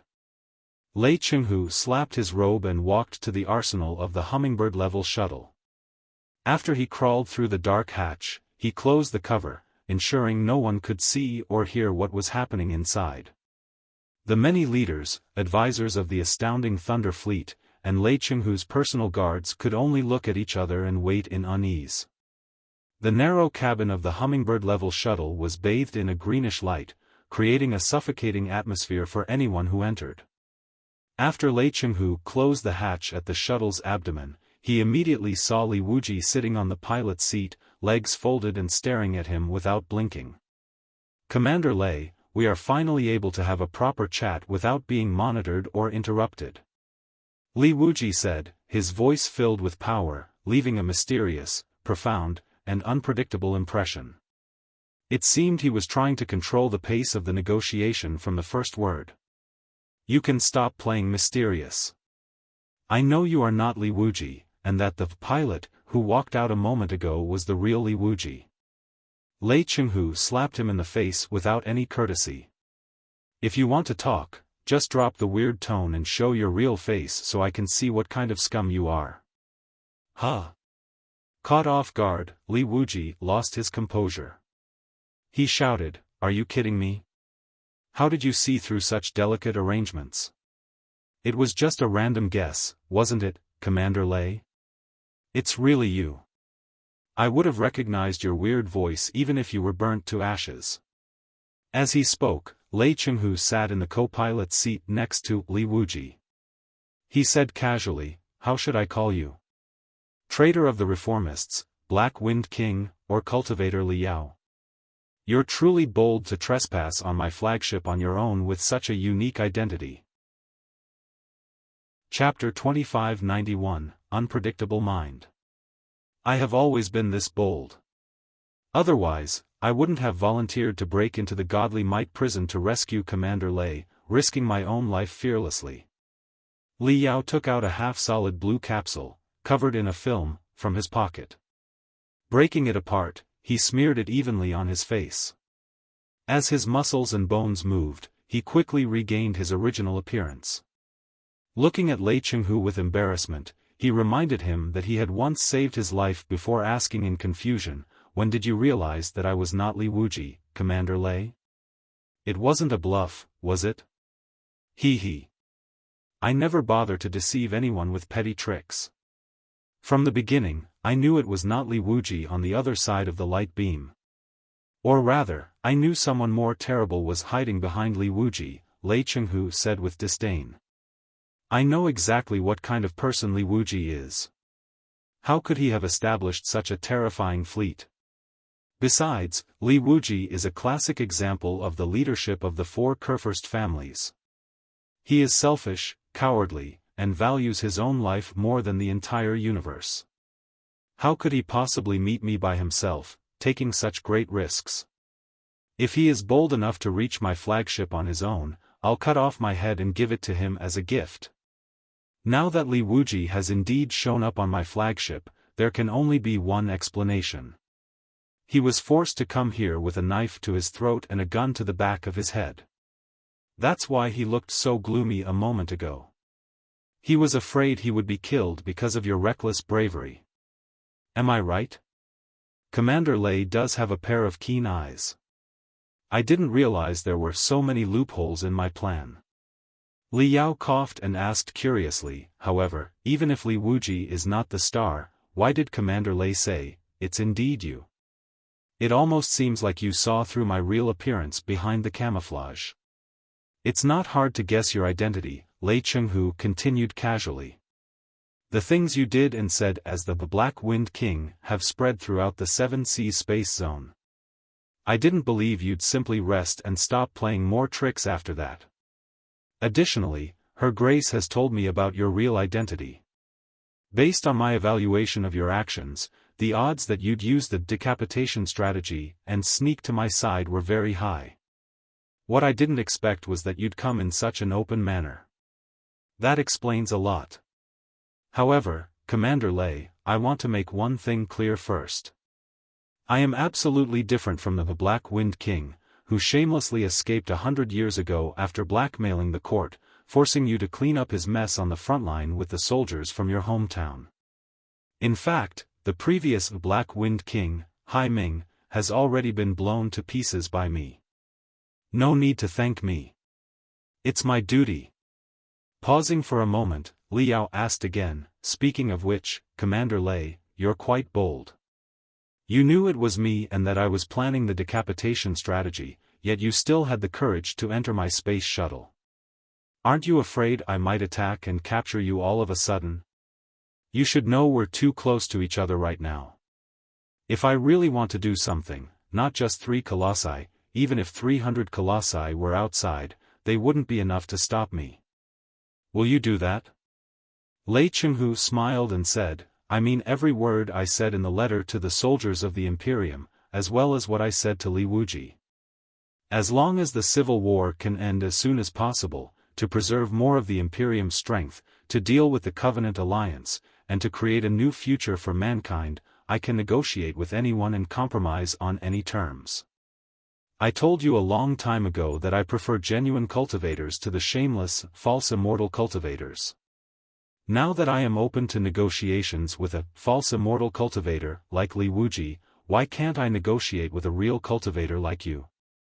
I am very curious to see what kind of changes cultivators like you, who have done nothing notable for 1,000 years, can bring to the Imperium when it's in such a great crisis. Besides, as you said just now, you were the one who rescued me from the Godly Might prison. As a soldier of the Imperium, don't I have the courage to meet my savior? It's great to know that Commander Lei is such a reasonable man. Li Yao sighed in relief. If I had known earlier, I would have spoken to Commander Lei more straightforwardly. All the hiding and tricks turned out to be unnecessary. Then, let's cut to the chase. Why has a genuine cultivator like you come to me, an immortal cultivator who should be incompatible with you? Lei Chenghu's voice gradually turned cold and hard, like a cannonball just retrieved from a low-temperature arsenal. There doesn't seem to be any middle ground between us. At the very least, I will not compromise on the true path of immortality. Li Yao blinked and said, I'm here to take a gamble. Lei Chenghu frowned. What gamble? Li Yao declared resolutely, a gamble that Commander Lei is a genuine immortal cultivator, a fundamentalist immortal cultivator who does not compromise. A gamble that everything you've done is truly for the Imperium and the human civilization, and that you are not like the false immortal cultivators who use the Imperium, civilization, and the true path of immortality as mere slogans and will trample on their beliefs for personal gain. I'm betting that you consider the future of mankind to be more important than anything else, even more than your admiration for Blackstar the Great. Lei Chenghu was silent for a moment. With a dark brilliance in his eyes, he observed, you truly have learned His Majesty's real identity. I'm beginning to appreciate you more, Cultivator Li Yao. Since we are both aware of His Majesty's existence, it's all the more reason for you to give up. You know I would never betray His Majesty. I wouldn't say that, Li Yao said, staring at Lei Chenghu.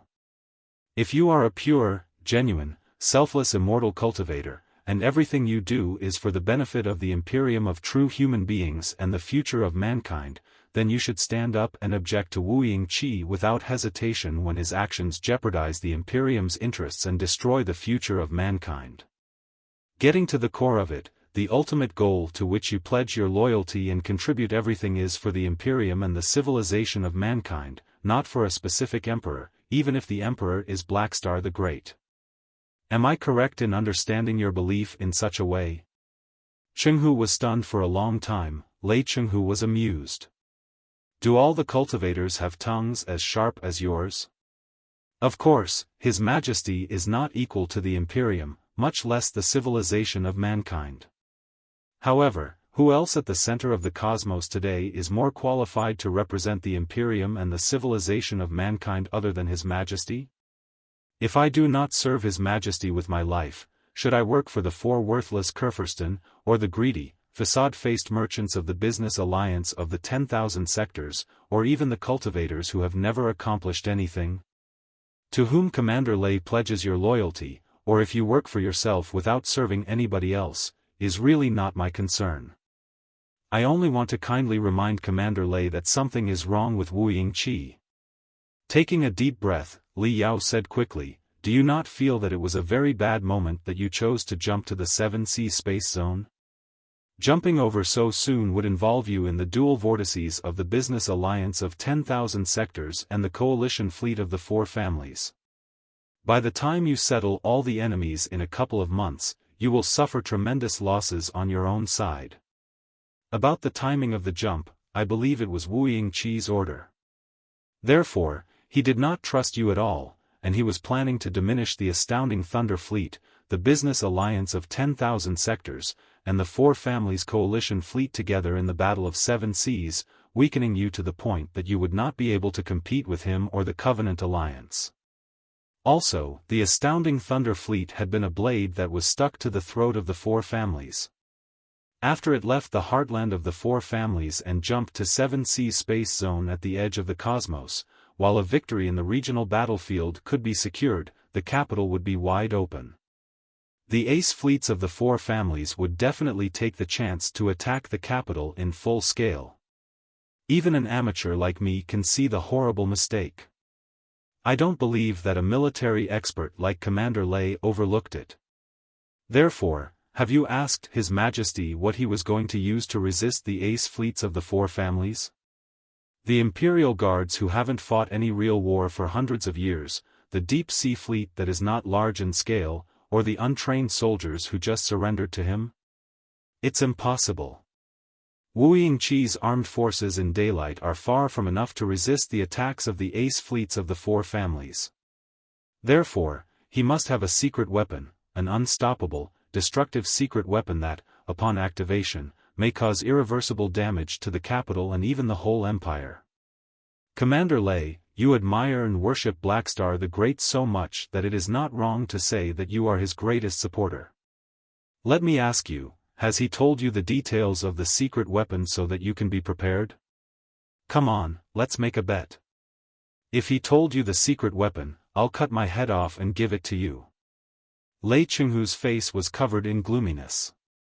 He said, Li Yao, if you have come to my place just to sow discord with such loose rhetoric, let's stop wasting each other's time. His Majesty is confident of his victory, and all the subjects need to do is to stride forward fearlessly. How can you speculate what is on a monarch's mind? Even if it is not about a monarch and just about a random general, do you not have the notion of a military secret in the world of cultivators? Chapter 25-29, The Hybrid of the Saints and Fiend. Li Yao grew agitated too, and he shouted without giving in, if you were just a soldier or a random general, all you need to do would naturally be to stride forward without looking back, but you are the god of war. You are a symbol of the Imperium's army, the last immortal cultivator of the Imperium, and even part of the Imperium. If a military giant like you abandons thinking, wouldn't the Imperium become a rampant behemoth? You don't know when it will fall into a trap or even an abyss at all. I know that you have always been proud of your identity as a soldier. It is a soldier's duty to obey, but soldiers should never be mindless slaughter machines without independent will. Otherwise, would there be any difference between them and the people of the Covenant Alliance? I know that your hands have been stained with blood in the past 200 years, and you have killed more people than anybody can count, but I would rather believe that you knew why you were fighting and killing, instead of carrying out somebody's order blindly. All in all, this thing concerns the future of the Imperium of the true human beings and even the future of mankind. If it were me, I would have to get to the bottom of everything. How exactly is Wuyi going to deal with the ace fleets of the four families? What price will be paid? How deformed the capital will be as a result? Have you really never worried about those questions? Do you really feel that the demolishment of the capital is an acceptable price to win the civil war? If you are fine with that, let me tell you something else. One day ago, Wuyi, one of his puppets, tried to brainwash me using the technologies of the Covenant Alliance.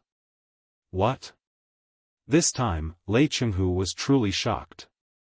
Staring at Li Yao, he demanded, "Are you serious? Even if I'm telling lies, I wouldn't make up such a ridiculous lie, would I?" Li Yao said with a bitter smile, "Moreover, perhaps Wuyi did not use the technologies of the Covenant Alliance. Instead, Wuyi with Wuyi Alliance are of the same origins and share the brainwashing technologies of the Pangu clan from the Primal Age. Wuyi has always been deeply associated with the Covenant Alliance. He was even a contributor to the Covenant Alliance's rise 1,000 years ago." Lei Chenghu looked more and more awful. He gnashed his teeth and said, "Are you slandering without any evidence?" "Although I do not have any evidence for now, it makes perfect sense logically." Li Yao opened his hands and said, "Although Wuyi and the Covenant Alliance seemed to be sworn enemies 1,000 years ago, the result of their decades of war was that they carved up the Star Ocean Republic. From the fall of the Star Ocean Republic, the Imperium and the Covenant Alliance arose. Based on the principle that the greatest beneficiary of a crime is the greatest suspect, it is not a groundless accusation that Wuyi collaborated with the Covenant Alliance to trick everyone. As for why the Imperium of true human beings has never destroyed the Covenant Alliance after it was established, it is very easy to understand. The Imperium needs the Covenant Alliance as an excuse to govern all the sects and to exploit the ordinary people. The Covenant Alliance, a source of fear, is why the immortal cultivates should exist. Don't be hasty to argue. There's one more thing. Aren't you curious about how Wuyi is going to deal with the army of the Covenant Alliance? The main force of the Covenant Alliance has not been crushed, and 80% of their strength is preserved. They withdrew and abandoned a lot of sectors voluntarily to allow the expedition army of the Imperium to march in. When the supply lines and the defense lines are stretched out, they would fight a final battle against the Imperium. Why are they so impatient about victory despite the risks? Because the Covenant Alliance encountered a great crisis of rigidity. If they don't fight the battle, they would collapse on their own very soon. This is all your own theory, Commander Lei, which you explained in great detail in the report you wrote for the Council of Elders. I believe that Wuyi must have read the report and had no doubt in the insight of such a loyal subordinate like you, right? Then, here comes the question. Wuyi clearly knew that the army of the Covenant Alliance was lurking in the darkness not far away, ready to launch a critical strike on the Imperium anytime, but he was still bold enough to start a full civil war at the crucial moment. What does he want exactly? Even if he could finish off the ace fleets of the four families neatly, so what? How is he going to deal with the main fleets of the Covenant Alliance? With the scarred land and the exhausted, broken fleets after the Civil War? Has he lost his mind? Does he want to enjoy being an emperor for a year and a half even if he will be killed after that? No, it's impossible. He is a man who plans to rule over the cosmos for another 10,000 years. He couldn't have neglected the Covenant Alliance. The only answer is that he has been with the Covenant Alliance in the first place. At the very least, he is deeply connected with many people within the Covenant Alliance. He can control a large group of people within the Covenant Alliance using brainwashing technologies that originate from the same sources. He can replace the Pangu clan in the hearts of some Covenant Alliance members and become their all-powerful god. Commander Lei, don't you find such a future concerning? Can someone as malicious and insane as Wu Yingqi be your master? Li Yao's saliva almost flew into Lei Chenghu's face. Lei Chenghu, however, was lost in thought, his face stern, and he did not even have a moment to wipe his face. Nonsense, Lei Chenghu muttered, I've never heard such absurdities before. Let's go to the capital and see if they are indeed absurdities. Li Yao said earnestly. Commander Lei, I know that Wu Yingqi embodies the perfect immortal cultivators in your imagination and is the only light of hope that can save the Imperium and even mankind from decay and darkness. However, you must not overlook the gap between imagination and reality. Ultimately, do you really know this great Black Star, in whom you have absolute faith? Do you truly understand the person Wu Yingqi standing before you? No, the person you admire, worship, and absolutely trust is merely the great Black Star glorified by history books and the Imperium's propaganda over the past 1,000 years. He is as different from the real Wu Yingqi as a girl's image after 2 hours of makeup and beautifying filters is from her true appearance without makeup. They are absolutely two different people, alright? Let's say that Black Star the Great 1,000 years ago was truly marvelous, incredible, and a supreme leader of mankind's civilization, worthy of your loyalty. But why are you so certain that the Wu Yingqi of today is the same Wu Yingqi from 1,000 years ago? Huh? Lei Chenghu narrowed his eyes. What do you mean? I think you've made a mistake. No, we both have made a cognitive error. Taking a deep breath, Li Yao analyzed calmly, we deduced his identity from the faint traces, and he acknowledged being Black Star the Great. But who knows what truly happened? Black Star the Great died in the Supreme Emperor's mausoleum 1,000 years ago. Only a fragment of his soul remained, which lingered for a long time before it encountered the young Li Linghai. It then attached itself to her and returned to the Imperium. That's Wu Yingqi and Li Linghai's version of the story. However, during the 1,000 years of hiding and wandering, what if the remaining part of Wu Yingqi's soul was corrupted or contaminated by something else? What if it was completely deformed, with all its beliefs twisted? Could it have been enslaved by a more powerful force? Those mysteries remain unresolved, yet you are already kneeling before him and pledging your loyalty just because he claims to be Black Star the Great, Commander Lei. How unwise. He says he is Wu Yingqi, but I'll say that I am the real Wu Yingqi. After all, having absorbed the power of the Imperial Fire Pearl, I can also produce a few mouthfuls of dominant purple flames. Neither of us has 100% convincing proof. Overall, I am not objecting to your loyalty to Black Star the Great. Really, as a real immortal cultivator, it's perfectly normal that you want to serve the ancestor of the immortal cultivators. I am only kindly suggesting that you should figure out whether or not the guy who is in power now, whose existence is known to nobody in the capital at present, is 100% Wu Yingqi from 1,000 years ago, and whether or not he deserves your allegiance and devotion when the fate of the Imperium and the future of mankind are at stake. Lei Chenghu's eyes and lips were slightly trembling. Such a head of yours is truly a headache. Truly a headache. He said coldly, your sophistry is truly a headache. He said, it's impossible to find answers to the questions you raised. His Majesty was revived from part of his remaining soul. Naturally, he is not 100% the Wu Yingqi from 1,000 years ago. It is not strange that his personalities and even beliefs have slightly changed. However, is there a better option than him at this moment? There is, and that's you. Li Yao rubbed his hands and said, the so-called Wu Yingqi has malicious plans right now.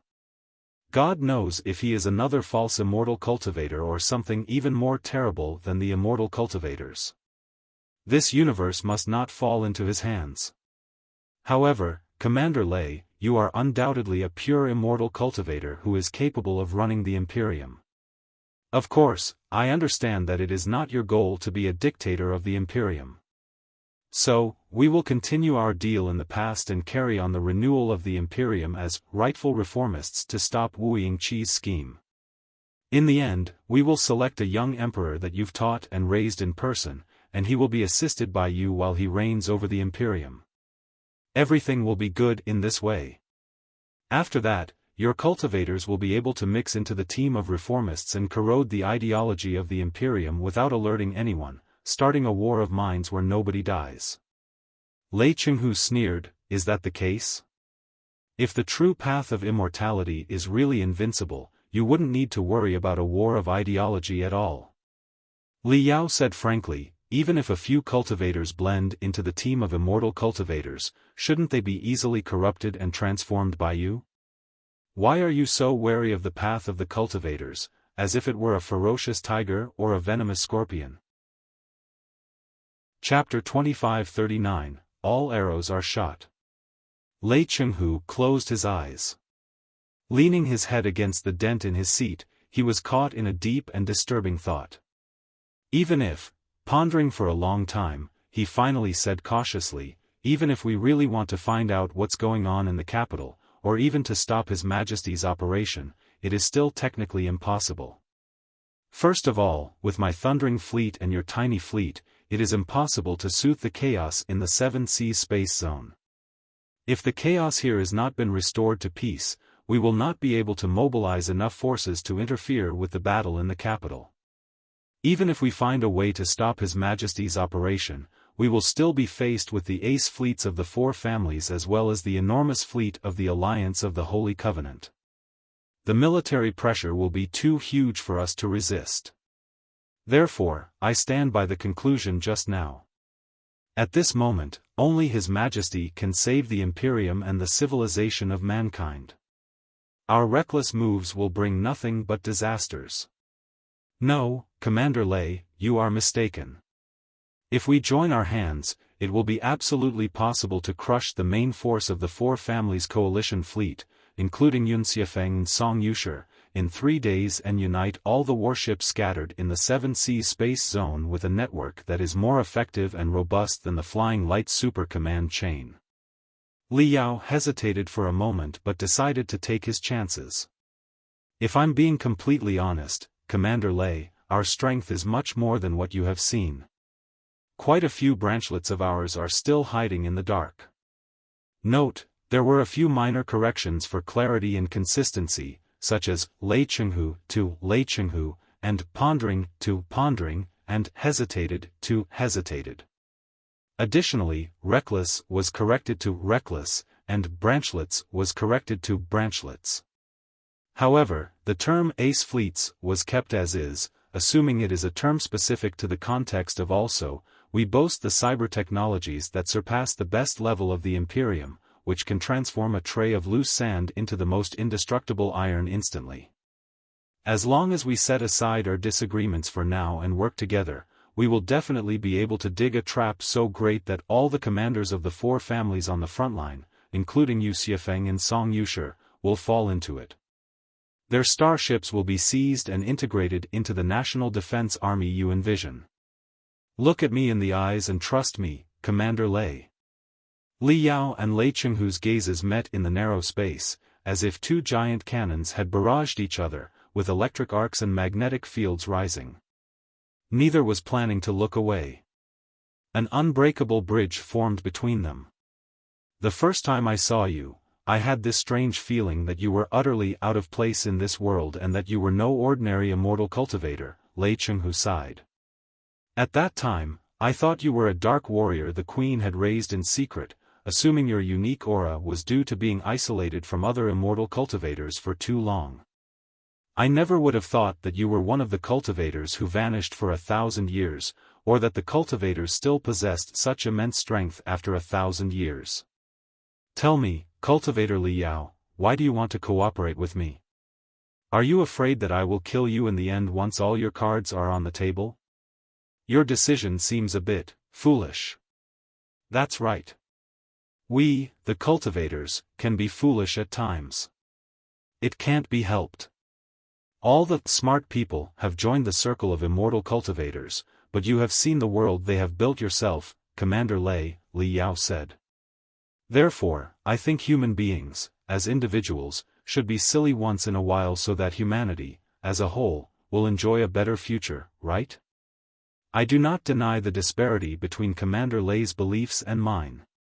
We are indeed enemies, and our paths will collide brutally sooner or later, but not necessarily now. There are many kinds of enemies, the primary, the secondary, the dangerous, the shameless, the negotiable, and the sworn. Cooperating with secondary enemies to deal with primary enemies first, or with less dangerous enemies to deal with the most dangerous, are perfectly normal options. At the very least, despite our different beliefs, I believe Commander Li and I share many things in common. Is that so? Lei Chenghu couldn't help but ask. What things do we have in common? We are both determined, stubborn, and forthright, and we never bother to use shameless tricks, Li Yao said. Most importantly, we have both dropped personal and lowly interests. We are men of integrity and charisma, with the whole universe in our minds. We are fighting for the future of mankind and for the peace and unity of this universe. In summary, we share the same goal, except that our methods to achieve it are polar opposites. While I cannot agree with Commander Li's approaches, I have also made decisions that may prove to be horrible in the future. Therefore, I find what Commander Li thinks and does understandable. In short, Commander Li and I are both great heroes, and we should cherish and appreciate each other. It's already a shame that we cannot be sworn brothers. How can we not cooperate well? Is that so? An indescribable expression appeared on Lei Chenghu's face. Perhaps, in his 200 years of battles and conquests, he had never encountered such a unique enemy, or ally, as Li Yao, and he didn't know how to react for a moment. There's no need to doubt me. It's absolutely true. Li Yao waved his hands and declared resolutely, this is all I want to say. You can make a decision now, Commander Li. There are only two ways ahead of you, Commander Li. You can either walk out of this space shuttle and order your subordinates to shoot me into a beehive. I guarantee that I will not dodge or resist. I won't even activate my cosmos rings. When I took the gamble, I was already prepared for failure. Or, after you walk out, Commander Li, you can set aside our conflicts and work with the cultivators' fleet. We will settle the 7 Seas space zone first, then the capital, before we create a brand new Imperium. If Commander Li needs to think about it, consider it carefully after you're out. I'm not persuading you to betray Blackstar the Great right now, I'm only asking you to give the new Imperium a chance, to give peace a chance, and to give the future of mankind a chance. As he spoke, Li Yao truly took off all the cosmos rings from his fingers and tossed them to the ground with a heavy thud. Then, he looked at Lei Chenghu with sincere and earnest eyes. Lei Chenghu's thoughtful eyes blinked for a long time. Finally, he heaved a long sigh and was ready to walk out. Li Yao clenched his fists, his Adam's apple moving up and down. Cold sweat beaded his forehead, but he did not stop Lei Chenghu. From a perspective he could not see, astonishment beamed from Lei Chenghu's eyes. He pondered for a long time but finally left the space shuttle without a word. Commander Li. His advisors and guards rushed to his side. Seeing his solemn but unharmed expression, they all felt relieved. What about it? Is Li Wuji willing to surrender? Lei Chenghu remained silent. After a few steps, he couldn't help but turn around and look at the Hummingbird-level shuttle again. Despite the alloy shell, he could still sense Li Yao's eyes, burning and dazzling like a supernova. Cultivators were truly his enemies, enemies he had never seen and could never understand. No, Lei Chenghu said. Fire and take him down. While the battle in the 7 Seas space zone raged at the edge of the cosmos, black waves, resembling bottomless abysses, surged at the edge of the Imperial Terminus sector, at the heart of the Imperium. As the waves intertwined and merged, the stable three-dimensional space was soon torn apart, connecting 2 points that were supposedly tens of thousands of light-years apart. Vast materials traveled through the nearly zero-length tunnel, emerging from their brief stun phase to emit destructive brilliance once more. In just 3 days, more than 10 fleets belonging to the 4 Kurfürst families completed their teleportation, including the elite fleets that each family relied on to dominate the universe. The battle in the capital had officially begun. It was a campaign beyond the expectations of all forces. Almost simultaneously with the mysterious disappearance of the astounding Thunder Fleet from the heartland of the 4 families, the leaders of the 4 families reached a consensus to march on the capital and engage in a strategic battle with the reformists. It was now or never. Faced with the glory and the desire to reclaim the capital, the 4 families were unprecedentedly united and effective. Many new warships loyal to their families had already jumped over even when the situation in the capital was not entirely clear. At first, the battle in the capital almost mirrored the Battle of 7 Seas. The ace fleets of the 4 families did not control the space gate of the Imperial Terminus sector, preventing them from jumping over in an organized manner. When the space jump was completed, every starship was randomly distributed throughout the boundless sector, like dandelion seeds scattered by the wind. The Imperial Guards loyal to the Emperor and the Deep Sea Fleet loyal to the reformists attacked with the ferocity of rabid dogs injected with stimulants, hunting the scattered invaders throughout the space zone and doing their best to prevent their regrouping. Many blood-boiling and cruel tragedies had already unfolded in space over the past few days. However, the coalition fleet of nobles, with 4 ace fleets as its core and a dozen main fleets as its backbone, was multiple times stronger than Xuefeng's fleet that had invaded the 7 Seas space zone. The determination of the soldiers in the fleets to die for their families was much greater than that of the border warlords, each with their own duplicitous plans. Even with only 1 starship, they still charged at the enemy without hesitation when faced with overwhelming defenders. Thanks to the continuous resource support from the heartlands of the 4 families, abundant logistics and engineering troops had leaped to the Imperial Terminus sector. While the defenders were moving in exhaustion, they occupied the planets and space fortresses at the edge of the space zone, establishing their own temporary space gates. When 3 temporary space gates slowly blossomed at the edge of the Imperial Terminus sector, unleashing brilliant light that illuminated dozens of sectors, the battle no longer seemed to have any suspense. For the reformists who were lurking in the capital and resisting doggedly, the situation was escalating beyond their control. Chapter 2594, The Critical Information. Under the navigation of 3 space gates, more and more fleets belonging to the 4 families jumped over in an organized manner, forming an iron wall to block and suppress the reformists.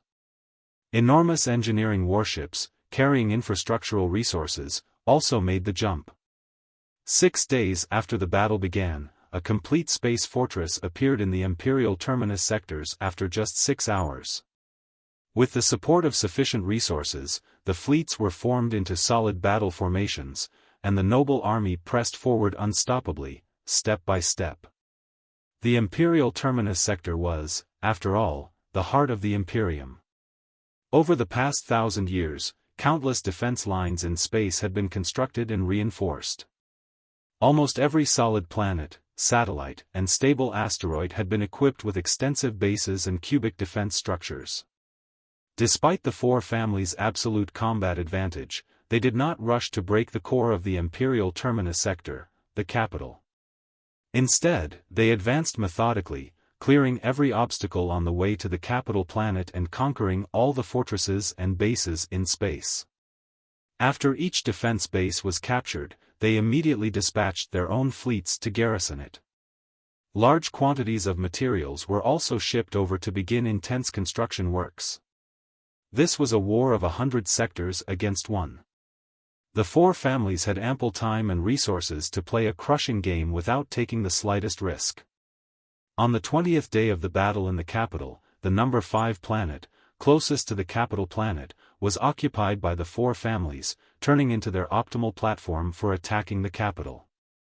This meant that the grip of death around the reformists' throats had been fully tightened. The final attack was about to begin.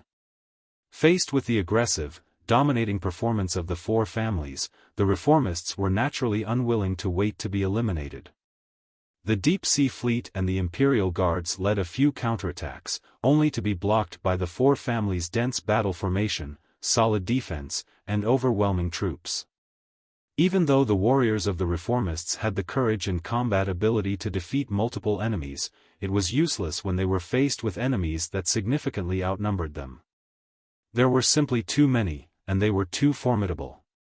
1 month after the battle started, the greatest problem the reformists faced was not the competition on the battlefield but the complete blockage of communication. It was barely possible for them to reach out to the business alliance of the 10,000 sectors and the astounding Thunder Fleet, the other two main forces in the Seven Seas space zone at the edge of the cosmos. The business alliance in the 10,000 sectors represented the strength of countless warlords and the capitals of the Imperium. The astounding Thunder Fleet, on the other hand, could be used to win the support of the expedition army that was still keeping neutral. These two main forces were the only hope for the reformists, however dim. However, it was very difficult for two worlds tens of thousands of light-years away from each other to communicate. Their real-time communication depended on the hyperspace communication bases established at the edge of the space zones, which allowed information and data to jump through the four-dimensional space before they were delivered to the recipient. If the messages were sent in regular ways, they could only be received after 10,000 years, even if they were kept at the speed of light, which would have been pointless. However, the dozens of hyper-communication bases that the reformists set up at the edge of the Imperial Terminus sector had all been discovered, occupied, or destroyed by the ace fleets of the four families. Meanwhile, the four families had projected powerful interferences to the whole space zone. They unleashed twisting radiations and spiritual waves incessantly to disrupt the secret communication bases that very likely existed. As a result, the capital was enshrouded in a heavy fog and blocked from the outside world, mainly the Seven Seas space zone. It was barely possible to learn the updates from the Seven Seas space zone or to command Lei Chenghu or Jin Yuyan to take appropriate reactions. With the weak strength of the Deep Sea Fleet and the Imperial Guards, it was an impossible mission to block the information blockade of the ace fleets of the four families. It was true that they had hidden a few mobile secret communication bases at a certain point in the vast space. There were also quite a few powerful communication ships in the complicated stone belts that had yet to be discovered by the enemy. However, both the secret communication bases and the communication ships would release tremendous information waves once activated, which would immediately be detected by the ace fleets of the four families. They would be destroyed very soon. According to the evaluation of the leaders of the Imperial Guards, every mobile secret communication base would be discovered and destroyed by the enemy half an hour after it was activated at most. The communication ships were faster and had better survival abilities. Starting from the moment they released the first information wave, they could persist about an hour before they were destroyed. However, the super-remote communication units accommodated on the communication ships were not as powerful, and the information to be transmitted was highly limited. In other words, the real-time communication between the capital and the Seven Seas space zone could last half an hour to 1 hour at best. Additionally, each communication session would cost one mobile secret communication base or a valuable communication ship. Therefore, as long as there were no particularly significant military affairs, the capital and the Seven Seas space zone would not turn on the real-time communication channel every day. Instead, they communicated in a more primitive way, which was the communication boats. The communication boats were a small rapid starship no more than 50 meters long. They did not accommodate any attack magical equipment but were loaded with storage chips. Every day, the highest commanders in the capital and the Seven Seas space zone and the capital would save the latest data in the command chain as well as the orders and requests into the storage chips in the boats. Then, the most reliable officers would be sent to protect them. Through the supermassive teleportation arrays similar to the cosmic slingshot and the four-dimensional jump devices on board, they could be delivered to the target sector directly. Up until this point, several space gates were still controlled by the reformists on the two ends, allowing them to maintain the communication of personnel and resources to a minimal degree. The landing points of the boats were relatively accurate and would not be too far away from the space gates. Additionally, every boat was loaded with the most advanced stealth device. Their size and mass were very small. In the vast space, they were but grains of dust and could barely be detected by the enemy. Even if they were detected and captured by the enemy, every boat had been set with triple self-destruction facilities. The officer in charge needed to input a security code every 5 minutes, or all the data would be wiped out in 10 seconds. It was definitely safe and secure. While the efficiency of interaction with the boats was terribly low, the amount of information that each boat could carry was more than what could be transmitted wirelessly for 3 days and 3 nights. There was no need to worry about the network might be compromised by the enemy either. The reliability and security of communication were greatly improved. Therefore, boats became the main means of communication between the capital and the 7 Seas space zone. Dozens of boats traveled between the two places every day. The information was gradually grasped by the fleets of the 4 families. They were unwilling to be stabbed in the back by the astounding Thunder fleets or the Mari-Sun fleets under the business alliance of 10,000 sectors when they launched an attack on the capital planet. Therefore, after checking the capital, it became their main focus to scan and destroy the boats. The 4 families mobilized countless cyber warfare ships and scout ships to perform the most thorough blockade and scan in the area near the capital planet, not leaving out the slightest space ripple. The moment they sensed space ripples, they would immediately deploy the best rapid response troops to stop the stranger from entering the defense circle of the capital planet. The Imperial Guards and the Deep Sea Fleet, who had fallen back into the orbit of the capital planet, showed astonishing courage at this moment. They marched out without a care in order to protect the boats that had just jumped to the Imperial Terminus sector. They were determined to get the updates from the 7 Seas space zone despite the heavy casualties. The fierce battle today happened exactly because of that. 3 boats from the 7 Seas space zone appeared in the space not far away from the capital planet without a sound like inconspicuous loaches. However, they immediately raised the attention of the predators that were lurking nearby. The starships of the predators unleashed the most dazzling brilliance. Like sharks baring their shining teeth, they lunged at the 3 tiny loaches aggressively. The 3 loaches fled toward the capital planet in panic, but they were caught by a second team of predators, which had arrived from another direction, before they entered the orbit defense circle of the capital planet. When the 3 loaches were about to be torn into shreds by the 2 groups of sharks, the daring teams of the Deep Sea Fleet and the Imperial Guards marched out and pierced like 100 fast swordfish into the sharks. The 3 loaches took the opportunity to rush toward the capital planet, only to be hit by the cannons of the predators. One of the boats disintegrated on the spot into brilliant fireworks, and the other 2 boats were riddled with holes, barely holding together. Unable to maintain their flight, they were caught by the gravity of the capital planet and fell to the surface of the capital planet crookedly. The sharks finally got rid of the swordfish and bit the tails of the other 2 loaches, raining their firepower on them. The sharks finally got rid of the swordfish and bit the tails of the other 2 loaches, raining their firepower on them. The 2 loaches were shaking and sparkling so hard they seemed to be falling apart in the next second. Right then, thousands of dazzling lines of fire interwove into an impenetrable net, covering the sharks overwhelmingly, because they had pressed too forward and approached the orbit defense ring of the capital planet without realizing it. No matter how magnificent the ace fleets of the 4 families were, they were still not enough to compete with the defense arrays of a whole planet that was the heart of the Imperium in terms of firepower. The few sharks in the lead were immediately ripped into shreds, and the rest of the sharks dispersed, retreating to a safe distance at full speed. Before they finally turned around and looked at the 2 loaches diving into the atmosphere of the capital planet, turning into two clusters of brilliantly burning fireballs in the air, and landing on the vast ocean of the capital planet. On the capital planet, below the atmosphere and above the Earth, lay the iron nest where nearly 100 billion people resided. In the face of the overwhelming fleet that dominated the sky, it was only natural that most of the capital's residents felt the end of the world was upon them. However, in the realms of interstellar warships, colossi, and immortal cultivators, the ordinary people who eked out a living on the planet's surface had no say in the matter.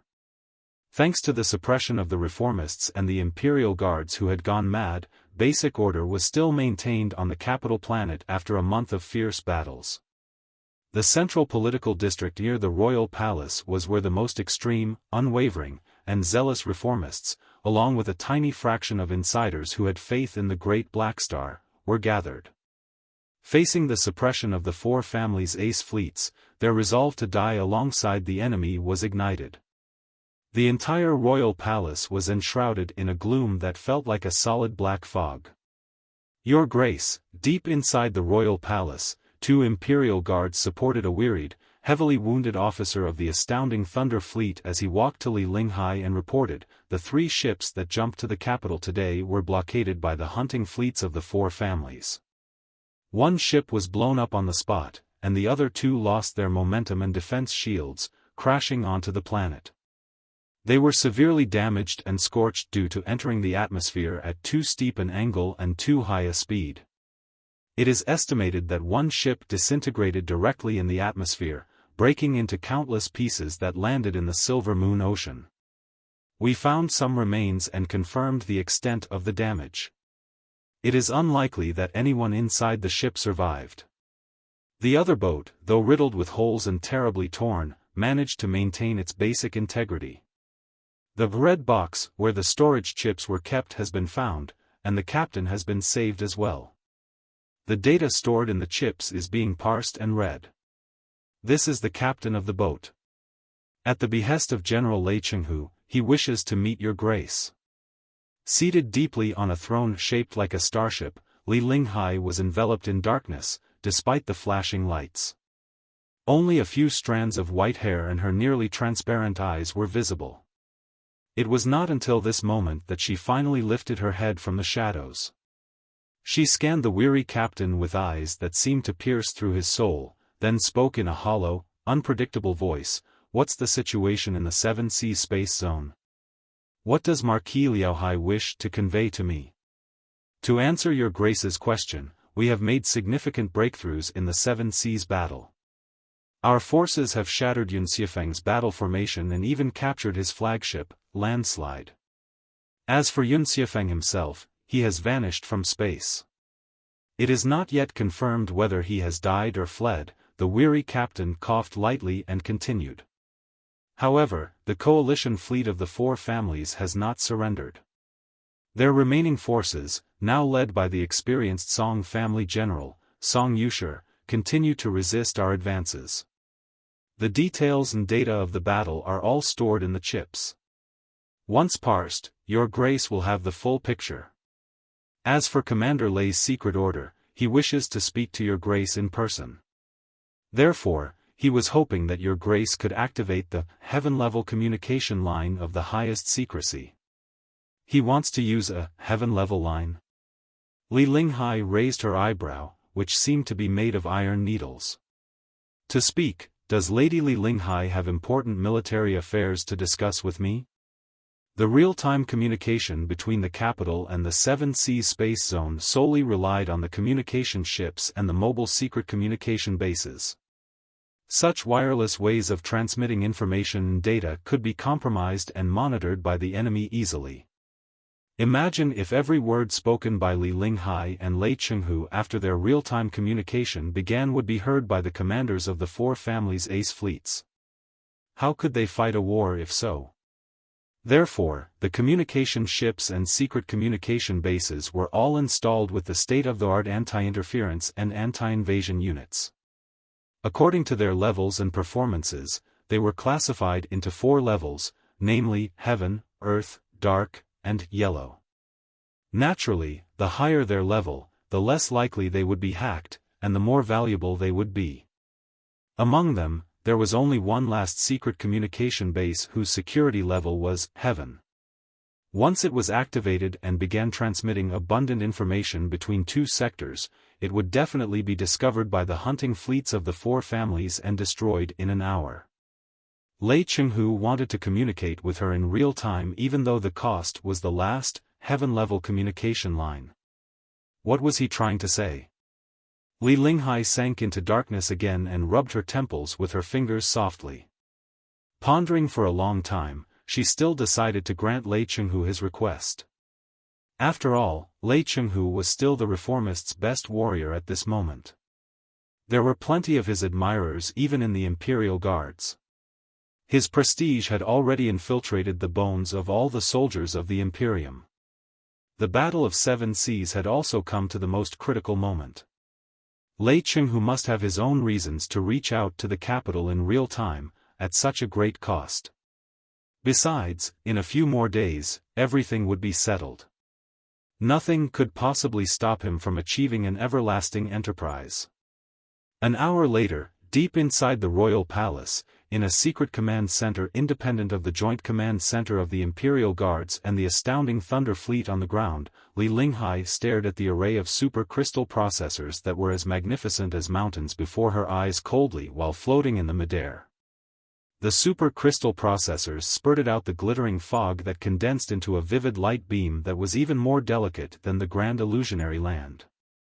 She seemed to have crossed the bridge of time and space and directly appeared on the bridge of Iron Torrent, the flagship of the astounding Thunder Fleet, communicating with Lei Chenghu face to face.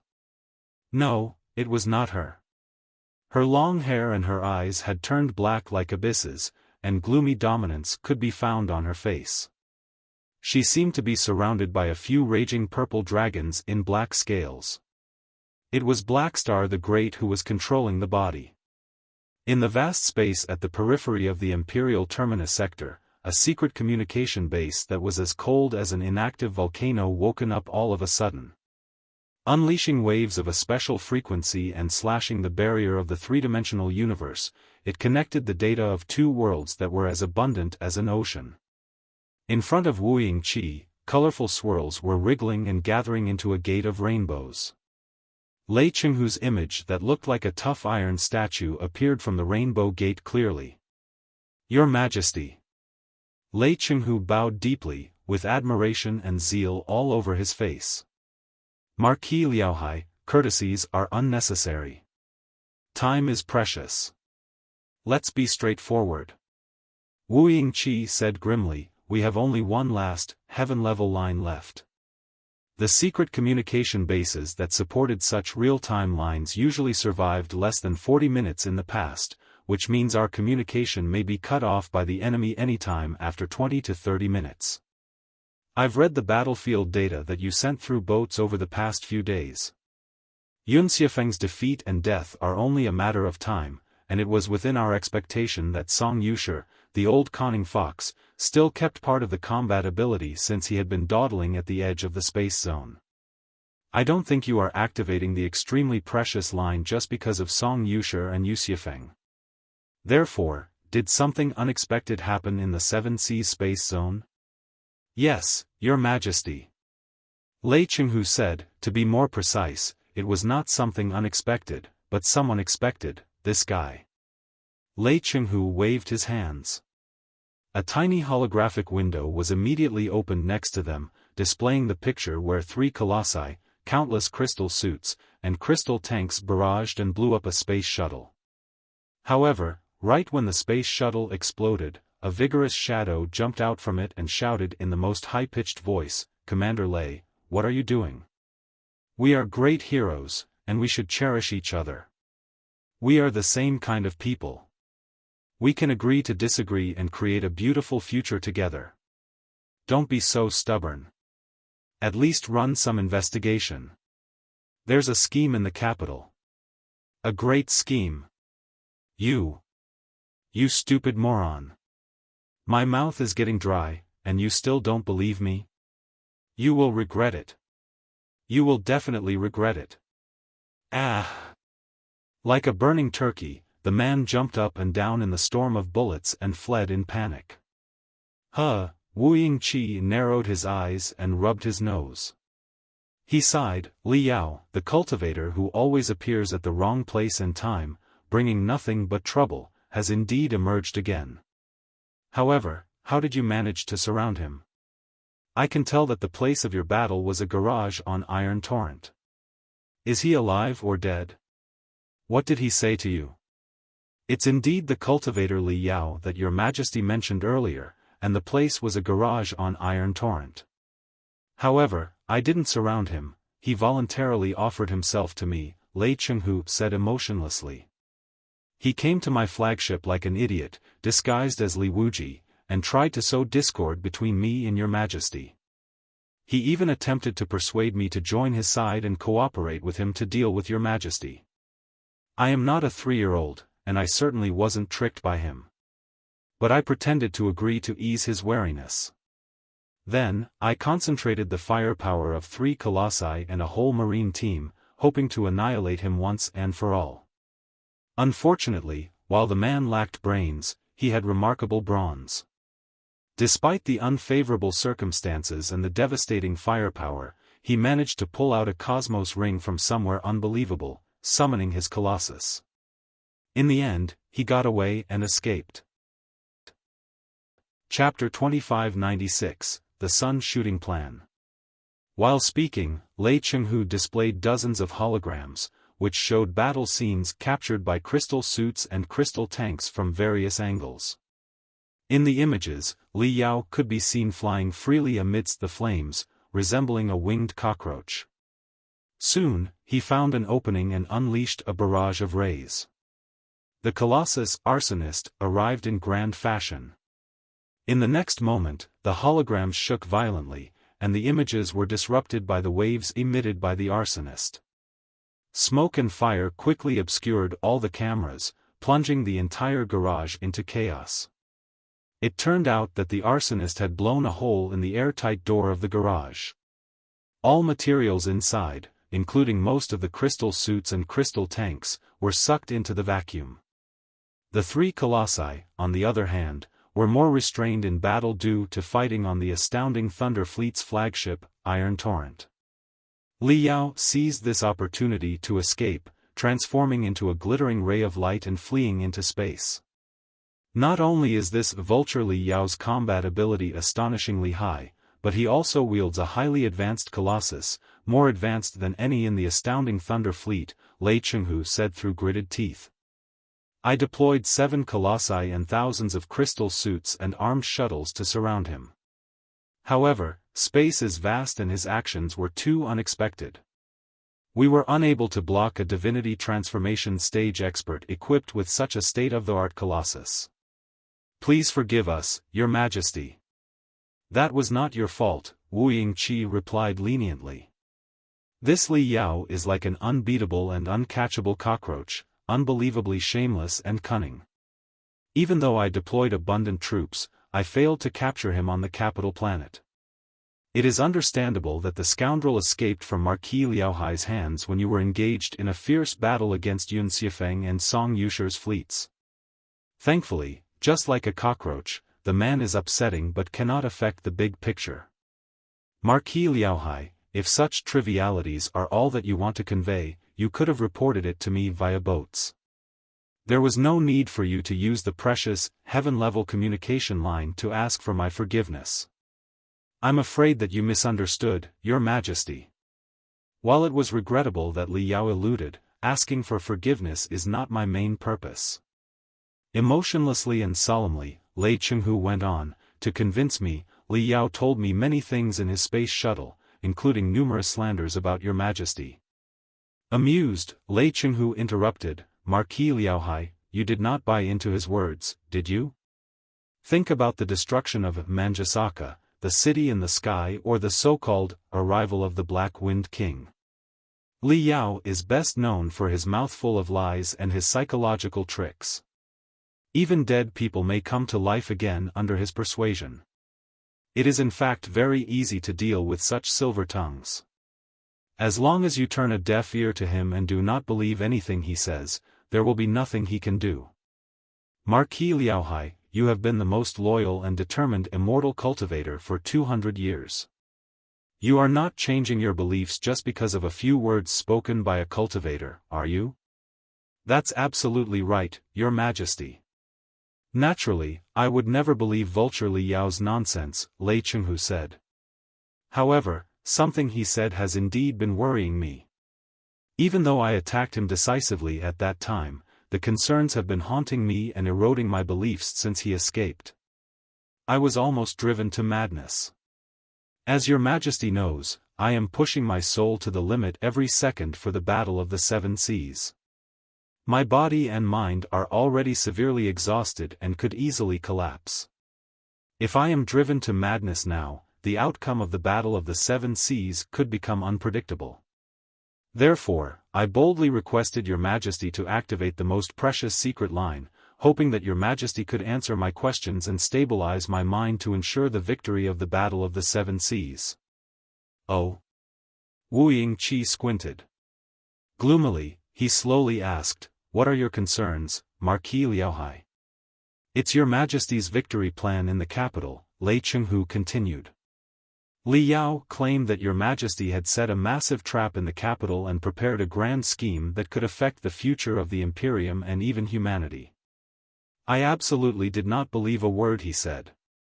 However, when the astounding Thunder Fleet left the heartland of the Four Families, we both knew that the unshackled ace fleets of the Four Families would immediately attack the capital. At that time, you asked me to fight the Battle of the Seven Seas with full confidence, assuring me that you could definitely hold off the Four Families' ace fleets until I won the battle in the Seven Seas Space Zone and united all the forces of the business alliance of 10,000 sectors and the warlords at the edge of the Imperium. However, I have calculated the combat capabilities of the Imperial Guards and the Deep Sea Fleet. Even though their combat abilities were multiplied, it would still be impossible for them to defeat the Four Families' ace fleets. Besides, the Four Families had not just a few ace fleets but also fleets from 100 sectors, which could all jump to the Imperial Terminus sector during emergencies. How are you going to address them, Your Majesty? I asked Your Majesty this question at the time, but Your Majesty told me that you had a secret weapon that you could not reveal yet for confidentiality reasons. You asked me to focus on the battle in the Seven Seas Space Zone, assuring me that you would tell me everything when the time was right. I believe the time is very ripe now. I have collapsed Xuefeng's main forces in the Seven Seas Space Zone. Even though Song Yushi is still resisting, he cannot hold on for long. In the capital, the Four Families' ace fleets have occupied the planets and asteroid belts near the capital planet, and they are about to launch a final attack when the two planets are closest to each other in their orbits. It seems no miracle could stop the capital from falling again. Your Majesty, whatever trump cards you have, you can tell me now, can't you? I still remember the ecstasy I felt when you revealed your identity to me. I'm ready to die for you any second, Your Majesty. Can't you even trust me, Your Majesty? As he approached the end, Lei Chenghu was blushing and shouting hoarsely, as if he truly felt terribly wronged. About that, Wu Yingqi pondered for a long time, his hands behind his back. Marquis Liaohai, you've misunderstood me.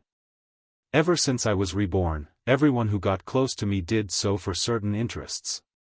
Li Linghai was like that, Yu Wushuang was like that, and Dong Fangsheng was like that too. Everybody is fighting for themselves, but Marquis Liaohai, you are the only one who is fighting for the Imperium, for the true path of immortality, and for the civilization of mankind. If I can't trust you, who else can I trust? It was only because my plan was too dangerous and could only work with absolute confidentiality. If anything were leaked, we might be doomed forever. Lei Chenghu said, that's the reason why I asked Your Majesty to activate the heaven-level communication line.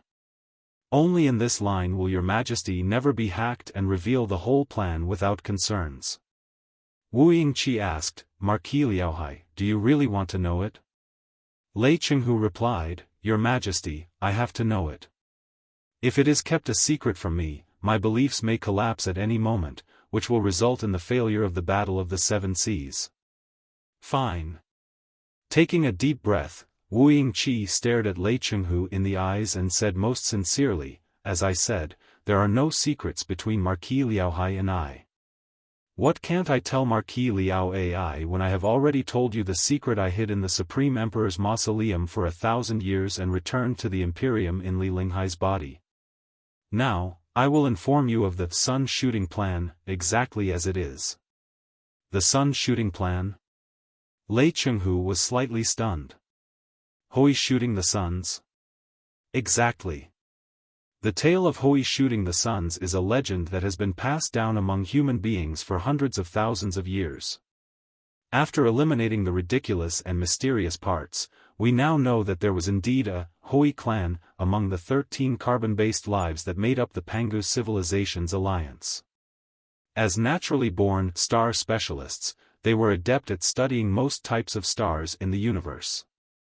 They were also good at absorbing energy from all kinds of stars, or even altering the states of the stars. Wuji opened his hands. The grand illusionary land behind him immediately transformed into a vast cosmos where 10 stars of different types appeared. Some were exploding intensely like supernovae, some were as large as red giants, and others were unleashing colorful, dazzling brilliance while waving tendrils that looked like fiery rains. It almost seemed as if 10 suns were in the sky at the same time. Right under the radiations of the 10 suns, Wuji explained slowly, stars are the sources of life and the most important celestial bodies in the universe that encompass infinite energy. All civilizations in the past and future need the illumination and nurturing of stars to live and prosper. Stars appear to have a stable structure and may have a longevity of hundreds of billions of years, living a life almost as long as the universe itself. Most of the time, they live in their prime years, where they are extremely steady, releasing light, heat, and all kinds of radiations to the entire system.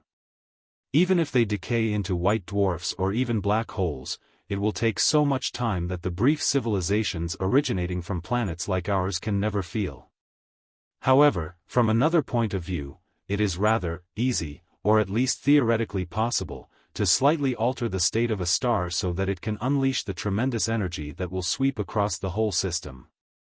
Because stars are too enormous and powerful, even if only 1/1000th of its force is triggered, it will be enough for the significant creatures like us to sense the destructive tide.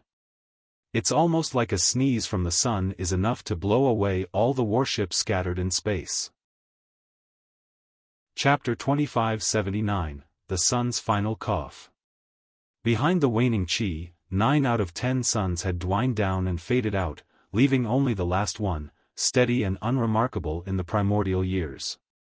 It was magnified non-stop, revealing the frenzied dancing fire and the swirls capable of swallowing planets on its surface. Lei Chenghu couldn't help but feel that it could ignite everything. By contrast, some minuscule glass pebbles were scattered around the space, scattered in the divinity transformation stage. He could only vaguely see the black spots comprising the dust. The black spots, no larger than dust, were precisely the super warships mankind were proud of, imagining they could conquer the sea of stars. Suddenly, the sun sneezed. Or rather, a certain scoring swirl taking up less than 1% of the sun's surface had a minor sneeze. Instantly, countless flames millions of kilometers long spurted out, snatching at the cosmos like arms of gods extended from the sun. Though the arms did not grasp any specific matter, they were like hands churning a lake, soon erupting overwhelming, destructive waves. The arms split, spread, and exploded. The crimson waves swept across all the planets like a cosmic storm. Even the planets protected by the atmosphere felt the intense shock. Needless to say, the fleets, no more than dust, were all blown apart or even shattered to smithereens. I am not one to underestimate myself. But, how minuscule and weak is the civilization of mankind compared to the vast universe? The starships we are proud of, the colossi we consider our ultimate weapons, and our remarkable spiritual energy and techniques, all of these are nothing when faced with the wrath of the universe. They can't stop anything. Wuji heaved a deep sigh. Since ancient times, the classic battle cases where the weak defeated the strong have never been achieved without favorable circumstances. In many instances, the magnificent power of nature was the key to victory. Too many overwhelming armies were lost in boundless deserts or destroyed by surging tides in the ocean. It will not be an exception this time. I have never considered winning the war with only the Imperial Guards, the Deep Sea Fleet, or Marquis Liaohai's astounding Thunder Fleet. Faced with enemies 100 times more numerous than us, any courage, determination, or schemes would be useless.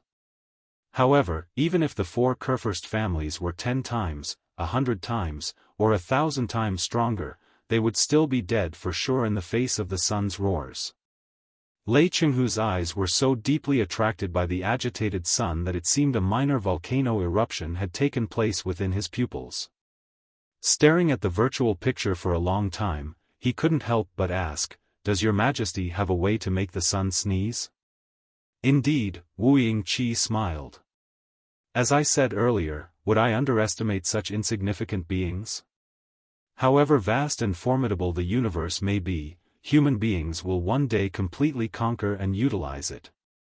While stars are among the most important celestial bodies in the universe, their structures and operational states are relatively simple, even simpler than many planets. Stars in their prime can run stably mainly because of the delicate balance when the power of fusion offsets gravity. You can imagine them to be extremely sensitive scales. As a matter of fact, as long as a tiny force is imposed on them, it will be possible to break the balance and make them plummet toward chaos and destruction. However, the scales are too important for the knowledge and technology of mankind. Precise calculations must run, and all the features of the scales have to be grasped, in order to find the point to impose force upon. As long as the point is found, it will be possible to trigger a series of chain reactions. We can make the sun sneeze without the least trouble. There's no need to doubt our abilities. In fact, the whole thing is like a naive child playing on a dry, windy hill. He accidentally caused a spark, which led to a forest fire that burned down dozens of mountains and killed countless creatures. With the child's own heart, wisdom, and strength, was he capable of burning dozens of mountains and killing countless people? Of course not. However, when all the conditions were miraculously met at the right moment in the right place, one child and one spark would be enough for that. It's the same for us right now. All we need to do is to project a tiny spark toward the sun. Lei Chenghu was silent for a long time, as if he were assessing the veracity of the matter. He asked cautiously, "How did your Majesty learn the specific features of the star in the Imperial Terminus sector? How would you grasp the subtle balance point, and how are you going to send the spark to the sun, your Majesty?" This is exactly why I have named the plan Sun Shooting, from the tale Houyi Shooting the Sun. Marquis Liaohai is not wrong at all. It hasn't been long since I woke up from 1,000 years of dormancy. I do not control any study institutions or specialists in the Imperium. Naturally, I don't have enough time to understand the features of the sun. However, the Houyi clan, part of the Pangu civilization's alliance in the past, was capable of it. Wu Yingqi said, "I don't know how much you know about the Houyi clan, Marquis Liaohai. They were a carbon-based life form born on planets very close to the sun. Planets suitable for the survival of mankind were usually the 3rd or 4th planet in a stellar system. However, the Houyi clan mainly lived on the 2nd planet of a stellar system. The Houyi clan at the beginning were insignificant bugs covered in black shells that looked like solar panels. They were strongly resistant to heat. However, their living environment was too harsh. The star granted them too much light, heat, and destructive radiations. They had to observe the star all the time and adjust the elements and internal structures of their black shells according to the radiations to absorb energy as much as possible and to block radiations so that they could survive in such an extreme environment.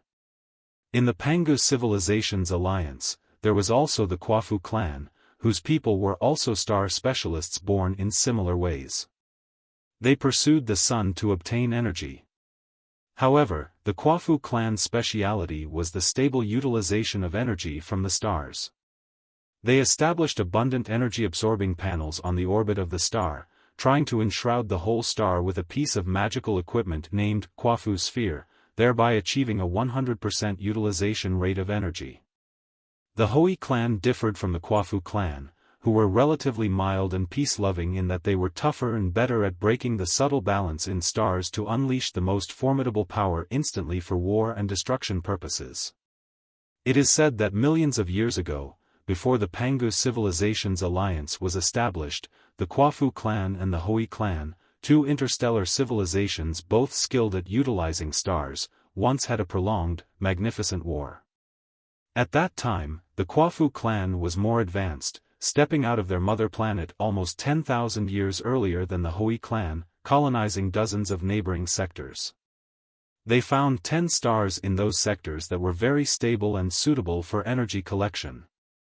Around those 10 stars, the Quafu clan set up Quafu spheres and established a glorious and powerful interstellar civilization with the energy of the 10 suns. They suppressed all the developing civilizations within their exploration range, not giving the latecomers a chance to surpass themselves. The Houyi clan, born in similar ways and equally good at utilizing stars, was their main target. At first, the Houyi clan was absolutely no match for the Quafu clan. They suffered a losing streak because of the energy the enemy collected from the 10 suns. The whole civilization was almost obliterated. Everybody in the Houyi clan said the enemy was about to roast them with the 10 suns. In the end, the Houyi clan gathered all their elites and ambushed the stars with dozens of daring teams, finally detonating 9 out of the 10 stable stars under the Quafu clan's control. The 9 stars had drastic changes and unleashed destructive flames and radiations, almost wiping out all the Quafu spheres and the Quafu clan's fleets. The Quafu clan was covered in the infinite darkness. The fleets wailed at the dim, messy cosmos after the solar storms. They jumped from one sector to another, but the tragedy was the same. Note: corrections are made to spelling, grammar, and some sentence structure to improve clarity without changing the meaning of the text. Most fleets perished due to insufficient resources before they reached the last sun, which was still steady and peaceful. The battle completely reversed the comparison between the Quafu clan and the Houyi clan. Having achieved a strategic advantage, the Houyi clan was determined to pursue further and shoot down the Quafu clan's last Sunday. Such an action would not bring them much good. After all, they were a species that depended on stars, too. However, their strong hatred and fear that the Quafu clan might rise again prompted them to obliterate the Quafu clan, even though they would also suffer heavy losses in the process. At this moment, the Pangu clan showed up. Or rather, the intense transformations of the 9 suns made the Pangu clan discover the Quafu clan and the Houyi clan. They learned that the Pangu clan was not the only intelligent carbon-based life in this vast universe. At that time, the Pangu clan already boasted a civilization and war ability far beyond the Quafu clan and the Houyi clan. However, they were still amazed at how the two carbon-based lives utilized stars, either in the peaceful way or in the violent way. The Pangu clan realized that carbon-based intelligent life had developed to such an appalling level that their war was very likely to destroy the whole universe or even jeopardize civilizations not related to the war. The war among the carbon-based intelligent lives had to be stopped in order to maintain the peace of the universe. Therefore, the Pangu clan intermediated in the war between the Quafu clan and the Houyi clan, secretly supporting the Quafu clan and preventing the Houyi clan from destroying the Quafu clan's last Sunday. Then, an agreement between the 3 parties was reached. That was perhaps the prototype of the Pangu civilization's alliance later. I'm telling you this not to waste your time, but to let Marquis Liaohai know that the Houyi clan mastered the ability to make the sun sneeze a long time ago. It almost resulted in the complete destruction of an interstellar civilization when it was used in a real battle. Chapter 2598, The Gold Crystal Pyramid. Attracted, Lei Chenghu finally took a deep breath and asked suspiciously, have you mastered the Houyi clan's technology to activate the sun, Your Majesty? Wu continued. After the establishment of the Pangu Civilization's alliance, the Houyi clan and the Quafu clan continued their studies on stars. Over tens of thousands of years, they measured the parameters and qualities of countless stars in the 3,000 sectors. They also conducted experiments and constructions on stars at strategic locations. During peaceful periods, they created Quafu spheres, while during wars, they developed star bombs and stellar storm generators. When the Pangu clan and the Nuwa clan turned against each other and initiated the primeval war, most of the Houyi clan sided with the Pangu clan. As the Nuwa clan gradually gained the upper hand, the Houyi clan, in a fit of desperation, proposed a series of technologies to boost the sun and die with the enemy. They established a glorious solar defense line with countless stars, aiming to halt the Nuwa clan's advance. Imagine it, on the routes of the Nuwa clan's army as they advanced, thousands of suns erupted simultaneously.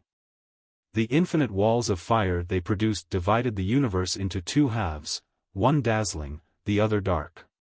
It must have been a magnificent and soul-stirring scene. The Imperial Terminus sector, located at a special astrological position where thousands of wormholes intersect, naturally became the focal point of the solar defense line. The Houyi clan installed a powerful device to activate the sun on the main planet of the Imperial Terminus sector, which we know as the capital. It was called the Gold Crystal Pyramid. Gold Crystal Pyramid? Lei Chenghu slightly frowned. Since it's a pyramid, it should be a massive, eye-catching building. Why have I never heard of such a wonder in the capital? Wu Yingqi smiled and said, the Gold Crystal Pyramid is a piece of stellar magical equipment that the Houyi clan produced after tens of thousands of years of studying the stars. They were established in every stellar system with a steady and powerful star. Most gold crystal pyramids have a square base and a sharp tip. This structure focuses energy as much as possible, shooting it at a star billions of kilometers away as a signal to activate the sun. However, while the Houyi clan made full preparations during the primeval war, the situation on the battlefield never worsened to the point that they needed to ignite thousands of suns. Or rather, the Pangu clan, the Nuwa clan, the Houyi clan, and other carbon-based species were all drained by the war. Even if thousands of suns were sacrificed, their fate of being destroyed couldn't have been changed. Therefore, the Houyi clan only activated part of the gold crystal pyramids. The majority of them stood after the destruction of the primeval civilizations and returned to the universe of ignorance, including the one on the capital planet. In the hundreds of thousands of years to come, due to tectonic changes, the gold crystal pyramids on the planet's surface continuously sank. By the time humanity rose, most of them had already collapsed deep into the planet, melted into rocks, or were completely broken. Naturally, they were never known. Thinking for a moment, Lei Chenghu asked, since the Houyi clan is extinct and most of the gold crystal pyramids have been buried and ruined over the hundreds of thousands of years, how did Your Majesty learn about the stellar magical equipment? I learned the relevant knowledge in the Supreme Emperor's mausoleum. To be more precise, it was from an incomplete volume of the Book of Revelations, which recorded the mysteries of utilizing stellar energy. Of course, it also detailed methods to activate the gold crystal pyramids to transform the sun into the most powerful weapon. Wu Yingqi said, do you recall the myth of the rise of mankind 10,000 years ago, where the Supreme Emperor and the Blood God, his strongest clone, battled so fiercely on the capital planet that it was nearly split in half? Actually, the Supreme Emperor and the Blood God each commanded billions of soldiers from 1,000 worlds. How could they have dueled personally? No matter how strong they were, it couldn't decide the outcome of a cosmic war or the fate of the universe. The truth is, the Supreme Emperor and the Blood God did encounter each other beneath the capital planet, accompanied by their elite forces. However, it wasn't an idiotic duel, but a mutual search for the gold crystal pyramid that had sunk to the depths of the capital planet. During his rise, the Supreme Emperor obtained 3 volumes of the Book of Revelations.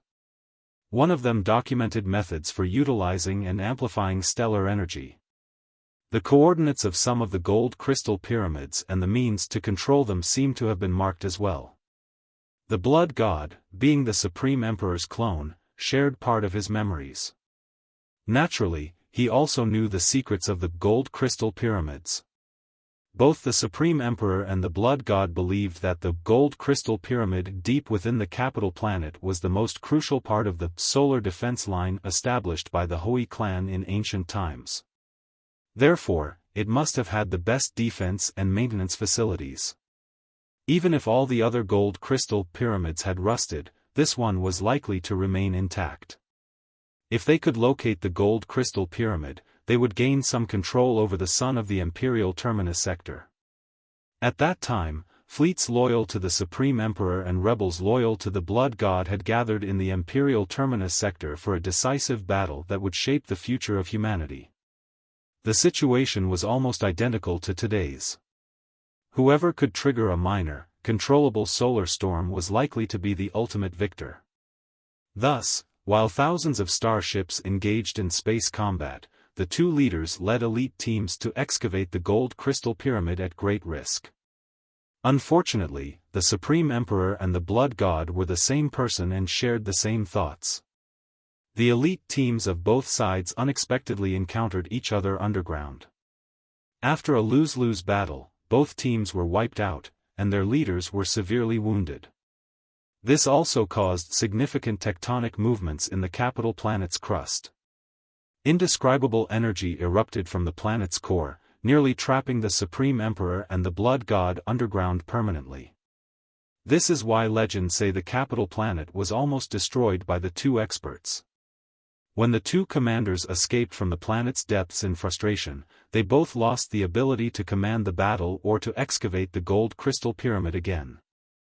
The gold crystal pyramid, the sun controller hidden deep within the capital planet, was never discovered when the Star Ocean Imperium fell. As for me, Marquis Liaohai, you must know that I spent hundreds of years in the Supreme Emperor's mausoleum. During that time, I accidentally discovered an incomplete volume of the Book of Revelations, on which the Supreme Emperor's regretful soul signature was lingering. In it, he specifically described the underground environment and the geological parameters he encountered while exploring the gold crystal pyramid. He was very certain that his team and the Blood Gods were, in fact, very close to the gold crystal pyramid when the battle began. It was safe to say that either of them could have touched the key to controlling the sun if they had excavated for a few more days without interference. What a jest of fate to have arranged for them to encounter in such an environment. The rest is history. After I returned to the Imperium, I began to accumulate my strength and planned to cleanse the corruption and renew the Imperium. At first, I was forced to act under the identity of Queen of the Imperium, which left me hamstrung in many aspects. Naturally, it was impossible for me to excavate on a large scale in the depths of the capital planet. However, after we occupied the entire capital planet, I was finally able to take my chances. Perhaps the Supreme Emperor was watching over us from places we cannot see, for I did successfully find the gold crystal pyramid. Lei Qinghu still exclaimed, even though he had known the result. No wonder Li Yao told me that he saw your Majesty's Imperial Guards digging an enormous hole mysteriously below the capital planet. So, that was the gold crystal pyramid. What?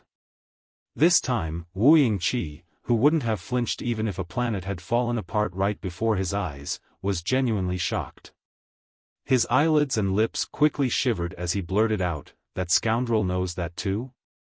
Realizing his loss of calmness, Wu Yingqi took a deep breath and resuming tranquility.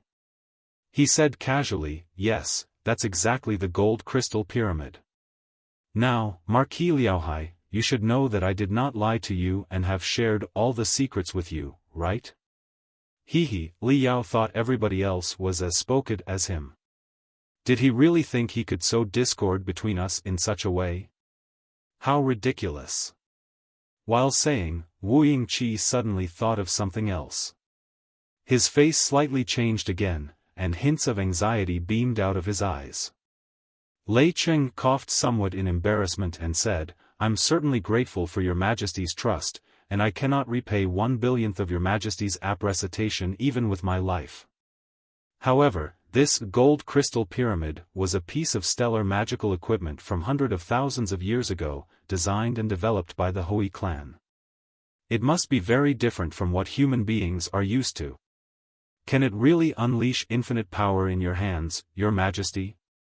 The gold crystal pyramid is more or less damaged after hundreds of thousands of years. The volume of the Book of Revelation to maneuver the gold crystal pyramid is incomplete and obscure too. Even Emperor Supreme failed to completely understand it in the old days. It is even less possible for me to grasp it in only several hundred years." Wu Yingqi smiled and said, "Thankfully, our enemy is not the tricky opponents like the Nuwa clan or the Quafu clan, but only people who are as unused to radiation as us. As long as we can activate 1/10th of the power of the gold crystal pyramid, it will be enough to raise a solar storm that will affect the whole Imperial Terminus sector." For the text to be more coherent and grammatically correct. His eyelids and lips quickly shivered as he blurted out, "That scoundrel knows that, too?" Realizing his loss of calmness, Wu Yingqi took a deep breath and resumed tranquility. He said casually, "Yes, that's exactly the gold crystal pyramid. All the starships in space will be blown apart. The enemy's spiritual nexus will suffer destructive interference, completely paralyzing their magical equipment units. Even the vitality fields of most soldiers will be temporarily disrupted, giving the enemy a huge headache and depriving them of their combat ability." Chapter 2590, Your Majesty, you must be wary of Li Yao. Deep in thought, Lei Chenghu asked, "Is it so powerful?" "You can doubt anything, but you should never doubt the power of a star," Wu Yingqi said. "A star in its prime years can be compared to a gigantic living creature that has periodic activities, like breathing.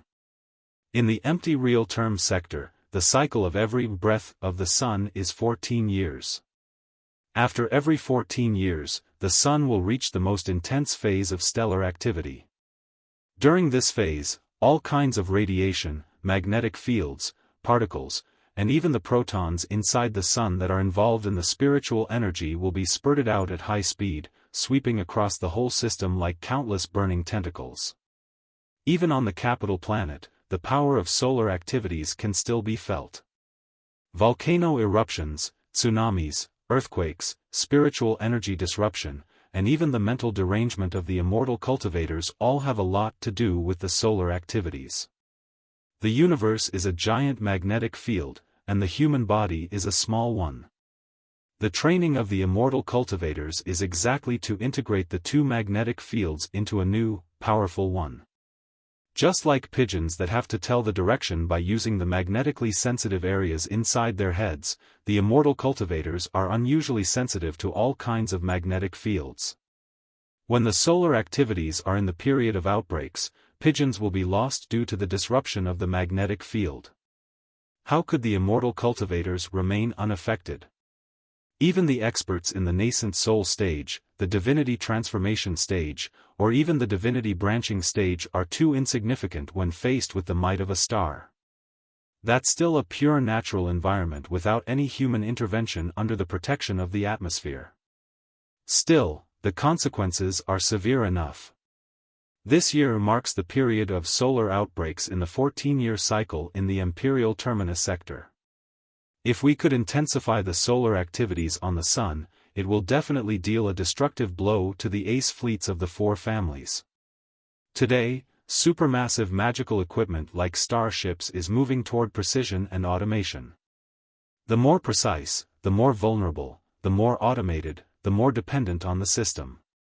When particles penetrate through the main warships of the ace fleets like meteor showers, paralyzing their mainframe crystal processors and power units and rendering most crew members comatose, those warships, the four families' greatest reliance for dominating the universe, will become floating iron coffins, completely at our mercy. Profound sparks glittered in Lei Chenghu's eyes as he said, "So, the solar storm will kill all the soldiers in the four families' ace fleets? How is that possible? Wuji burst into laughter. I understand your concern, Marquis Liaohai.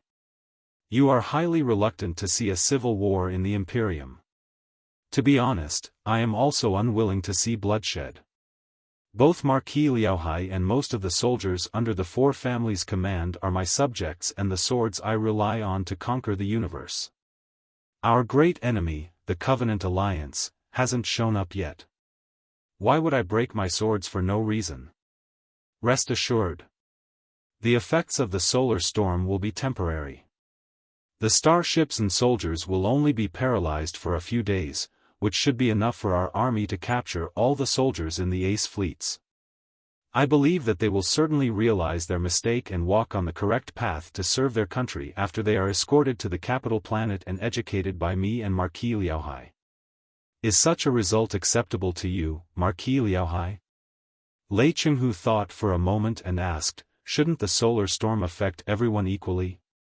If the enemy is fully paralyzed, wouldn't our army also be too debilitated to move? How are we going to capture the enemy? Please look at this map, Marquis Liaohai. Wuji gestured, and the enormous star behind him transformed into a map of the universe, dotted with dense spots and rays. According to my observations of the sun using the gold crystal pyramid and the data left by the Houyi clan, there will be a minor sunspot outbreak in this area of the sun one day from now. By then, the capital planet and the number 5 planet will be relatively close to each other in their orbits, and the number 5 planet will be at its perihelion. You know that the four families have conquered the number 5 planet and use it as an advanced base to attack the capital. I have received solid intelligence that tomorrow will be the time of their general attack. At that time, 80% of the main warships of the four families' elite fleets will be gathered near the perihelion, facing the sun defenselessly. Their mainframe crystal processors and power units will be running at maximum efficiency, and all magical equipment and crystal chips will be under the greatest strain. Many crystal suits and colossi will even be deployed outside the starships, floating in space. When the solar storm sweeps over, they will naturally suffer the heaviest blow. Our army, on the other hand, is the defender. I have ordered most of the fleets to stay back within the atmosphere. The thick and dense atmosphere of the capital planet is the hardest shield to resist the magnetic fields, radiation, and high-energy particles. They are sufficient to offset more than 90% of the power of the solar storm. On the other hand, I will order all the starships to turn off their mainframe crystal processors and power units when the solar storm takes place, and ask all the soldiers to crawl into the protective gel, and the starships to raise the spiritual shield of a special frequency. The so-called solar storm is, as a matter of fact, a mass of high-intensity waves. As long as we learn the frequency in advance and set the spiritual shield to the corresponding frequency, it will be enough to offset 90% of the damage. In this way, at most, the blow of the solar storm that our army suffers will be 5% of that of the enemy's. When the solar storm is over, it will be easy for us to move forward and capture the enemy in bulk. Simple as that? Lei Chenghu asked, there are no side effects at all? No damage will be caused to the surface of the capital planet by the orbits that pierce through the atmosphere or to the space towns connected to the orbits? Marquis Liaohai, I don't want to lie to you. Wuji sighed, the stellar magical equipment is too horrifying when on a rampage. How can there be no side effects or sequelae? I can order the Imperial Guards and the soldiers of the Deep Sea Fleet to crawl into the protective gels in advance as a precaution. However, for confidentiality, it is certainly impossible to evacuate or warn the residents on the capital planet, much less the space residents not under the protection of the atmosphere. The outbreak of the solar storm will indeed affect them. Some of them, whose body and soul are weak, may even die. I cannot guarantee that all the soldiers of the ace fleets of the four families will only pass out but not die. Who knows whether their brains had any conditions before, or if their starships were seriously damaged in the previous battles, or if they would do anything unreasonable when they are panicking. This is a war. How can there be no victims in a war? If we do not resort to a secret weapon like the gold crystal pyramid but fight in a regular way, will nobody die? Considering the style of the four families, will they not massacre the people after they occupy the capital? Does your astonishing Thunder Fleet only injure the enemy but do not kill them in the battles in the 7 Seas space zone? I can only guarantee you that, according to my accurate calculation, the casualty rate of the solar storm is 5% at most. Also, the victims will be the weakest and the least determined people. By the law of the immortal cultivators, such people are not qualified to survive in the first place, are they? No, Lei Cheng pondered for a moment and said, a death rate of 5% is indeed an acceptable figure. Our army will be the sure loser in a regular battle. In the massacre after the four families occupy the capital, as well as the plagues and famines that will come with the massacre, the victims will definitely be more than 5%. In order to settle the civil war, build a new imperium, and deal with the Covenant alliance, the price of several billion people is not unacceptable. Did your Majesty keep it secret from me because you suspected that I would hesitate? Absolutely not. I have never doubted Marquise Liaohai's loyalty and determination. Note, I've made minimal adjustments to improve readability while maintaining the original text's integrity. However, there are some inconsistencies in the original text, like the frequent misspellings and the variation in capitalization. These have been corrected to a certain extent, but some oddities remain due to the context and style, which seem to be part of the original writing's intentional arcane language or stylistic. However, our plan depends on the outbreak of solar activities to achieve a 100% effect. Wu Yingqi said, the cycle of solar activities in the Imperial Terminus sector is 14 years. If we miss this year, we will have to wait 14 years for the next best opportunity. Once my plan is leaked, all the four families need to do is wait patiently for a year and a half and attack the capital from the aphelion. Then, the gold crystal pyramid will be useless. Do you understand my concerns, Marquis Liaohai? Lei Chenghu took a deep breath, his eyes were slightly red. I fully understand it. Right then, the grand illusionary land twisted strangely. The vivid holograms gradually disintegrated into green data that floated away in the air. Our mobile secret communication base has been detected by the enemy. It is suffering a blanket bombardment from the four families' ace fleets. Wu Yingqi frowned slightly and said, it seems that real-time communication cannot last much longer. Thankfully, I have already told everything to Marquis Liaohai frankly. Do you have any more questions, Marquis Liaohai? Not at all. I hope your Majesty can annihilate the four ace fleets of the four families smoothly. Lei Chenghu's neck and face were both flushed. Suddenly, he remembered something and changed his expression. He said worriedly, right now, you must be wary of the cunning thief Li Yao. Since he knows the underground hole, he may know a thing or two about the gold crystal tower. Given his past behavior, it is very likely that he will sneak into the capital and crawl underground to sabotage the gold crystal tower. I have sent many ships to the capital over the past few days. Considering Li Yao's combat abilities at the divinity transformation stage, I truly cannot guarantee that he hasn't hidden on one of the starships and snuck into the capital.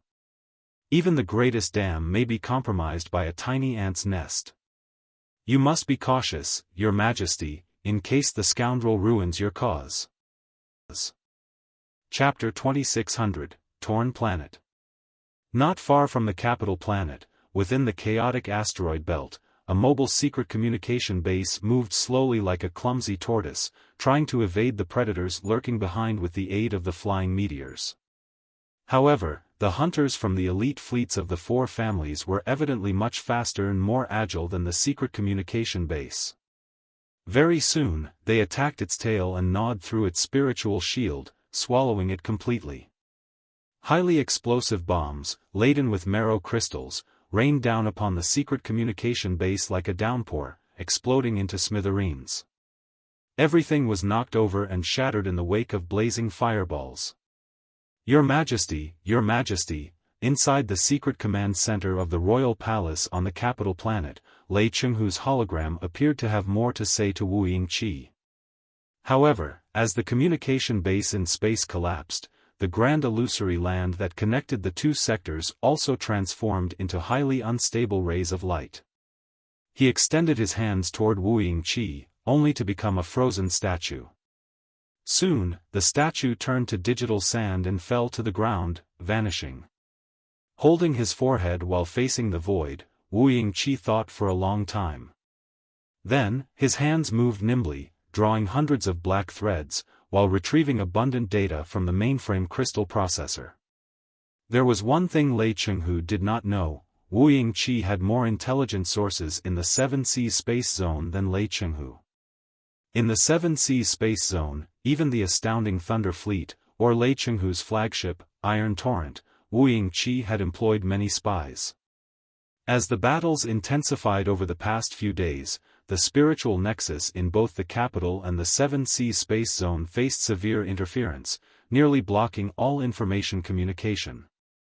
However, a few days back, when the interference was less severe and he still controlled a few remote communication bases, he obtained abundant information and raw data from the command chain in the 7 Seas space zone. He also had a head-on clash with Li Yao in the internal district of the 7 Seas Grand Market. Therefore, his understanding of Li Yao was far more profound than Lei Chenghu's. Wu Yingqi browsed through the data flow. Based on the raw data from a few days ago, he examined the battlefield information Lei Chenghu provided today. After a thorough check, Wu Yingqi concluded that Lei Chenghu was not lying. The data he provided appeared to be true. Unless Lei Chenghu had access to super crystal processors more advanced than those in the capital, he wouldn't have the computational power to fabricate the massive data from the entire 7 Seas battle. Moreover, considering the strength of the astounding Thunder Fleet and the garrison fleets of the Business Alliance of 10,000 sectors, their joint effort to neatly take down Xuefeng's fleet was already their best. It was impossible for them to finish off the fleet of the old cunning fox Song Yushi so quickly. Compared to the proud and tough generals like Xuefeng, Song Yushi, as an experienced commander, might not have the highest combat ability, but he had the instinctual skills to preserve his strength. Therefore, Lei Chenghu was still facing off against Song Yushi. The battle between these two seasoned generals would likely take 10 to 15 days or even longer to conclude.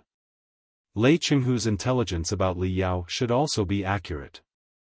If Lei Chenghu were not completely loyal to him, it would have been unnecessary for him to reveal the incident or to remind him that Li Yao had likely sneaked into the capital or even the underground world. Lei Chenghu did not betray him. The only problem was cultivator Li Yao. Li Yao. Li Yao. Li Yao. Wu Yingqi turned off all the data and closed his eyes, then rubbed his nose heavily. Why can such a cockroach never be killed? I detonated the brain of a super meditation healer. Didn't that wound you at all? What kind of being are you exactly? He landed on the ground and paced for a while. Suddenly, he clapped his hands. Two officers in the original uniform of the Imperium's army immediately appeared from the darkness. Their temples and foreheads were prominently protruding, as if they had grown horns. Their eyes were as dark as ink, with barely any white visible. Not much human emotion could be seen in them, except for their admiration and reverence for Wu Yingqi. Double the defense of the Gold Crystal Pyramid. Move the Blood Swallow Legion and the Abyss Wolf Legion over and monitor every inch of space around it. There's still 1 day left. The future of the Imperium, no, the future of mankind is about to turn a new page. I will not allow any trouble at this moment. Wu Yingqi said coldly. Pay special attention to the annoying flies and cockroaches. Do not let them crawl into the Gold Crystal Pyramid under any circumstances. Yes, Your Majesty. The two officers replied rigidly and turned around like machines. Wait. As they were about to step out of the command center, Wuji stopped them, somewhat uneasily. I'll go in person. I'm really hoping to see the look on the cockroach's face when he sees me. Hey, what do you think the look on Wuji's face will be when he sees us? At the same time, in the narrow gaps, close to the underground hole below the capital planet, Li Yao dug forward, like a hybrid of a cockroach and a marmot, while he asked the two people behind him with a smile, I believe that he will look more awful than being forced to eat it, right? Behind Li Yao, Li Jialing silently carried out his bone-shaking techniques, almost squeezing himself into a thin piece of paper, before he managed to slip through the gaps. Long Yangjun, however, bulged her eyes and said, yes, he will definitely look very awful. However, after that, he will burst into fury and knock each of us out in one punch. What's wrong with you that makes you think you can break into Wuji's most important weapon base with only the three of us? And what's wrong with me that makes me agree to go on such an adventure with you? Don't put it that way. While Wuji is terrifying, he is stalled by the ace fleets of the four families after all. Didn't we see the overwhelming troops of the four families when we jumped over stealthily? Wow, what a fabulous lineup it was. I'm drooling whenever I think about it. Even I couldn't hold back the urge to surrender to them. Li Yao swallowed and said, judging from the mobilization of the four families' ace fleets, they should be launching a general attack at the capital planet in a few days, shouldn't they? We are taking advantage of Wuji's most pressured moment to sneak in. How can we be so unlucky as to run into him in person? Chances are our mission this time will be very simple, and we will reveal his scheme without any accidents. Is any mission with a cursed man like you ever simple? Long Yangjun mumbled. Her breasts were squeezed by the sharp rocks, and she demanded angrily, how are you leading the way? Only earthworms and cockroaches are fit for such narrow tunnels. What kind of shortcut is this? That's not my fault, Li Yao said, innocent. The underground world of the capital planet is your turf. The map was drawn by you the last time. This tunnel was the exact route we took when we scouted the underground hole last time. It was very spacious then and could allow two people to move forward shoulder by shoulder. Who knows that it will become like this in just a few months. This is very close to the underground hole. I fear Wuji has set up some magical alarm equipment that can detect feeble quakes, so I cannot shatter the rocks with drills. As a result, we can only squeeze forward slowly. That's strange, Long Yangjun said. By logic, there shouldn't be such drastic tectonic changes in just a few months. What happened? Hardly had she finished her question when intense quakes echoed around them. The rocks above and below them pressed closer, as if they were about to close and squash the invaders. Li Yao, Long Yangjun, and Li Jialing were all greatly shocked. They were about to summon their crystal suits and drills of mystic rays to dig a way out when the movement of rocks came to an abrupt end. The three of them looked at each other in surprise. Somebody seems to have planted numerous crystal bombs in the faults of the shell and is detonating them in a pattern. As a bomb expert, Li Yao thought for a moment and said, they are trying to change the tectonic structure or even to tear apart the land, thereby creating a massive artificial canyon. It must be Wuji's doing, but what does he want? Long Yangjun pondered for a moment and said, wait. Changing the tectonic structure with crystal bombs, unleashing massive energy, tearing apart the land, and creating a vast canyon, it sounds exactly like what the Supreme Emperor and the Blood God did 10,000 years ago. Does he have any nefarious purposes? About that, Li Yao scratched his chin hard, still unable to think it through. I have an idea. Li Jialing suddenly said, Brother Yao and Sister Long both said that Wuji has a certain powerful secret weapon deep inside the capital. However, the enemy he needs to deal with is the four families' ace fleets in space. In my opinion, however powerful the secret weapon is, it cannot directly obliterate the enemy in space when it is buried deep below the ground, right?